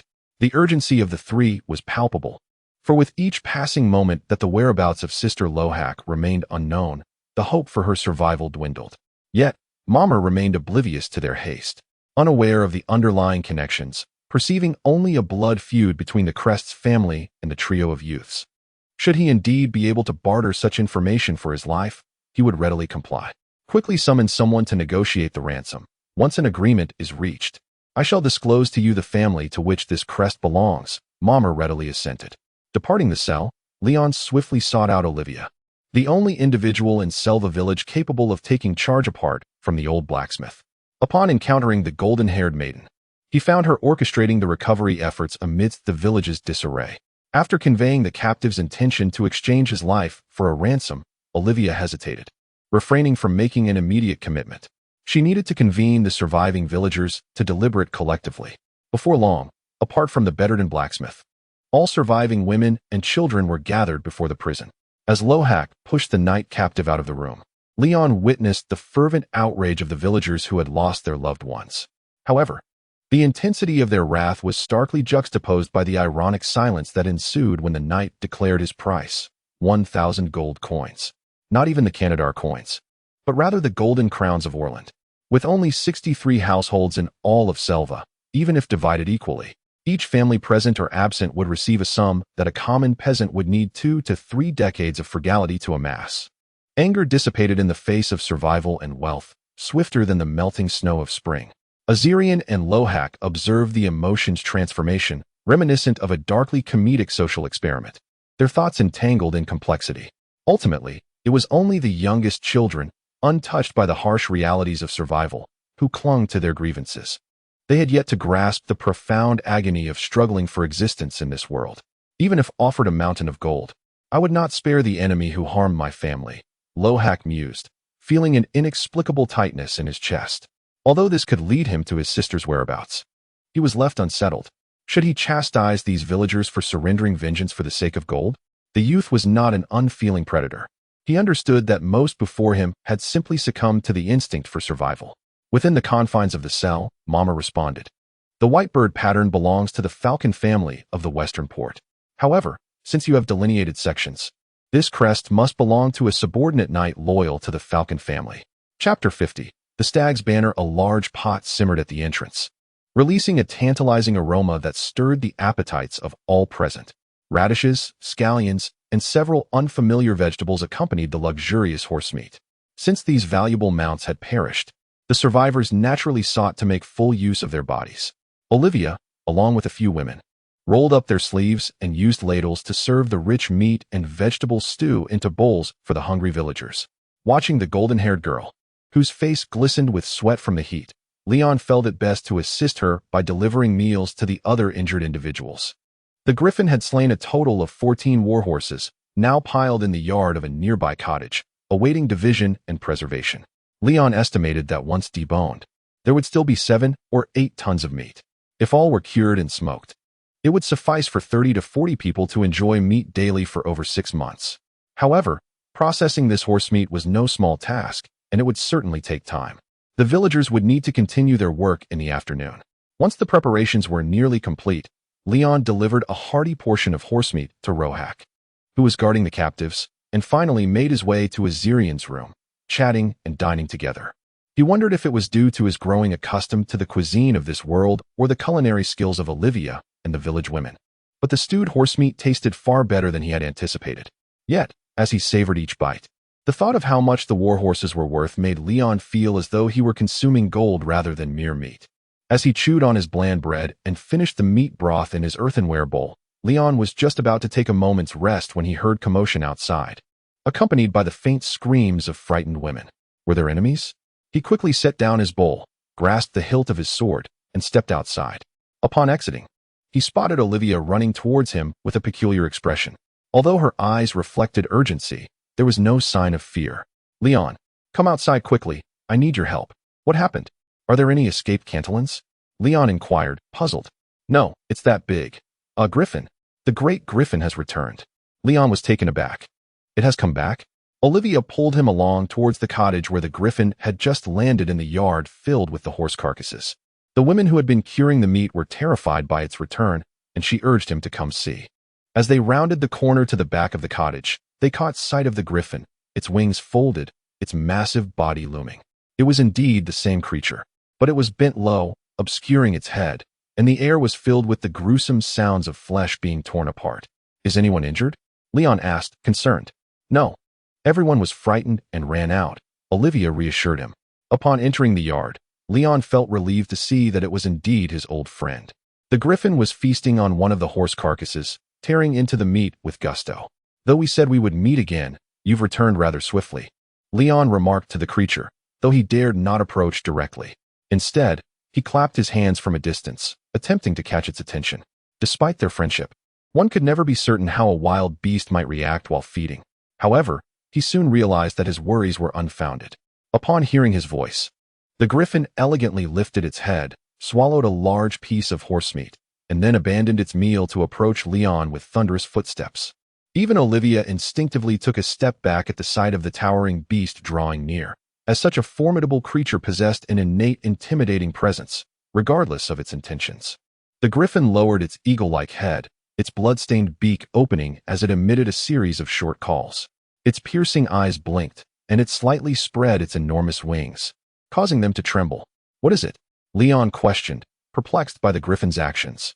He could sense that it was attempting to convey something, but lacking the druidic gift. He could only rely on intuition, guessing that it might signify some form of warning. Noticing Leon's limited understanding, the griffin ceased its movements. It turned and returned to the half-consumed carcass, grasping the bloody remains with its talons before taking off in a low flight, creating a gust of wind. The griffin did not fly away, but rather glided just above the cottages, landing with a resounding thud on the roof of a nearby 2-story building. It set down the food, turned to Leon, and with a call from its lofty perch, beckoned him to come closer, before resuming its meal. The commotion caused by the creature's flight sent a wave of panic through the villagers gathered by Olivia's home. "I'll keep an eye on it. You go reassure the villagers," Leon instructed Olivia. "Be careful," she cautioned, concern etched on her face. Leon nodded and hastily made his way to the 2-story house where the griffin had landed, climbing onto the roof with some effort. "What do you wish to convey to me?" he asked cautiously, approaching the massive creature's side and resting for a moment. Surveying the desolate rooftops of the village, he sensed the lingering atmosphere of devastation. Looking further afield, he finally grasped what the griffin was trying to warn him about. The women and children, frightened by the griffin's arrival, had fled back into Olivia's home. The girl hurried inside, patiently explaining that the creature was a friend, not a foe. Yet many survivors had witnessed the beast's ferocity against the Cantillans just the day prior. Their memories of its terrifying might rendered Olivia's reassurances ineffective. as they feared that the creature might once again unleash its wrath, reminiscent of a tale involving a man-eating monster. Villagers, please trust my daughter. The griffin is indeed a noble creature, not an ordinary beast, and it will not harm anyone. Olivia's father, Brian, spoke up, having emerged from the room unbeknownst to them. His reputation as the village blacksmith lent weight to his words, and with just a few phrases, he managed to calm the terrified women somewhat. "Why are you out of bed again?" Olivia asked, supporting her unsteady father. "With such a commotion outside, how could I possibly sleep?" The elder Brian replied with a wry smile. He then inquired further, "Is it true that a griffin has come?" "Yes, it's the same one I mentioned to you before," the girl responded, before suddenly realizing, "Wait, father, you seem quite knowledgeable about griffins." "Only a little," the old blacksmith replied cryptically. "Take me to see it. Since it has formed a bond with those young men, it likely will not harm anyone here." Just then, a breathless young man stumbled into the room, panting heavily. "Oh well, Olivia, the village, outside. What is it?" "Hawk, speak slowly," Brian urged the stammering youth as he leaned on his daughter for support. "Hey, army." Hawk, panting heavily, finally articulated the situation he had witnessed. It appeared to be, yes, indeed, the army of the kingdom. Upon hearing this, the old blacksmith felt a sense of relief. "Is it Lord's army?" No. It is not the Lord's rose banner, the flag. The emblem displays a deer's head. A deer's head? The blacksmith inquired further. "Is it a green banner?" "Yes." Hawk nodded emphatically. Old Brian's eyelids twitched slightly, revealing his astonishment. "Trozar?" "Lord Trozar, that's the one." The brown-haired girl, her eyes glistening with tears, sat upon her horse, urgently gesturing towards the old man behind her, pointing at the Selva down the hillside. "Fear not. I shall ensure those scoundrels pay dearly." The armored elder gently raised his hand to caress the girl's hair. "General," a scout galloped back to the ranks, reporting the findings of his reconnaissance. No enemies were discovered, but outside the village lay a considerable number of abandoned corpses, many of which were dismembered, estimated to be over 30. Upon hearing the scout's words, Lena's lips quivered, nearly bursting into tears. Were they the slain villagers? Count Trozar, suppressing his rage, inquired of the scout. It seems not, General, I observed, and they were all Kantadarians." The old count was immediately filled with confusion. Chapter 51. The heroic entrance in the army. There were only rough men. You, a young girl, should stay indoors and not wander about. Leave the negotiations to me. Old Brian firmly insisted as he pushed his daughter into the room. "But what about your leg?" Olivia questioned, casting a puzzled glance at her unusually troubled father. "Not to worry," the old blacksmith urged, pressing her to sit down. "I understand your concern for those young men from afar. I will explain everything to the gentleman. Just stay here and listen to me." Sitting in the chair, the young girl felt bewildered by her father's demand, yet seeing his resolute demeanor, she obediently nodded. Old Brian turned to leave the room. Before stepping outside, he earnestly instructed the stuttering youth beside him. "Hawk, keep a close watch on Olivia. Do not let her leave the house until I return, and if she tries to go out, stop her at all costs." Though confused, Hawk simply scratched the back of his head and replied, "Oh." The old blacksmith patted the simple lad's shoulder before leaning on his cane and stepping out the door. Following his gaze, he caught sight of the massive beast lying on the rooftop not far away, but his attention swiftly shifted to the approaching young men from afar. They were the key. "Uncle Brian, I saw from above that a sizable army has arrived outside, at least several hundred cavalry, but they don't seem to be Kantadarians. Are they the local lord's troops?" Leon was eager to discuss the unexpected guests with the old blacksmith, but before he could finish, Brian interrupted him. "I know. The boy on watch outside the village just returned with the news. Do not worry, they are our Orlander army." He paused before continuing. "But first, Leon, I would like to ask you for a favor that would be of great benefit to you." Leon did not immediately agree, instead curiously inquired while supporting his waist. "What is this favor?" Old Brian leaned in closer and lowered his voice. If anyone outside asks who killed the Kantadarian noble, please ensure you take the credit. Just say that the vile leader was eliminated by you, or even attribute it to the griffin. Just be sure not to mention Olivia's involvement or her battle with the enemy." As he spoke, he glanced at the griffin not far away and continued, "After all, most of the enemies were slain by your griffin friend, and you already harbor a blood feud against the Kantadarians. Why not use that narrative? You witnessed their atrocities yesterday and summoned your griffin ally to eliminate the villains, thus saving the village. You would be the saviors of Selva, the heroes of this village. Brian raised his hand, his tone earnest and fervent. The old blacksmith's words left Leon somewhat bewildered, while doubts crept into his mind. This is not an issue. But may I ask why? You seem disinclined for Olivia to take center stage before the people? Yes, that is indeed correct, old Brian readily admitted, his gaze fixed on the young lad. He recalled how this boy had been willing to risk his life to rescue Olivia. The blacksmith suddenly felt a surge of determination and prepared to articulate words that would surely ignite the youth's youthful passion. Leon, you must understand Olivia's true capabilities. It is not mere boasting. This beautiful girl with extraordinary swordsmanship, once she catches the eye of the nobleman, it is akin to placing a candle amidst a swarm of mosquitoes. If she encounters a good man, it may be fine. But if she falls prey to some unscrupulous noble, her life would be ruined. As he explained, Brian scrutinized Leon's expression, but regrettably, the young man's face showed little change. Assuming the youth was simply composed, the old blacksmith's demeanor shifted to one of sorrow, lamenting, "She is my only daughter. I have saved some wealth over the years through my craft, not seeking great riches, but enough for her to find a decent husband and live a peaceful and happy life. I truly do not wish for her to become a plaything of the nobility, embroiled in their intrigues. Do you understand this old man's concerns?"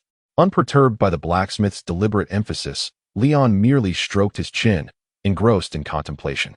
To save the village from the Kantadarian army, the young hero, this narrative posed no detriment to him. Once established, their trio would find dealings with local authorities much easier, with this reputation serving as a commendation. Regardless of whether the rulers of this land cared about such minor accolades, at least the reputation was favorable, far more agreeable than being mere unknown vagabonds. Despite the fact that only the three of them had witnessed Olivia's battle with the Kantadarians, there remained one issue: the surviving knight captive. Leon looked up at old Brian and stated, "That knight captive was defeated by your daughter. He is still alive. Do not worry, this is simple. Just hide him and keep outsiders from knowing we still have a living prisoner. The village has already agreed to ransom him, right?" Concealing the captive was already a plan everyone had in mind. He would promptly gather the villagers to ensure they kept the existence of the captive a secret. Old Brian was unconcerned about this matter. For the sake of the substantial ransom, the villagers would surely keep their mouths shut. That is well. But what about Olivia? Does she agree? Leon asked at last. The old blacksmith countered, "Do you think my daughter cares about the fame of vanquishing the vile leader? She would be more than happy to offer this as her gratitude." "Well then, if she does not mind, I shall not hesitate." Leon finally nodded in agreement. "In that case, I will discuss this with Lohak, and you can handle the villagers. Also, please speak to Azirian on my behalf." After coordinating the new narrative with the old blacksmith, Leon promptly turned to find his companions. After conferring with Lohak about their story, he watched as they, along with the villagers dispatched by the old blacksmith, moved the bound captive, resembling a cocoon, to a more concealed location. Suddenly, Leon felt as if he had forgotten something. A thunderous roar echoed from the heavens, resonating with an intimidating force. Leon's expression shifted, and he turned to gaze. The griffin, which had been feasting on the rooftop moments ago, had seemingly vanished. "Is this truly how it is, Your Majesty the Deathclaw? You need not be so righteous. A reminder of caution is one thing, but to truly stand up for me?" He feared that the griffin might clash with the local army. Leon hastened in the direction of the screech, not wishing to become a fugitive before even achieving heroism.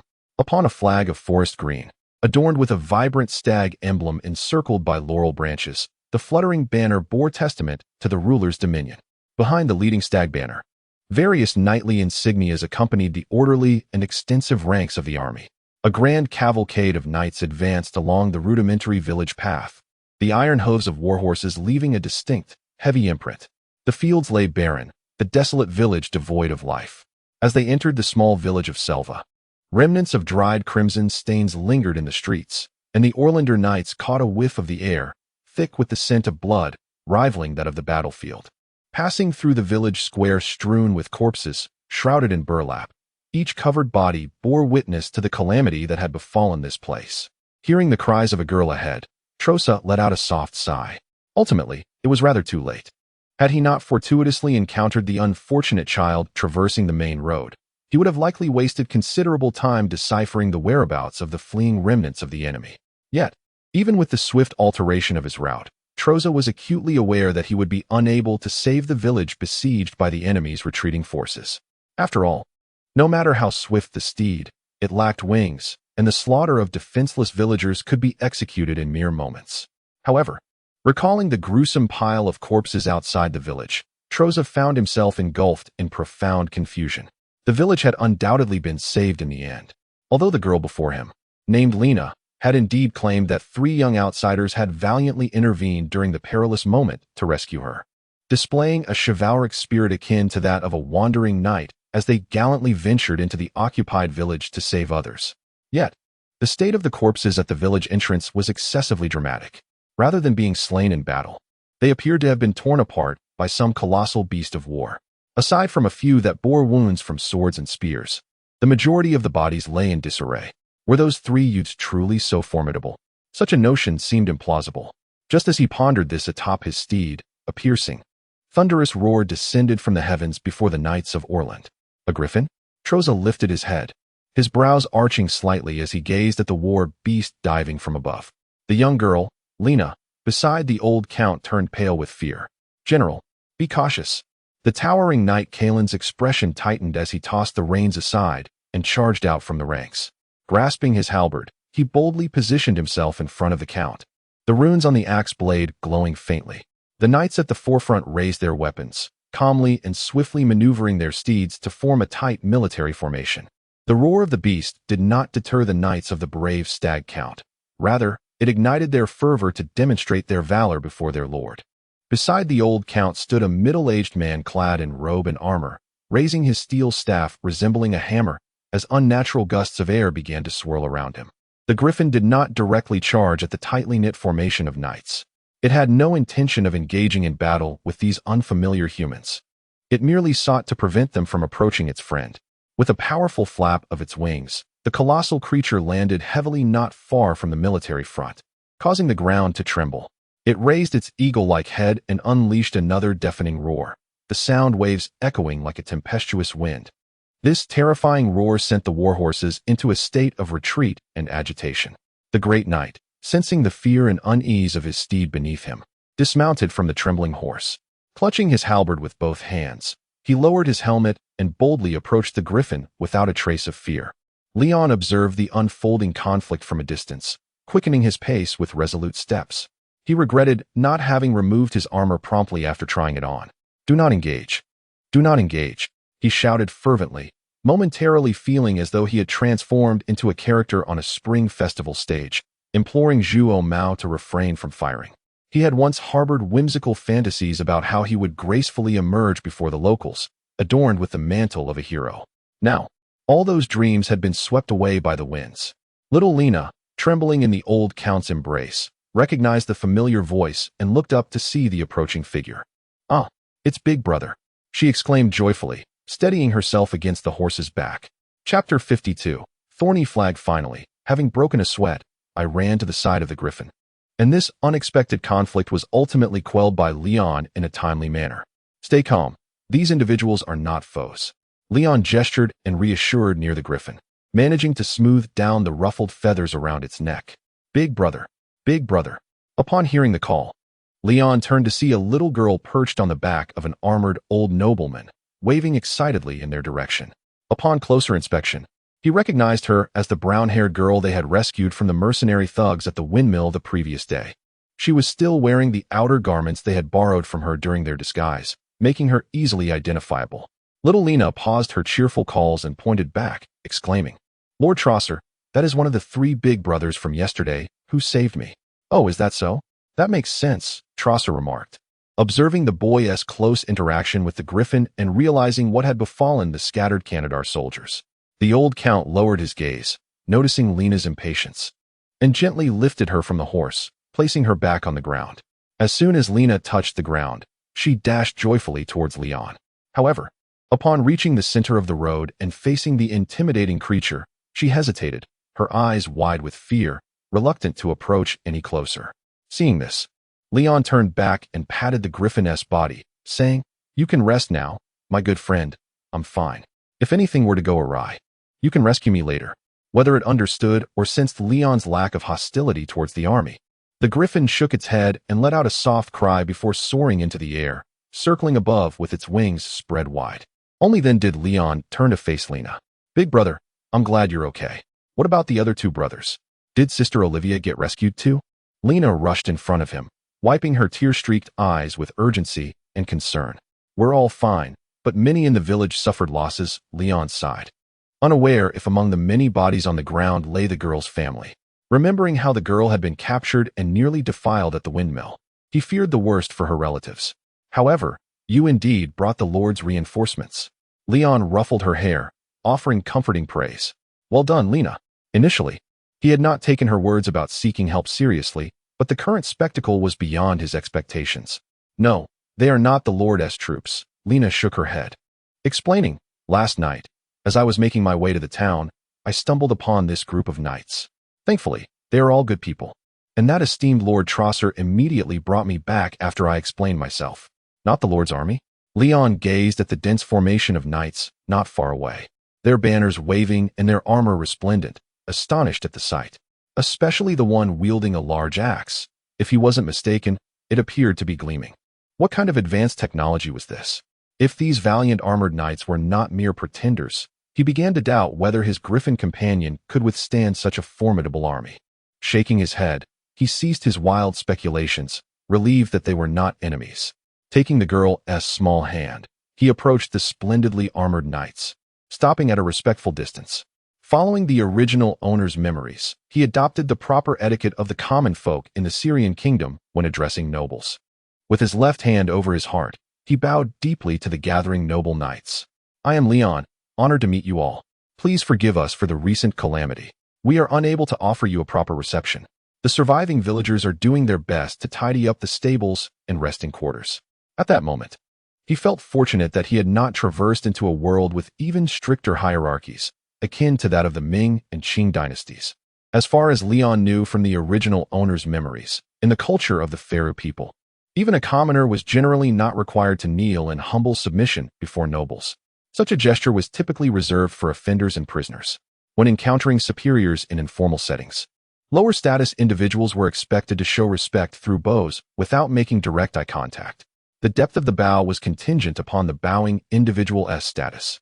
The lower the bow, the deeper the respect, yet it should not exceed 90 degrees, as that would be considered disrespectful. As for more formal kneeling, that occurred only in official contexts and was contingent on the situation and the individuals involved. The knights beside the old count remained silent, offering no acknowledgement of their lord's title to Leon. After all, the foremost nobles of the Orlandan kingdom had no obligation to inform a commoner of their names. Trosser sat tall upon his horse, observing the courteous young man before him while appraising his armor. He recognized that the attire originally belonged to the enemies he had been pursuing, and he had already seen the Baron of Dorsen's fate among the corpses outside the village. No matter, young man, if there are no enemies here. My army will not linger for long, Trosser remarked, taking a keen interest in the boy. I heard from little Lena that you are not from Orland? Is your accent and choice of words from Orlandan? Maintaining his bow, Leon replied honestly to the elder's inquiry. Indeed, my lord. But Orlandan has fallen to the Kantadar forces. My companions and I were once captives of the enemy, but, thanks to divine providence, managed to escape from the brigands, wandering here after numerous trials. So, the Kantadars who attacked this village were vanquished by you? You saved this village? Trosser continued to inquire. Regrettably, we could not save all the villagers. We initially became embroiled in this conflict merely to rescue a friend. Moreover, most of the enemies were slain by my griffin companion, while only a few fell to our hands, Leon replied, refraining from mentioning the noble leader he had slain at Olivia's hands, as they had indeed ambushed and killed 3 cavalrymen, and he had personally crushed the skull of a Kantadar knight. As for whether that counted as Miss Lola's trophy, well, they were all souls sharing a single body. What was the distinction? Lift your head, child. Trosser nodded appreciatively. Though you are not an Orlandan knight, you possess the spirit of one. If your words bear truth, then on behalf of those whom you rescued, I extend my gratitude for your bravery and noble deeds. I would never dare to accept such praise. Once granted permission, Leon humbly responded, straightening up. The old noble's demeanor was quite cultured and dignified, without the haughty arrogance one might expect from someone of his stature, making their interaction considerably more pleasant. It seemed that the Orlanders were indeed more cultured than the brutes of Kantadar, possessing qualities not inferior to those of the Syrians. After all, if this elder were not of a broad-minded disposition, how could he, a high noble, choose to place an ordinary village girl atop his horse and personally oversee her? Guide me to the surviving villagers. I am also very interested in your experiences. Trosser gestured for Leon to lead the way. It is my utmost honor. Please follow me. Esteemed lords, Leon replied, feeling relieved after the initial encounter. Leading the grand procession of knights, he headed towards the village chief's residence, the only spacious building left in the village, which was why the Kantadar nobles had initially chosen to lodge there. Certainly, the assembly of knights far exceeds that of the Kantadarans by 7 or 8 times, making the village elder's abode insufficient to accommodate such a multitude. Fortunately, not all knights entered the village alongside the old noble. Some knights, along with a contingent of men, took positions outside the village as sentinels, while others encircled the elder's house in protective formation. The remaining knights and attendants conducted thorough assessments of the safety of the large residence, both upstairs and downstairs. When Trosa entered to rest amid the crowd, the house had already been tidied by the women and children who had been instructed beforehand. As the old count settled in the hall, he summoned the current overseer of the village and requested attendants to bring in random villagers for inquiries. He was not inclined to take the foreign youth and Lena's words at face value. To comprehend the events that transpired here, he required corroboration from a broader array of villagers. Not long after, Leon, who had been waiting outside with the noble guards, spotted Brian the blacksmith approaching with the aid of a cane, limping slightly. He offered a slight nod to the youth, a gesture of greeting, before stepping into the hall. Passing between the armored knights on either side, Brian bowed respectfully to General Trosa, who sat at the head of the table. In a tone befitting an ordinary villager, he greeted, "I am Brian, and it is a great honor to meet all of your esteemed lords. Are you the overseer of this village?" Trosa inquired of the sturdy old man seated before him. "Yes, my lord, I am the blacksmith of this village. The village officials earlier took the able-bodied men to enlist in the lord's army, and the village elder tragically fell to the blades of the Kantadarans. The remaining men consist only of myself and a few children. The rest are women and maidens," the old blacksmith recounted candidly, having gathered information about the survivors. Trosa further queried the blacksmith regarding the assault by the Kantadarans. Brian's narrative closely aligned with Lena's account, detailing how Selva Village was attacked at dawn, but he added numerous descriptions of the 3 foreign youths. Though brief, his testimony echoed Lena's gratitude towards Leon and his companions. Subsequently, the testimonies of the summoned villagers bore little difference, predominantly consisting of lamentations regarding the atrocities suffered, alongside impressions of witnessing griffins slaying the Kantadarans. From these accounts, Trosa gradually sketched a rough outline of the incident, allowing him to set aside his habitual skepticism. Having endured tribulations and fled from the Kantadarans to a foreign land, yet willing to extend aid to the innocent, the old count stroked his beard, reflecting on the situation, recalling the initial impression of the young knight. Clad in armor and wielding a sword, the old count felt a stirring of admiration. Such integrity and bravery, coupled with the trials endured, sparked within him a desire to nurture these promising youths. "My lord, I am curious as to how that lad came to have a griffin as a companion. For I have not heard of any griffins nesting within the Grey Fir Valley," the great knight Kalen interjected. "Let us summon him for questioning." "And what of the other 2? Bring them all forth.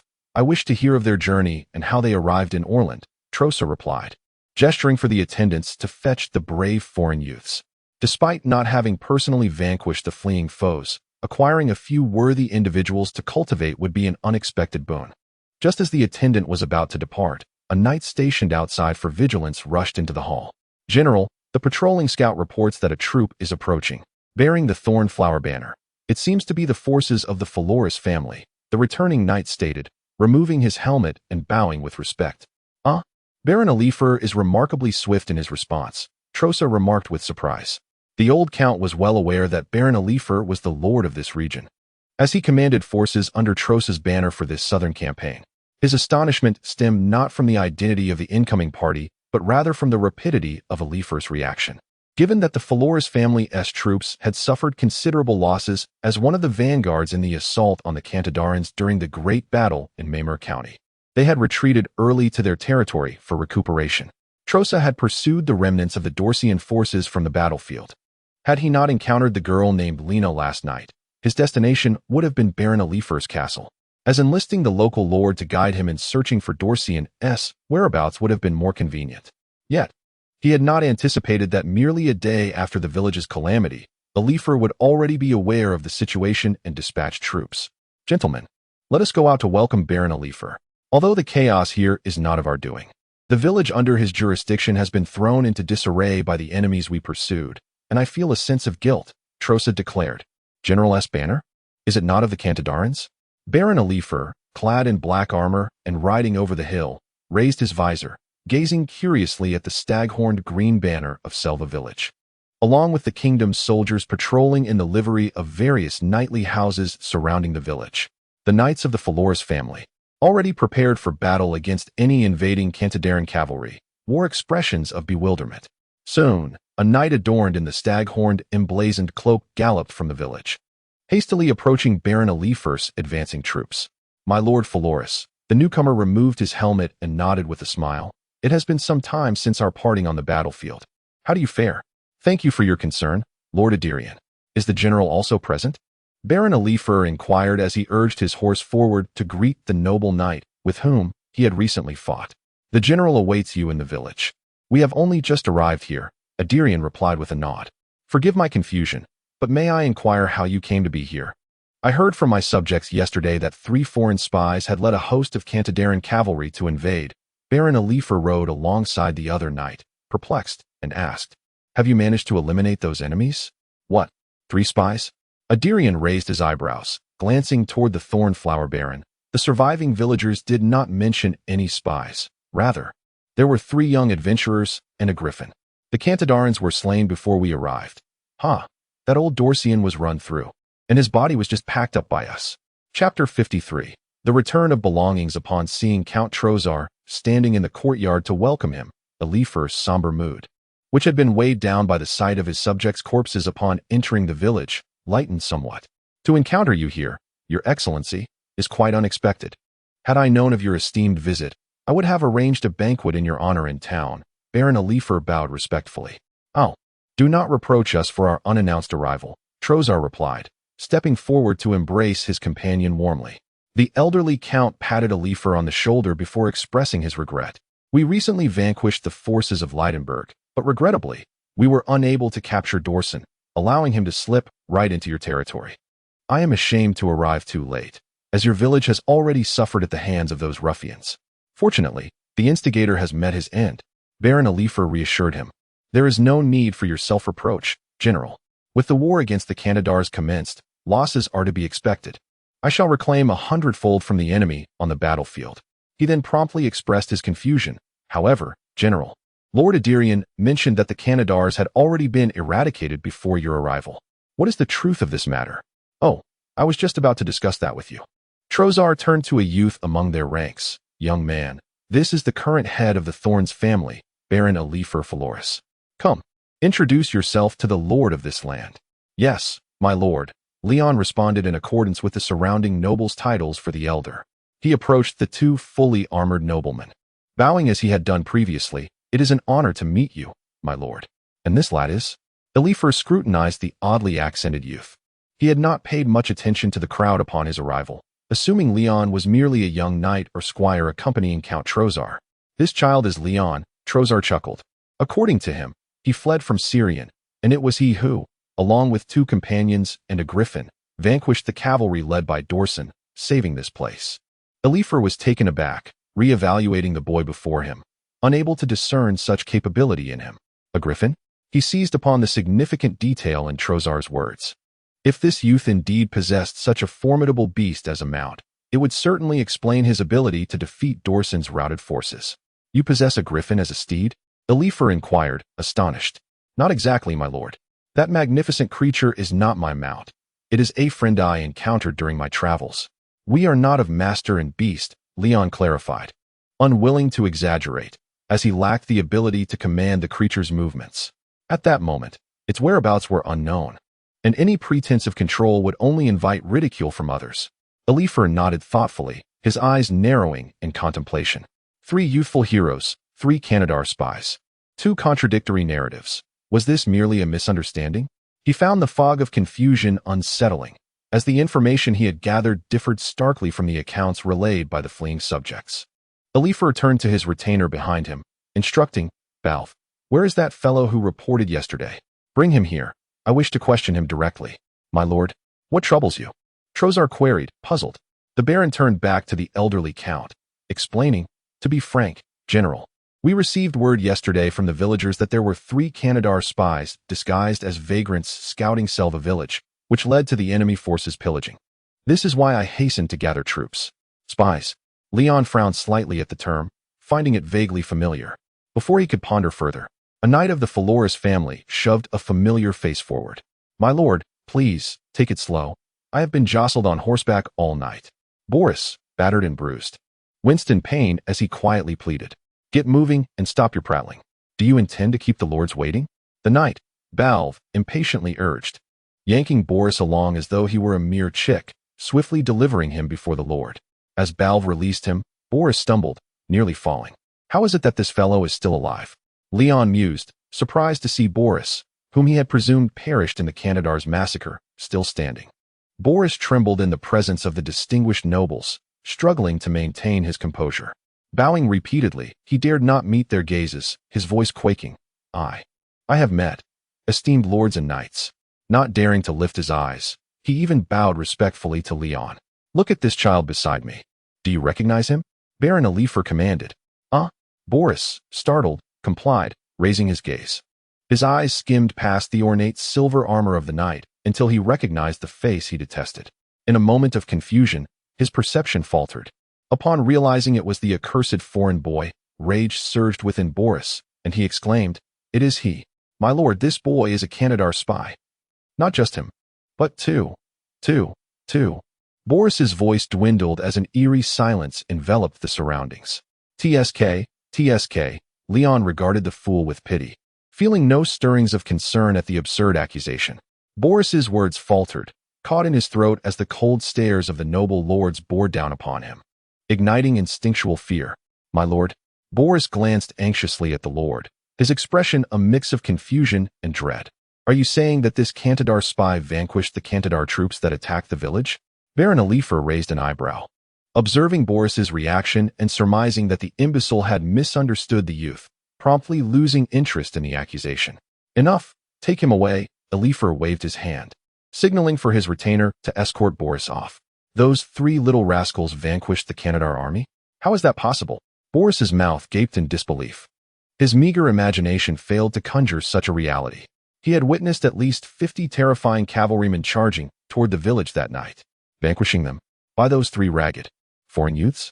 Boris's rear was once again gripped by the knight, causing him to flinch. No, there must be some mistake. These 3 outsiders, even if they are not Kantadar spies, are undoubtedly deceitful little tricksters. How could they possibly defeat the Kantadar army? There must be something more to this. They have deceived the lords.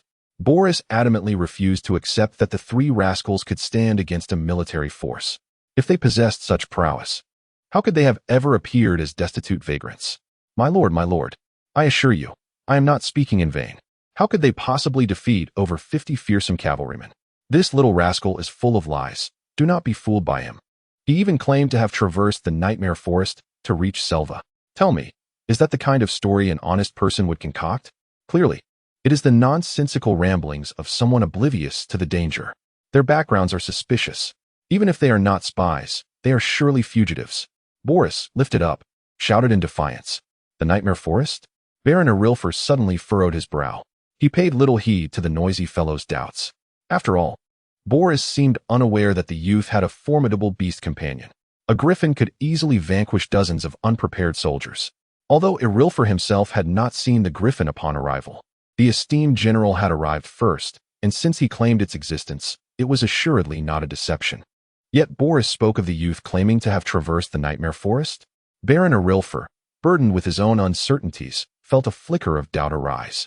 Upon hearing Boris's skepticism, Trozar, who stood nearby, was momentarily taken aback. That dreaded forest, at least in the central and western regions of the Kingdom of Orlandan, was known to anyone with even a modicum of knowledge.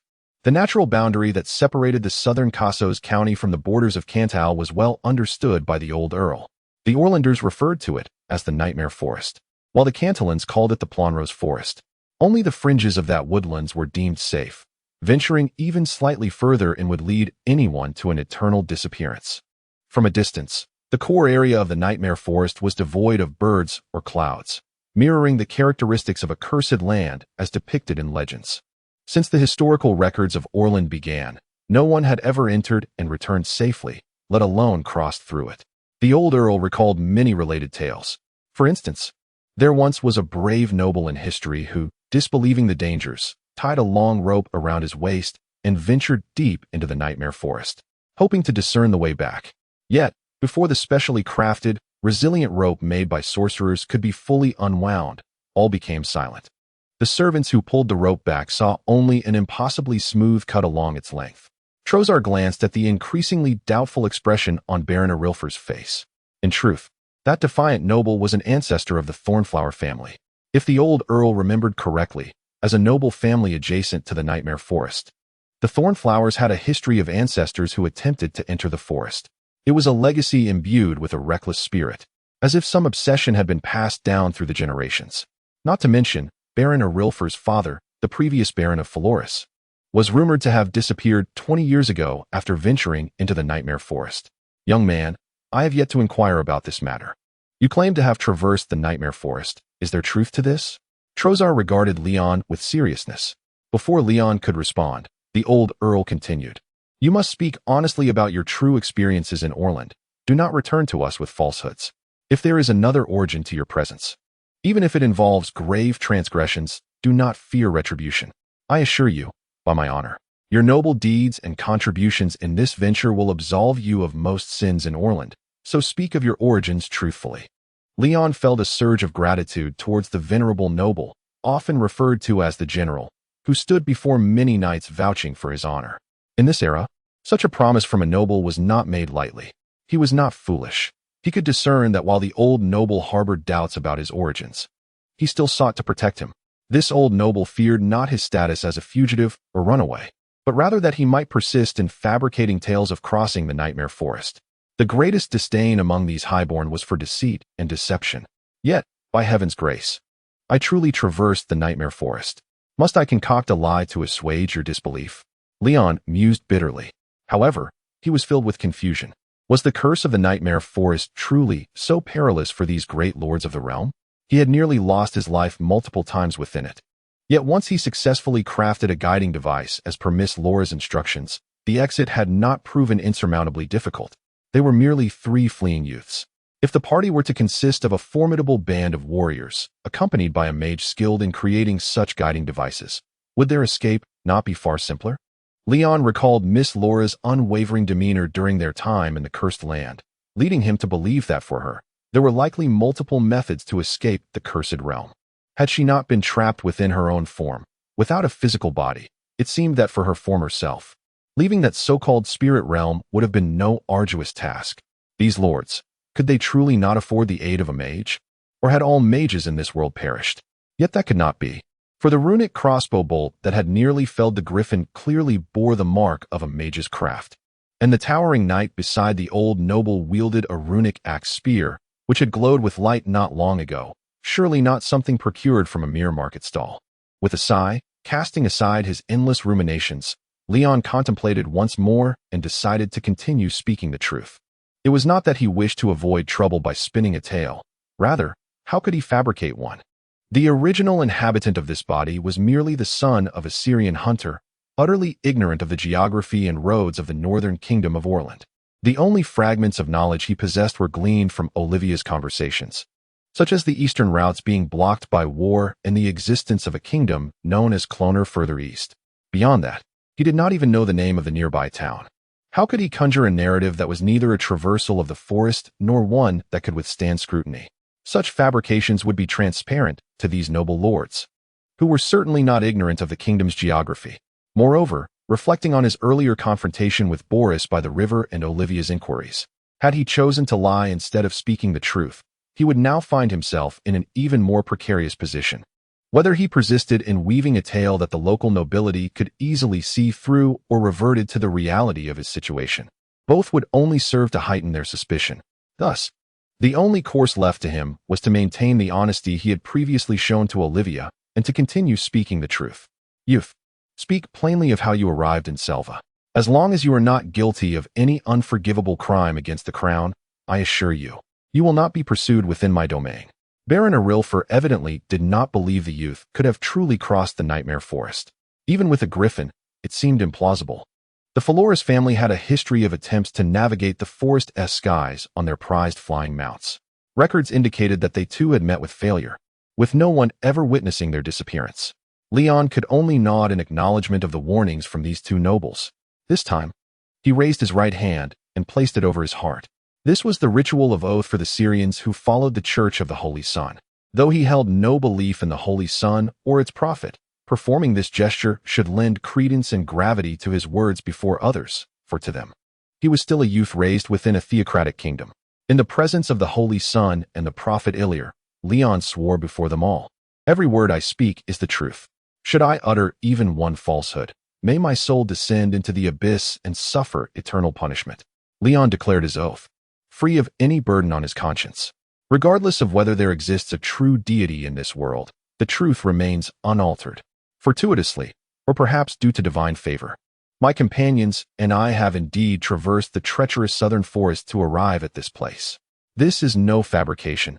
The journey was complex, and it is difficult to convey in mere words.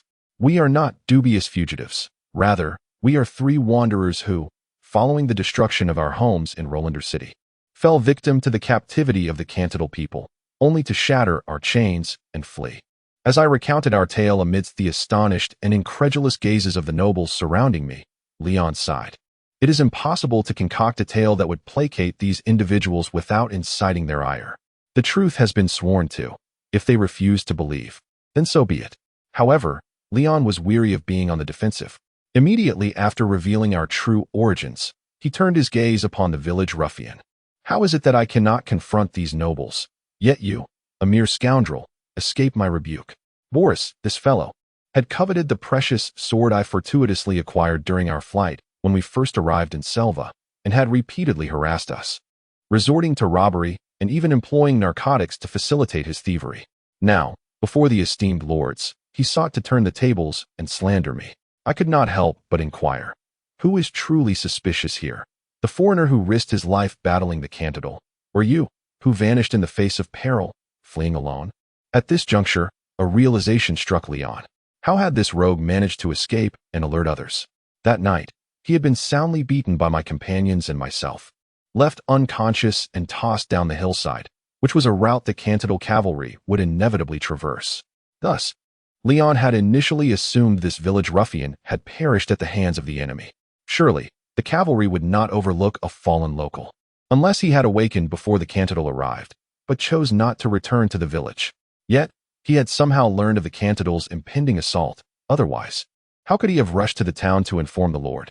The blacksmith had mentioned that it was but a day's journey to the town.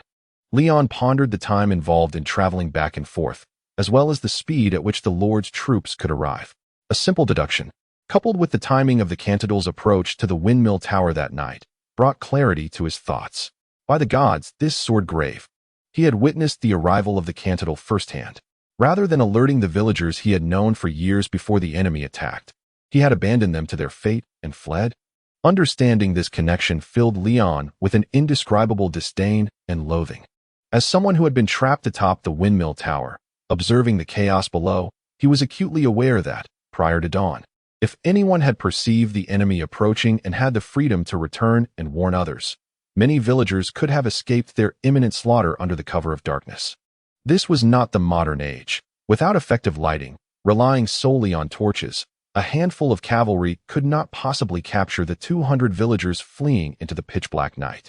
And once dawn broke, the Kantadar would be unable to divide their forces to pursue so many fleeing villagers. Leon's gaze turned cold as he regarded the ruffian, akin to observing a lifeless being. There was no need for him to take action. Simply revealing this truth to the villagers would suffice. Whether it be the surviving women and children or the young men who had lost their families and had yet to return, each of them would yearn to rend apart this wretch who had squandered the opportunity to save their village. Boris, oblivious to the grim fate awaiting him, remained ensnared in his present fear. He could not fathom why the nobles were so suspicious of him. Nor could he comprehend why they did not blame the three rascals before him, but instead seemed to forgive them. He feared that if he did not promptly clear his name of their accusations, he would find himself in dire straits. My lords, this is sheer slander. I did not rob them. I merely approached them out of suspicion.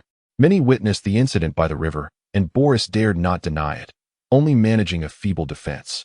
However, recalling that night when he had stolen the sword without any villagers present as witnesses, he vehemently denied any involvement with the narcotics or thievery.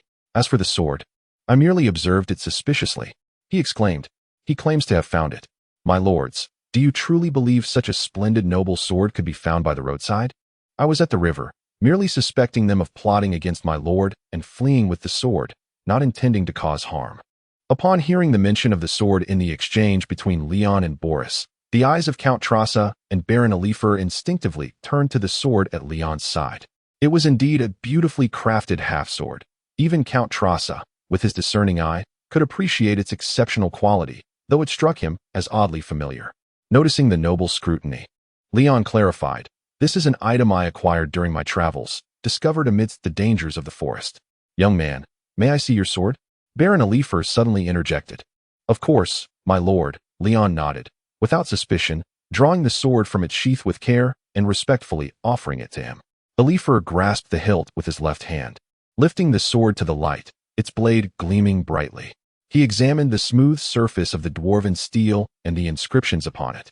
A smile of recognition spreading across his face, filled with relief. Leon, puzzled by the unexpected smile, looked on in confusion. Count Trassa, suddenly enlightened, stroked his beard in disbelief. Baron Oliver remained silent, drawing his own sword from his waist. Under the sunlight, the two blades sparkled brilliantly, other than slight differences in length. Their adornments and fittings were nearly identical. The inscriptions along the blade appeared to be replicated. Leon blinked in astonishment, raising his gaze to notice the standard held aloft by the attendants behind the lord, a black flag emblazoned with a thorned rose emblem. Memories flooded back, and Leon realized this was the very design upon the shield of the Death Knight. "I believe you now," Leon Oliver said, his smile fading into a sigh as he addressed the young man by name for the first time. "You are among the first warriors in the history of Orland to successfully traverse the Nightmare Forest." Chapter 54. The Night. How is it possible? How can it be? Boris exclaimed in disbelief, his spirit crushed as he listened to the Lord's acknowledgement and praise for the young outsider. "Silence, you shameless wretch." Baron Oliver coldly glared at the village scoundrel, rebuking him. "Your slander against the hero nearly brings shame upon us. I ought to sever your venomous tongue." "I would be honored to do so, my lord," Sir Balf interjected calmly. "Tongue? No, no, my lord. It is I who am in the wrong. I am foolish." Boris, trembling in terror, fell to his knees, desperately begging for mercy. "I am blind to the truth. Spare me. Please spare me." Baron Oliver turned away from the despicable man's pitiful display and looked toward Leon. "Young man, this individual has repeatedly offended you with his vile tactics. How do you wish to deal with him?" After pondering for a moment, Leon addressed the Baron. "My lord, I hail from Sarien and am unfamiliar with the laws of Orland. I seek your counsel. This man initially attempted robbery with a group and subsequently resorted to drugging us for theft. What punishment does such a crime warrant?" Oliver nodded with growing admiration for the youth. "In my domain, such a scoundrel should have his hands severed and be hanged as a warning to others, with all his possessions confiscated." Leon continued, "With all due respect, my lord, might I request that he be detained temporarily? His crimes extend beyond those committed against me and my companions. I wish to expose all his misdeeds to the villagers and pass judgment thereafter." "More crimes? Very well. That seems acceptable." Oliver instructed his attendants, "Take this filthy scoundrel away and hold him until the verdict is delivered." "Yes, my lord." Sir Balf roughly yanked the quaking Boris from the ground, dragging him away amidst his desperate cries for mercy. With the buffoon temporarily removed from the scene, Leon's gaze fell upon the two nearly identical swords in Baron Oliver's possession. At this moment, anyone who remained unaware of their connection would be as foolish as Boris. Removing the ornate scabbard from his waist, Leon presented it with both hands. "This sword was found beside the corpse of a knight, and it rightfully belongs to you. My lord, please forgive us for taking it for our protection." Upon hearing Leon's words, though the news had long been accepted in his heart, Oliver's expression dimmed slightly. He retrieved his own sword and took the young man's offering, slowly sheathing the ancestral blade. Indeed, this is genuine dwarven steel. It is the ancestral sword of the Phalorus family, the Thornblade, and was my father's sword before he went missing in the forest. Baron Olifer entrusted the family heirloom to an attendant for safekeeping and continued, "The one I carry is merely a later imitation. Leon, you have returned my family sword to its rightful owner. I shall not overlook your integrity, and I thank you for bringing news of my father." Leon bowed his head, beads of sweat forming on his brow. He resolved to withhold the details of how he had acquired the sword. Although it was the spirit-bound demon Lohak who had dismembered Olifer's father, Azarin had also beheaded the undead knight in the process. The spirit had even been extracted to serve as a wick. In light of the circumstances, the Baron would likely not hold it against him if confronted. Yet it was best to avoid discussing the gruesome details that might disturb the Baron's sentiments. Moreover, after leaving the cursed land, the soul preserved in the compass had dissipated as soon as it appeared in reality. According to Miss Lola, this phenomenon was referred to as the soul returning to the Dead Sea. This could be considered a form of returning home, finding peace in the earth. No wonder they had arrived in Selva Village. It turned out to be near the noble's domain in life. Come now, do not linger at the door. Have someone bring in more chairs and stools. Let us proceed inside, Count Trozar said with a smile, patting Leon's shoulder. And what of your companions? I wish to meet the other two brave souls. I shall fetch them at once, Leon replied with a bow. Seizing the opportunity, he hurried to remind Lohak and Azarin to synchronize their accounts, omitting certain details of their experiences, such as the battle with the former Baron Phalorus and Lohak's possession by a demon, better left unmentioned. The countless zombies they encountered and the eerie environment were sufficient to convey the dangers they faced. As Leon returned to the grand house of the village with his companions, the nobles and knights who had previously gathered at the entrance had already entered the hall. The spacious hall of the grand house had previously served to convene the villagers, accommodating 20 or 30 people without feeling cramped. Leon entered first, carrying Azarin, while an attendant obstructed Lohak, who bore a polearm. "Leave your long weapon outside. I shall safeguard it for you. It would be inappropriate to bring it in for the audience with the lords," the attendant informed the tall youth. "Swords and daggers are part of a warrior's decorum, but long weapons are not suitable for such a gathering." "Oh," Lohak complied, not wanting to cause trouble, and handed the knight's poleaxe to the attendant. The attendant, caught off guard by the weapon's weight, nearly dropped it, his eyes widening as he bent down to prevent it from slipping from his grip. "My apologies, this is indeed quite heavy. Had I not been well fed and rested lately, I would not have managed." Lohak quickly assisted him in stabilizing the poleaxe. No harm done," the attendant replied, his face flushed with embarrassment. He had not anticipated the weight of the weapon when he saw Lohak's seemingly ordinary appearance. Holding his own lance, the attendant steadied the poleaxe before turning to enter the hall, reflecting, "These children are truly exceptional." At the head of the hall, Count Trozar, engaged in discussions regarding the frontline battles with Baron Olifer, turned his attention to the three youths entering. Noticing that Leon was carrying a visibly injured companion, the old count quickly instructed an attendant to bring chairs for them. The three expressed their gratitude and took their seats in the newly added chairs. "And how do you two introduce yourselves? Please share your backgrounds," Trozar inquired kindly. "I am Azarin Flairel, at your service, my lord," the noble son responded, attempting to sit upright, lightly tapping his forehead with his left hand before resting it on his right shoulder in greeting. "You are not of common birth." Trozar noted the significance of the youth's gesture. "Indeed, my lord, I am the son of Baron Shaleman of Rolandarl, but my father has fallen in battle, and our lands have been seized by the Cantal people," Azarin replied honestly. Leon, listening, cast a sideways glance at the young man. To be frank, he and Lohak had not inquired much about each other's backgrounds during their journey. The original owner was of humble origins, and therefore was unaware of who this Shaleman Flairel might be. However, the name of the Rolandarl Council of Nobles was not that of a trivial figure in the memories of this body, although discussing such matters now held little relevance. As the entirety of the Holy City had fallen, both great and small had met their demise. "May your father's valiant spirit find peace," Count Trozar nodded in acknowledgement. Then, the elderly count turned his gaze toward the other tall youth clad in black armor. "My name is Lohak. My father was a sergeant in the Rollander City Guards, and he perished in battle. The rest of my family has met a similar fate, leaving only my sister, who remains in the clutches of the Kantadarians, her whereabouts unknown." Lohak replied in a somber tone. The old count offered words of comfort, recalling a proverb from Orland: misfortune, when extreme, is seldom prolonged, and you shall soon see your loved ones safe again. Then, it was Leon's turn to recount the tragic tale of the original owner of this body, a hunter and his family. As Count Trozar listened, he instinctively tapped his fingers on the armrest of his chair. The situation in the eastern city of the Holy Land was far worse than the reports that had reached Orland. The Kantadarian army had brutally ravaged the ancient city, which had stood for a millennium. Even more alarming were the revelations Lohak shared, details previously unheard. For instance, the Kantadarians employed siege engines that could soar over towering walls, striking targets within the city with deadly precision, as if they possessed a life of their own, and the thunderous sounds of walls crumbling under their might. Suppressing his tumultuous thoughts, the old count redirected his attention to Leon's narration. The youth spoke of how the three of them had been captured and then managed to kill their mercenary captors, traversing mountains and valleys, braving the elements, battling monstrous beings, and inadvertently drifting into the nightmarish forest. It was not merely the fact that no one knew what lay within that treacherous land.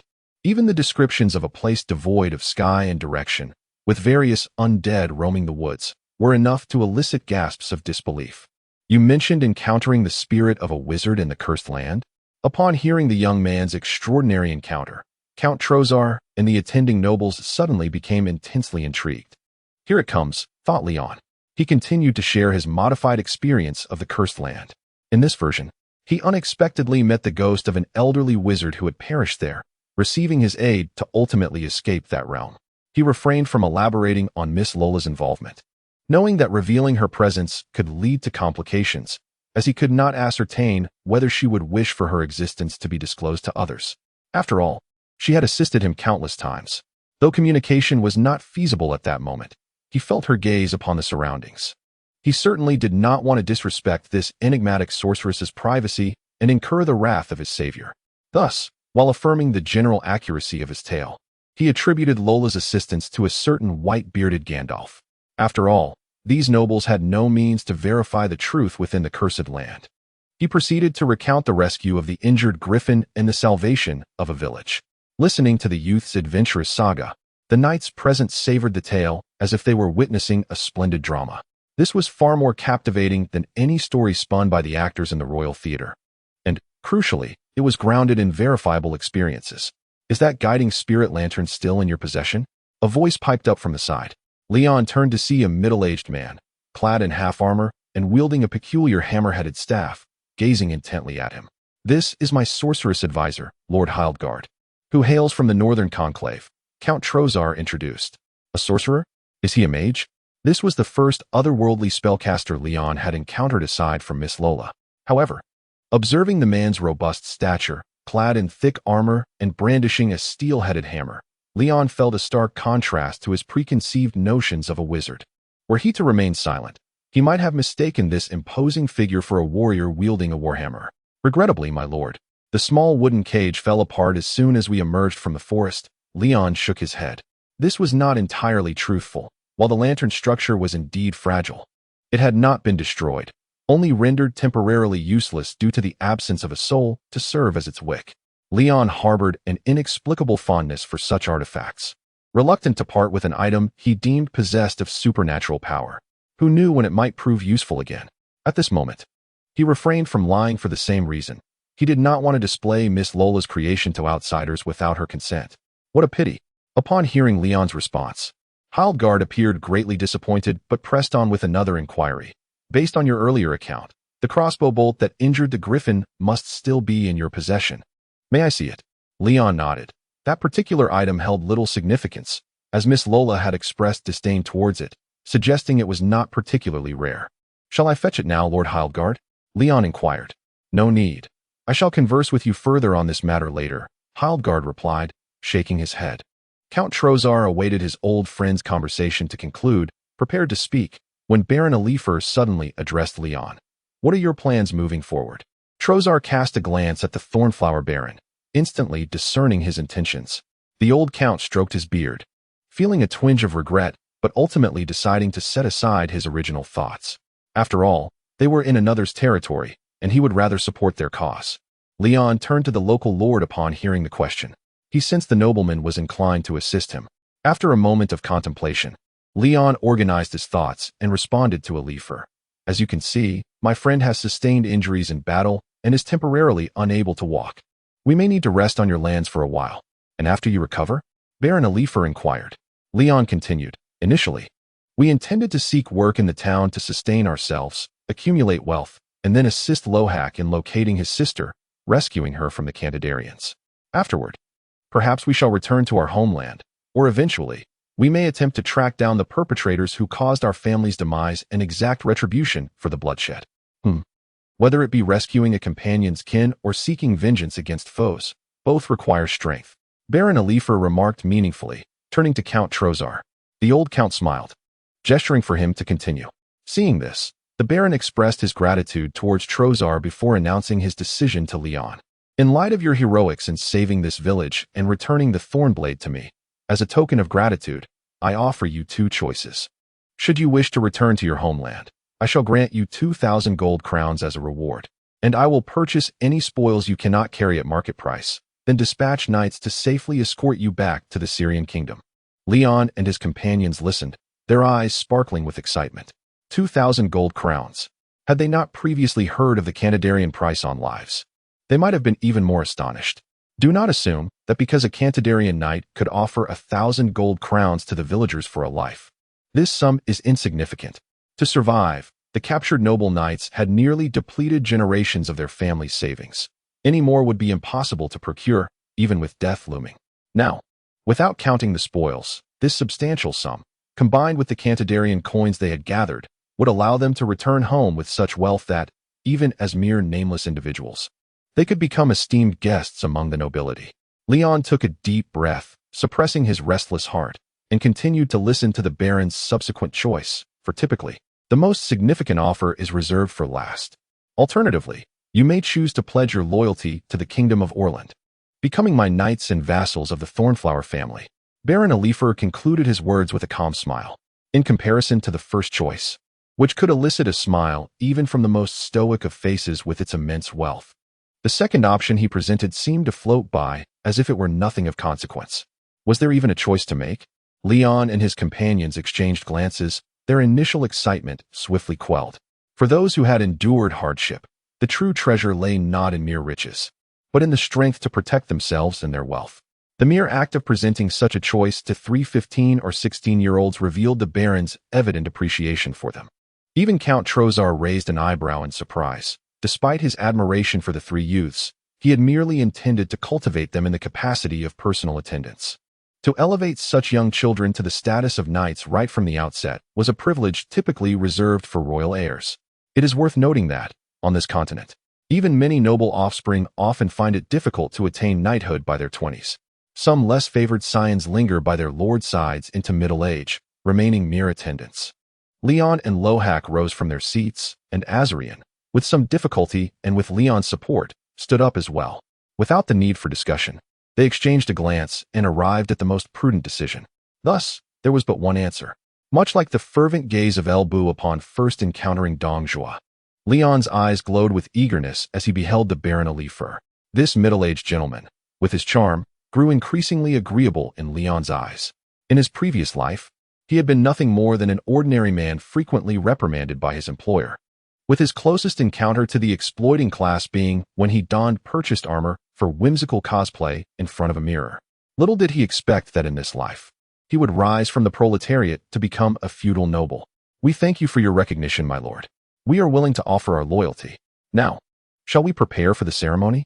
Azarian, somewhat familiar with such occasions, inquired, for the knighthood ceremony in Syrian was no trivial matter. No, in Orland, as long as there are knights to witness, it suffices as our coronation. Baron Oliver shook his head and rose to his feet. He drew his sword from his waist, placing the tip upon the ground, his expression turning serious and solemn. Almost simultaneously, all knights present without titles rose from their seats, hands resting upon their sword hilts. Standing solemnly in the hall, a knight accompanying the Baron took on the role of the herald, addressing the 3 youths to be knighted: Leon of Syrian, Lohak of Rolander, Azarian of Florel. Step forward and kneel before your liege to pledge your oath. Leon glanced at Azarian beside him, uncertain if he required assistance. The noble scion smiled and shook his head, mustering his strength despite the pain, and stepped forward alongside his companions. At that moment, Azarian regretted not having donned his armor, or even prepared a formal attire. The three knelt, their left hands resting on their left knees, right hands clasped behind their backs, gazing upward in anticipation of their knighthood. The Baron raised his sword, placing the blade upon Lohak's right shoulder.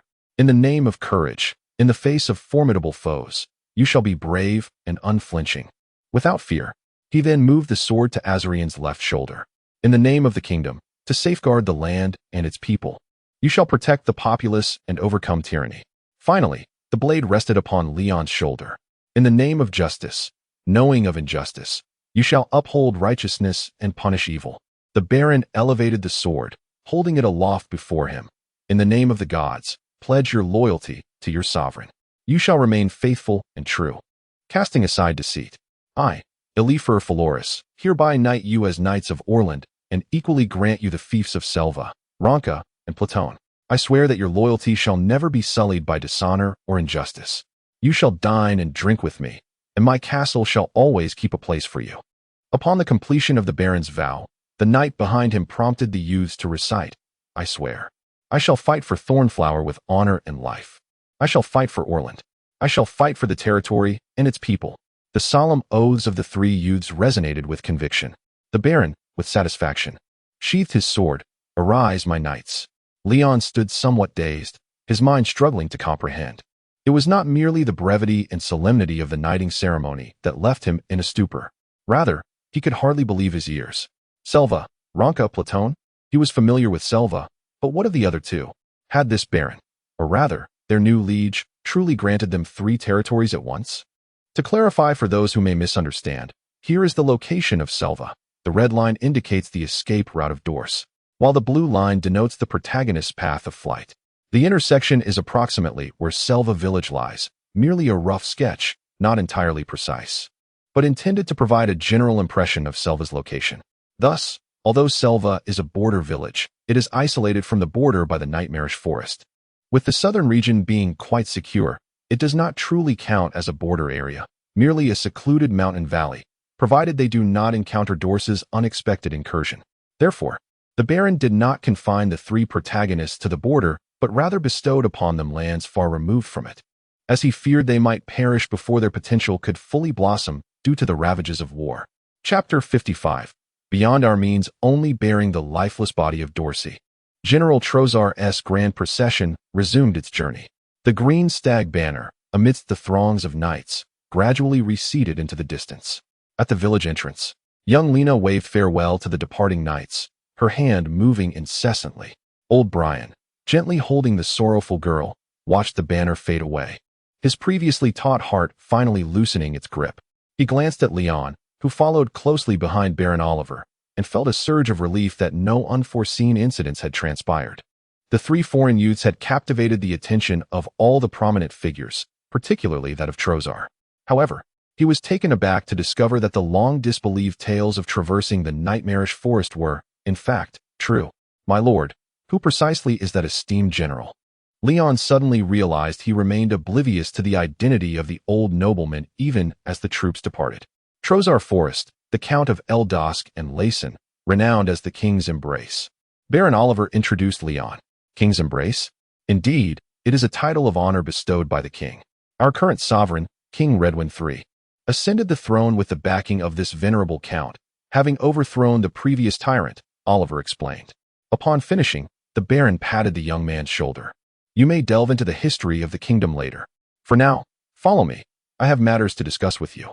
There remains much to learn if you aspire to be a worthy knight. I am eager to heed your counsel. Leon nodded in agreement. He accompanied the present lord to the temporary lodging he had taken in the village. Please, take a seat. As soon as they entered, Oliver summoned a servant to assist in removing his armor. Shall I call Lohak and Azarian?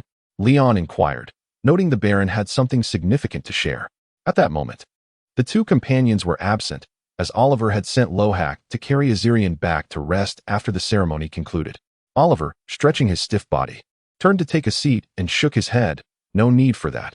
Let the injured boy recuperate. Besides, I can see that they both look up to you. Although Azirian is of noble birth, you are the leader among the three. It suffices for me to converse with you, which lightens my burden. That is too much praise. You are our lord now. I am no one of significance, Leon responded somewhat awkwardly, feeling the urge to flatter excessively. After all, this was not merely a conversation with a common friend. Yet, throughout their journey, both companions had indeed followed Leon's every decision. But would acknowledging this fact before their current lord suggest that the three of them formed their own little clique? Do not overthink it. I would not question your loyalty over such trivial matters, Baron Oliver chuckled, his words unexpectedly bold. Or perhaps, I do not perceive much loyalty from you at this moment. My lord, you have already granted us such favor. We are not ungrateful, Leon replied, maintaining a composed face, though internally he felt a cold sweat. What did the Baron mean by testing the newcomer's attitude from the outset? I am not doubting your character, Oliver continued, not allowing Leon the luxury of speculation. But loyalty that can be bought with mere profit is not true loyalty, at least not in my eyes. If 3 knight titles and 3 estates could secure your allegiance, then I would never have offered you fiefs from the start. Such a simple transaction to earn your undying loyalty raises a question. If someone were to offer you a much higher price to betray me, wouldn't you find it easy to do so? What, then, do you consider true loyalty? Leon interjected, finally attuned to the rhythm of their conversation, reminiscent of moments spent with the company's owner over drinks. Some leaders, in their fervor, enjoyed sharing life philosophies with their subordinates. And a candid exchange could indeed foster a closer bond.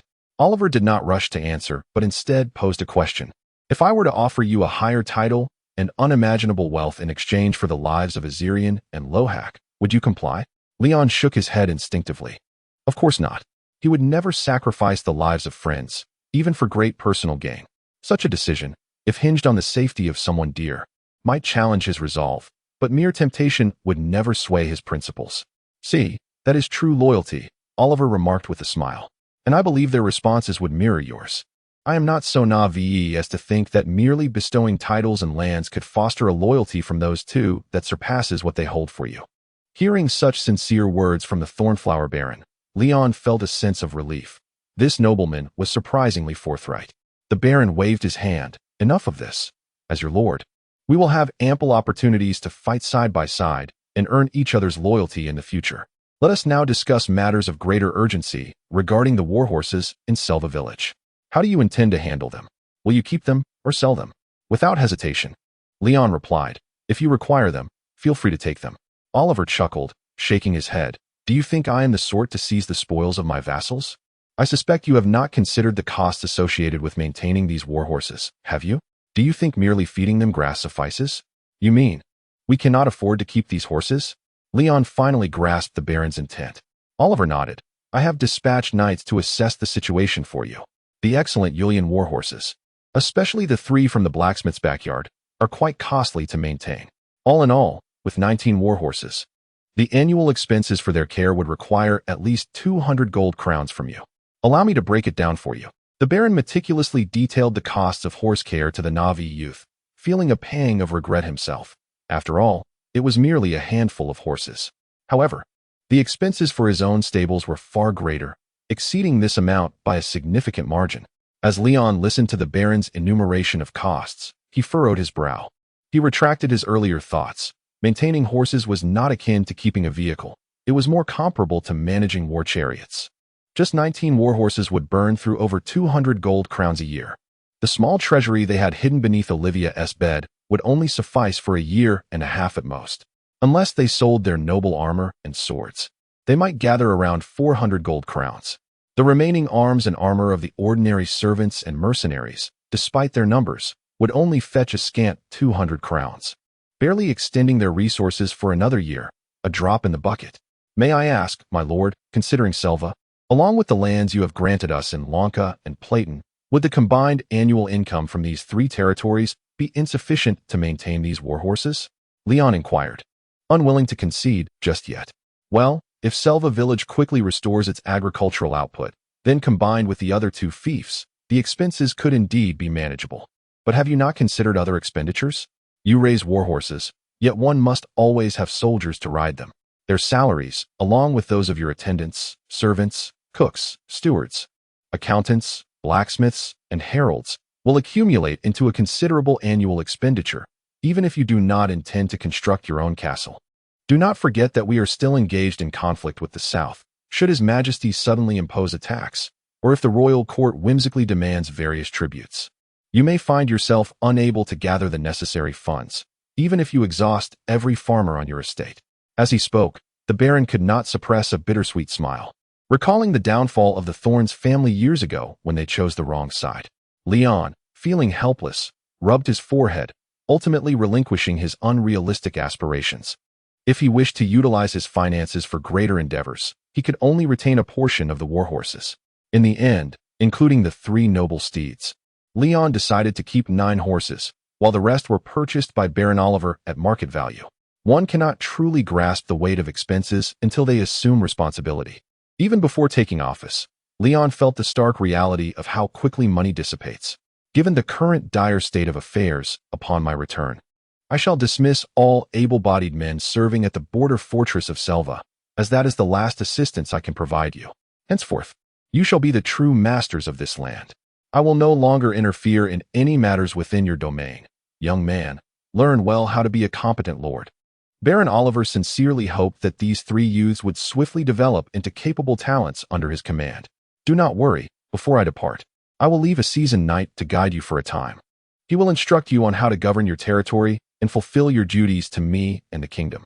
Should you have any questions, do not hesitate to ask him. You shall not disappoint my expectations.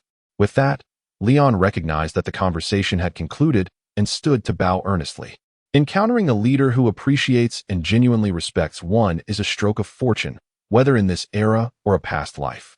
In that moment, he understood why figures like Liu Bei commanded such reverence and loyalty from their followers. As he observed the Lord nodding in acknowledgement, permitting his departure, Leon suddenly recalled something. He reached for the small pouch at his waist, sifting through its contents until he found the scroll of parchment that had been lying at the bottom. My lord, it has been so long that I nearly forgot. When I found your family sword, I also came across a peculiar map. I wonder if it belongs to you as well. Leon handed the enigmatic parchment to the Baron. What is this? Oliver inquired, taking it and unfolding it casually. As he examined the 2 palm-sized sheets, a flicker of recognition crossed his face, and his eyes reflected a myriad of complex emotions. Indeed, this too belonged to the Thorns family. The Baron sighed and retrieved a candlestick from the nearby table, holding the parchment over the flame. Leon's gaze sharpened with anticipation. Could it be? Does this map conceal secrets that only reveal themselves when burned? Just as he anticipated a revelation of some special treasure map encryption, the parchment ignited and burned away without revealing anything. The flickering flame reduced the map to mere ashes. Such unrealistic hopes should have been quashed long ago, Oliver murmured, casting a somber glance at Leon. Forget this cursed object that has consumed generations. It is a fleeting illusion, unworthy of consideration. Leon nodded in confusion, unable to comprehend the Baron's melancholy.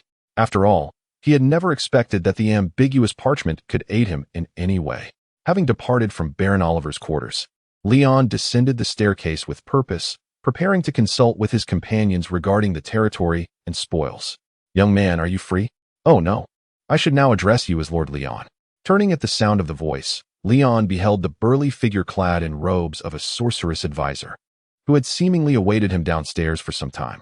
Did you not accompany General Trosses? Leon inquired, puzzled. No matter. I can easily catch up with the general's party. Now, let me see the crossbow bolt you spoke of. Chapter 56. The Northern Sorcerer. As Leon retrieved the crossbow bolt, reminiscent of a short spear, the robust mage Hilgard eagerly took it into his hands. He deftly scraped away the congealed blood from the arrowhead, leaning in to scrutinize the intricate runes and magical inscriptions along the shaft. Recognizing the significance, Hilgard could hardly contain his astonishment. Remarkable. The more he studied, the more he was awestruck, not only by the clever application of the magical patterns, but also by the creator's profound understanding of ancient magical language. Truly, it is worthy of Atyus, a kingdom of mages whose knowledge is truly enchanting.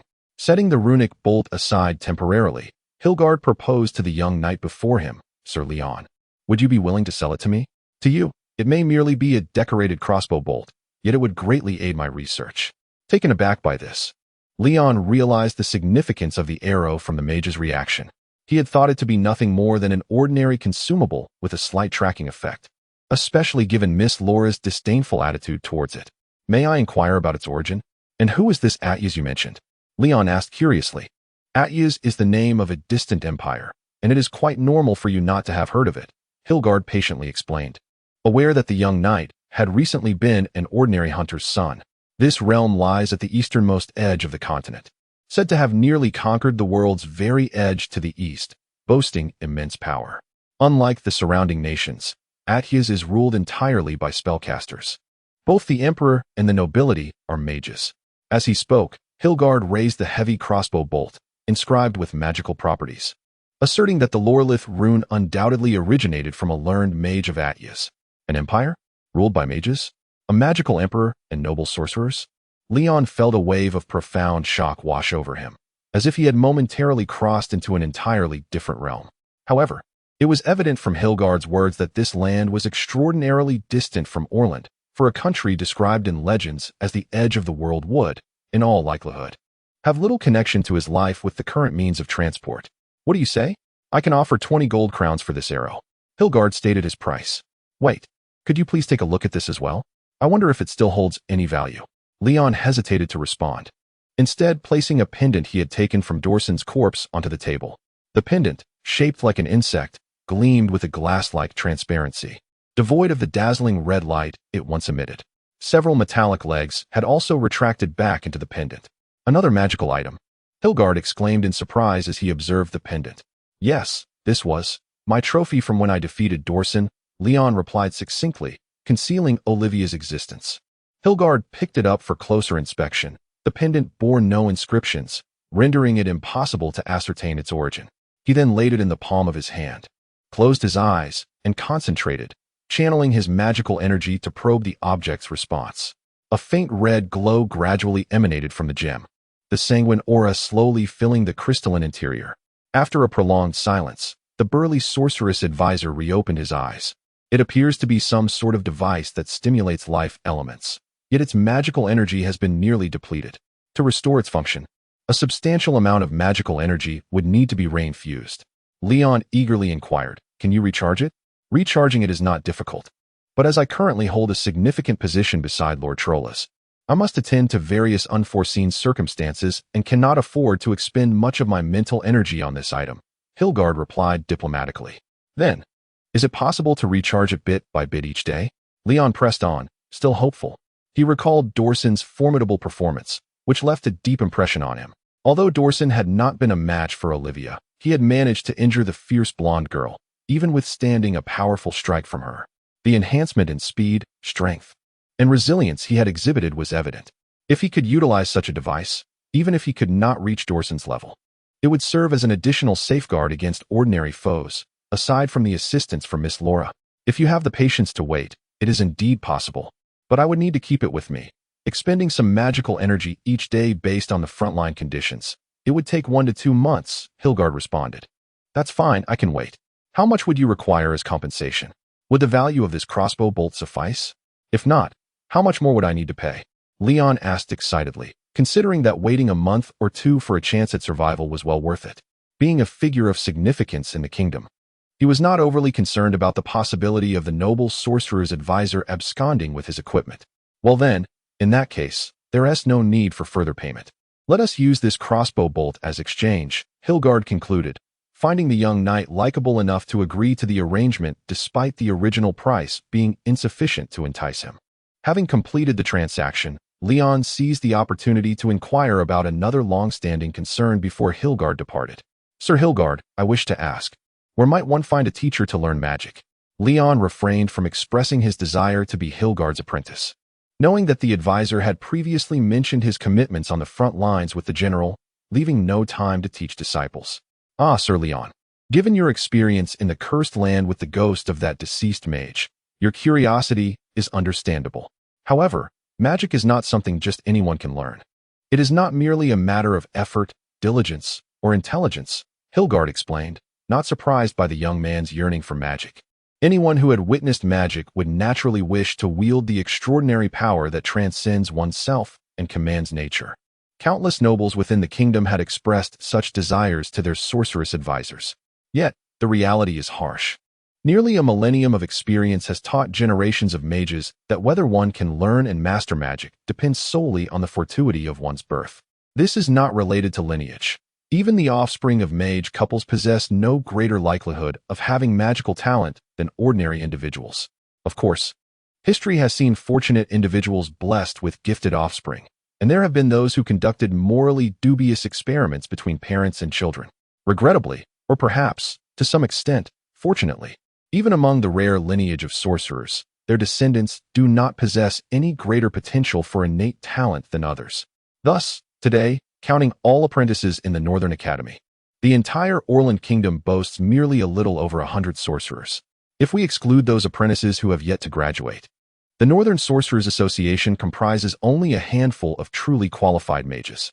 Hergold regretfully explained to the young knight. The ability to wield magic and the mental fortitude to adapt to the fluctuations of magical energy are exceedingly rare among the masses. Rather than pursuing the path of sorcery, if you truly possess an interest in uncovering the knowledge and truths of the world, I would recommend you visit the Alchemy Guild in the royal capital to study potions and alchemy. Although it does not allow for direct manipulation of magical energy, one can harness the elements through knowledge and indirectly wield the forces of nature. Leon pondered for a moment and tentatively remarked, "However, the spirit of the sorcerer who aided my escape from the nightmare forest did mention that I had a talent for the path of magic. Did that spirit truly say so?" Hergold furrowed his brow and inquired. Frankly, his area of expertise is far removed from soul studies, and I cannot fathom how that nameless ghost could discern this child's potential. It is worth noting that for hundreds of years, the Northern Society has relied solely on large magical devices to identify apprentices. Sorcerers typically bring back all candidates they deem promising to the academy, where they are evaluated in batches, akin to searching for a needle in a haystack. How about this? If what you say is true, I will write you a letter of introduction. You may have the opportunity to visit North County and seek out Dean Petra at the Sorcerer's Fortress. Alternatively, once the war concludes, I will take the time to escort you north. Hergold did not delay. If this young knight truly possessed magical talent, it would be equally invaluable to the society. I am grateful for your assistance, Sir Hergold, Leon replied, rising to express his thanks to the sorcerer. Having concluded their discussion, Hergold took his leave, holding the crossbow bolt and gemstone pendant. Leon courteously accompanied the sorcerer advisor of Count Trozar to the village entrance. Please return. Once I finish charging your necklace, I will send someone to deliver it. With that, Hergold mounted his steed, lifting the hammerhead and striking down lightly, summoning a whirlwind of dust around the iron hooves of his horse, causing his cloak to billow in the wind. Leon instinctively raised his hand to shield his face from the gust. The sorcerer flicked the reins, and his steed let out a mighty neigh before darting away like the wind. Leon gazed in awe as Hergold's whirlwind of a figure swiftly vanished over the hilltop. Indeed, what he had said was true. Catching up to Trozar's convoy would be effortless. The speed of that remarkable spell in the wild was surely over 60 miles per hour, though one could only wonder how long it could be sustained. Brushing the dust from his clothes, Leon turned and returned to the village. Just then, he spotted a group of soldiers from the Thornflower family carrying shovels as they headed towards the outskirts of the village. It seemed they were preparing to follow the Baron's orders to help the villagers find a site for mass graves, hastily burying the remains of the Kantadarians outside the village to prevent decay and the ensuing plague. As the soldiers approached, most showed little reaction, for the recent ennoblement ceremony had just concluded, and not everyone was aware that 3 youths had been knighted and become lords of this land. However, one warrior who had witnessed the ceremony outside recognized Leon and immediately tugged at his companion's arm, leading the others to salute the young knight. "Good day, Sir Leon." The remaining soldiers paused, uncertain, before bowing in acknowledgement. "Good day, my lord." With a puffed-up chest, Leon feigned calmness and smiled as he nodded to them before continuing on his way. Only after turning his back did a satisfied smirk of triumph spread across his face. "Ah, I have become a villainous landlord, an oppressor of the masses." Lightheartedly, he made his way back to Olivia's home. At this moment, the women and children in the hall were either busy with village affairs or had already returned to their homes. The troops led by Baron Oliver had provided the villagers with ample security, and with the danger past, the survivors were finally tending to the disorder in their homes. Despite the troubling times that soldiers faced, They refrained from causing harm to their fellow villagers, especially under the watchful eyes of the nobles and knightly lords. Stretching lazily, Leon was eager to remove his armor and rest. Initially, he had merely intended to try it on for fit that morning, but after encountering so many events, he had not yet had the chance to take it off. Upon entering, he noticed a somewhat unfamiliar young man from the mountain village standing stiffly before the blacksmith's bedroom door. Having seen him standing there like a guardian on previous visits, Leon could no longer contain his curiosity. "I remember your name is Hawk. What are you doing standing there?" "B-brain, uncle told me to." Aye. Hawk stammered, looking at the hero of Selva. "It was my father who instructed me to block your way. Truly, I would never run off without permission." A voice from inside the room called out helplessly, Olivia's voice. Just then, the door swung open, and the golden-haired girl peeked out, her eyes sparkling with anticipation as she looked at Leon. "So, how did it go? Have those important people left?" "Lord Oliver has not yet departed. They will rest in the village for the night and return tomorrow, while General Trozar has already led his troops away," Leon replied with a smile. Turning his gaze toward Hawk, "May I speak with Olivia for a moment? Uncle Brian should not have objected to my entry." It should be fine." Hawk quickly considered and stepped aside, running to the entrance to wait. Olivia opened the door, waving her small hand at Leon. "Come in quickly and tell me what happened."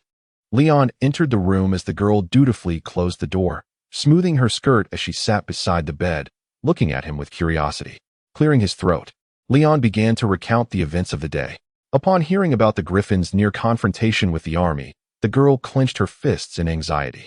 When she learned of Boris's slander and Leon's suspicion of the village ruffian's silence, her brow furrowed in indignation, her heart filled with resentment. But when she heard of the resolution of suspicions, the confirmation of experiences, and how, in the presence of the knights, the Baron personally knighted the three of them as knights of the Thornflower family, Olivia's lips parted in astonishment. "You are now knights? You are the lords of this land now." Her eyes sparkled with excitement as she rose from the bed. Yet, she immediately sank back down, somewhat dejected. "Father, oh, I wish I could have witnessed that moment. It was just like something out of a knight's tale." Olivia's beautiful golden hair seemed to lose some of its luster as she lamented not being able to witness the scene of her three friends being knighted. "Uncle Brian was merely worried about you. Do not be too hard on him," Leon reassured her. "But from your account, it seems those noble lords who visited the village are all righteous individuals?" The girl shook her head, still perplexed. Leon recalled Uncle Brian's earlier lamentations and candidly told her. "Did Uncle Brian not mention it to you?" "What?" Olivia tilted her head. "He said he feared you might catch the eye of those important figures and be taken back to the castle as a concubine. Which is why he asked me to cooperate and keep your existence a secret." "A concubine, how could that be possible?" Olivia's eyes widened in disbelief. Her cheeks flushed with embarrassment and anger as she incredulously asked, "Did my father truly say such a thing?" Indeed, as it happens, Leon felt a twinge of embarrassment and shame as he addressed the young lady. "I must apologize, Olivia. The noble from Kantadar named Dorsen was indeed vanquished by you. It was you who defeated so many adversaries. Yet, my companions and I shamelessly claimed your accolades before those nobles. Although Uncle Brian insists you are indifferent to it, we nonetheless feel a sense of guilt towards you. In the future, we shall ensure to compensate you with the revenues from our territory." Upon hearing Leon's words, Olivia hastened to recover from her awkward embarrassment and waved her hand dismissively. "Please, do not say such things. You are the true heroes of Selva. What does it matter if I have bested a few knights? Were it not for your noble act in the forest against that griffin, my father, this village, and I would no longer exist. By the way, since you are now my lord," the young lady pondered, rising theatrically to her feet and taking a few steps forward. Clearing her throat, she then elegantly lifted the hem of her gown and bowed gracefully before Leon. "Esteemed Lord Leon, I humbly apologize for the inadequacies of my humble abode. I hope you will not take offense." Olivia's demeanor was serene, resembling that of a refined young lady, as she delivered her lines with theatrical flair. Leon, observing her exaggerated antics, was immediately amused, his playful spirit igniting. "Well, whether or not I take offense depends on your sincerity. As it happens, my castle could use a few more ladies-in-waiting." He feigned a stern expression, dramatically raising his hands. The young lady giggled, swiftly lifting her gown and retreating to the bedside, one hand on her hip and the other playfully gesturing. "Then let's see if you can defeat me first, Lord Leon." Chapter 57. Feudal fiefs the following day. After bidding farewell to Baron Dorsen's army, Leon and Rohak found themselves in a resting chamber at Azirian, engaged in earnest discussions with the noble knight assigned to guide them. This imposing middle-aged knight, named Valiant, bore a thick beard and a scar that cut across his rugged visage, exuding an air of formidable authority. "Remember, my young lords," he cautioned, his tone grave, "you are now officially recognized as fief knights. However, you must constantly embody the noble virtues befitting such a title. Being a knight does not grant you the liberty to act without restraint. Should you be reported by your vassals or other nobles for any serious misconduct or violation of your oaths, your titles and lands can be revoked by the monarch. Thank you for your wise counsel, Sir Valiant. We shall surely keep our vows close to heart," Leon replied solemnly. "I echo that sentiment." Rohak nodded vigorously. Azirian remained silent, merely pressing his hand to his chest in acknowledgement, for he had received similar admonitions countless times during his upbringing. Balf's stern demeanor softened as he waved his hand dismissively. "No need for such tension. This warning is merely a formality. I have faith that you will not resemble certain spoiled scions who, upon becoming lords, let their pride cloud their judgment." He shifted the conversation towards the responsibilities of knighthood. According to royal decree, all fief knights must always possess at least one complete suit of armor, a polearm, a sword, a warhorse, and 2 additional riding or pack horses. As the 3 listened, a wave of relief washed over them. After depleting the supplies of the Kantadar army, they now found themselves well equipped. "This is merely the minimum requirement for your knightly status," Balf continued, stroking his beard. "For you, it should be more than sufficient, so I shall elaborate no further. Additionally, each of you is obligated to bring at least 1 squire annually to serve your lord without pay for 40 days. Should you require service beyond that period, your lord will compensate you at a rate of 25 deer per day as junior knights. If, in the future, you are fortunate enough to be promoted to banner knights due to your merits, that salary will double. 25 deer per day? That amounts to 7.5 gold crowns a month," Leon calculated in his mind, recalling the approximate earnings of an ordinary farmer from Syrian. The income of a knight in service was a staggering 125 times that of a common peasant. He considered the 2 armies he had previously encountered in Selva. Merely paying these noble knights could cost 2,000 or 3,000 gold crowns a month. The financial burden of warfare was beyond mere description. After a moment of contemplation, Leon posed a question. "Sir Valiant, if Lord Oliver were to issue a military summons and one of us were to suffer an injury, like Azirian, or be otherwise occupied and unable to respond, what recourse would we have?" Balf waved a hand, responding, "In such an event, you may opt to pay a shield tax of 4 gold crowns monthly as a substitute for service. However, if you cannot even send a squire, you would need to pay an additional 2 gold coins. Nonetheless, as someone who has walked this path before, I advise you not to shy away from summons if you aspire to attain greater glory and status. As knights, the battlefield is where we truly make our mark." Observing the 3 youths nod in agreement, the seasoned knight continued to elucidate their feudal obligations, detailing the monetary contributions required during events such as the Thorned Rose family's royal ceremonies regarding heirlooms and marriages, along with other minutiae. Their dialogue resembled a formal lecture. "Lord Oliver has conferred upon you 3 estates without specifying their distribution. Before the completion of the charter, you may negotiate among yourselves to determine the allocation of your lands, provided you inform me before my departure. By the way, Lords Leon and Rohak, as you hail from common origins and presently lack a family surname, I urge you to adopt one soon. Otherwise, your titles will be appended with the name of your territory in the official documents," Balf reminded them. Leon stroked his chin, realizing he had yet to consider this matter. His name, similar in pronunciation to his original name, had been retained, and he had not felt any discomfort. Should he choose a surname that sounds like Lee? Leon Lee? I still have Nico and I, he mused, finding it rather peculiar. Amidst Leon's deliberation, Rohak decisively interjected. "Rohak Ferrex. This was a nickname my mother used for me. Wild Horse. An excellent choice," Balf noted, jotting it down before turning to Leon. "And you, Lord Leon? If you are unable to decide promptly, feel free to ponder over the next few days. I will not be leaving soon." "No need," Leon declared, finally resolving his internal conflict and dismissing the tempting choice of Al Jansen, Leon Pendragon. He unabashedly claimed the surname of King Arthur. The head of the dragon, how grand, he thought. After all, In his past life, he had also been considered a descendant of dragons, so it was fitting. Although in this world, the Pharaoh language did not associate dragons with the meaning of dragon. Pendragon? I have not encountered that term before, Balf admitted, prompting Leon to sketch out the pronunciation on the table. Fortunately, the original owner had been taught some common Pharaoh script by his father. Understood, I will remember that, Balf acknowledged. Now that you have chosen your surnames, you may later commission someone to design a coat of arms representing your identity. However, as you are still junior knights, you cannot display personal emblems on the battlefield. In necessary situations, only your lord's thorned rose banner may be flown. Do not overstep your bounds. Flags may only be in the form of swallow-tailed or triangular shapes. Only when you are duly promoted to banner knights by Lord Alifer can you use square flags to display your personal or family emblems. Do you understand? Leon nodded, realizing that even the mere act of displaying a flag was laden with rules and protocols. Well then, that concludes our discussion for now. The remaining details will be explained by your heralds once you each recruit one. Chapter 58. The Lord of the Manor having bid farewell to the departing knight Balf. Leon and his two companions deliberated on the allocation of the 3 estates. Although they had yet to visit the other 2 manors in person, they had gleaned some information regarding Lunga and Platon from their conversation with Balf. Lunga, situated not far northwest of Selva, was significantly smaller than Selva had been prior to the disaster, with an estimated population of barely 30 to 40 households.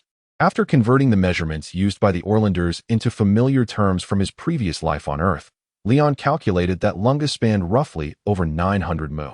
Its proximity to the edge of the nightmarish forest afforded a degree of safety, attracting numerous hunters and tanners. Platon, located further north of Lunga, was somewhat larger, housing nearly 50 households and covering an area of over 1,200 mu. This estate was closer to the town of Baron Dorsen, resulting in noticeably more frequent trade and a livelier atmosphere compared to the other 2 locations. In contrast, the village of Selva, or what should now be termed Selva Manor, was originally the largest and most populous of the 3 territories. However, it now found itself in the direst state, spanning approximately 1,500 mu. Its population had dwindled to even fewer than that of Lunga due to the calamity. Many families had been nearly wiped out, and currently, excluding Olivia and her daughter, only about 139 villagers remained. Among them were 63 able-bodied men who had yet to return, 20 to 30 young women, and the remainder comprised girls, children, and a few fortunate young men who had escaped the disaster. The disparities among the 3 estates were starkly evident. Platon was the most prosperous, followed by Lunga, while Selva faced a daunting challenge in regaining productivity in the near future. Fortunately, despite the differing values of the lands, they did not linger on the issue. Selva suits me best. You 2 can take Lunga and Platon, Leon proposed after some contemplation. Upon hearing this, Lohak revealed a knowing smile, raised an eyebrow, and jovially teased. Ah, I knew it. Fear not, Lord Leon, we shan't vie for this place. Azarian, leaning against the headboard, recalled the laughter and merriment he had overheard from the adjacent master bedroom the previous afternoon, and couldn't help but chuckle. Indeed, if Lord Leon has set his heart on this, I have no objections. Leon, perplexed by his companion's teasing expressions, quickly clarified. What do you mean, Lord Leon? You know nothing. I merely hope to encounter that griffin again. What if it returns seeking me and can't find me? You 2 are hardly acquainted with it. Yes, I understand, Lohak replied dismissively, turning his attention to Azarian while stifling a laugh. Lunga is yours, do not decline. I have never been as clever as you or Leon, and I lack the confidence to manage a larger, wealthier estate. You are the son of a baron. Your knowledge far surpasses mine. It would be more advantageous for you to govern Platon. Indeed, I share the same sentiment, Leon concurred. Azarian, observing the trusting gazes of his 2 companions, reluctantly set aside his inclination to defer, nodding in agreement. Very well, since it is settled, I shall do my utmost to restore Selva's productivity. Although they spoke of dividing the territories, from the outset, they had no intention of living in isolation. Originally homeless and driven by necessity, they might have been compelled to seek their own paths due to their respective skills, but now, as knights of the Orlander kingdom, they possessed the power to choose their way of life. As 3 brothers bound by loyalty and shared origins, they would remain united in facing the future together. After discussing the management of their respective domains, Leon could not resist broaching another topic of interest. He was particularly invested in the creation of his personal coat of arms. As a soul from the 21st century, he had always pursued individuality. In his previous life, he had longed to adorn his Hema armor with bespoke patterns, and now, the knightly emblem that would represent his identity held great significance. While he could not yet display his emblem on the battlefield, he could certainly emblazon it upon his armor and the garments of his steed. Lohak pondered for a moment, his decision remaining straightforward. He intended to commission a simple coat of arms featuring a warhorse, perfectly aligned with his surname. As for Azarian, the Flairel family had its own traditional emblem, which he described as far more intricate. A quarter design featuring a white flame sun wheel representing the faith of the Holy Sun in the upper left, 3 abstract golden irises in the lower right, and the remaining quadrants adorned with various colors and patterns. Leon leaned back in his chair, deep in thought. Images of the blue and gold lion emblem from the League in his former life flashed through his mind, followed by the black and gold sun emblem of the Nilfgaard Empire from another favorite world. After much contemplation, he ultimately settled on a design for his own coat of arms and shared his decision with his companions. The emblem featured a black background with a red sword positioned vertically in the center, flanked by gray and white eagle wings. The black background symbolized the hardships and perils he had faced along the way. The sword represented the opportunity he had gained through the friendship of the Thornflower family, marking his ascension to knighthood. The outspread eagle wings signified the griffin he had saved, who ultimately rescued him in return. The sword and wings emblem was imbued with profound significance, and Leon nodded in satisfaction. This design resonated harmoniously with his name and his newfound identity as a knight. Aside from the absence of any personal secrets, he mused that Miss Lola's existence could be considered a secret of sorts.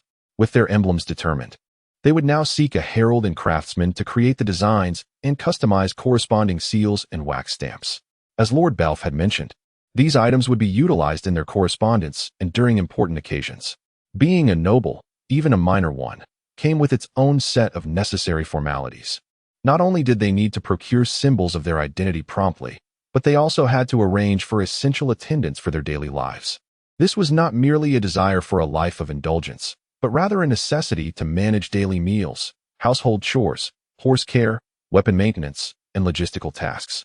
If they were to undertake these responsibilities single-handedly, they would find themselves unable to pursue any other endeavors. Moreover, equipping themselves with knightly attendants to respond promptly to summons was explicitly stated as a duty of knighthood. However, before they could acquire attendants, there remained a more pressing matter. Leon exited his companion's quarters and set out to find Olivia. He wished to inquire about which large houses in the village currently stood vacant, as he needed to decide on his future residence. Last night, he had refrained from imposing on Olivia's hospitality and had instead settled for a night's rest in the adjoining row house designated for the injured. The old family estate appeared to be a promising option, spacious hallways, a generous courtyard, and numerous rooms upstairs.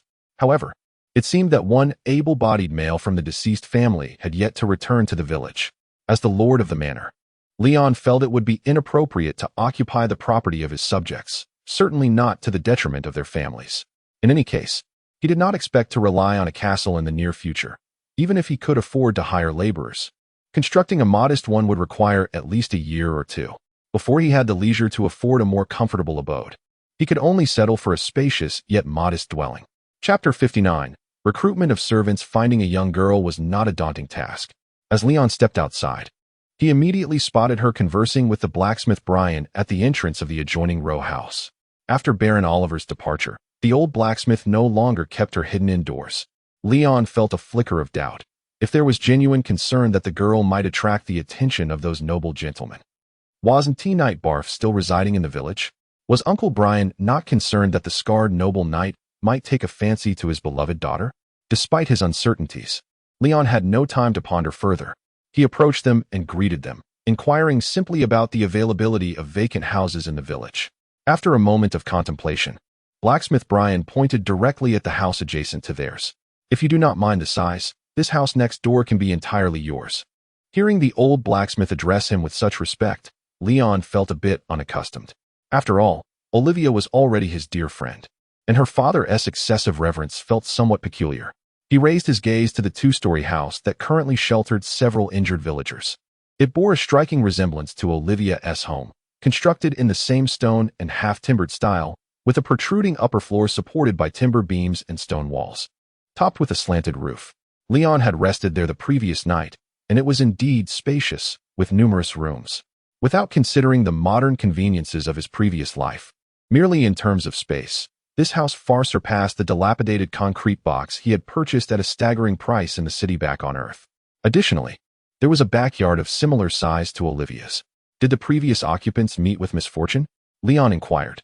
At his words, a shadow of sorrow crossed Olivia's eyes. Old Brian sighed resignedly. The family that lived next door was the Mats. He was the village carpenter, and years ago, I co-invested with him to build this row house. Tragically, his entire family has met with calamity, and the house is now ownerless. Leon silently mourned for the deceased. Have their bodies been recovered? Olivia nodded. The remains of Uncle Mattis' family are together with the other victims' bodies. My father and I were just discussing this matter. Have you encountered any difficulties? Leon turned to the girl. Thanks to the assistance of the Baron, the bodies of the Kantadar people were buried yesterday. However, we still need to address the villagers' remains promptly. Unfortunately, we lack sufficient manpower, and at this rate, it may take more than 7 days to excavate enough graves, Olivia replied, her brow furrowed. The crux of the issue lay in the fact that while the living could wait, the rapidly decaying corpses could not. With so many bodies, the villagers were incapable of individually performing preservation. Observing the worry etched on Olivia's face, Leon understood that arranging the burial of over 100 bodies was indeed a formidable task. These were not the remains of enemies. One could not simply dig a large pit for a haphazard burial. In Syrian, it would have been simpler, as the Church of the Holy Sun advocated cremation. Most individuals, aside from the saints, would be sent to the local church facilities to be turned to ashes and then interred in urns. However, in the Kingdom of Orlandan, the populace still adhered to the traditional burial customs. Do not fret. As Selva is now my domain, I shall assist as well, Leon continued. Shortly, I will accompany Baron Barth to Lanka and Platon to recruit laborers for the establishment of a new cemetery. Furthermore, does the village possess sufficient coffins? The village has never prepared wooden coffins, and with Uncle Mattis' demise, we currently lack a carpenter capable of crafting coffins. Olivia shook her head helplessly. Realizing the implication, she exclaimed in surprise, Are you intending to provide coffins for the villagers? Indeed, Leon replied, raising an eyebrow. What of it? Even the most basic wooden coffin would cost 10 thalers, not to mention the transportation fees from outside the village, which would likely add another 2 thalers. For most villagers, the cost of a coffin was not trivial. The old blacksmith interjected kindly to explain to the young knight. At last, Leon comprehended that they were concerned he might waste his money, though he possessed the memories of the original owner. The expenses associated with funerals were not something a youth could easily grasp. Leon calculated in his mind. 124 coffins, plus the transportation costs, would amount to approximately 15 gold crowns. While a single coffin did not seem exorbitant, the total cost would certainly add up, enough to sustain a worthy warhorse for a year and a half. Here's what we shall do, for families like the Mats, where all members perished and there are no surviving relatives. I shall cover the coffin expenses as their lord. As for the others, where relatives are still alive, I will advance the coffin costs, and the villagers can repay me once they receive the ransom for the captives, Leon proposed as a compromise. Thank you, Leon. You are truly a benevolent lord. Olivia expressed her heartfelt gratitude. Really, you need not go to such lengths, the old blacksmith cautioned the young knight. Many villagers, even if their family members passed away, could not afford a coffin when alive. Simple burial in cloth would suffice. I understand. Consider it a small gesture of my lordly duty, Leon replied, fully aware of the exorbitant cost of a coffin for an ordinary tenant farmer. Yet, he shrugged, if I turn a blind eye to the final affairs of these deceased, I would be unworthy of the living subjects under my care. Investing a little money to gain the goodwill of the people is worthwhile. Moreover, once that ransom is eventually divided among the villagers, they will naturally be able to reimburse me for the coffin expenses. The actual financial burden will be minimal, primarily the cost of hiring laborers to dig the graves. Turning his gaze towards the house that would soon belong to him, Leon also intended to procure a few quality coffins for the unfortunate Matt family. Having taken their above-ground residence, it was only right to provide them with a respectable resting place below. This was not Earth. In this otherworldly realm, spirits and souls were undeniably real, of which he had witnessed firsthand. Moreover, if Miss Laura's assertions held true, there existed an afterlife beyond this world. Leon recalled the incantations he had heard, in the name of Yin, obeying the edicts of the eternally frozen primordial Dead Sea. Was he in the name of the god of death in this realm? Was that so-called Dead Sea akin to hell, or the underworld as understood by Miss Laura? Big brother. Little Lena's cheerful voice jolted Leon from his reverie. The girl rushed out from the house, delighted to see her savior. You should now address me as Lord, the blacksmith reminded her. Oh, I'm sorry, big brother. Lord, Lena complied, pausing in her tracks, retracting her neck, and bowing obediently. It's quite all right. You may still call me big brother. Leon smiled gently at the little girl. Thank you, big brother. I haven't properly expressed my gratitude for you and the other two brothers saving me yet. Listen, while helping Aunt Milia today, I learned how to make a particularly delicious dish. I'll prepare it for you to taste. Little Lena's tender voice promised to share her culinary skills with Leon and the others. Leon reached out and ruffled her hair, sighing inwardly. He had previously asked Olivia, and learned that the little girl's family had perished, leaving her without any relatives. Now, she was under the care of the blacksmith and his daughter. Such a sensible and well-behaved child, left orphaned at such a tender age. How could one not feel compassion for her? In a different life, children of this age would likely be carefree, attending classes in school, yet now they are beset by calamities that have left them orphaned and bereft of family. Lena, come lend me a hand, a woman called from within the house. Oh, all right, I'll be right there, young Lena responded, turning back before waving goodbye to her elder brother and hastily retreating indoors. Observing the child's silhouette as she returned to care for the wounded, Leon felt a stirring in his heart, formulating a plan. He turned to Olivia and inquired, in this village, how many children like Lena, who have lost all their relatives and become orphans, are there at this age? I mean, those under 14? In this world, the concept of adulthood is rather fluid. Generally speaking, nobles bestow formal names upon their offspring around the age of 16, shedding their childhood nicknames. However, for the common folk, surpassing the age of 14 signifies the threshold of one's capacity for independent living. Besides Lena, there are 4 other girls and 3 boys, all aged between 10 and 14. Olivia replied thoughtfully. How fortuitous, it would also serve as an act of charity. Leon, who was in need of servants for menial tasks, deemed it prudent to employ these unencumbered children, as it would afford him peace of mind.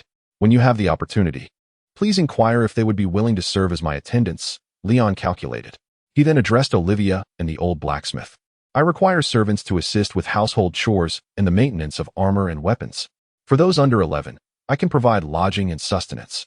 They need only to learn to sweep the floors and wipe the tables, gradually adapting to the responsibilities of older children. For those over 11, should they be industrious, I shall offer a monthly compensation of 3 deer. If they continue to work for me until they reach the age of 14, I shall employ them at the standard wages afforded to male and female servants. Old Brian, upon hearing these words, could not help but admire the kindness of this young knight. Had those orphan children not endured such a misfortune, they might never have encountered such an opportunity in their lives. Brian was well aware of the wages for noble servants. A typical male servant could earn nearly 20 deer a month, while a female servant could make around 10 deer. A far more favorable fate than the life of farming or herding these children would have faced. Allow me to express gratitude on behalf of those children for your benevolence. Lord Leon, the old blacksmith recognized that these lonely children would find it impossible to refuse such an opportunity for a better future. By the way, do you know anyone in the village who can tend to livestock? Preferably someone experienced with horses. As the conversation turned to the matter of servants, Leon continued his inquiries. Hawk can care for horses. His father taught him, and he often tended to the 2 horses my family owned, Olivia promptly answered. Hawk, is he the young man with a slight stutter? Leon recalled the boy's endearing face. Indeed, if you do not mind his speech impediment, I believe Hawk could manage the horses and livestock for you. The blacksmith concurred. That lad has a good heart. He lost his parents at a young age and grew up relying on the village's charity. In truth, he is more astute than he appears and learns quickly. Olivia playfully waved her finger and smiled. Do you remember the trouble you encountered when you first arrived in Selva? The reason I was able to reach you so swiftly that day was because Hawk came to inform me. He had been keeping an eye on that scoundrel Boris. Upon hearing this, Leon recalled that Hawk had indeed been among the ruffians accompanying Boris, notably the only one without a weapon. Very well, I shall attempt to hire him. Leon nodded. Of course, Relying solely on Hawk would not suffice to oversee all the warhorses, even if split among his companions. At least 6 individuals would be required to care for 3 warhorses. Nevertheless, given Olivia and the blacksmith's endorsements of the young man, Leon decided to appoint Hawk as the head groom to lead the others. After all, each warhorse is an invaluable asset, especially the 3 exceptional Julian steeds ridden by the noble knights. According to Baron Ellier's assessment, their market value is around 180 gold crowns, several times the price of ordinary Julian horses. Such a fortune could tempt any rogue to act. Without trustworthy servants to guard them day and night, should thieves set their sights on them, or worse, if hired hands turned traitor, there would be no recourse for lamentation. Leon stroked his chin, increasingly understanding why so many nobles reside in castles. Living in ordinary homes feels perilous, with even their possessions, armor, swords, warhorses, representing monumental losses if lost. It appears that in the future, even if I cannot afford a stone castle, I must find a way to construct a wooden stockade. Thus, with candidates for menial tasks and a head groom to oversee the stables, Leon, with Olivia's guidance, also identified a suitable candidate for a cook. This was a young woman named Milia, whose culinary skills Leon remembered from his previous stay at the windmill, where he had sampled her delightful pastries before departing Selva. However, her fate is indeed tragic. Not only was she subjected to the brutality of the marauders, but her 2 children also met with misfortune. Now, witnessing her tirelessly caring for the injured in the village, one can only admire her resilience. Fortunately, her husband was conscripted and thus escaped a similar fate, leaving her with a pillar of support. By the way, the money you entrusted to me is still beneath my bed. Do not forget to retrieve it. Olivia reminded Leon after recommending the cook. No worries, you are the strongest in the village. It is safer with you for now than in our hands. We shall collect it when I move next door to your home. Leon waved his hand dismissively. Chapter 60. The Lord's Court following Sir Balf. Leon rode to the villages of Lanka and Platon to recruit laborers for the grave-digging task. The 2 villages were as serene and peaceful as he had gathered from earlier conversations. Lanka, nestled against the woods, had an idyllic setting, though the tanneries emitted a foul odor that would certainly deter any future residents from choosing a location downwind. Platon, situated near the town's main road, featured a small marketplace bustling with stalls and a few merchant carts laden with goods.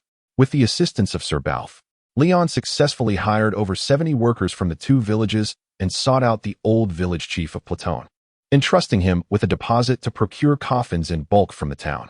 The 2 territories were not far from Selva, and Leon and Balf returned at a brisk pace, arriving before sunset.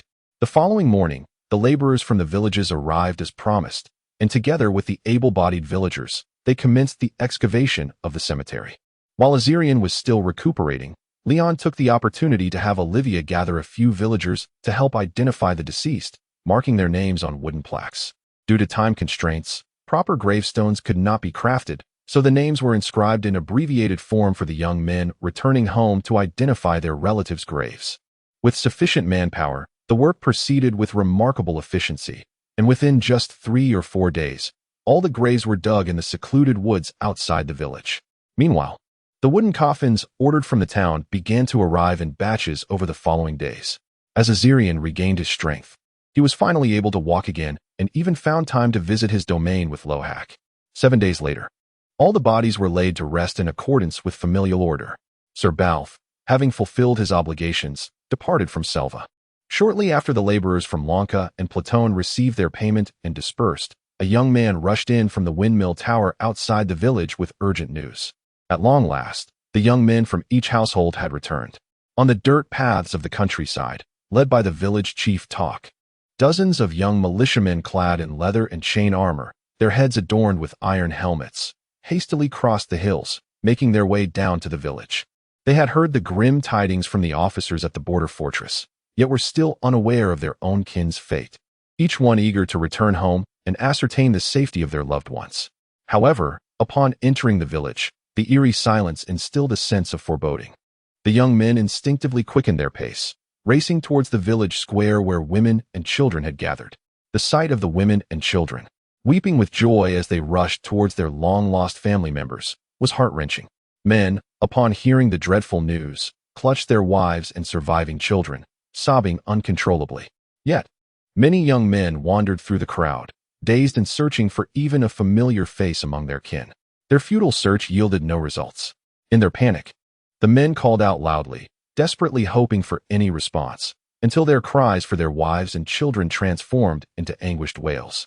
In the cemetery, the young men covered their faces at their families' graves, tears streaming down their faces.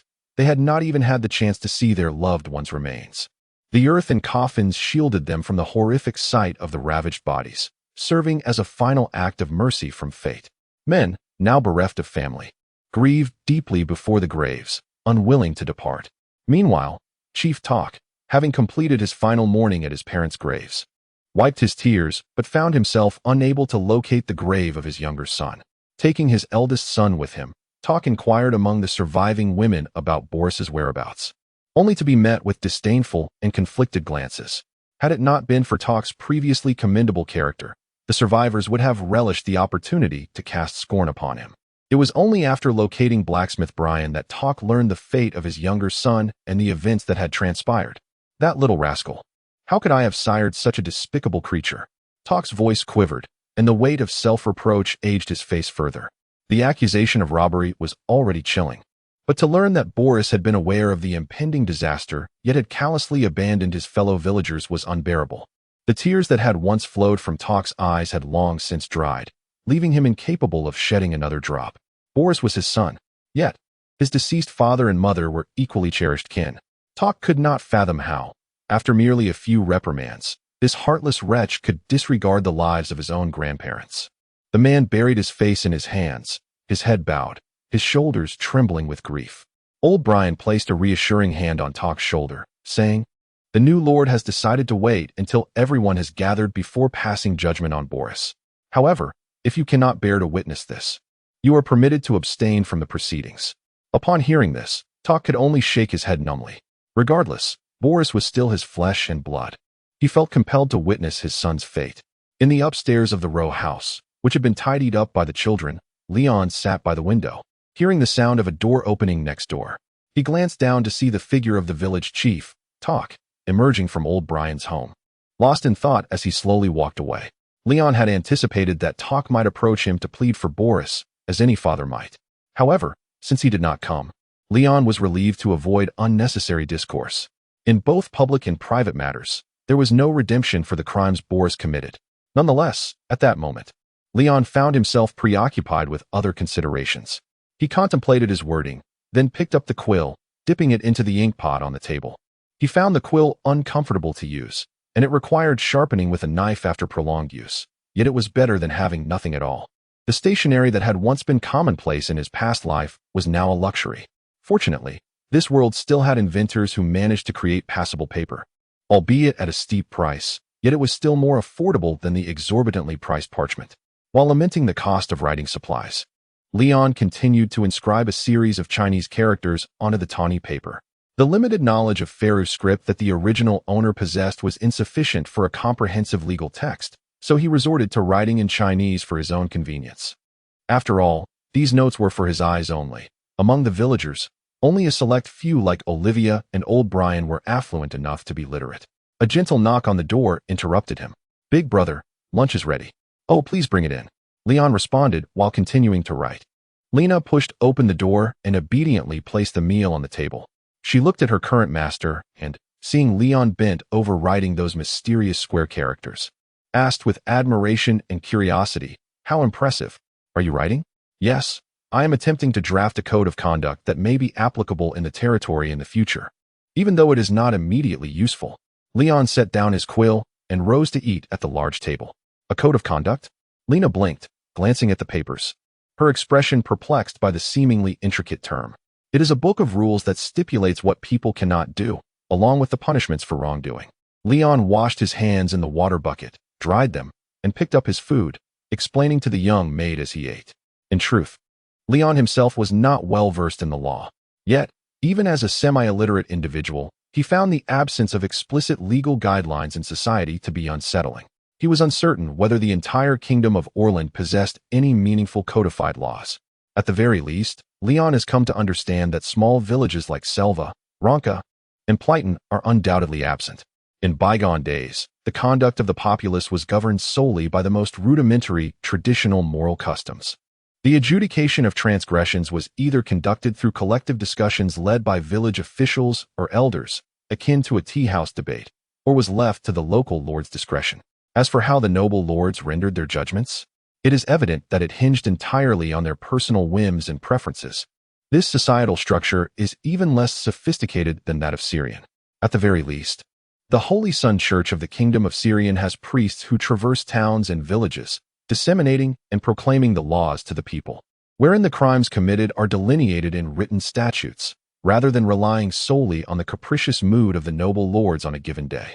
Shaking his head, Leon realized that the absence of laws bore little significance for his minuscule domain at present, but who could predict whether he might govern a larger territory in the future? For now, he resolved to document the various customary laws of Orland, so that when the need arises, he could adapt them according to Syrian's legal precepts. On the following day, after the youths returned home, the villagers had yet to emerge from the sorrow of the previous day. Leon dispatched messengers to inform every household, summoning all the subjects to assemble. 3 high-backed chairs were arranged side by side in the village square, facing the communal hall. Once the crowd had gathered, Leon and his 2 companions, clad in splendid armor to signify their status, strode purposefully through the throng, their expressions deliberately stern as they took their seats. There was no alternative. Without the armor to lend an air of authority, their youthful appearances might fail to maintain order among the crowd. Resting his hand on the hilt of his sword, Leon awaited the murmurs of the gathering to subside before speaking with elevated volume. You may have heard from others, but for those who remain unaware, I shall reiterate.